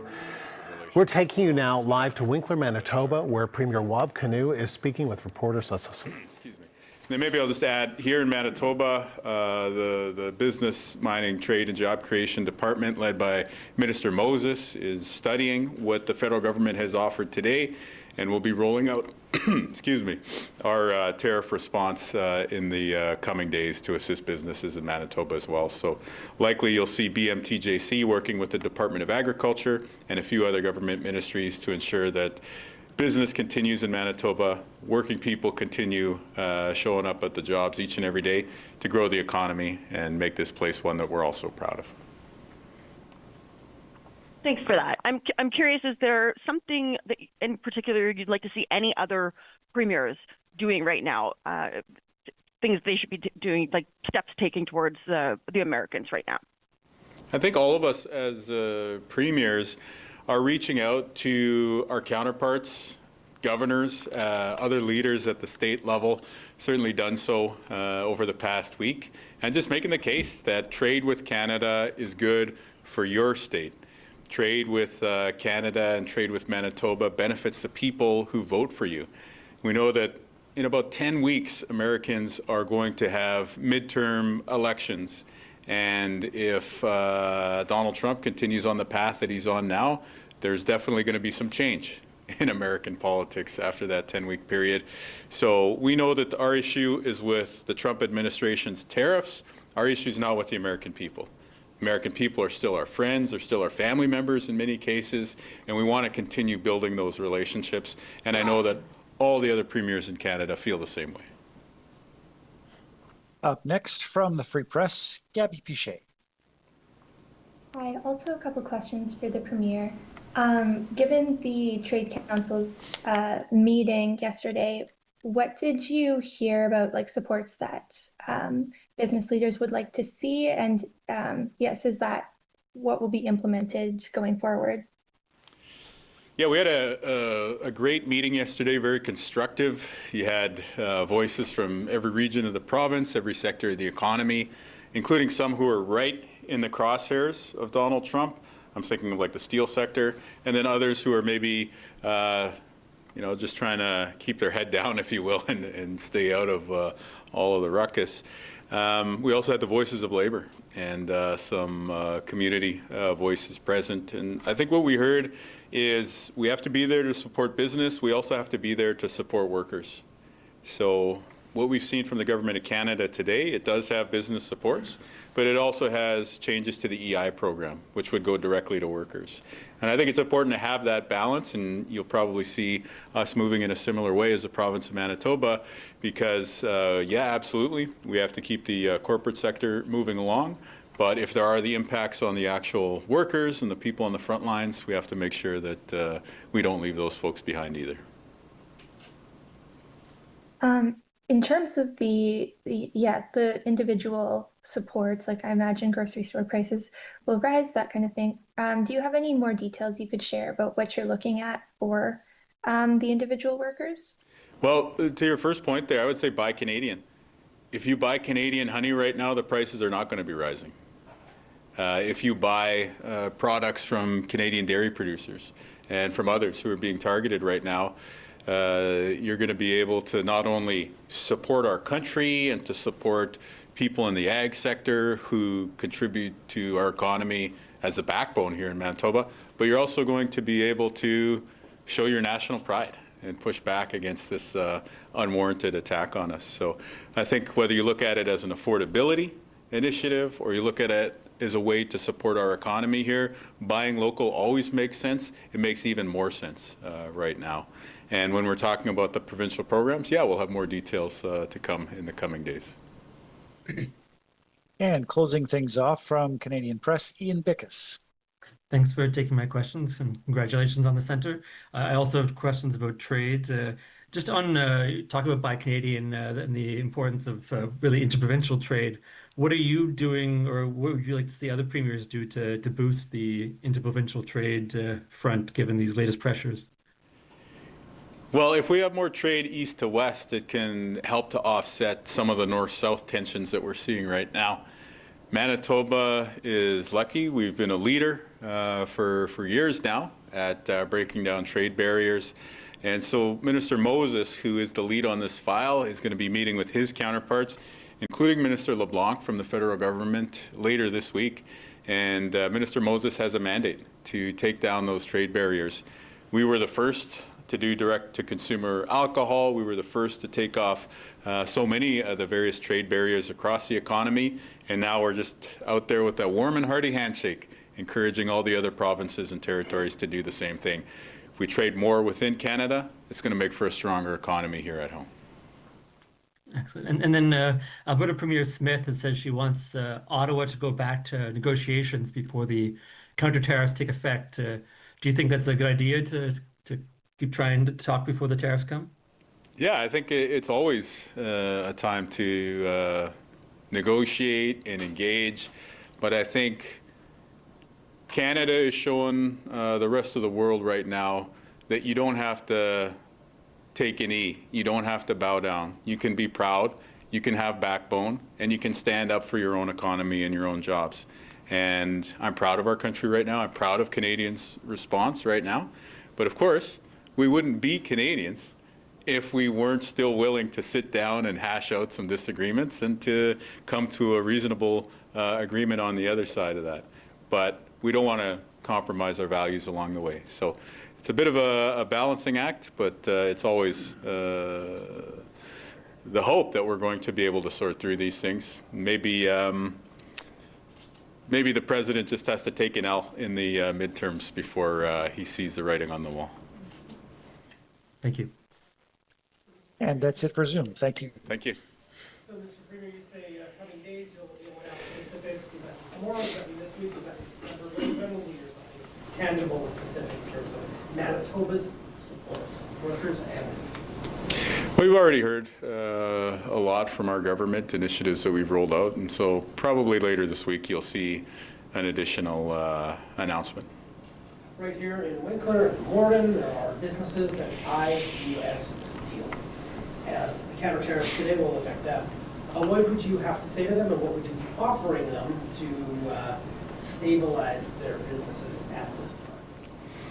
Yeah, I think this is part of what our government is doing right now, is reaching out to folks who are impacted. You know, the Department of Ag is reaching out to producers, whether that's in the dairy sector. Honey has been in the media quite a bit recently. But when we talk about steel, the inputs, what we need to understand is that the actions that are being taken today are to make sure that we don't have a situation where Canadian companies are facing a disadvantage in the States at the same time that an American company could sell into Canada without facing any similar sort of barrier. So it's really about leveling the playing field. I'm sure there's going to be lots of economists and experts out there saying like, oh yeah, you know, this blah, blah, blah, blah, blah. But the bottom line is this: none of this would be happening if Donald Trump didn't start this tariff war. So if you want to point the finger at Trump. And in the meantime, we'll be there to continue working to keep the economy moving.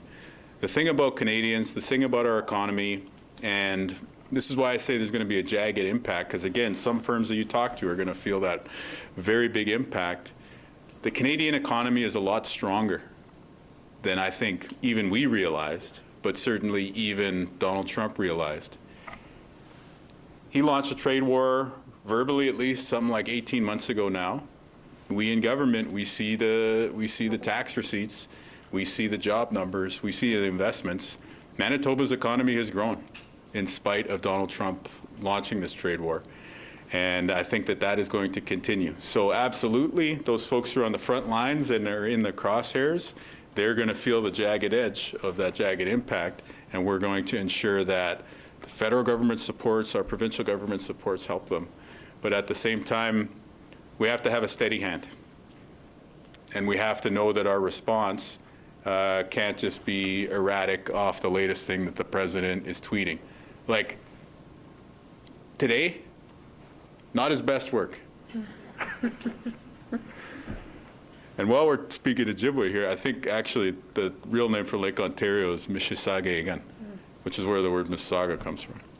But I digress. Regarding the tariffs. Okay. Alors, les tarifs douaniers qu'on a vus annoncés par le gouvernement du Canada aujourd'hui. Talking about the counter-tariffs announced by the Canadian government are necessary. Que M. Trump a lancé une attaque vers le Canada. Alors, ça, c'est Mr. Trump launched this trade war. Mais je pense que c'est toujours important de se souvenir que si M. Trump arrête son attaque sur le Canada, on pourrait supporter l'économie et on pourrait arrêter les tarifs douaniers que le gouvernement fédéral a ajoutés. Mais ça, c'est la situation qu'on voit. Alors, jusqu'à ce temps-là, on va continuer de supporter l'économie manitobaine et puis d'appuyer les travailleurs, travailleuses et puis les compagnies dans la province. And Manitoban workers and businesses in the province. Yesterday, I know you said just now that it's important to keep conversations going with the United States and the negotiations, but are you guys really planning for the long haul here and looking 100%. 6 months ahead, a year No, ahead? 2. Donald Trump he was duly elected. He's got 2+ years left. I can tell you that the conversation with the Prime Minister has been to prepare for 2+ years and ensure that programs that we have in place here in the economy are a bridge past the Trump administration. At some point, the American people will see how damaging this presidency is to their cost of living. The Iran war is making all of us pay more at the gas station. The tariffs are making first Americans, but eventually Canadians will feel an impact there too. And this is what? For what reason? What economic rationale? It doesn't make any sense whatsoever unless you were a president who wanted the working person to pay more so that you could give big tariff refunds to the companies and see them not pass the savings down to the consumer. And what's happening in America right now? The American consumer, the average blue collar, average middle class person is paying more at the grocery store, paying more at the pump. Donald Trump is sending out tens of billions of dollars of refunds to the big companies in America, and they're not passing the savings down. So he's only in it for the big people. He plays like he's in it for the little person, but he only cares about the elites. And the sooner Americans, the voting public of America, realize this, the better off the whole world will be. So please, connect the dots. Just one more question with regards to the council. How difficult is it when you're speaking to business leaders, business community leaders, to come up with a cohesive plan when you don't know what's going to happen in a month, 3 months, 6 months? How difficult is that to come up with a cohesive plan moving forward when it's been so erratic over the last 18 months and it very well could continue to be erratic? It's a really good point. Like, uncertainty is a key barrier to growing the economy and to business being able to function. If you're a business person and you're about to make a $40 million investment, you want to be pretty darn sure that that investment's going to pay off. And right now, with the yo-yo effect, on again, off again, it can definitely make you think twice. But what I have been impressed by in the voices that we heard from the business community, yes, there's absolutely a lot of people making a strong case. We need to get to a deal. We need to get to a deal. We need to get to a deal. But then they'll qualify that and say, but we don't want a bad deal. And so we are seeing from business leaders, and we are hearing from the business leaders, that they do want us to stand up on important issues. Like the news that Prime Minister Carney shared last Friday, that they weren't going to let medium and heavy-duty vehicles qualify for the tariff exemption, that would have hurt Manitoba hard. We've got a lot of people who work in the manufacturing side of the trucking industry where their whole supply chain would be seeing big impacts. Now, there's a threat on January 1, but again, we've got some time to prepare. We've got some time to diversify our trade internationally. We've got some time to knock down interprovincial trade barriers. We've got time to build some big projects here in Manitoba to get ready to keep people working. And I guess that was the other point that we heard from some business leaders, which is I'm not going to say this as pretty as they were saying this yesterday evening, but it was like, if the government is going to invest money, why don't we build roads and bridges and the infrastructure that we need to grow the economy? If the government has to invest money, why don't we pay people to build up the province instead of paying people to stay at home like they did in COVID? So again, these are all perspectives that are going to factor into our response in the coming months. And just on that note, can you just remind us, collective us, what, if any, supports were provided since the beginning of last year to steel producers? So we had the tax deferral program. We've also done a bunch of procurement measures, one of which was subject to the negotiations last week. Effectively, because we knew that the Prime Minister was close to negotiating a deal, we sat on a bunch of tenders last week because our language in tenders right now says preference will be given to a Canadian company or non-US. And we were sitting on those tenders because we said, well, if we're going to get to a deal, we don't want to blow the thing up, and we'll change that language. But no deal, no change. So those tenders are going out the door. And that includes us working with some of the steel sector here in Manitoba to figure out how they can fit into government procurement. Doesn't work every single time. I wish it would, but you take the Selkirk steel plant as one example. They can't necessarily retool to meet all the government steel procurement overnight, but it's a work in progress. You've been listening to Wab Kinew, the Premier of Manitoba, reacting to the federal government's retaliatory measures today and the trade war, generally speaking, that Donald Trump has inflicted on Canada. He says that if Trump continues on this path in 10 weeks, he thinks the midterm elections could change the direction the United States is going. He encouraged people to buy Canadian and to push back against this unwarranted attack from the United States, also saying that the conversation with the Prime Minister has been to prepare for 2+ years of this, because that's how much longer Donald Trump will be in office. The CBC's Olivia Stevanovich was listening in. She joins us live from our Ottawa bureau. Olivia. Well, Andrew, we heard some strong words there from Manitoba's Premier Wab Kinew about U.S. President Donald Trump again, mentioning some of Trump's social media posts about Canada that were published today, calling it not his best work, particularly mentioning the one where Trump wants to rename Lake Ontario Lake America, and also saying that Trump only cares about the elites and that it's only a matter of time before Americans realize this. Again, confirming that the premiers and the federal government are working together on a plan to support Canadian businesses and workers and shore up the economy for the next 2 years that this president is in office. We already saw a glimpse of what this response looks like today, because the federal government announced its initial response to the new 50% levy that the Trump administration imposed on hundreds of Canadian goods over the weekend after trade talks broke down between the two countries. It includes counter levies, and then it includes support for businesses and workers, which is what Kinew mentioned there in his press conference. The package is worth $7.5 billion, Andrew. And if I can just reference from my notes some of the breakdown of what this package looks like. It includes $1.5 billion for small and medium-sized enterprises, as well as $2 billion for tariff-impacted companies that have shovel-ready projects underway. Those projects will be impacted by tariffs on both sides of the border now, with construction costs and equipment costs going up. So money being set aside for that from the federal government, as well as $3.5 billion to enhance employment insurance and make changes to that system to protect workers going forward. So, Olivia, tell us a little bit more about what was announced today by the federal ministers and how it will all work.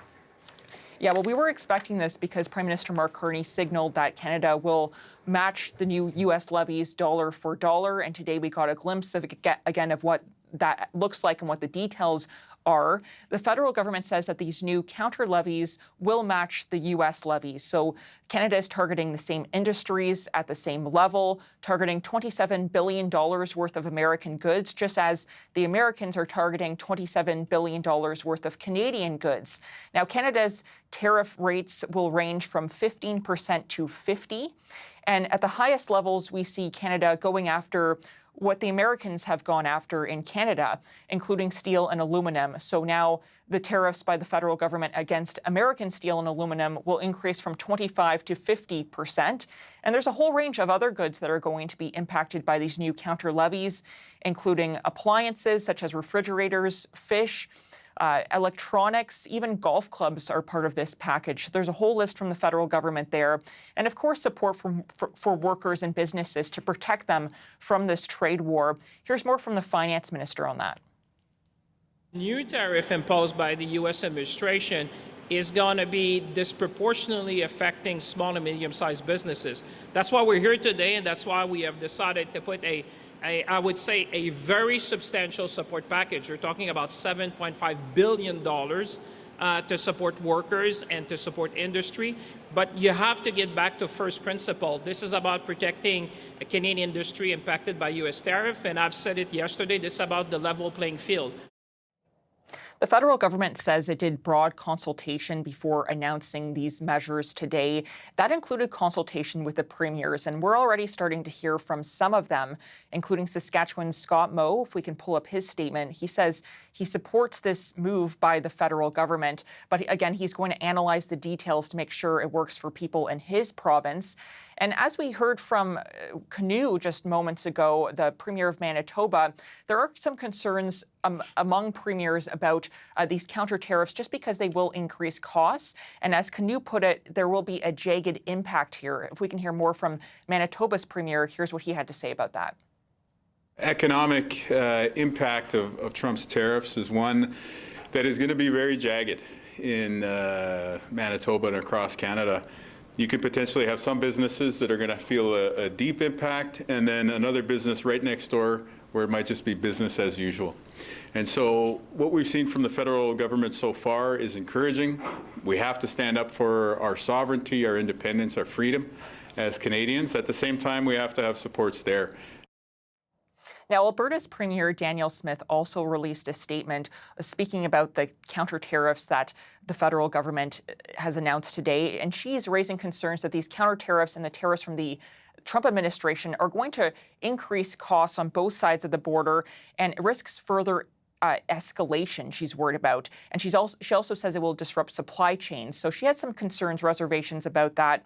But she does say she supports the federal government's move to announce new measures, new money for workers and businesses impacted by tariffs.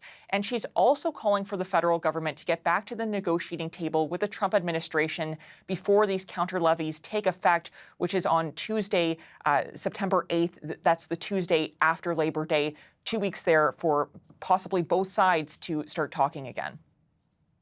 And what did ministers say about their approach to handling all of this?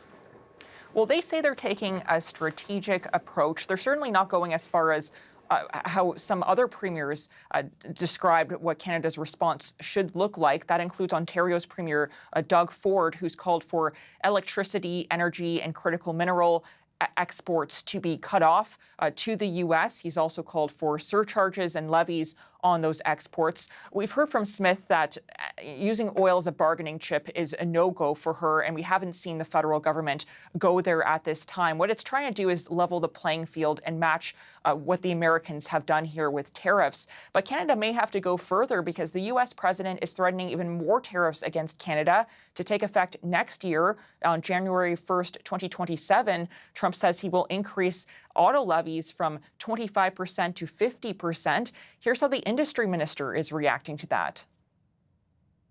I've been in contact with the president of Ford Canada, the president of Honda Canada, and the president of Toyota Canada, following the threats of 50% of tariffs against auto.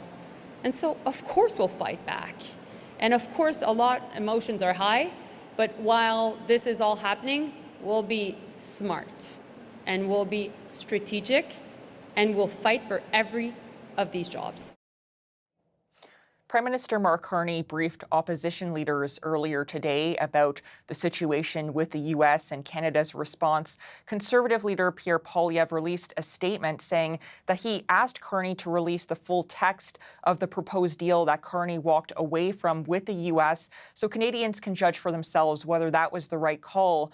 Poilievre is also calling for the federal government to lower federal taxes, because costs are going to increase with these tariffs and counter-tariffs. Olivia, thank you. CBC's Olivia Stevanovich live in Ottawa. And we'll have much more on the trade story in just a moment, but we want to turn now to some other breaking news. Legendary country music icon and philanthropist Dolly Parton has died. She was 80 years old.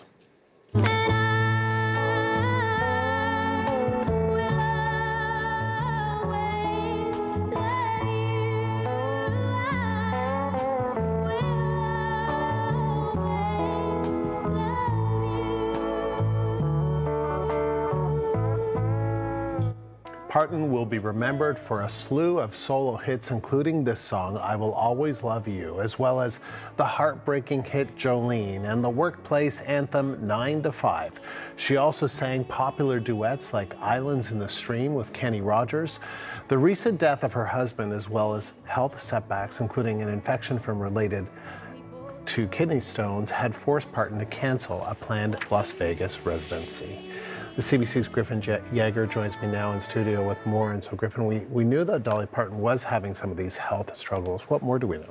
Yeah, so her publicist released a statement quite quickly confirming that the Queen of Country has died. She died peacefully in Nashville today. Her nephew actually sharing the news with fans via video. Let's take a quick listen to that first.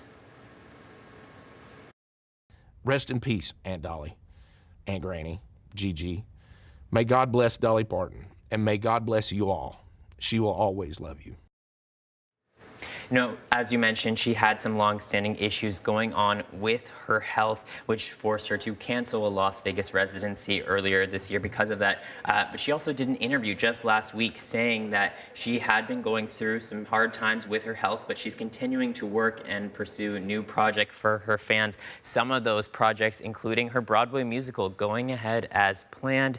Her and her team had also been collaborating with companies to create these avatar performances so fans could continue to enjoy songs like And I Will Always Love You and Jolene in their own way, and some more plans for her Life of Many Colors Museum in Nashville so fans can continue to celebrate her legacy. And I mean, her legacy, we could go on and on. She's had such a storied career. Tell us a little bit about it. Yeah, absolutely. I mean, she is remembered for so many things, including her music career, her acting career, her sky-high hair, but also her infectious personality and kindness. Parton was one of the best-selling music artists in history. She sold more than 100 million records worldwide, won 10 Grammys throughout her multi-decade career, and, composed more than 3,000 songs throughout that career. Songs like you mentioned, 9 to 5, Jolene, and I Will Always Love You. We can see here some of her film career as well, starring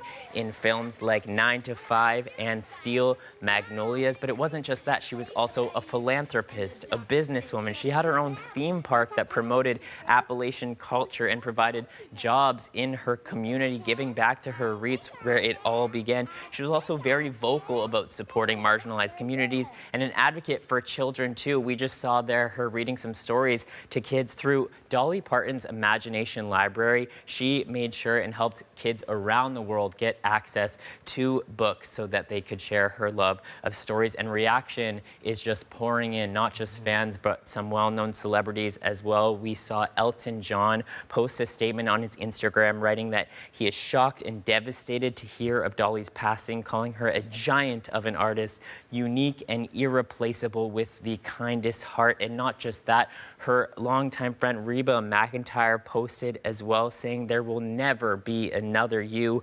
We will remember and cherish every memory and every note you ever played and sang." And fellow country music artist Casey Musgraves also reacting on social media, writing, "Dolly, this really, really hurts." And that reaction, I imagine, will just continue to pour in, Andrew. I think so too. That's how everyone seems to feel today about this news. Griffin, thank you. CBC's Griffin Yeager. Thanks.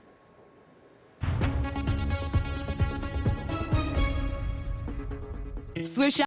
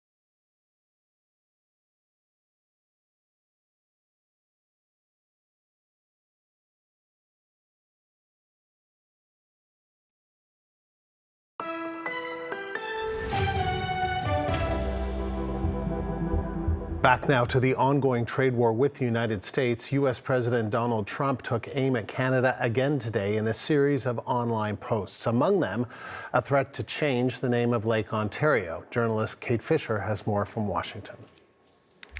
It was one of many posts lashing out at the country that he published across the day, suggesting, as you say, that Lake Ontario should be renamed Lake America, a bit like the Gulf of Mexico becoming the Gulf of America. He even posted a graphic of its name crossed out and replaced by Lake America in golden letters. And he said the change was needed because we don't expect to be doing much business with Ontario any longer.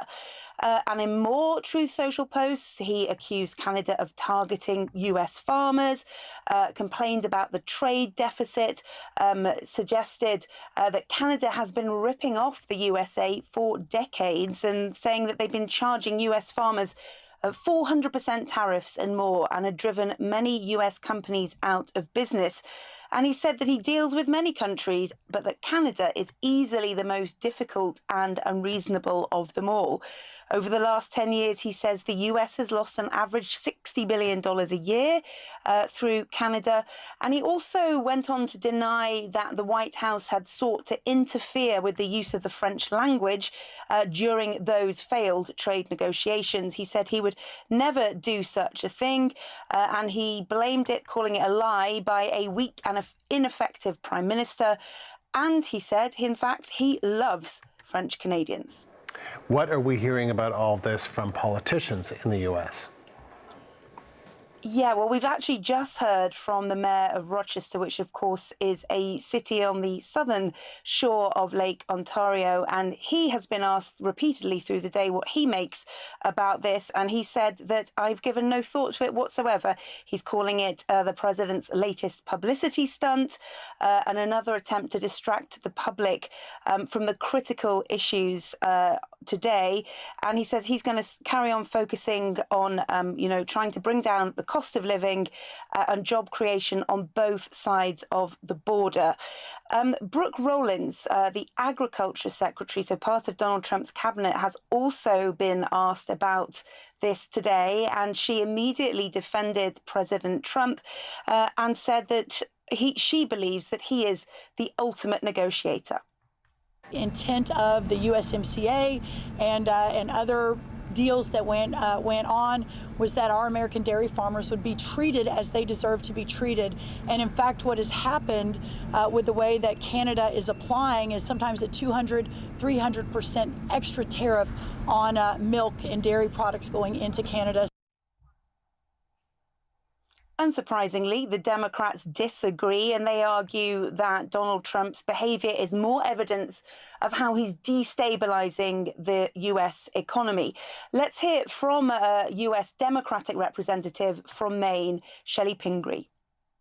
We have a lot of crops and parts of the industry where, we do the harvest on one side, it gets processed on the other. And if you're adding a 50% tariff before you bring it back one way or the other, it just puts these goods in no negotiable place in the marketplace. We also depend on Canadians to come and visit our tourism areas. If you go to Old Orchard Beach in southern Maine, you'll see the street signs are in French because we like to accommodate our Acadian neighbors. And that's a huge part of our tourism industry, shopping. I think that really illustrates just how intertwined the two countries' economies are. And the representative also made the point that many of the things that Donald Trump was demanding before these negotiations collapse are things that the U.S. itself would never stand for as a trading partner. Journalist Kate Fisher in Washington.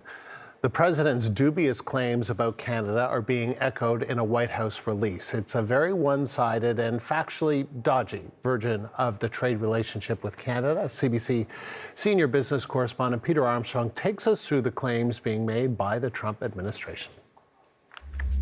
On the one hand, I think what they're trying to say is, look at how dastardly these Canadians are and how terrible things are. The more you read through this, though, Andrew, it becomes this really clear document that illustrates the one fundamental truth of all this, that tariffs are lousy for economic growth. Mm-hmm. It makes the case we've been trying to make very effectively. And if you don't mind, I think it might be fun to just literally go through it piece by piece here. Because, it says, Canada's been ripping off the United States for decades. President Donald J. Trump is done letting them get away with it. And then, Canada offered Canada the most preferential market access of any country on earth. Instead of partnership, Canada chose unreasonable demands. The record of Canadian abuse is clear and deliberate. Fact, it says. Canada is joined by the People's Republic of China in choosing retaliation over negotiation. Their continued discriminatory treatment of U.S. commerce has burdened American workers, farmers, and businesses. Okay, so we know it's not true that, in fact, we have chosen retaliation over negotiation. We tried to negotiate. Negotiations were only just a few days ago. It's not like this is some far-flung thing. Mm-hmm. But yeah, there is quite a lot of truth to the fact that Canada and China were the only countries that really lashed back. Some sort of did at the beginning. The UK kind of did. Europe did a little bit. But then they made deals. They negotiated. Mm-hmm. We haven't finished negotiating yet, so that's ongoing. Fact, Canada alone imposed discriminatory 25% tariffs on company-specific quotas on U.S. motor vehicles, measures applied no other country. As a result, U.S. vehicle exports to Canada crashed 22% over the last year. That's true, too. The U.S. imports, Canada's the biggest export market for American vehicles in the world. We're the number one. We're bigger than the next 3 combined. I think we're bigger than the next 4 combined. And so lo and behold, when they put tariffs on some of our stuff and we put tariffs on some of their stuff, I know this is going to sound shocking, but people didn't buy the stuff with the tariffs on it. It's astounding to me that this is, the White House is telling us this. The White House is saying tariffs have lowered exports from the United States. But it's true. The exports to Canada are down 22%. It's about $7 billion that they've lost. Canada banned American wine, beer, and spirits in nearly every province and territory, where other countries have faced no such restrictions. As a result, U.S. alcohol exports to Canada collapsed 81% in a single year. Yeah, check mark. That's true. That's entirely true. And I think Canadians would point to it as an example of something they're quite proud that they've done in retaliation to this. And again, that's not the feds, that's the provinces, 8 of 10 provinces. Canada locks out dairy with tariff rate quotas more restrictive than those given to Europe, plus over-quota tariffs of nearly $300. Rates so extreme they function as a near total ban and rank among the highest agricultural tariffs in the developed world. This is actually worth digging in on, because I'm going to tell you something you might be surprised by. You know who negotiated that rate, that tariff rate quota, that access to Canada's market for the dairy farmers? I do. Who was it? Donald J. Trump. Donald J. Trump. And you know who actually did the paperwork on it? Jameson Greer, because he was in the USTR at the time. This is their deal. This is what they asked us to do, and we did it. Now, the tariff rate quota is important to explain to people that what it is we say up to a certain level, and I don't have the number handy, but it's a pretty high level. It's a pretty high level. It's not huge, but it sounds big. It's billions of liters or something. Up to a certain level, they're allowed to import stuff, dairy products. Once you get over that TRQ, it's called, you start to pay these tariff rates, and they're quite high. It's like 215 to 300 some. They are quite high. But no American producer has hit that tariff rate quota yet. They haven't reached their capacity. Now, what they're upset about, and this is, I think, they make a decent point. They thought when they negotiated Kuzma back in his first term, what they thought they had negotiated was access to sell milk on Loblaws and Metro and wherever, Freshco. What we said it actually meant was you could sell raw milk to producers and they could sell it to the retail. And they were upset about that. The fine print didn't work out. But that was the deal they signed. They made that deal. So, I mean, we can go through, every single one of these has basically that same sort of glib pushback of, yes, that's what tariffs do, or, hey, that's what you negotiated back in 2018. CBC senior business correspondent Peter Armstrong. Ontario Premier Doug Ford has called for oil to be used as leverage in the trade war with the U.S., but Alberta Premier Danielle Smith has so far been reluctant to do that. The CBC's Brian Labby is tracking this story from Calgary. So, Brian, how are people in Alberta reacting? Well, to start with, Premier Danielle Smith says it's a non-starter. She's against retaliatory tariffs. She's against export taxes. She's against curtailing energy exports to the U.S.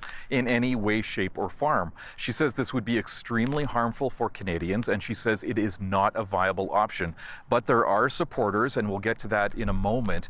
And on today's new counter-tariffs announced by Ottawa, Smith posted on X this afternoon saying that Alberta's government remains concerned that tariffs and counter-tariffs increase costs, disrupt supply chains, put pressure on businesses and workers, and ultimately risk escalation to even higher and broader tariffs that will impact even more Canadians. She goes on to say we should do all we can to avoid further escalation. There is still time before these counter-tariffs take effect on September 8th, and she says she is urging the federal government to use that time to get back to the negotiating table with the United States. Now, on the issue of using oil and gas as a weapon in this trade dispute, industry is making its position very clear. The Canadian Association of Petroleum Producers issuing a statement, and it says, in part, any action that would result in restricting the flow of energy between the two countries would cause immediate harm to consumers on both sides of the border. But there is support for hitting the U.S. with an export tax on energy products such as oil and gas. The Alberta Federation of Labor, which represents 175,000 workers here in Alberta, said in a letter to the Prime Minister today, an export tax would be a better option than counter-tariffs because it would be paid for by Americans, not Canadians. It would also be better than curtailment of production because it would boost prices paid by American consumers without reducing production, jobs, or royalties in Canada. But there is support, as I mentioned, and it's coming from two former Alberta premiers, including Alison Redford and Jason Kenney. Those are three of the strongest, the highest cards that we might have to play. We should not do so unless it's absolutely necessary. But I think we should telegraph that if they really, blow out the doors in terms of the president's threat to attack Canada economically in order to imperil our sovereignty, we should make it clear that we could play that card. Now, Jason Kenney says that he is against curtailing exports to the U.S. He's saying that that could damage Canada's reputation as a reliable supplier of energy. So, Brian, how simple is it to just throw a tax on oil heading into the U.S.? Well, it can be done. Governments and, of course, Canadians own the resource, so they can impose taxes. They can curtail production. But, according to one energy expert, those moves come with consequences. Essentially, if you go back far enough, all exports used to be regulated by Alberta and the federal government, back any time and even before. So the powers exist for governments to do that. But the question becomes who bears the cost? Because it's a commercial negotiation between a producer and a consumer about who's going to pay for that. And would it just be a tax on producers here in Canada? Richard Masson says the better play would be for Canada to diversify its export markets, something he says the country is already doing with the proposal to twin the Trans Mountain Pipeline to the West Coast. Andrew? Brian, thank you. CBC's Brian Labby in Calgary.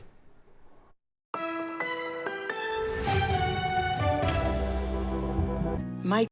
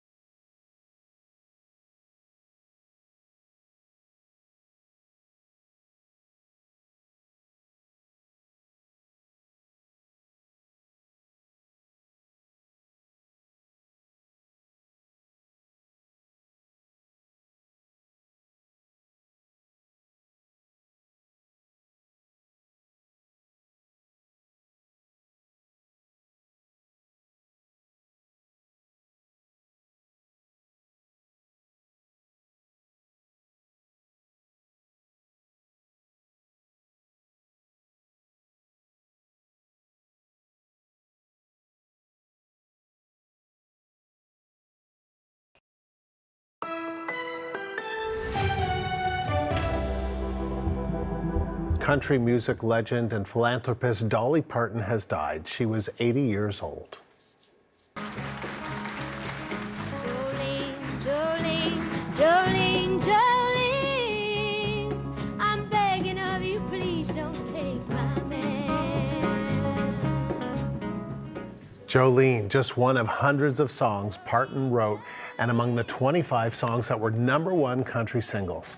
Dolly Parton's publicist says she died peacefully today in Nashville, Tennessee. She was one of the most beloved personalities in music and beyond, transcending generations. Parton was also a generous philanthropist and successful businesswoman.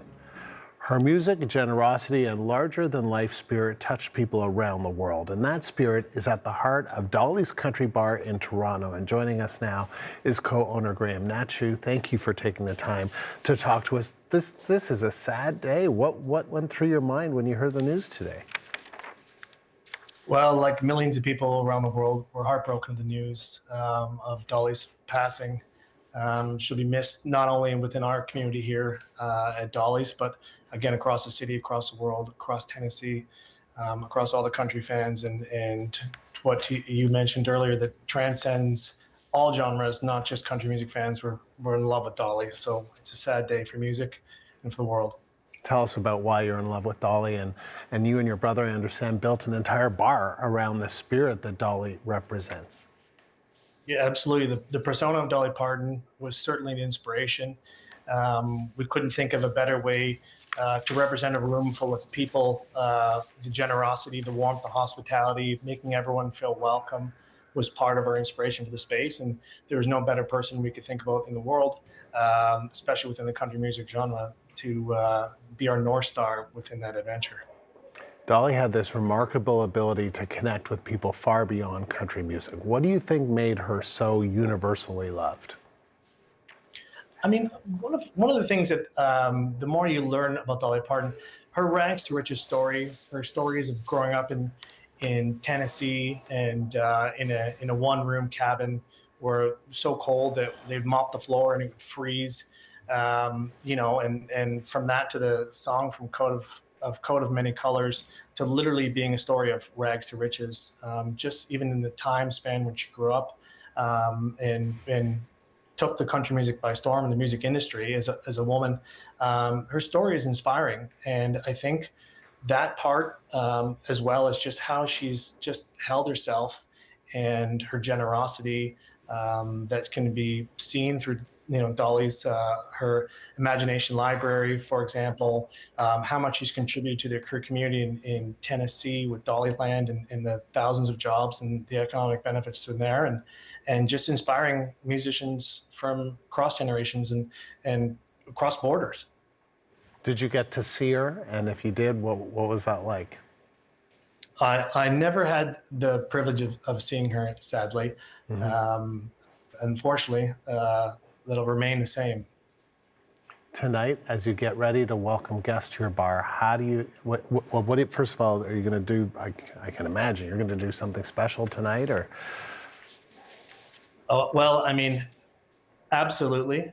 The intention is to host a memorial night to remember her life. It won't be tonight. So our intention is the proceeds will be donated to Dolly's Imagination Library. We're looking to do it in the next few days, but it's just come up so quickly, and to do it properly and to justice and to be able to have the community come together, we'll need more time than tonight. But I would say that we've already seen here on the Esplanade in Toronto a memorial of flowers and candles and people coming by, taking pictures and paying respects, has just spontaneously popped up on our doorstep, which is great to see the community coming out to support. Graham, good to talk to you. Thank you. That's the owner of Dolly's Country Bar in Toronto, Graham Nachu. And reaction is pouring into Dolly Parton's death. Her storied career spanned decades, and she spoke with many people, including journalist Steve Funderman, who joins us now. And Steve, it's a sad day. You interviewed Dolly before. Talk to us about that and tell us where you are. Yeah, well, let me place myself right now. I'm on Hollywood Boulevard. Behind me, this is the star on the Hollywood Walk of Fame for Dolly Parton, and people have gathered here. In a few minutes, they're going to come. The Hollywood Chamber of Commerce is going to present a memorial wreath at this location, but we've had fans coming here for the last hour or two, bringing flowers of their own, telling very moving stories of how Dolly moved them. And I'll tell you, as a reporter, I said this to you earlier, I've talked to so many celebrities and newsmakers over the years. The length of my career allows me to do that.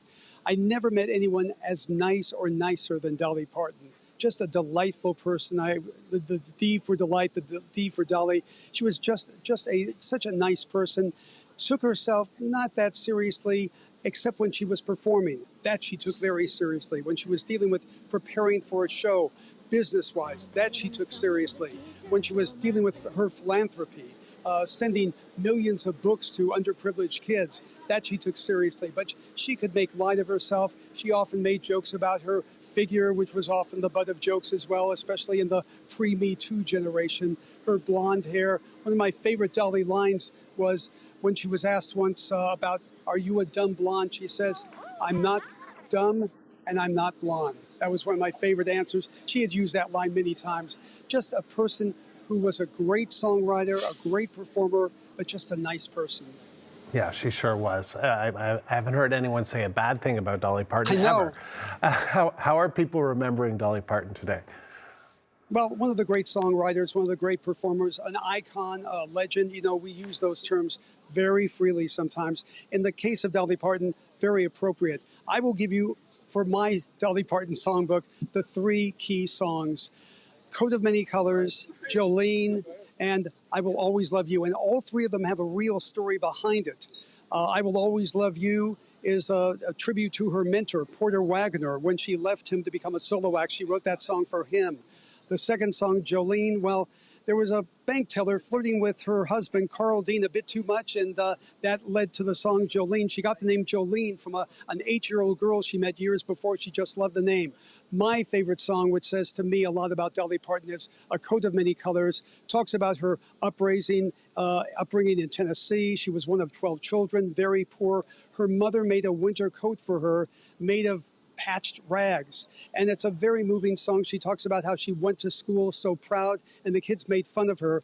My favorite lyrics in there, I'm trying to remember it perfectly. She says, I knew we had no money, but I was rich as I could be with my coat of many colors that Mama made for me. That song I just love. It actually breaks me up sometimes when I hear her sing it. Just a beautiful song. But so many songs. She will be remembered forever. You know, the songbook, the music, it lives on forever. But a great loss. And just like I said, I've not met anyone today who knew her, who worked for her, who didn't say anything, but she was the nicest person they ever met. Steve, thank you. Journalist Steve Futterman, live Thanks. in Los Angeles.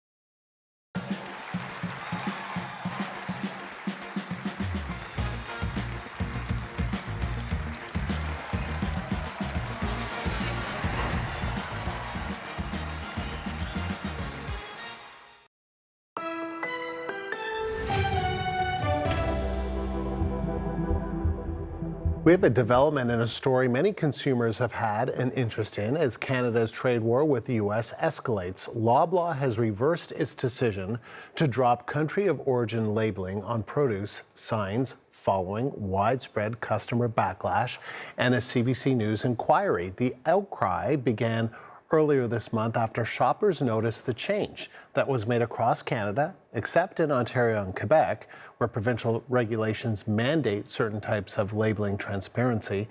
In an email response to CBC, the grocer says it is taking steps to help shoppers buy Canadian products, including reintroducing country of origin information in produce aisles and a T symbol on shelf labels for American products affected by U.S. tariffs. Country music legend and philanthropist Dolly Parton has died. She was 80 years old. Jolene, Jolene, Jolene, Jolene, I'm begging of you, please don't take my man. Jolene, just one of hundreds of songs Dolly wrote and among the 25 songs that were #1 country singles. Dolly's publicist says she died peacefully today in Nashville, Tennessee. Dolly was one of the most beloved personalities in music and beyond, transcending generations. She was also a generous philanthropist and successful businesswoman. Dolly spoke often about her commitment to giving back throughout her life, including with our own Tom Power of CBC's Q. In a 2023 interview, she told Power why she continues to speak about injustice through her work and her music. Well, I've been around a long time. I care about people. I care about everybody. I really do. And I just care about things that matter, and should matter more. And I just, I think people kind of know me. I've been around for 6 decades, and it's kind of like a familiar face. They're used to seeing me and hearing me, and they've watched me in the movies. They've heard me on the radio and seen me on TV. So I'm kind of like a family member. I've become a household word, so to speak, in every house but home, as the song says. Stay going all the time doing my stuff. But I think that the fact that people know that who I am, where I came from, and the kind of people I come from, I think they're more prone to listen to somebody like that than just a stranger in town. So I just kind of feel like a family member to everybody. That was Dolly Parton in a 2023 interview with Tom Power, the host of CBC's Q. And you can watch the full interview on our website now at CBCNews.ca. And we leave you now with a look about memorial growing on Hollywood Boulevard for country icon Dolly Parton. You're watching CBC News Network. I'm Andrew Nichols. Thanks for watching.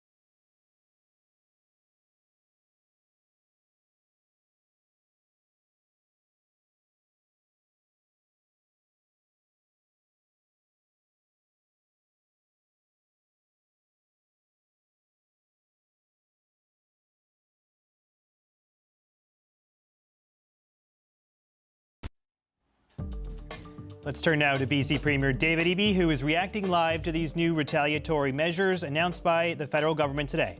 Through soliciting Red Cross donations, through prioritizing and promoting Summerland products. I want to thank them for that. We've got 1,300 families that are still under evacuation notice in the province right now. We're going into a dry, warm, windy set of weather ahead, and there are increasing risks again of wildfires. So just asking British Columbians to please be careful out there, especially in the backcountry, and report those fires as soon as you see them. The Wildfire Service has been doing excellent work in knocking them down, but they have to know about them. So BCL has been doing great work on that, but also the BC liquor stores and BC liquor policy has been one of our key responses to the Trump trade war on Canada and on British Columbia by choosing not to stock, not to order American booze. We tried in our own small way here in British Columbia to send a message that would be received and seen by the president, and it was. It is unfair, it is unjust that BC forest families, BC forest companies have worse access to the American market than the European Union, than Russia, for example. And so getting the president's attention through liquor policy was one of the key ways we did it. Obviously, we've seen another attack from the United States. And again, I'm asking British Columbians, if you have a choice, please don't travel to the United States.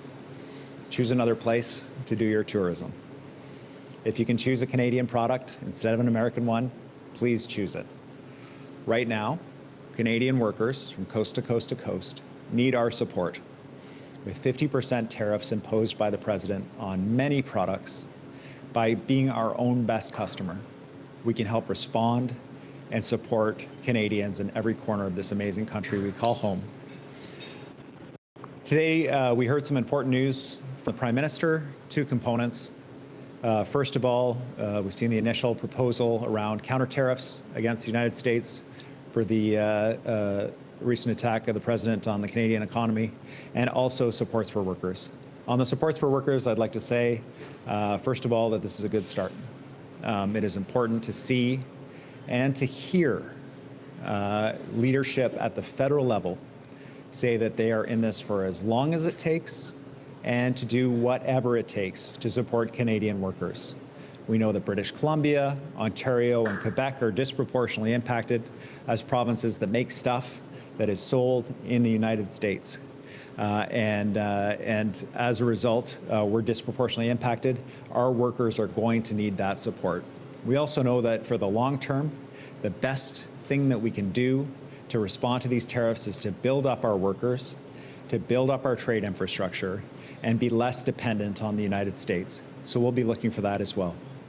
In terms of the counter tariffs, to me, reviewing what the Prime Minister has proposed, this is a proportionate response.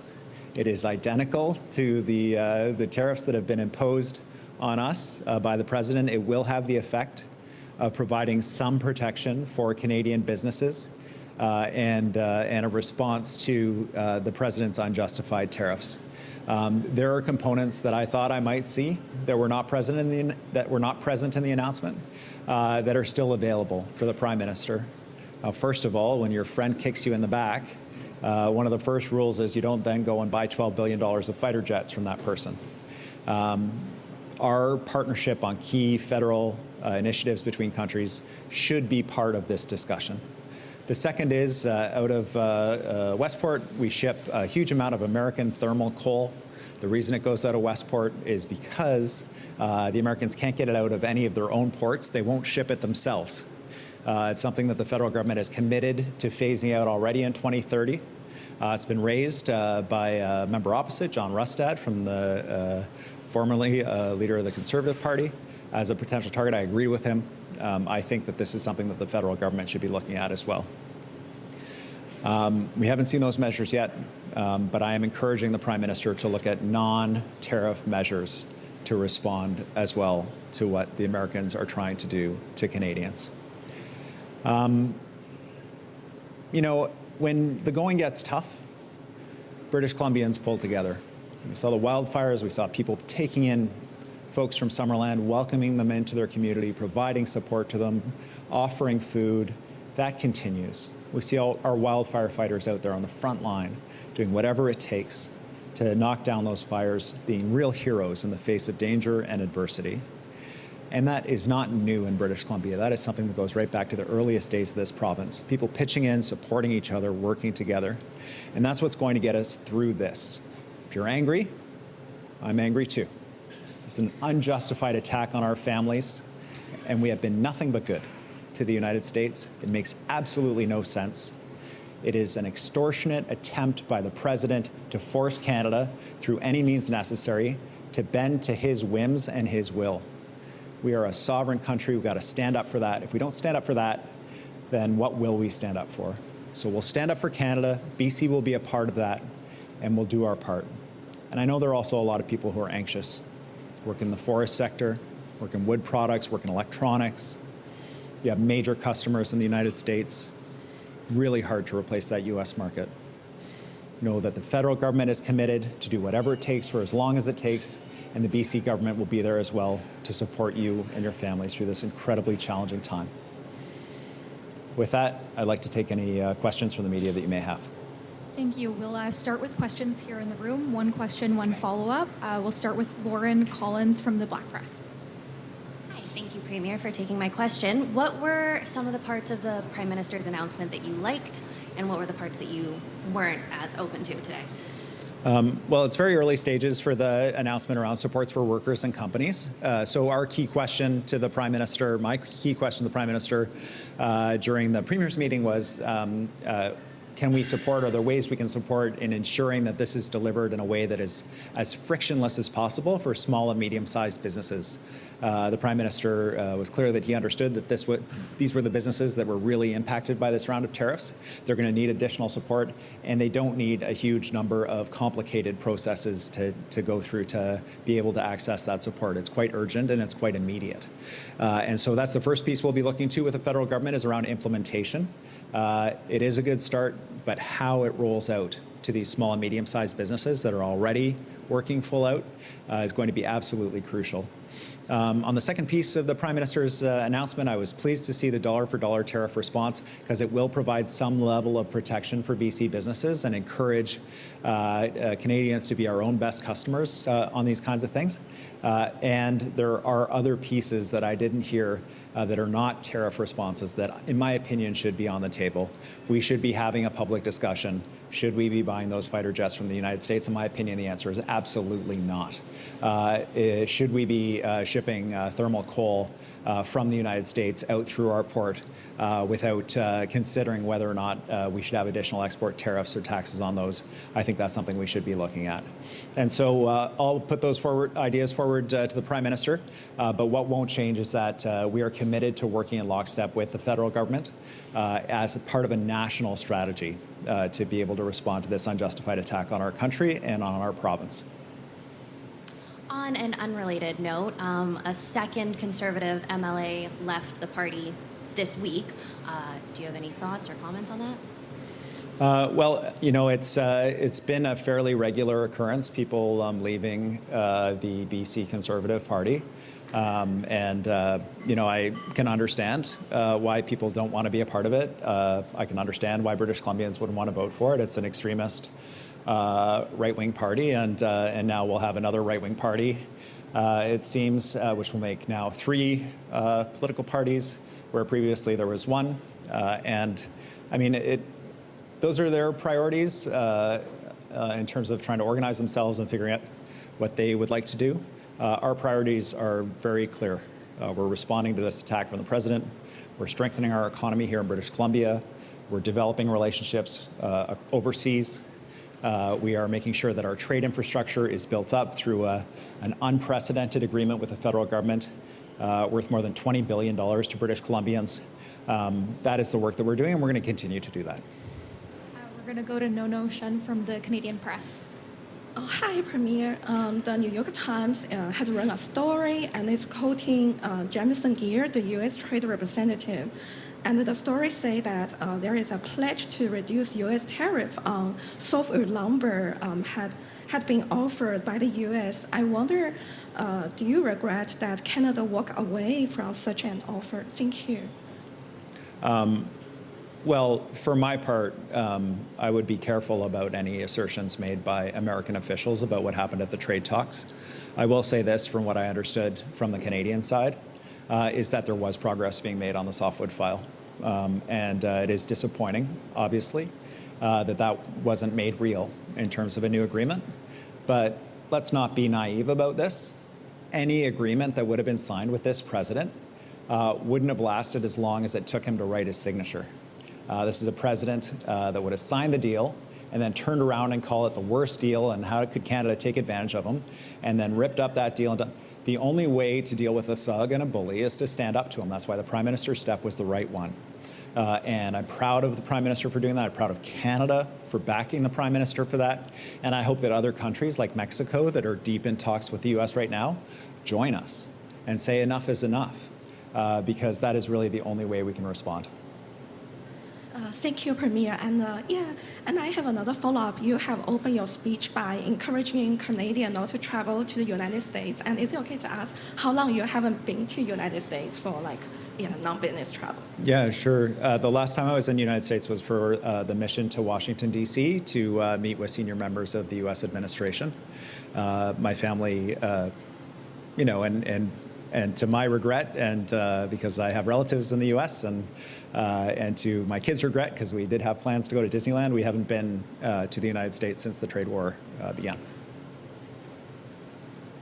And we'll go to Stephen LeBay from Business in Vancouver. Hi, Premier. Thank you for taking my question. Yeah, you bet. Sorry, I'll just move this mic up. 2 months ago, technical experts from the oil and gas industry approached your government identifying an error in your 2026 budget. The error, as they communicated, led to what they calculated as a $500 million overestimation in gas royalties on an annual basis going forward for 5 years. That's about $2.5 billion overestimated in your budget, according to them. Will you acknowledge that mistake? I'm not familiar with any error in our budget related to oil and gas revenues.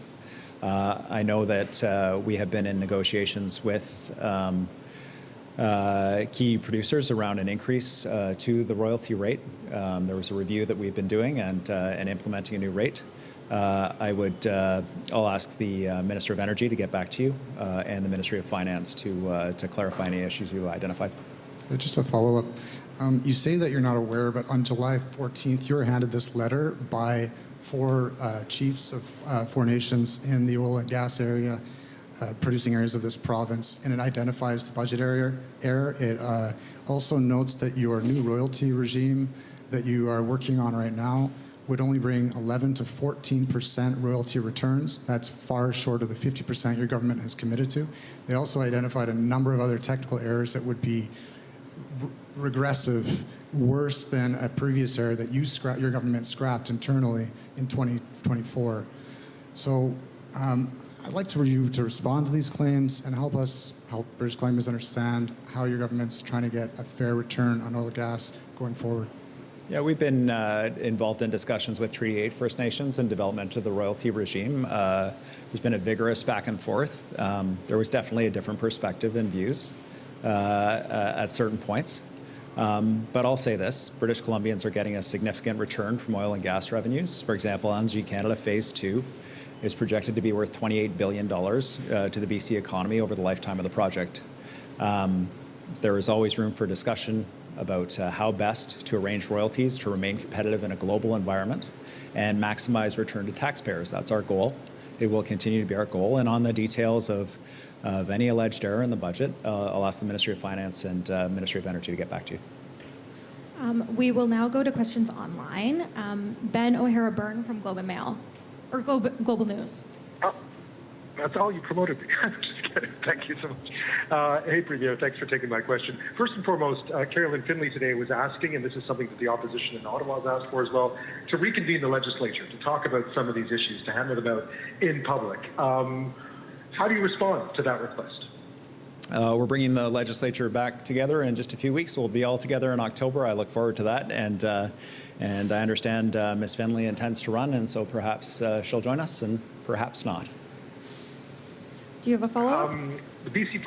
Yeah, I do. Thanks again. BC's Privacy Commissioner today announced an investigation into your removal of the public directory and looking into claims that it was a security risk, basically saying that without an alternative, a replacement, that this was a very serious transparency issue. It's been explained to us why it was done, but what's your response to the Privacy Commissioner looking into this? Clearly, there are big concerns about the process, about the way it was carried out. Yeah, well, I share the concerns. It was not an ideal process. The RCMP approached us, identified the serious risk that the information, which is the contact information for literally every government worker across the province, presented in an era of AI and spoofing and phishing operations trying to access government information database systems. It was a serious concern that was brought to us.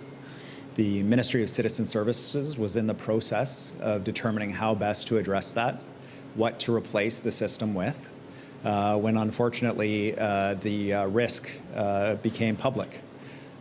We had to decide whether to leave the database up with all the information that the RCMP had told us was a serious risk, or whether to take it down and have a gap.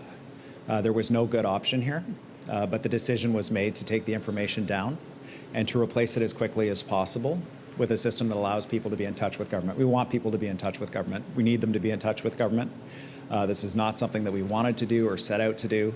We'll work with the Privacy Commissioner to ensure that whatever we put in place to replace the pre-existing system achieves our twin goals of minimizing the risk of hacks into government and all the sensitive information that government has, and access for the public to be able to bring forward information, raise concerns, and reach out to different government departments directly. We want people to be able to do that.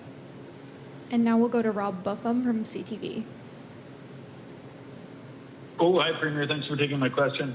My first question relates to the fracturing that we're seeing in the right. You talked about three parties now representing center-right interests. Can you, given the sort of chaos or the ruptures that are happening there, can you rule out that you won't call an early election?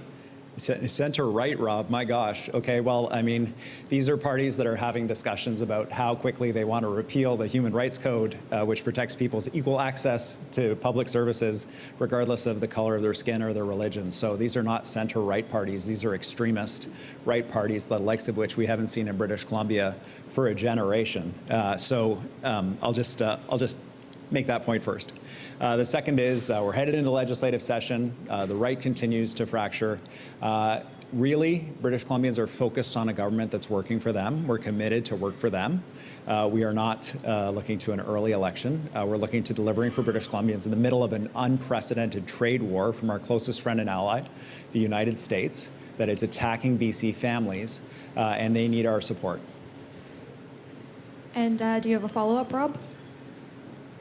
I do. I'm curious as to when you intend to call the by-election for Carolyn Finley to run in Abbotsford Mission. And also just wanted to get your thoughts on allegations about Ian Payton being offered a role as an advisor with the same salary as he was making as an MLA if he would vacate his seat. The propriety of that, if that's a problem or not. Yeah, Rob, it's just a mess after a mess on the Conservative side of things. It's chaos central over there. I can't explain what's happening there. I don't know, but I do see that it's a mess. In terms of specific decisions made by the new leader, she is the one who should be accountable for them, and she just held her first press conference and her first full press conference in like more than 80 days as leader. So we'll see. We'll give British Columbians the choice of direction where they would like to go in terms of the province, pulling people apart, avoiding the media chaos, and more expensive homes, and sucking up to Donald Trump versus building a strong, independent economy as part of a national effort to respond to an unprecedented trade war. The choice is pretty clear to me, and I hope it is for British Columbians as well. And we'll go with the last question to Mike Hager from the Globe and Mail. Thank you. Just with regards to Westport, have you talked to Jimmy Pattison, who owns near half the shares of the terminal that's exporting all this thermal coal, or do you plan to, in order to lobby Ottawa to include this as a retaliatory move in the trade war? No, I haven't spoken to Mr. Patterson about this, but if there was any interest from Ottawa in taking this up. This is Power on Politics. I'm JP Tasker in Ottawa. We've been listening to BC Premier David Eby, and he was speaking on a day that the federal government announced that they are hitting $27 billion worth of American goods with tariffs and unveiling a $7.5 billion aid package to help workers and businesses that are affected by this ongoing trade war. Eby saying he has absolutely no regrets whatsoever that Mark Carney walked away from the negotiating table with Donald Trump and did not make a deal, saying that Canada's sovereignty was under threat with some of the terms of the deal that he was privy to. He says that the president is a thug and a bully, and we have to stand up to him. He's also asking the Prime Minister, while accepting some of the measures that were announced today, David Eby is asking the Prime Minister to go even further and perhaps punishing the United States for its actions against our country, saying he wants to see some non-tariff measures put in place in addition to some of the tariffs that were levied today that will take effect in September. The Premier wants the government to rule out buying the F-35 jets, which are, of course, made by an American defense firm. Eby saying it's not the appropriate time to give a $12 billion contract to an American firm that is making the F-35. And he also wants the Prime Minister to step in and block the export of American thermal coal from ports in British Columbia, saying they really need to go further than what they have done to this point. So that's what the Premier had to say. But we still have a lot more to come on this show. And as Canada strikes back against the United States in those 50% tariffs, rolling out dollar-for-dollar retaliation on billions of dollars of American goods. We stand united in our response. We stand united in our resolve. We stand united in fighting for Canada. We're choosing our own course. We cannot wait for Washington to decide our future. There's also billions going to Canadian workers and businesses caught up in the trade war. Industry Minister Melanie Joly is standing by to talk about Canada's response. Plus, Canadians deserve to know what was on the table so all of us can know what we are fighting for and what we are fighting against. What struck me was the sense that there is a possibility that we simply won't have a deal under the Trump administration. The Prime Minister briefs opposition leaders. What did Mark Carney tell them about the deal and how those talks ended? We'll ask NDP leader Avi Lewis. And things got a little heated. It got a little personal yesterday between the president and myself. It's time to get back to the table and let's negotiate a fair deal. Ontario Premier Doug Ford changes his tone after coming out swinging against the U.S. president. Does lowering the temperature help get both sides back to the table? Power Panel is here to talk about that. But first, the Conservatives are demanding answers after Canada announced retaliatory tariffs against the U.S. today. We asked the Prime Minister today to reveal the cost to individual families of his proposed counter-tariffs. He said the other day that tariffs are taxes. That is a quote. So what will the retaliatory tariffs mean for grocery bills, gas prices, and the cost of everyday goods? How much more will families have to pay? And where will the tariff revenues go? Canada is putting $27.6 billion worth of dollar-for-dollar retaliatory tariffs on more than 700 U.S. products. The government is also rolling out a $7.5 billion plan to support Canadian businesses and workers. That includes employment insurance, financing, and loans as they weather this trade war. Industry Minister Melanie Joly joins me now. Nice to see you, Minister. Thanks for coming in. Thank you. Let's start with the counter-tariffs you announced today. I noticed that some of the products that are on this list are actually U.S. goods that are coming from what you could consider swing states in the United States. We're like lobster from Maine, plastic and appliances from Ohio, cheese curds from Wisconsin. The list goes on. Was that by design? Was this list drawn up with the intention of punishing some of those Republican-held states or some of the states that could be in contention in the midterm elections that are coming up this fall? Well, first and foremost, when you look at the counter-tariffs that were imposed on us in the context of this trade war and really opening a new chapter of this trade war, what we're seeing is that there is a clear targeting of our workers, of our sectors, and clearly there's been a lot of thoughts and thinking around deciding which tariffs would go where. And so, in that context, what we did first and foremost was really to help to protect our own businesses, because we've been dealing with the trade war through the tariffs on auto, on steel, on aluminum, and forestry. But what is different with this new chapter is that there's so many different sectors, from the garment and textiles to the cement, plastics, wood products, hockey sticks, furniture, etc. And so what we needed to do is to protect the markets of the businesses that are already selling to Canadians, to make sure that the American products would not actually compete against them at an unfair level at the time where they can't export to the US. So that was the first thing. And second, of course, we needed to make sure that we were going to go after really important products that are strategic. That's exactly why we also have more than $27 billion, nearly $28 billion worth of tariffs targeting US products. So there's been a lot of thoughts and thinking at Finance by my colleague Minister of Finance, François-Philippe Champagne, to do so. And this is a strategy we took in 2018 at the time, and this is a strategy also that, of course, we're taking. The amount of pressure the US is trying to put on an economy is important. Yeah. And so in that context, we're standing on our 2 feet and we're fighting back. I guess what I'm driving at is it's not a coincidence that you've picked some products that are major exports from some U.S. states that will be critical in deciding the balance of power in Washington. Is that fair to say? We are putting pressure clearly on different states and different people. We don't want to do that. We don't want this trade war. We didn't start it. We've been at the negotiation table until the very last minute. The Prime Minister had to make a call at 10 o'clock on Friday night to leave the negotiating table because of new demands at a time where he thought he had a deal. Yeah. So this is serious. And so that is why, of course, we don't want to do this, but we have to do this because it's a question of protecting jobs and our economy. I hear you on how this is about leveling the playing field for Canadian products that are now facing very steep 50% tariffs from the United States. But some of these tariff costs will be borne by Canadian consumers, right? By Canadian businesses. I mean, there's a price to pay when you slap these sort of measures on goods that are coming into this country.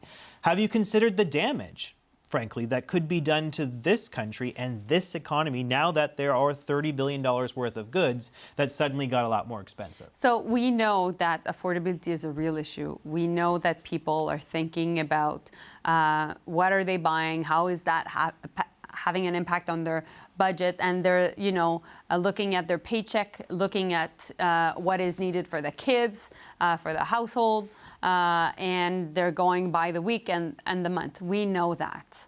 And so that's why we came up with a lot of different supports, even recently with the groceries benefit. But our goal was definitely to make sure that we took that into account. One of the big things, nearly half of the counter-tariffs that we're putting in is actually on steel. Because and aluminum, a lot of aluminum components. Yes, too, because right? Remember, the tariffs for steel and aluminum on Canadian steel and aluminum for the U.S. was at 50%, and we were still accepting products at 25%. So there was a gap of 25%. Right. And so nearly half of the counter tariffs we announced today are actually on metals going from the U.S. coming to Canada and competing also with our products. Can we talk? And of course, if there are businesses that need these steel products because it's important for the supply chain, we will work with them and we'll make sure that it makes sense, like we did during Chapter 1 of this trade war. Can we talk about the relief measures as well? That was the other component of this announcement today, $7.5 billion worth of programming that's now available to prop up folks who are going to be facing tough times, right, as a result of this trade war and some of these tariffs that we're grappling with. There has been some criticism over the program that was announced today. We heard from the Canadian Federation of Independent Business, an organization I know you know well. Dan Kelly, who runs the CFIB, says that the last tariff support program was, as he called it, garbage, And he thinks that today's announcement isn't much better, especially as it relates to small businesses. He feels like, as he calls it, there's an alphabet soup of complicated programs that a lot of smaller operations will not be able to access. What do you say to him and those who are worried that what you've announced today, it's a big ticket item, might not be all that useful for people who are actually suffering as a result of this trade war? Well, I've been in contact with Dan Kelly a lot in the past few days, and I don't agree necessarily with how he sees things, but I have a lot of respect for him, and my goal is to make things better. So that's why we've adapted, based on his comments, some of the measures that we presented today. And I think one of his big concern was definitely how do you get to small businesses, which is much more the reality now than it was under the steel, auto, and forestry and aluminum. It was the case, but I think we're able to support 1,000 businesses across the country and protect 36,000 jobs. So that was pretty good. But I think because we're dealing with smaller companies, a lot of them in the food sector, the garment sector, a lot of them that don't know necessarily your programs. I get his point that we need to go fast, we'll be agile, and that we need to help companies navigate the system. So I'll work with him. I'll work with the Chamber of Commerce. I've talked to Goldie Hyder, to Candice Lang, to so many different important business leaders to make sure that that would happen. And I think another point that he made, which I completely agree with, was we can't put our small businesses in the circumstances of going through a spiral of debt. And so that is why also we came up with non-repayable contribution up to $3 million, depending on the impacts of tariffs on a business. So the $7.5 billion in support announced today, that's on top of, I believe, the other $25 billion or so that's been rolled out to this point to help the economy. There's a big price tag attached to these things.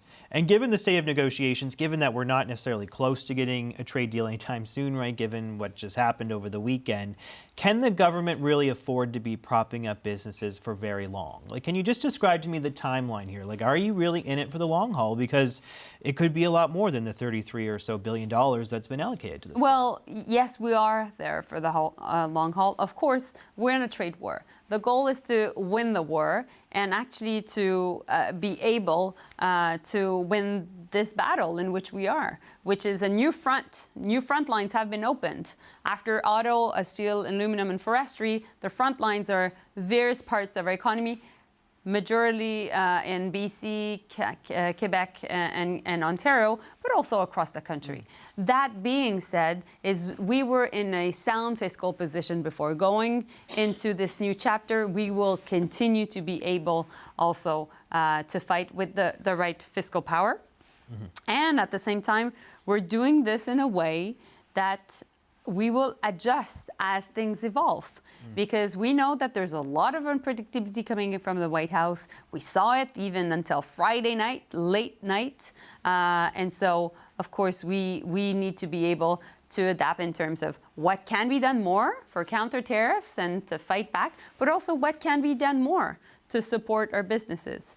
I think my colleague Patty Hajdu, the Minister of Labour, did a great job also having the work-share program to support more workers. That way, businesses will be able to keep their employees. I want to ask you about President Trump today. You might have seen this tweet. He was professing his love for French Canadians, which might warm your heart a bit. He was saying, let's put the tweet up on the screen for our viewers. "I would never interfere with Canadians speaking French. In fact, I have never even thought of doing such a stupid thing. This lie was made up by a weak and ineffective Prime Minister in an attempt to gain political support, which he has totally lost from the people of Quebec." We also heard from U.S. Trade Representative Jamieson Greer. He was saying that the idea that French was part of these trade talks is a fake and funny story coming from the Prime Minister. Just help us understand how we got to this point. Why are there two different stories really on how French was part of these negotiations? So first, I was not part of the negotiations, so I've been briefed by the Prime Minister and the Prime Minister's team and Dominique Leblanc. But, I was asked that question in a press conference earlier today, and to react to what President Trump had said regarding French Canadians, I said it's not a question of love. It's a question of respect and of our own sovereignty. And so we've created this country out of a partnership, an alliance between English that became English Canadians and French Canadians. And we created so to make sure that we would not become the US. And of course, we have a lot of work to do on reconciliation. We all know that. But for more than 150 years, we knew that when it came to protecting our own national identity, we need to work on it, but we need to make sure that we would have cultural policies, from bilingualism to protecting our 2 official languages, to having CBC Radio-Canada, to having also online streaming platforms participating and supporting Canadian content as core of any trade agreement. We were able to do so in the protection of cultural content in the TPP, so the free trade agreement with Asia, with the one with Europe, with the one also that is part of NAFTA. And we've done so since we've had free trade. The Mulroney government actually did that at the time and eventually developed the Broadcasting Act. So my goal is not to give you a history lesson or to talk about the history to Canadians watching us right now, but my goal is that there's been every single government in the past in Canada has always stood up for these cultural policies. It's a red line. It's a red because line. it's a red line. Because we know that we need to protect our DNA as a country, our national identity.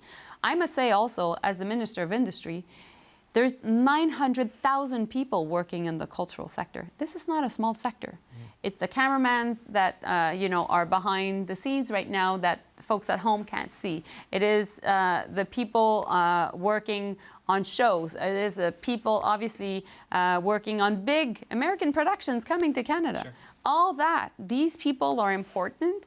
They also earn a decent living, and we need to make sure that we protect their jobs. Just very quickly, because I'm running out of time, but President Trump and Ontario Premier Doug Ford have been kind of going at it over the last couple of days. I think you've probably seen some of the commentary. It's gotten quite personal at times, right? Trump called Ford a flunky, less charismatic, less intelligent than his late brother, Rob Ford. And the Premier, in turn, has called Trump a loser, the king of bankruptcies.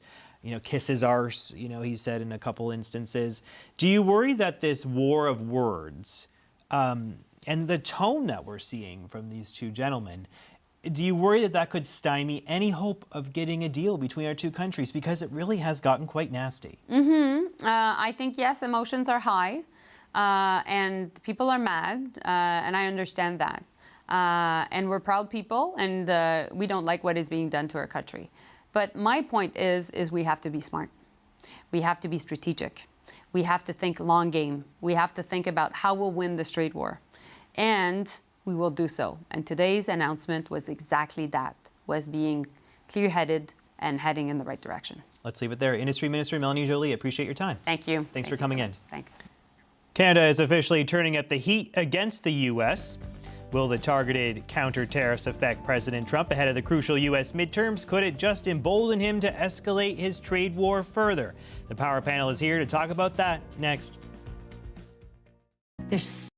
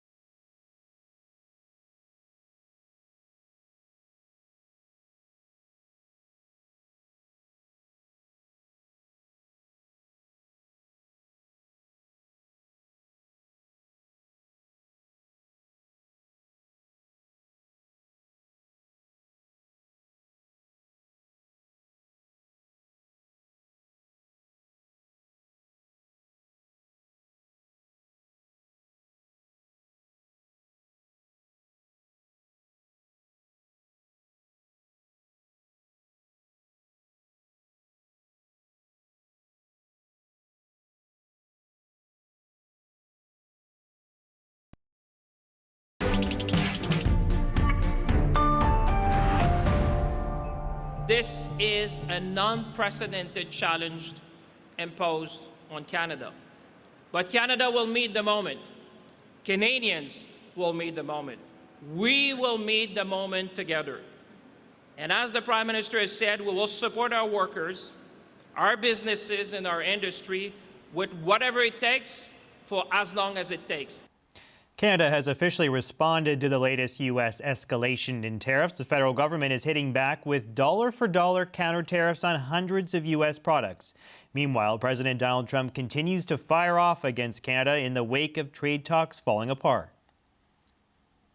Today, he said Canada has been ripping off the U.S. for decades. I deal with many countries, and Canada is easily the most difficult and unreasonable. They feel entitled, but they are not a state and will be entitled no longer. Trump also posted this picture, a threat to rename Lake Ontario Lake America, after Ontario Premier Doug Ford called Trump a bully, a dictator and a loser, and told him to kiss his ass. Time now for the Power Panel. Supriya Dwivedi was an advisor to former Prime Minister Justin Trudeau. Lisa Raitt is a former Conservative cabinet minister.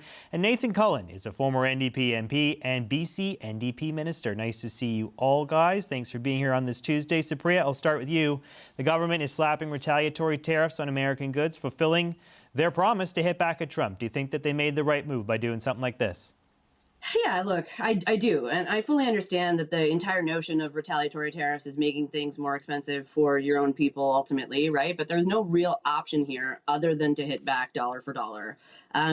Trump can't keep clocking us in the face while we do nothing. And while I can certainly appreciate that there are very smart folks out there that are, pointing out either the differences in the sizes of our economies or the fact that counter tariffs will ultimately make things more expensive for Canadians. Sure, that's all well and good, but like having a spine and standing up to a bully matters. And I also think the government is being smart and strategic about the kinds of products that they're going after, right? They're going after strategically placed U.S. products where Canadian alternatives are available. So you can probably get your way out of that if you wanted to buy Canadian. And there's also the way that they're targeting the states. I mean, you're looking at states that are really going to feel it. Many of which are purplish states that can go either way, and that where the races are going to be quite tight for the upcoming midterms. So in an ideal world, none of this happens, but we're in the dumbest timeline, and we've got to do something with the world's largest bully breathing down our neck. Yeah, Lisa, what is interesting about the list is that so many of the goods, as Supriya says, come from U.S. swing states. I was looking through it today. Lobster from Maine, plastic products, appliances from Ohio, cheese from Wisconsin. On lobster in particular, it could be a real conundrum for that state because Canada actually processes more than half of their lobster that they catch in Maine. Half of it goes to Nova Scotia and New Brunswick and then is sent back over the border. That could be a problem for, say, Susan Collins, a Republican who's running in the Senate race in Maine, and it's a crucial vote, really, to hold on to Republican control of the Senate. This seems deliberate, right? Perhaps that they've gone through the list of potential products and decided, hey, maybe let's inflict a little political pain on the United States. Well, there's 700 different items, I think, that they've applied a tariff to. So some of the stuff is going to be evergreen, the stuff that you would always reach for if you had a war with the United States in trade.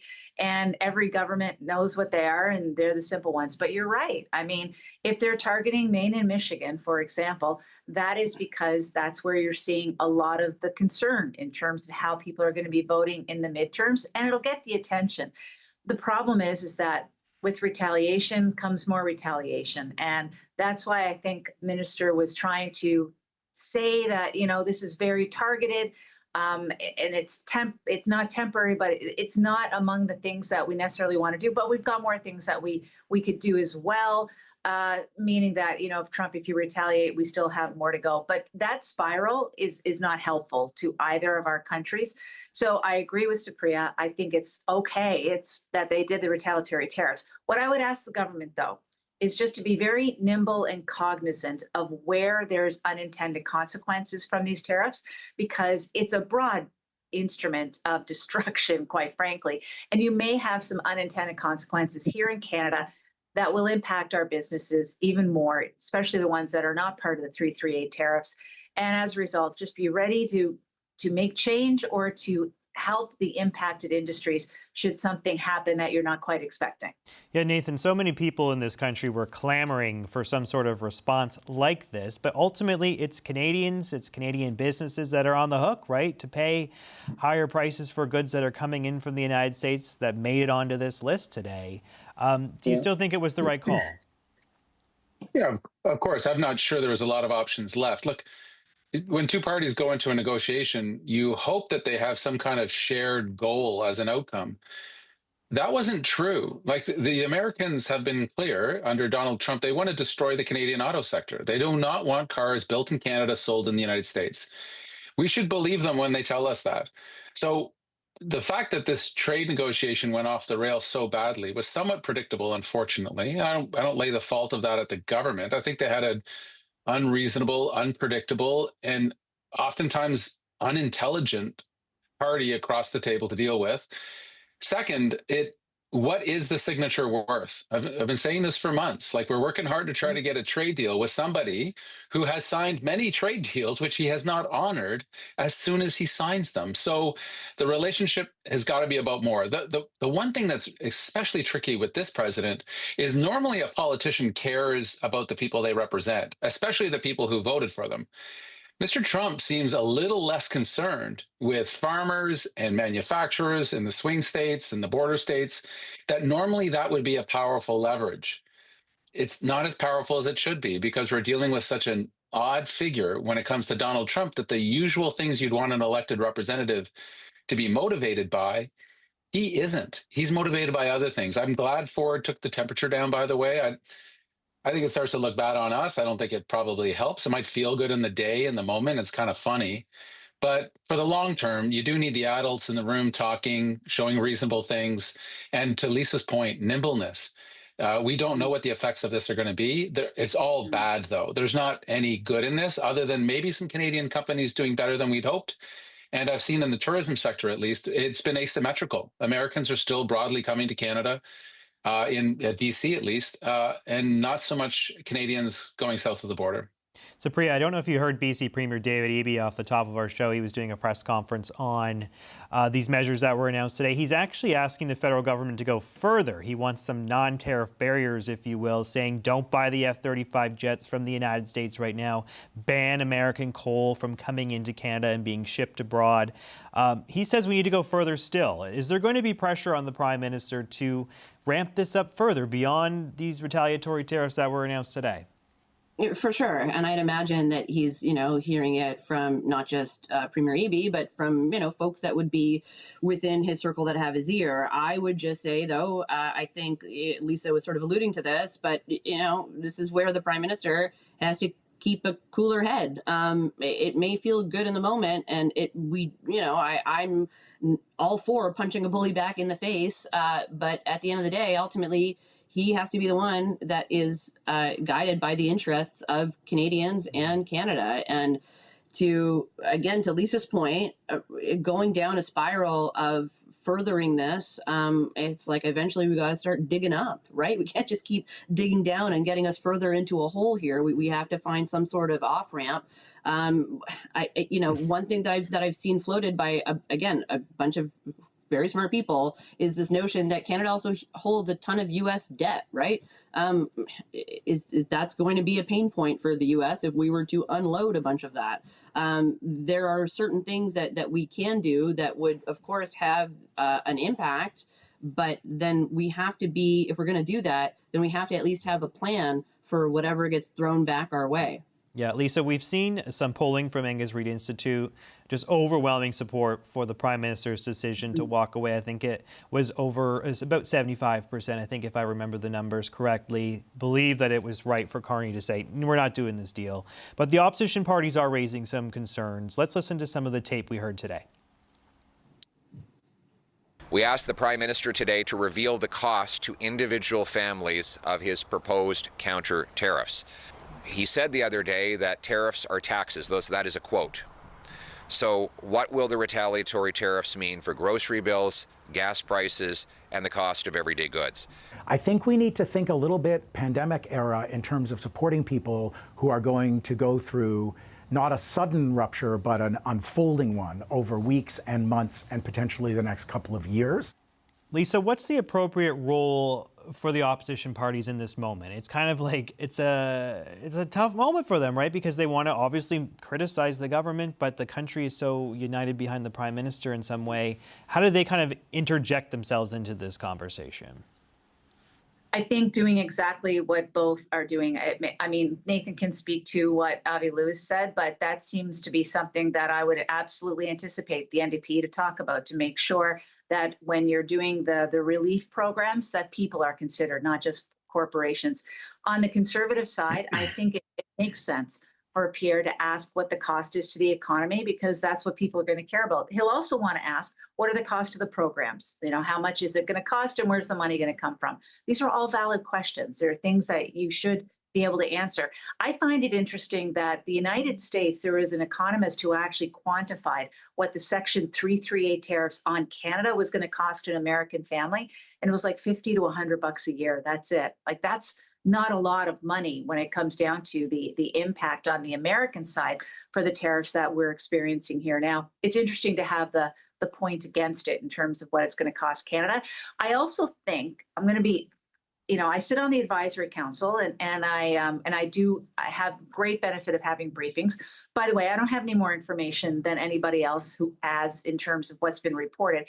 But I do agree with the Conservatives that it would be very helpful to have a very coherent session with media, with Parliament, from the trade negotiators at a table, being able to answer questions as to what was on the table, what was not on the table, and what caused the decision to happen. I think we have learned lessons to come out of it. I don't think it's really helpful with people trying to read between the lines and seek U.S. sources of information to get their side of the story out, as opposed to having our officials. I want to hear it. Sorry for Janice Charette for giving you more work that you don't probably need, but I'd like to hear it from Janice Charette, and I'd like to hear it from Dominic LeBlanc. And I think that they could handle a press conference detailing what happened at the table without divulging any Canadian, strategy secrets.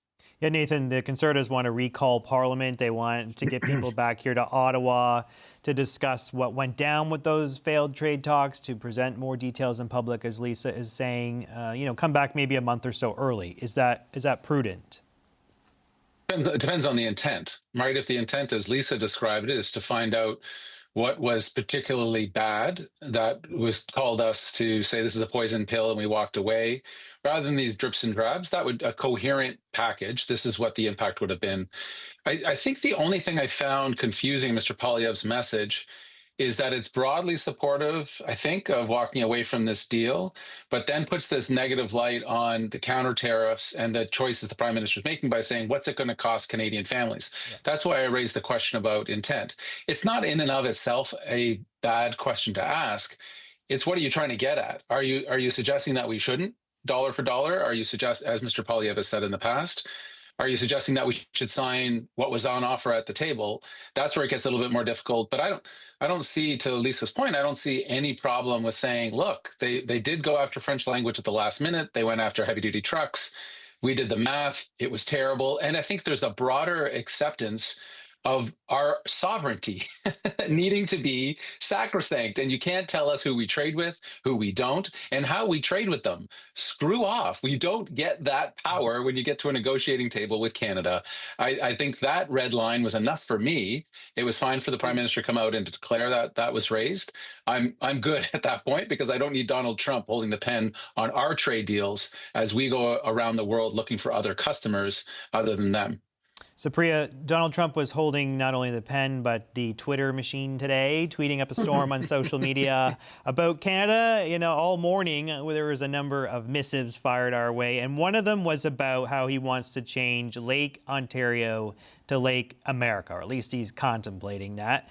Are you ignoring this rhetoric? Do you think that it's just bogus? Or is this, a serious threat to our sovereignty? And the reason I raise it, not only because of this social media post, but his Interior Secretary, Doug Burgum, also getting on board with this plan today. And, Doug Burgum obviously has some say over maps and such. That's his responsibility.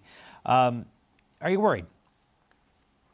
I don't know. I mean, like, I guess it's entirely possible that they would go through the steps to do that, just as they did with the Gulf of Mexico, right?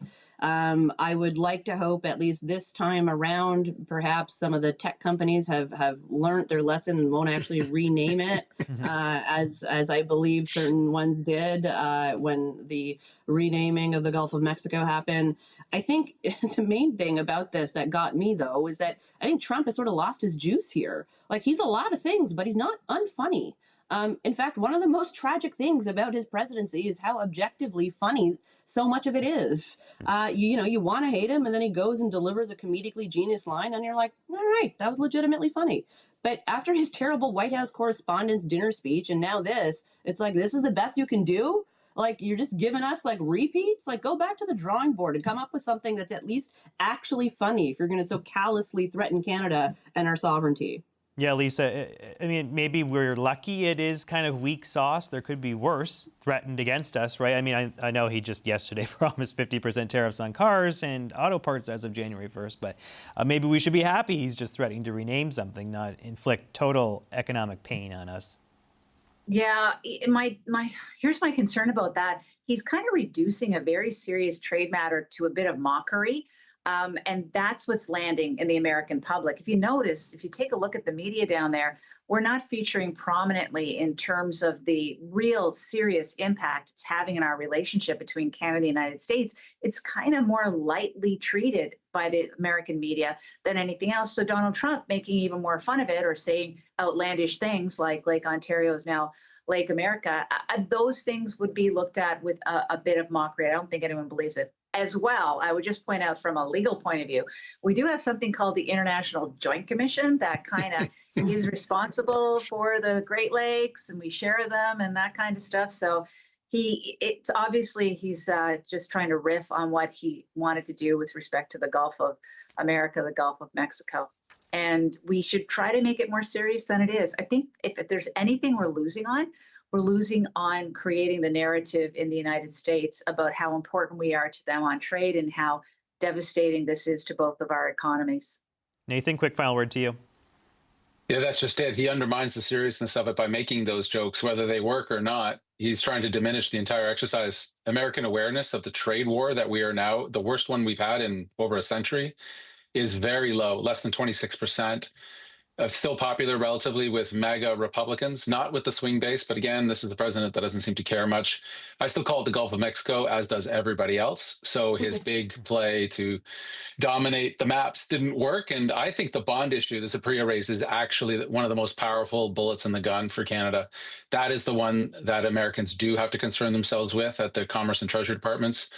We'll see if that idea starts to float out of Ottawa as a possibility.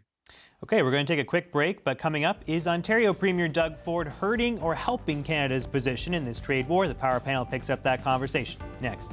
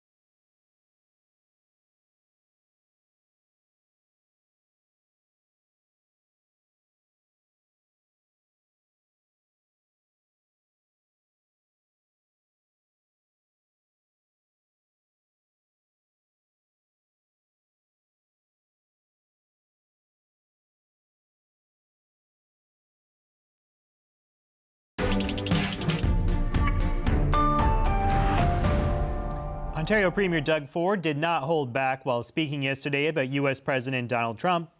No, I don't respond to a dictator like President Trump, a bully like President Trump. He's the type of guy in school that would take your lunch money one day, take your toque off your head the next day, and then steal your running shoes. I'm not going to take any advice off a guy that's the king of bankruptcies. You know, your own people, President Trump, don't even like you. And they're going to speak loud and clear when it comes to the midterms.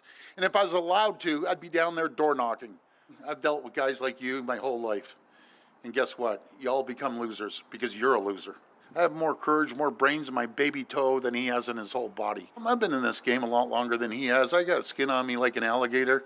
And you think an insult from him hurts me? Well, bring it on, buddy. I'm ready. Bring it on. I have a lot of real estate on my ass, so he has a lot of room to kiss my ass. But today, Ford turned down the temperature while speaking to U.S. media. Things got a little heated. It got a little personal yesterday between the president and myself. But I want to make a good deal for the American people, a good deal for the Canadians. And we're the two greatest countries in the world. We're each other's number one customer. We love the U.S. And it's unfortunate that President Trump has taken this avenue. We're stronger together. I always say, we're stronger together. Let's build Fortress North America. Let's create more jobs on the border. Let's bring back the power panel. Supriya Dwivedi, Lisa Ray, and Nathan Cullen. Supriya, what do you make of, I guess, his comments yesterday? He was really coming out slinging some mud after Trump, of course, attacked him first. Today, dialing it back a little more tepid in his response to what Trump is doing to this country. What do you make of that change?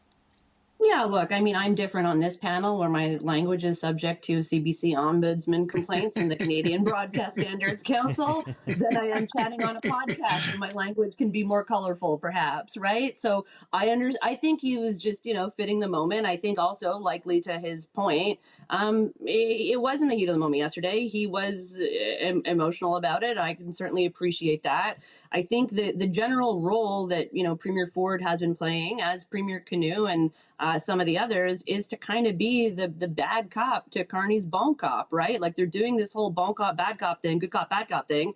And I think it works. They're not, the premiers aren't the ones that are, around the negotiating table, and they have to represent ultimately, their own constituents' interests. And for Premier Ford, I think he does that best when he is standing up very vociferously to the American president, especially somebody who, as admitted by the premier himself, used to be a big supporter of the president. And I think that there are a lot of folks that likely listen to him. So I can certainly appreciate the fact that he had to dial some of that back or tone it down, at least when he was making the media rounds today. But I mean, I always thought that the premier was right to take out that ad that was pointing out, during the Jays run in the World Series about how Ronald Reagan felt about the tariffs. And I thought it was a mistake to sort of throw the premier under the bus the way that, the prime minister sort of did at the time, because I think ultimately on the balance of things, even though I'm certainly not a supporter of, Premier Ford and his government, I think he genuinely has the interest of Ontarians at heart and in mind when he's making those comments. Lisa, a federal conservative texted me today and said, well, Doug Ford just won a fourth majority government. Based on that performance yesterday. And this is not a fan of Doug Ford, I should point out. This is someone who's not on side with him all the time. But because of this rhetoric, because of this narrative that he put out there yesterday, people are eating it up, right? People kind of like that feisty attitude that he takes, and maybe it will be a winner politically. Well, because it reflects exactly what people are thinking, JP. That's what it is. He said out loud what everybody is saying in their own heads because they can't believe this is happening to us. And that's really valid. I can't believe it's happening to us either. Now, the premier did get quite hot, I have to say. He said some personal things, I think, about the president that probably went beyond just picking up for the province. But I'm going to give him a lot of kudos. He did a pretty good round of media interviews in the United States today, showing the appropriate amount of regret for the words that he used without seeming like he's groveling. So he hit a really good balance in terms of trying to say, yeah, folks, I I got a little hot yesterday, but you have to understand why this is really important. And I just want us to work together. You know, it's one of those things. We had a bad fight today, but let's go back to trying to be normal with one another. And I swear, Sapri, it sounds like you like Doug Ford right now, and it's very surreal for me at the moment to hear the praise coming. But welcome aboard the Ford train. Nathan, final word to you. How do you follow that up? It's good. Politicians do reflect, and stream of consciousness sometimes can be an okay way to do it. It's not your trade policy. The good cop, bad cop works if the two cops are talking to each other outside the room. So when appropriate and when it's helpful, it's okay that Premier Edie, Premier Canoe, Mr. Ford, they all can sound off and say things Mr. Carney maybe even would like to say in his quieter moments. But you need to have some kind of strategy to it. So you're not doing it when it's unhelpful. And I think Americans just don't know how upset we are. They've probably not, outside of hockey, had this experience of Canadians being really, really upset. And we don't get upset like Americans do. So it's maybe sometimes hard to tell how upset we are. So every once in a while, someone sounds off. That's fine. Gets them on the air. Lets America knows, hey, there's a problem over here. Your guy is acting like a complete arsehole. So please stop it. Vote for somebody else, change his mind, do whatever you need to do. So it's fine. But it's good you also walked it back a little bit today. Yeah, I scanned through all the American broadcasts last night, NBC, CBS, ABC, and they all used those clips liberally in their items. And that obviously got a lot of attention because he knew that was a made-for-TV moment. All right, let's leave it there. Thank you so much to Supriya Dwivedi, Lisa Raitt, and Nathan Cullen. Nice to see you folks. Still to come on Power and Politics, NDP leader Avi Lewis on what the Prime Minister told opposition leaders when he briefed them on trade and the trade war earlier today. That's next. Stay right there.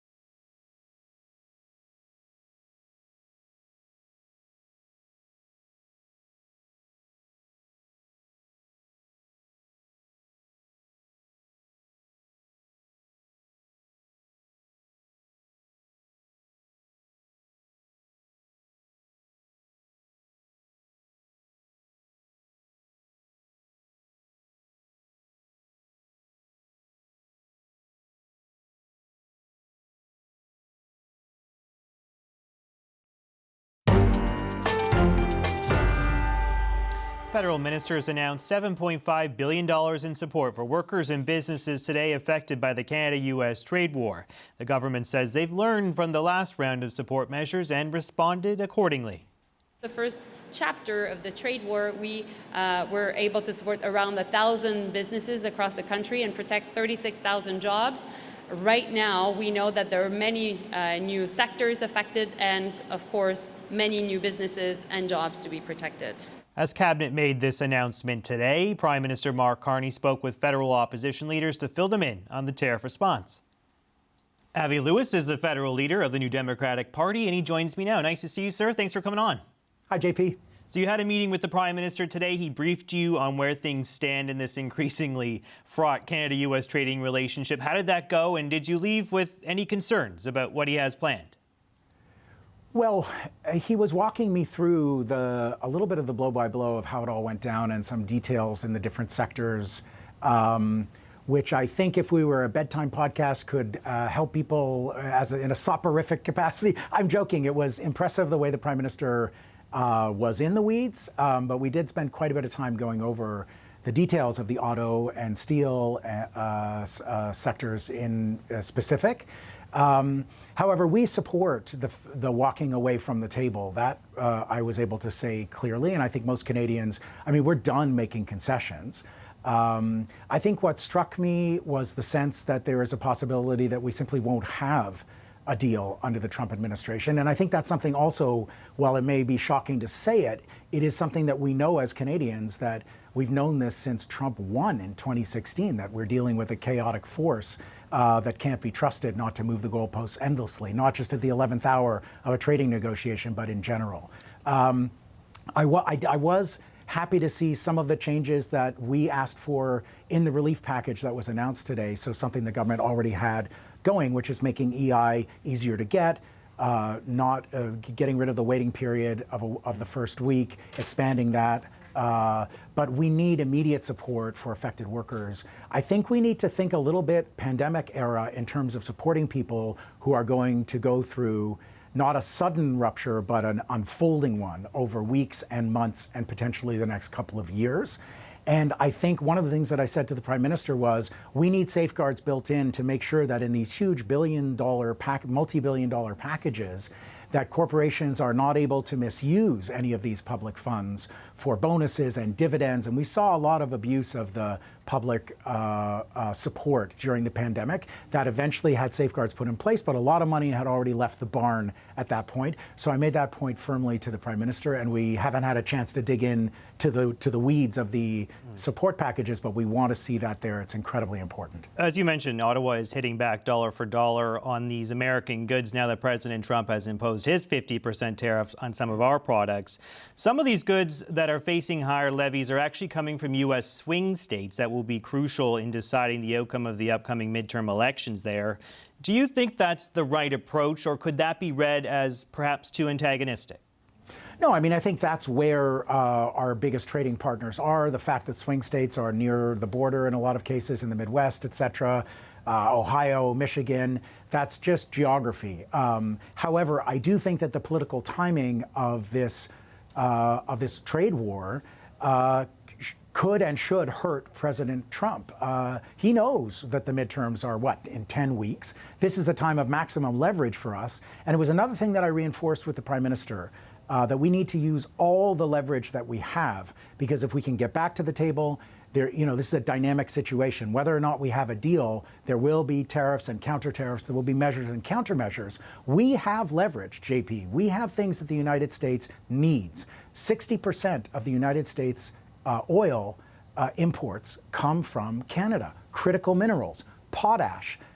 There are resources that the United States desperately needs. Until now, the Prime Minister has said that those are not on the table. And I made the case forcefully to him that we have to use the leverage that we have. 6 months ago, I think I was the only politician in Canada calling for export taxes on oil and gas. We have now heard that call from former Prime Minister Jean Chrétien. We've heard it from former Alberta Premier Alison Redford. We heard it from Toronto Star columnist recently. And so there is growing sense and growing pressure across the political spectrum that we need to use the leverage we have. We are dealing with a ruthless party across the table. And New Democrats want to see the government step up and represent the power that we have as Canada with this administration that has been bargaining with us in bad faith and offering deals that are practically unilateral in how they privilege U.S. industries and the U.S. economy. And we have stuff they need. We have to be prepared to use it. Doesn't mean we're turning off any taps. It doesn't mean that we are using it. It means that we need to use the leverage that we've got.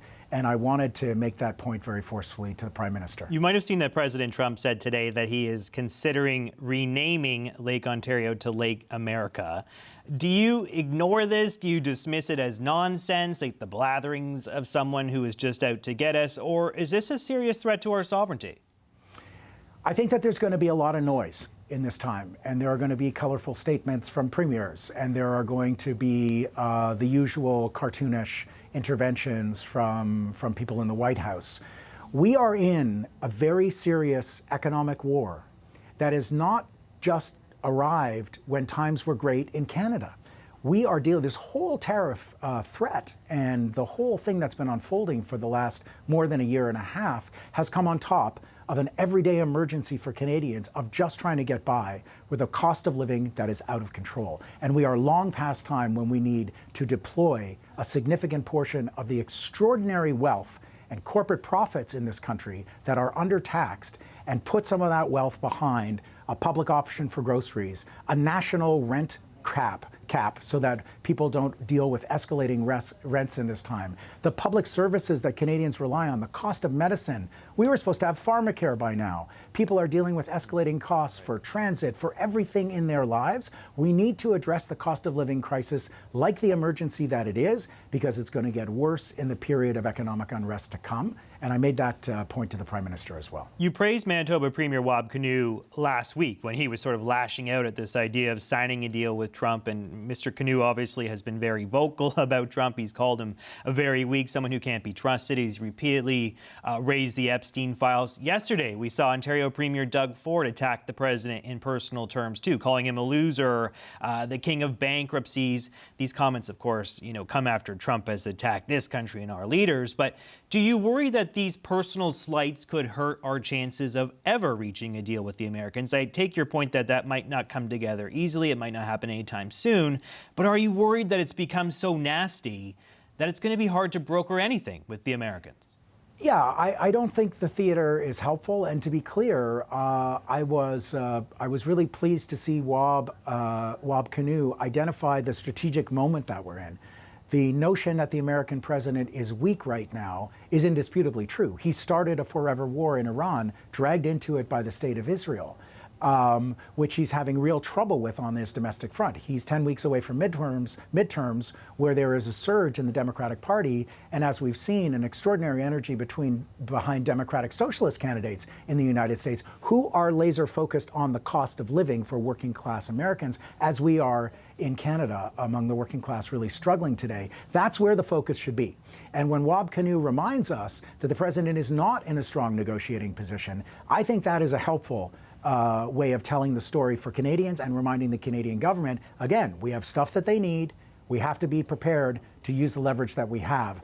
But the theatrics, JP, it's understandable. People are upset, people are scared, and people are angry. But we got to keep our eyes on the prize. We are a wealthy country, and we have had a year and a half, almost a year and a half under this government to chart an independent economic path. We have been disappointed to see that the Carney government has doubled down on fossil fuels. We're buying a new pipeline now for an industry that's on track to make $100 billion in wartime profits this year.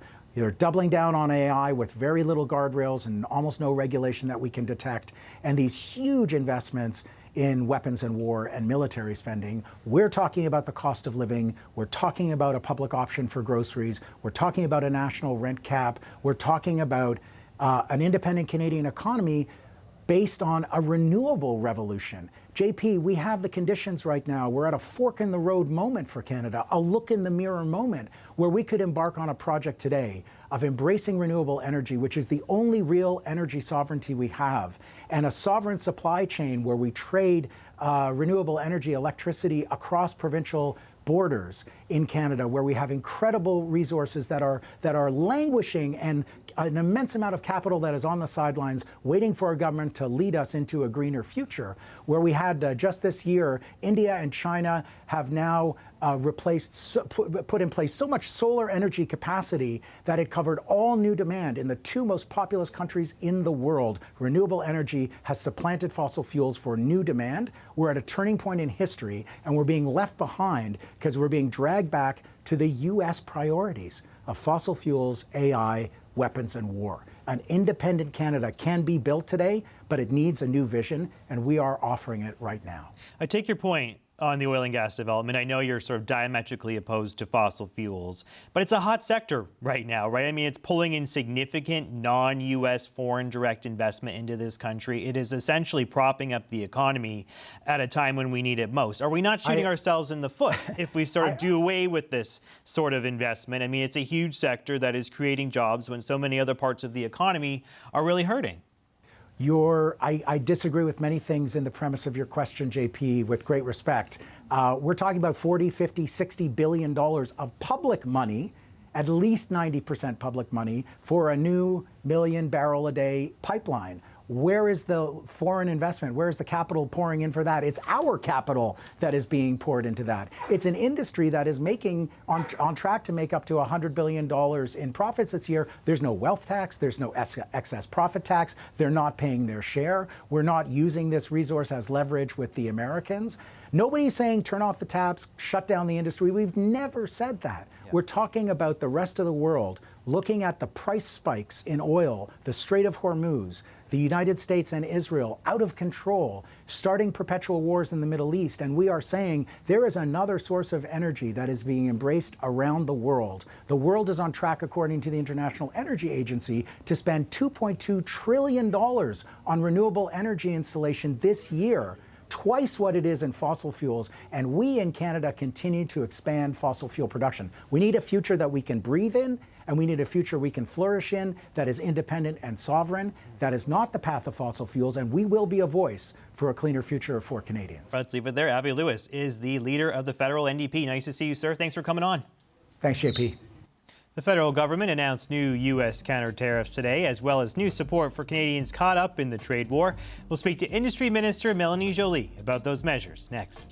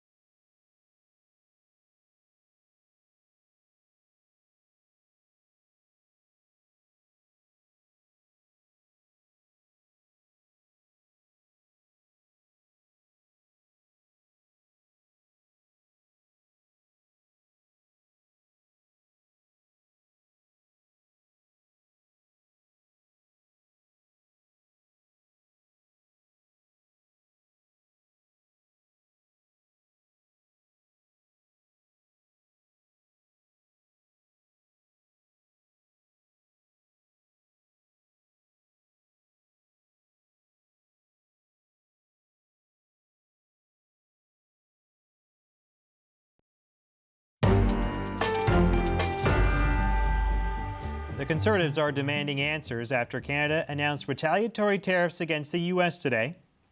We asked the Prime Minister today to reveal the cost to individual families of his proposed counter-tariffs. He said the other day that tariffs are taxes. That is a quote. So what will the retaliatory tariffs mean for grocery bills, gas prices, and the cost of everyday goods? How much more will families have to pay? And where will the tariff revenues go? Canada is responding dollar for dollar, putting retaliatory tariffs on more than 700 U.S. products worth $27.6 billion. The government is also rolling out a $7.5 billion support plan for Canadian businesses and workers. That includes employment insurance, financing, and loans as they weather this trade war. Industry Minister Melanie Joly joins me now. Nice to see you, Minister. Thanks for coming in. It's a pleasure. Thank you. Let's start with the counter tariffs you announced today. I noticed that some of the products that are on this list are actually U.S. goods that are coming from what you could consider swing states in the United States, like lobster from Maine, plastic and appliances from Ohio, cheese curds from Wisconsin. The list goes on. Was that by design? Was this list drawn up with the intention of punishing some of those Republican-held states or some of the states that could be in contention in the midterm elections that are coming up this fall? Well, first and foremost, when you look at the counter-tariffs that were imposed on us in the context of this trade war and really opening a new chapter of this trade war, what we're seeing is that there is a clear targeting of our workers, of our sectors, and clearly there's been a lot of thoughts and thinking around deciding which tariffs would go where. And so in that context, what we did first and foremost was really to help to protect our own businesses, because we've been dealing with the trade war through the tariffs on auto, on steel, on aluminum, and forestry. But what is different with this new chapter is that there's so many different sectors, from the garment and textiles to the cement, plastics, wood products, hockey sticks, furniture, etc. And so what we needed to do is to protect the markets of the businesses that are already selling to Canadians, to make sure that the American products would not actually compete against them at an unfair level at the time where they can't export to the US. So that was the first thing. And second, of course, we needed to make sure that we were going to go after really important products that are strategic. That's exactly why we also have more than $27 billion, nearly $28 billion worth of tariffs targeting U.S. products. So there's been a lot of thoughts and thinking at Finance by my colleague Minister of Finance, François-Philippe Champagne, to do so. And this is a strategy we took in 2018 at the time, and this is a strategy also that, of course, we're taking. The amount of pressure the U.S. is trying to put on our economy is important. Yeah. And so in that context, we're standing on our 2 feet and we're fighting back. I guess what I'm driving at is it's not a coincidence that you've picked some products that are major exports from some U.S. states that will be critical in deciding the balance of power in Washington. Is that fair to say? We are putting pressure clearly on different states and different people. We don't want to do that. We don't want this trade war. We didn't start it. We've been at the negotiation table until the very last minute. The Prime Minister had to make a call at 10 o'clock on Friday night to leave the negotiating table because of new demands at a time where he thought he had a deal. Yeah. So this is serious. And so that is why, of course, we don't want to do this, but we have to do this because it's a question of protecting jobs and our economy. I hear you on how this is about leveling the playing field for Canadian products that are now facing very steep 50% tariffs from the United States. But some of these tariff costs will be borne by Canadian consumers, right? By Canadian businesses. I mean, there's a price to pay when you slap these sort of measures on goods that are coming into this country. Have you considered the damage, frankly, that could be done to this country and this economy now that there are $30 billion worth of goods that suddenly got a lot more expensive? So we know that affordability is a real issue. We know that people are thinking about what are they buying, how is that having an impact on their budget, and they're, looking at their paycheck, looking at what is needed for the kids, for the household, and they're going by the week and the month. We know that. And so that's why we came up with a lot of different supports, even recently with the groceries benefit. But our goal was definitely to make sure that we took that into account. One of the big things, nearly half of the counter-tariffs that we're putting in is actually on steel. Because and aluminum, a lot of aluminum components. Yes, too, because remember, the tariffs for steel and aluminum on Canadian steel and aluminum for the U.S. was at 50%, and we were still accepting products at 25%. So there was a gap of 25%.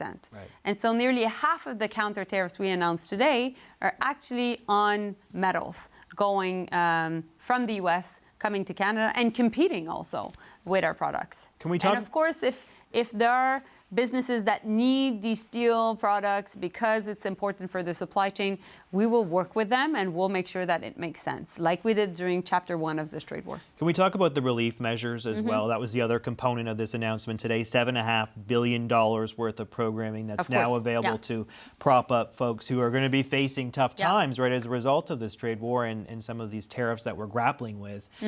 There has been some criticism over the program that was announced today. We heard from the Canadian Federation of Independent Business, an organization I know you know well.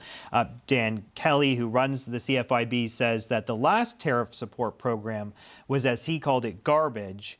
And he thinks that today's announcement isn't much better, especially as it relates to small businesses. He feels like, as he calls it, there's an alphabet soup of complicated programs that a lot of smaller operations will not be able to access. What do you say to him and those who are worried that what you've announced today, it's a big ticket item, might not be all that useful for people who are actually suffering as a result of this trade war? Well, I've been in contact with Dan Kelly a lot in the past few days, and I don't agree necessarily with how he sees things. But I have a lot of respect for him, and my goal is to make things better. So that's why we've adapted, based on his comments, some of the measures that we presented today. And I think one of his big concern was definitely how do you get to small businesses, which is much more the reality now than it was under the steel, auto, and forestry and aluminum. It was the case, but I think we're able to support 1,000 businesses across the country and protect 36,000 jobs. So that was pretty good. But I think because we're dealing with smaller companies, a lot of them in the food sector, the garment sector, a lot of them that don't know necessarily your programs, I get his point that we need to go fast, we'll be agile, and that we need to help companies navigate the system. So I'll work with him. I'll work with the Chamber of Commerce. I've talked to Goldie Hyder, to Candice Lang, to so many different important business leaders to make sure that that would happen. And I think another point that he made, which I completely agree with, was we can't put our small businesses in the circumstances of going through a spiral of debt. And so that is why also we came up with non-repayable contribution up to $3 million, depending on the impacts of tariffs on a business. So the $7.5 billion in support announced today, that's on top of, I believe, the other $25 billion or so that's been rolled out to this point to help the economy. There's a big price tag attached to these things. And given the state of negotiations, given that we're not necessarily close to getting a trade deal anytime soon, right, given what just happened over the weekend, can the government really afford to be propping up businesses for very long? Like, can you just describe to me the timeline here? Like, are you really in it for the long haul? Because it could be a lot more than the $33 or so billion that's been allocated to this. Well, yes, we are there for the whole, long haul. Of course, we're in a trade war. The goal is to win the war and actually to be able to win this battle in which we are, which is a new front. New front lines have been opened.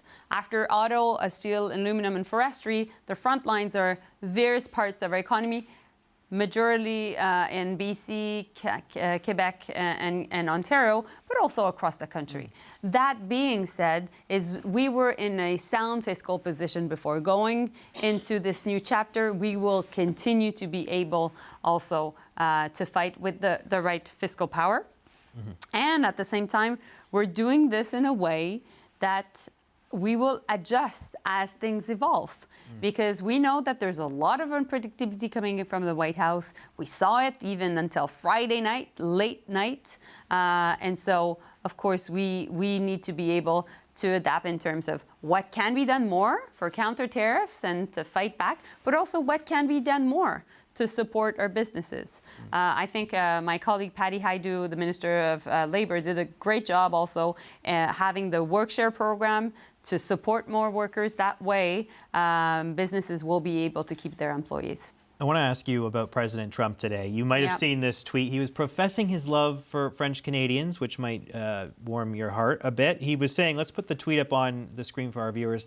"I would never interfere with Canadians speaking French. In fact, I have never even thought of doing such a stupid thing. This lie was made up by a weak and ineffective Prime Minister in an attempt to gain political support, which he has totally lost from the people of Quebec." We also heard from U.S. Trade Representative Jamieson Greer. He was saying that the idea that French was part of these trade talks is a fake and funny story coming from the Prime Minister. Just help us understand how we got to this point. Why are there two different stories really on how French was part of these negotiations? So first, I was not part of the negotiations, so I've been briefed by the Prime Minister and the Prime Minister's team and Dominique Leblanc. But, you know, I was asked that question in a press conference earlier today, and to react to what President Trump had said regarding French Canadians, I said it's not a question of love. It's a question of respect and of our own sovereignty. And so we've created this country out of a partnership, an alliance between English, that became English Canadians, and French Canadians. And we created so to make sure that we would not become the U.S. And of course, we have a lot of work to do on reconciliation. We all know that. But for more than 150 years, we knew that when it came to protecting our own national identity, we need to work on it, but we need to make sure that we would have cultural policies, from bilingualism to protecting our two official languages, to having CBC Radio Canada, to having also online streaming platforms participating and supporting Canadian content as core of any trade agreement. We were able to do so in the protection of cultural content in the CPTPP, so the free trade agreement with Asia, with the one with Europe, with the one also that is part of NAFTA. And we've done so since we've had free trade. The Mulroney government actually did that at the time and eventually developed the Broadcasting Act. So my goal is not to give you a history lesson or to talk about the history to Canadians watching us right now, but my goal is that there's been every single government in the past in Canada has always stood up for these cultural policies. It's a red line. It's a red because line. It's a red line. Because we know that we need to protect our DNA as a country, our national identity. I must say also, as the Minister of Industry, there's 900,000 people working in the cultural sector. This is not a small sector. It's the cameramen that are behind the scenes right now that folks at home can't see. It is the people working on shows. It is the people obviously working on big American productions coming to Canada. Sure. All that, these people are important. They also earn a decent living, and we need to make sure that we protect their jobs. Just very quickly, because I'm running out of time, but President Trump and Ontario Premier Doug Ford have been kind of going at it over the last couple of days. I think you've probably seen some of the commentary. It's gotten quite personal at times, right? Trump called Ford a flunky, less charismatic, less intelligent than his late brother, Rob Ford. And the Premier, in turn, has called Trump a loser, the king of bankruptcies. Kiss his arse, he said in a couple instances. Do you worry that this war of words and the tone that we're seeing from these two gentlemen, do you worry that that could stymie any hope of getting a deal between our two countries? Because it really has gotten quite nasty. I think, yes, emotions are high and people are mad, and I understand that. And we're proud people, and we don't like what is being done to our country. But my point is we have to be smart. We have to be strategic. We have to think long game. We have to think about how we'll win this trade war.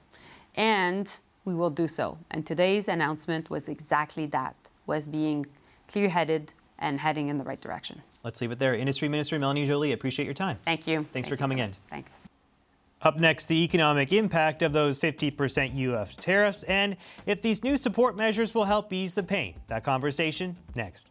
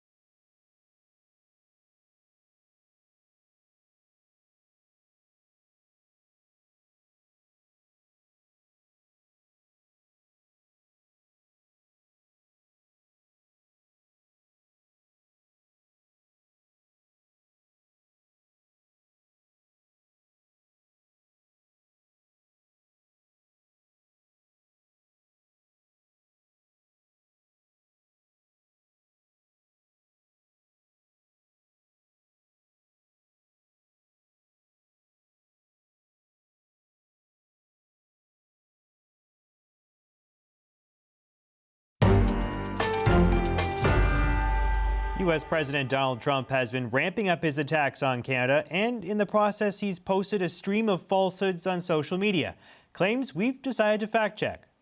Let's start with his assertion that the unemployment rate in Canada is 10% and rapidly rising. According to Statistics Canada, the rate is actually 6.4%, and it's been falling for 3 months in a row. Next, Trump repeated a familiar claim this week, saying they feel entitled, Canada, and yet we don't need Canada, they need us. But according to Bloomberg, Trump himself conceded on a campaign call that Canada is a key supplier for some goods, saying this country desperately needs aluminum. We get it all from Canada for the most part. We need it badly. But it's not just aluminum. Last year, Canada exported 6.5 million barrels of oil per day to the U.S., feeding U.S. refineries that are almost entirely dependent on heavy crude from Canada. And then there's potash. Canada exported 12 million tons to the U.S. last year, according to Natural Resources Canada. Without that supply, U.S. farmers wouldn't have the critical fertilizer they need to put food on American tables. And then there's electricity. Canada is responsible for 85% of U.S. electricity imports, a crucial power supply that keeps the lights on. According to the Government of Ontario, that province alone powers 1.5 million homes and businesses in the States. There's also the repeated falsehood that Canada levies ridiculously high tariffs on American farm products. In fact, the vast majority of U.S. agricultural products trade into Canada tariff-free. And according to the World Trade Organization figures, 96.7% of it comes into Canada duty-free. And those sky-high tariffs on dairy products that Trump complains about, they only apply if exports exceed a certain quota. And as the U.S. dairy lobby group itself concedes, the U.S. has never gotten close to exceeding USMCA quotas. Trump also says Canada doesn't take what farmers there are producing. And Trump's own agricultural department shows Canada buys 60% of everything U.S. farmers sell abroad. Here to bring us some more facts on this trade war and the impact it could have on people on both sides of the border, let's bring in Trevor Tombe, a professor of economics at the University of Calgary. Nice to see you, sir. Thanks for coming on. Great to be here. Thanks for having me. So just before these latest 50% tariffs were applied to Canadian goods, you published an analysis of just how damaging these new levies could be on the Canadian economy. You pegged the number at 90,000 jobs potentially affected. Tell me about that data. That's right. So a 50% tariff is a very significant rate. And so those firms that are directly affected by the tariff are almost surely going to see fewer sales into the United States as buyers there change behavior, shift into other suppliers, or just forego purchasing those items entirely. And so that'll mean over time, less output by those firms in Canada, potentially less employment directly at those firms. And then the costs on Canada's economy then grow from there because you have suppliers providing inputs and materials and services to those exporters. And then there's suppliers of those suppliers and so on. So over time, those costs mount. And so, yeah, I estimated it would be about 90,000 jobs nationally, although that does presume the tariffs remain in place for some time. And so much of what happens to Canada's economy will depend on how long this lasts. Canada, of course, is hitting back, as you know, today announcing a multi-billion-dollar package. Many more American goods coming into this country will now be hit with Canadian tariffs.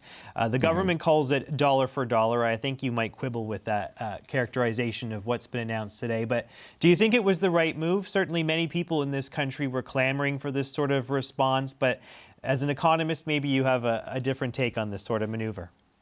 Well, I will be the first to concede that this is a really difficult choice for the government, and they're trading off a lot of competing objectives. Any retaliatory package needs to be both well-targeted in the U.S. to actually put pressure in politically important regions and states, and it needs to levy these tariffs on products where we're actually an important market for the United States. And then finally, minimize the economic costs in Canada. And balancing all of these three things is quite difficult. And that's perhaps why the government didn't fully follow through with dollar for dollar retaliation, because some of the items we're tariffing are at 15%, not 50%. And I suspect it's because of that balancing the economic consequences in Canada against the pressures that we see in the US. But my own analysis also suggests that if you look at Michigan, for example, it is pretty significantly exposed to these retaliatory tariffs, equivalent to an economic hit for them of roughly 0.3% of their GDP, which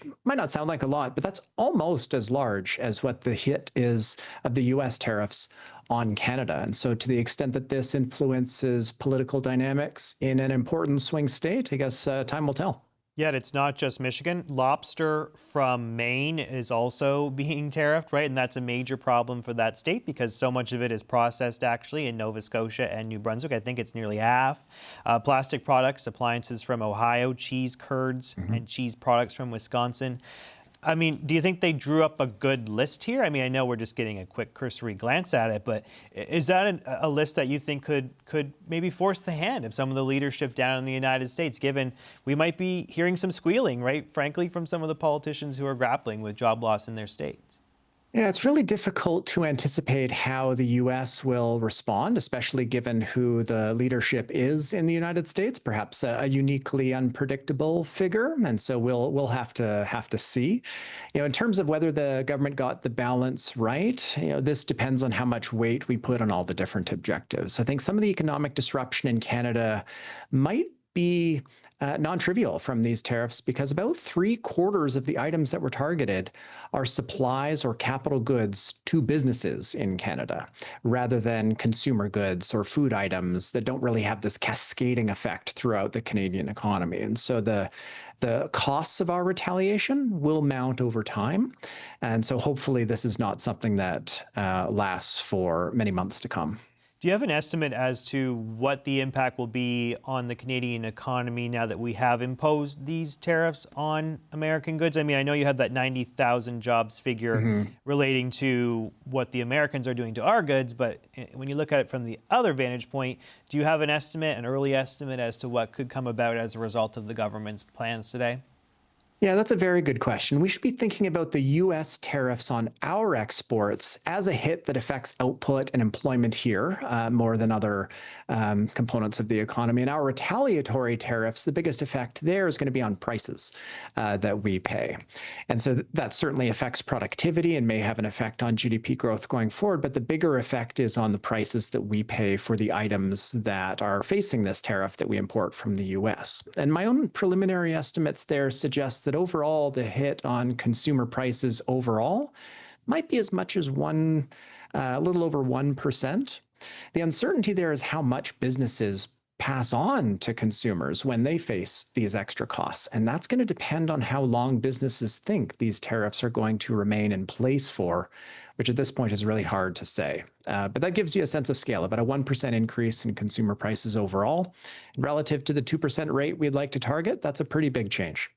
Obviously, in the past, the government has tried to put products on this list that are kind of easily replicatable, I guess is the word I'm looking for, in this country, like things that we already produce. So we can just displace kind of American imports. We might be able to just turn to domestic sources or maybe look to markets elsewhere. Having looked at what the government has put on its list of goods that are now facing these higher U.S. tariffs, do you think that that's possible? Are there Canadian companies that are able to come up with some of these products? Are there other foreign options that are easily accessible?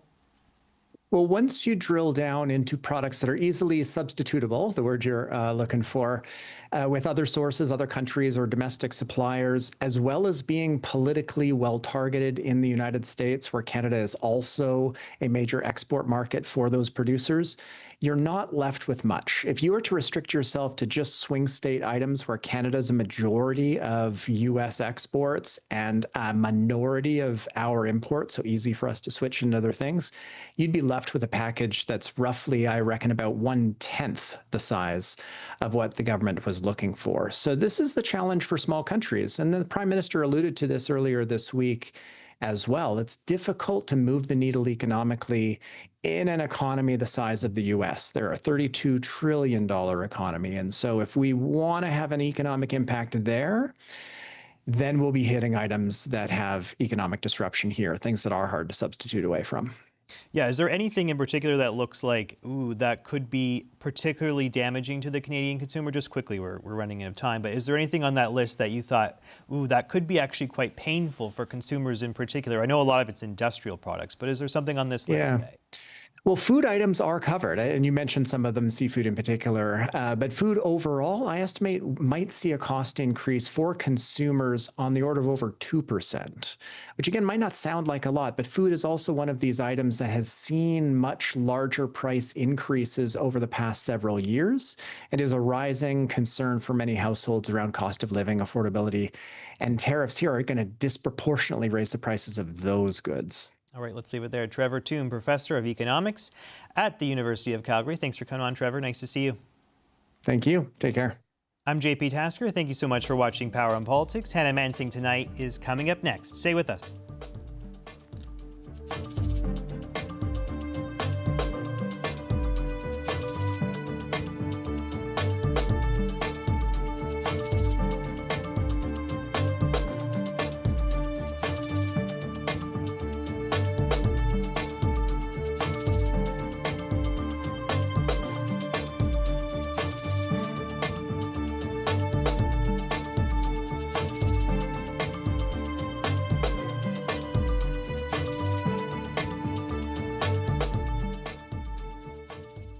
Hi.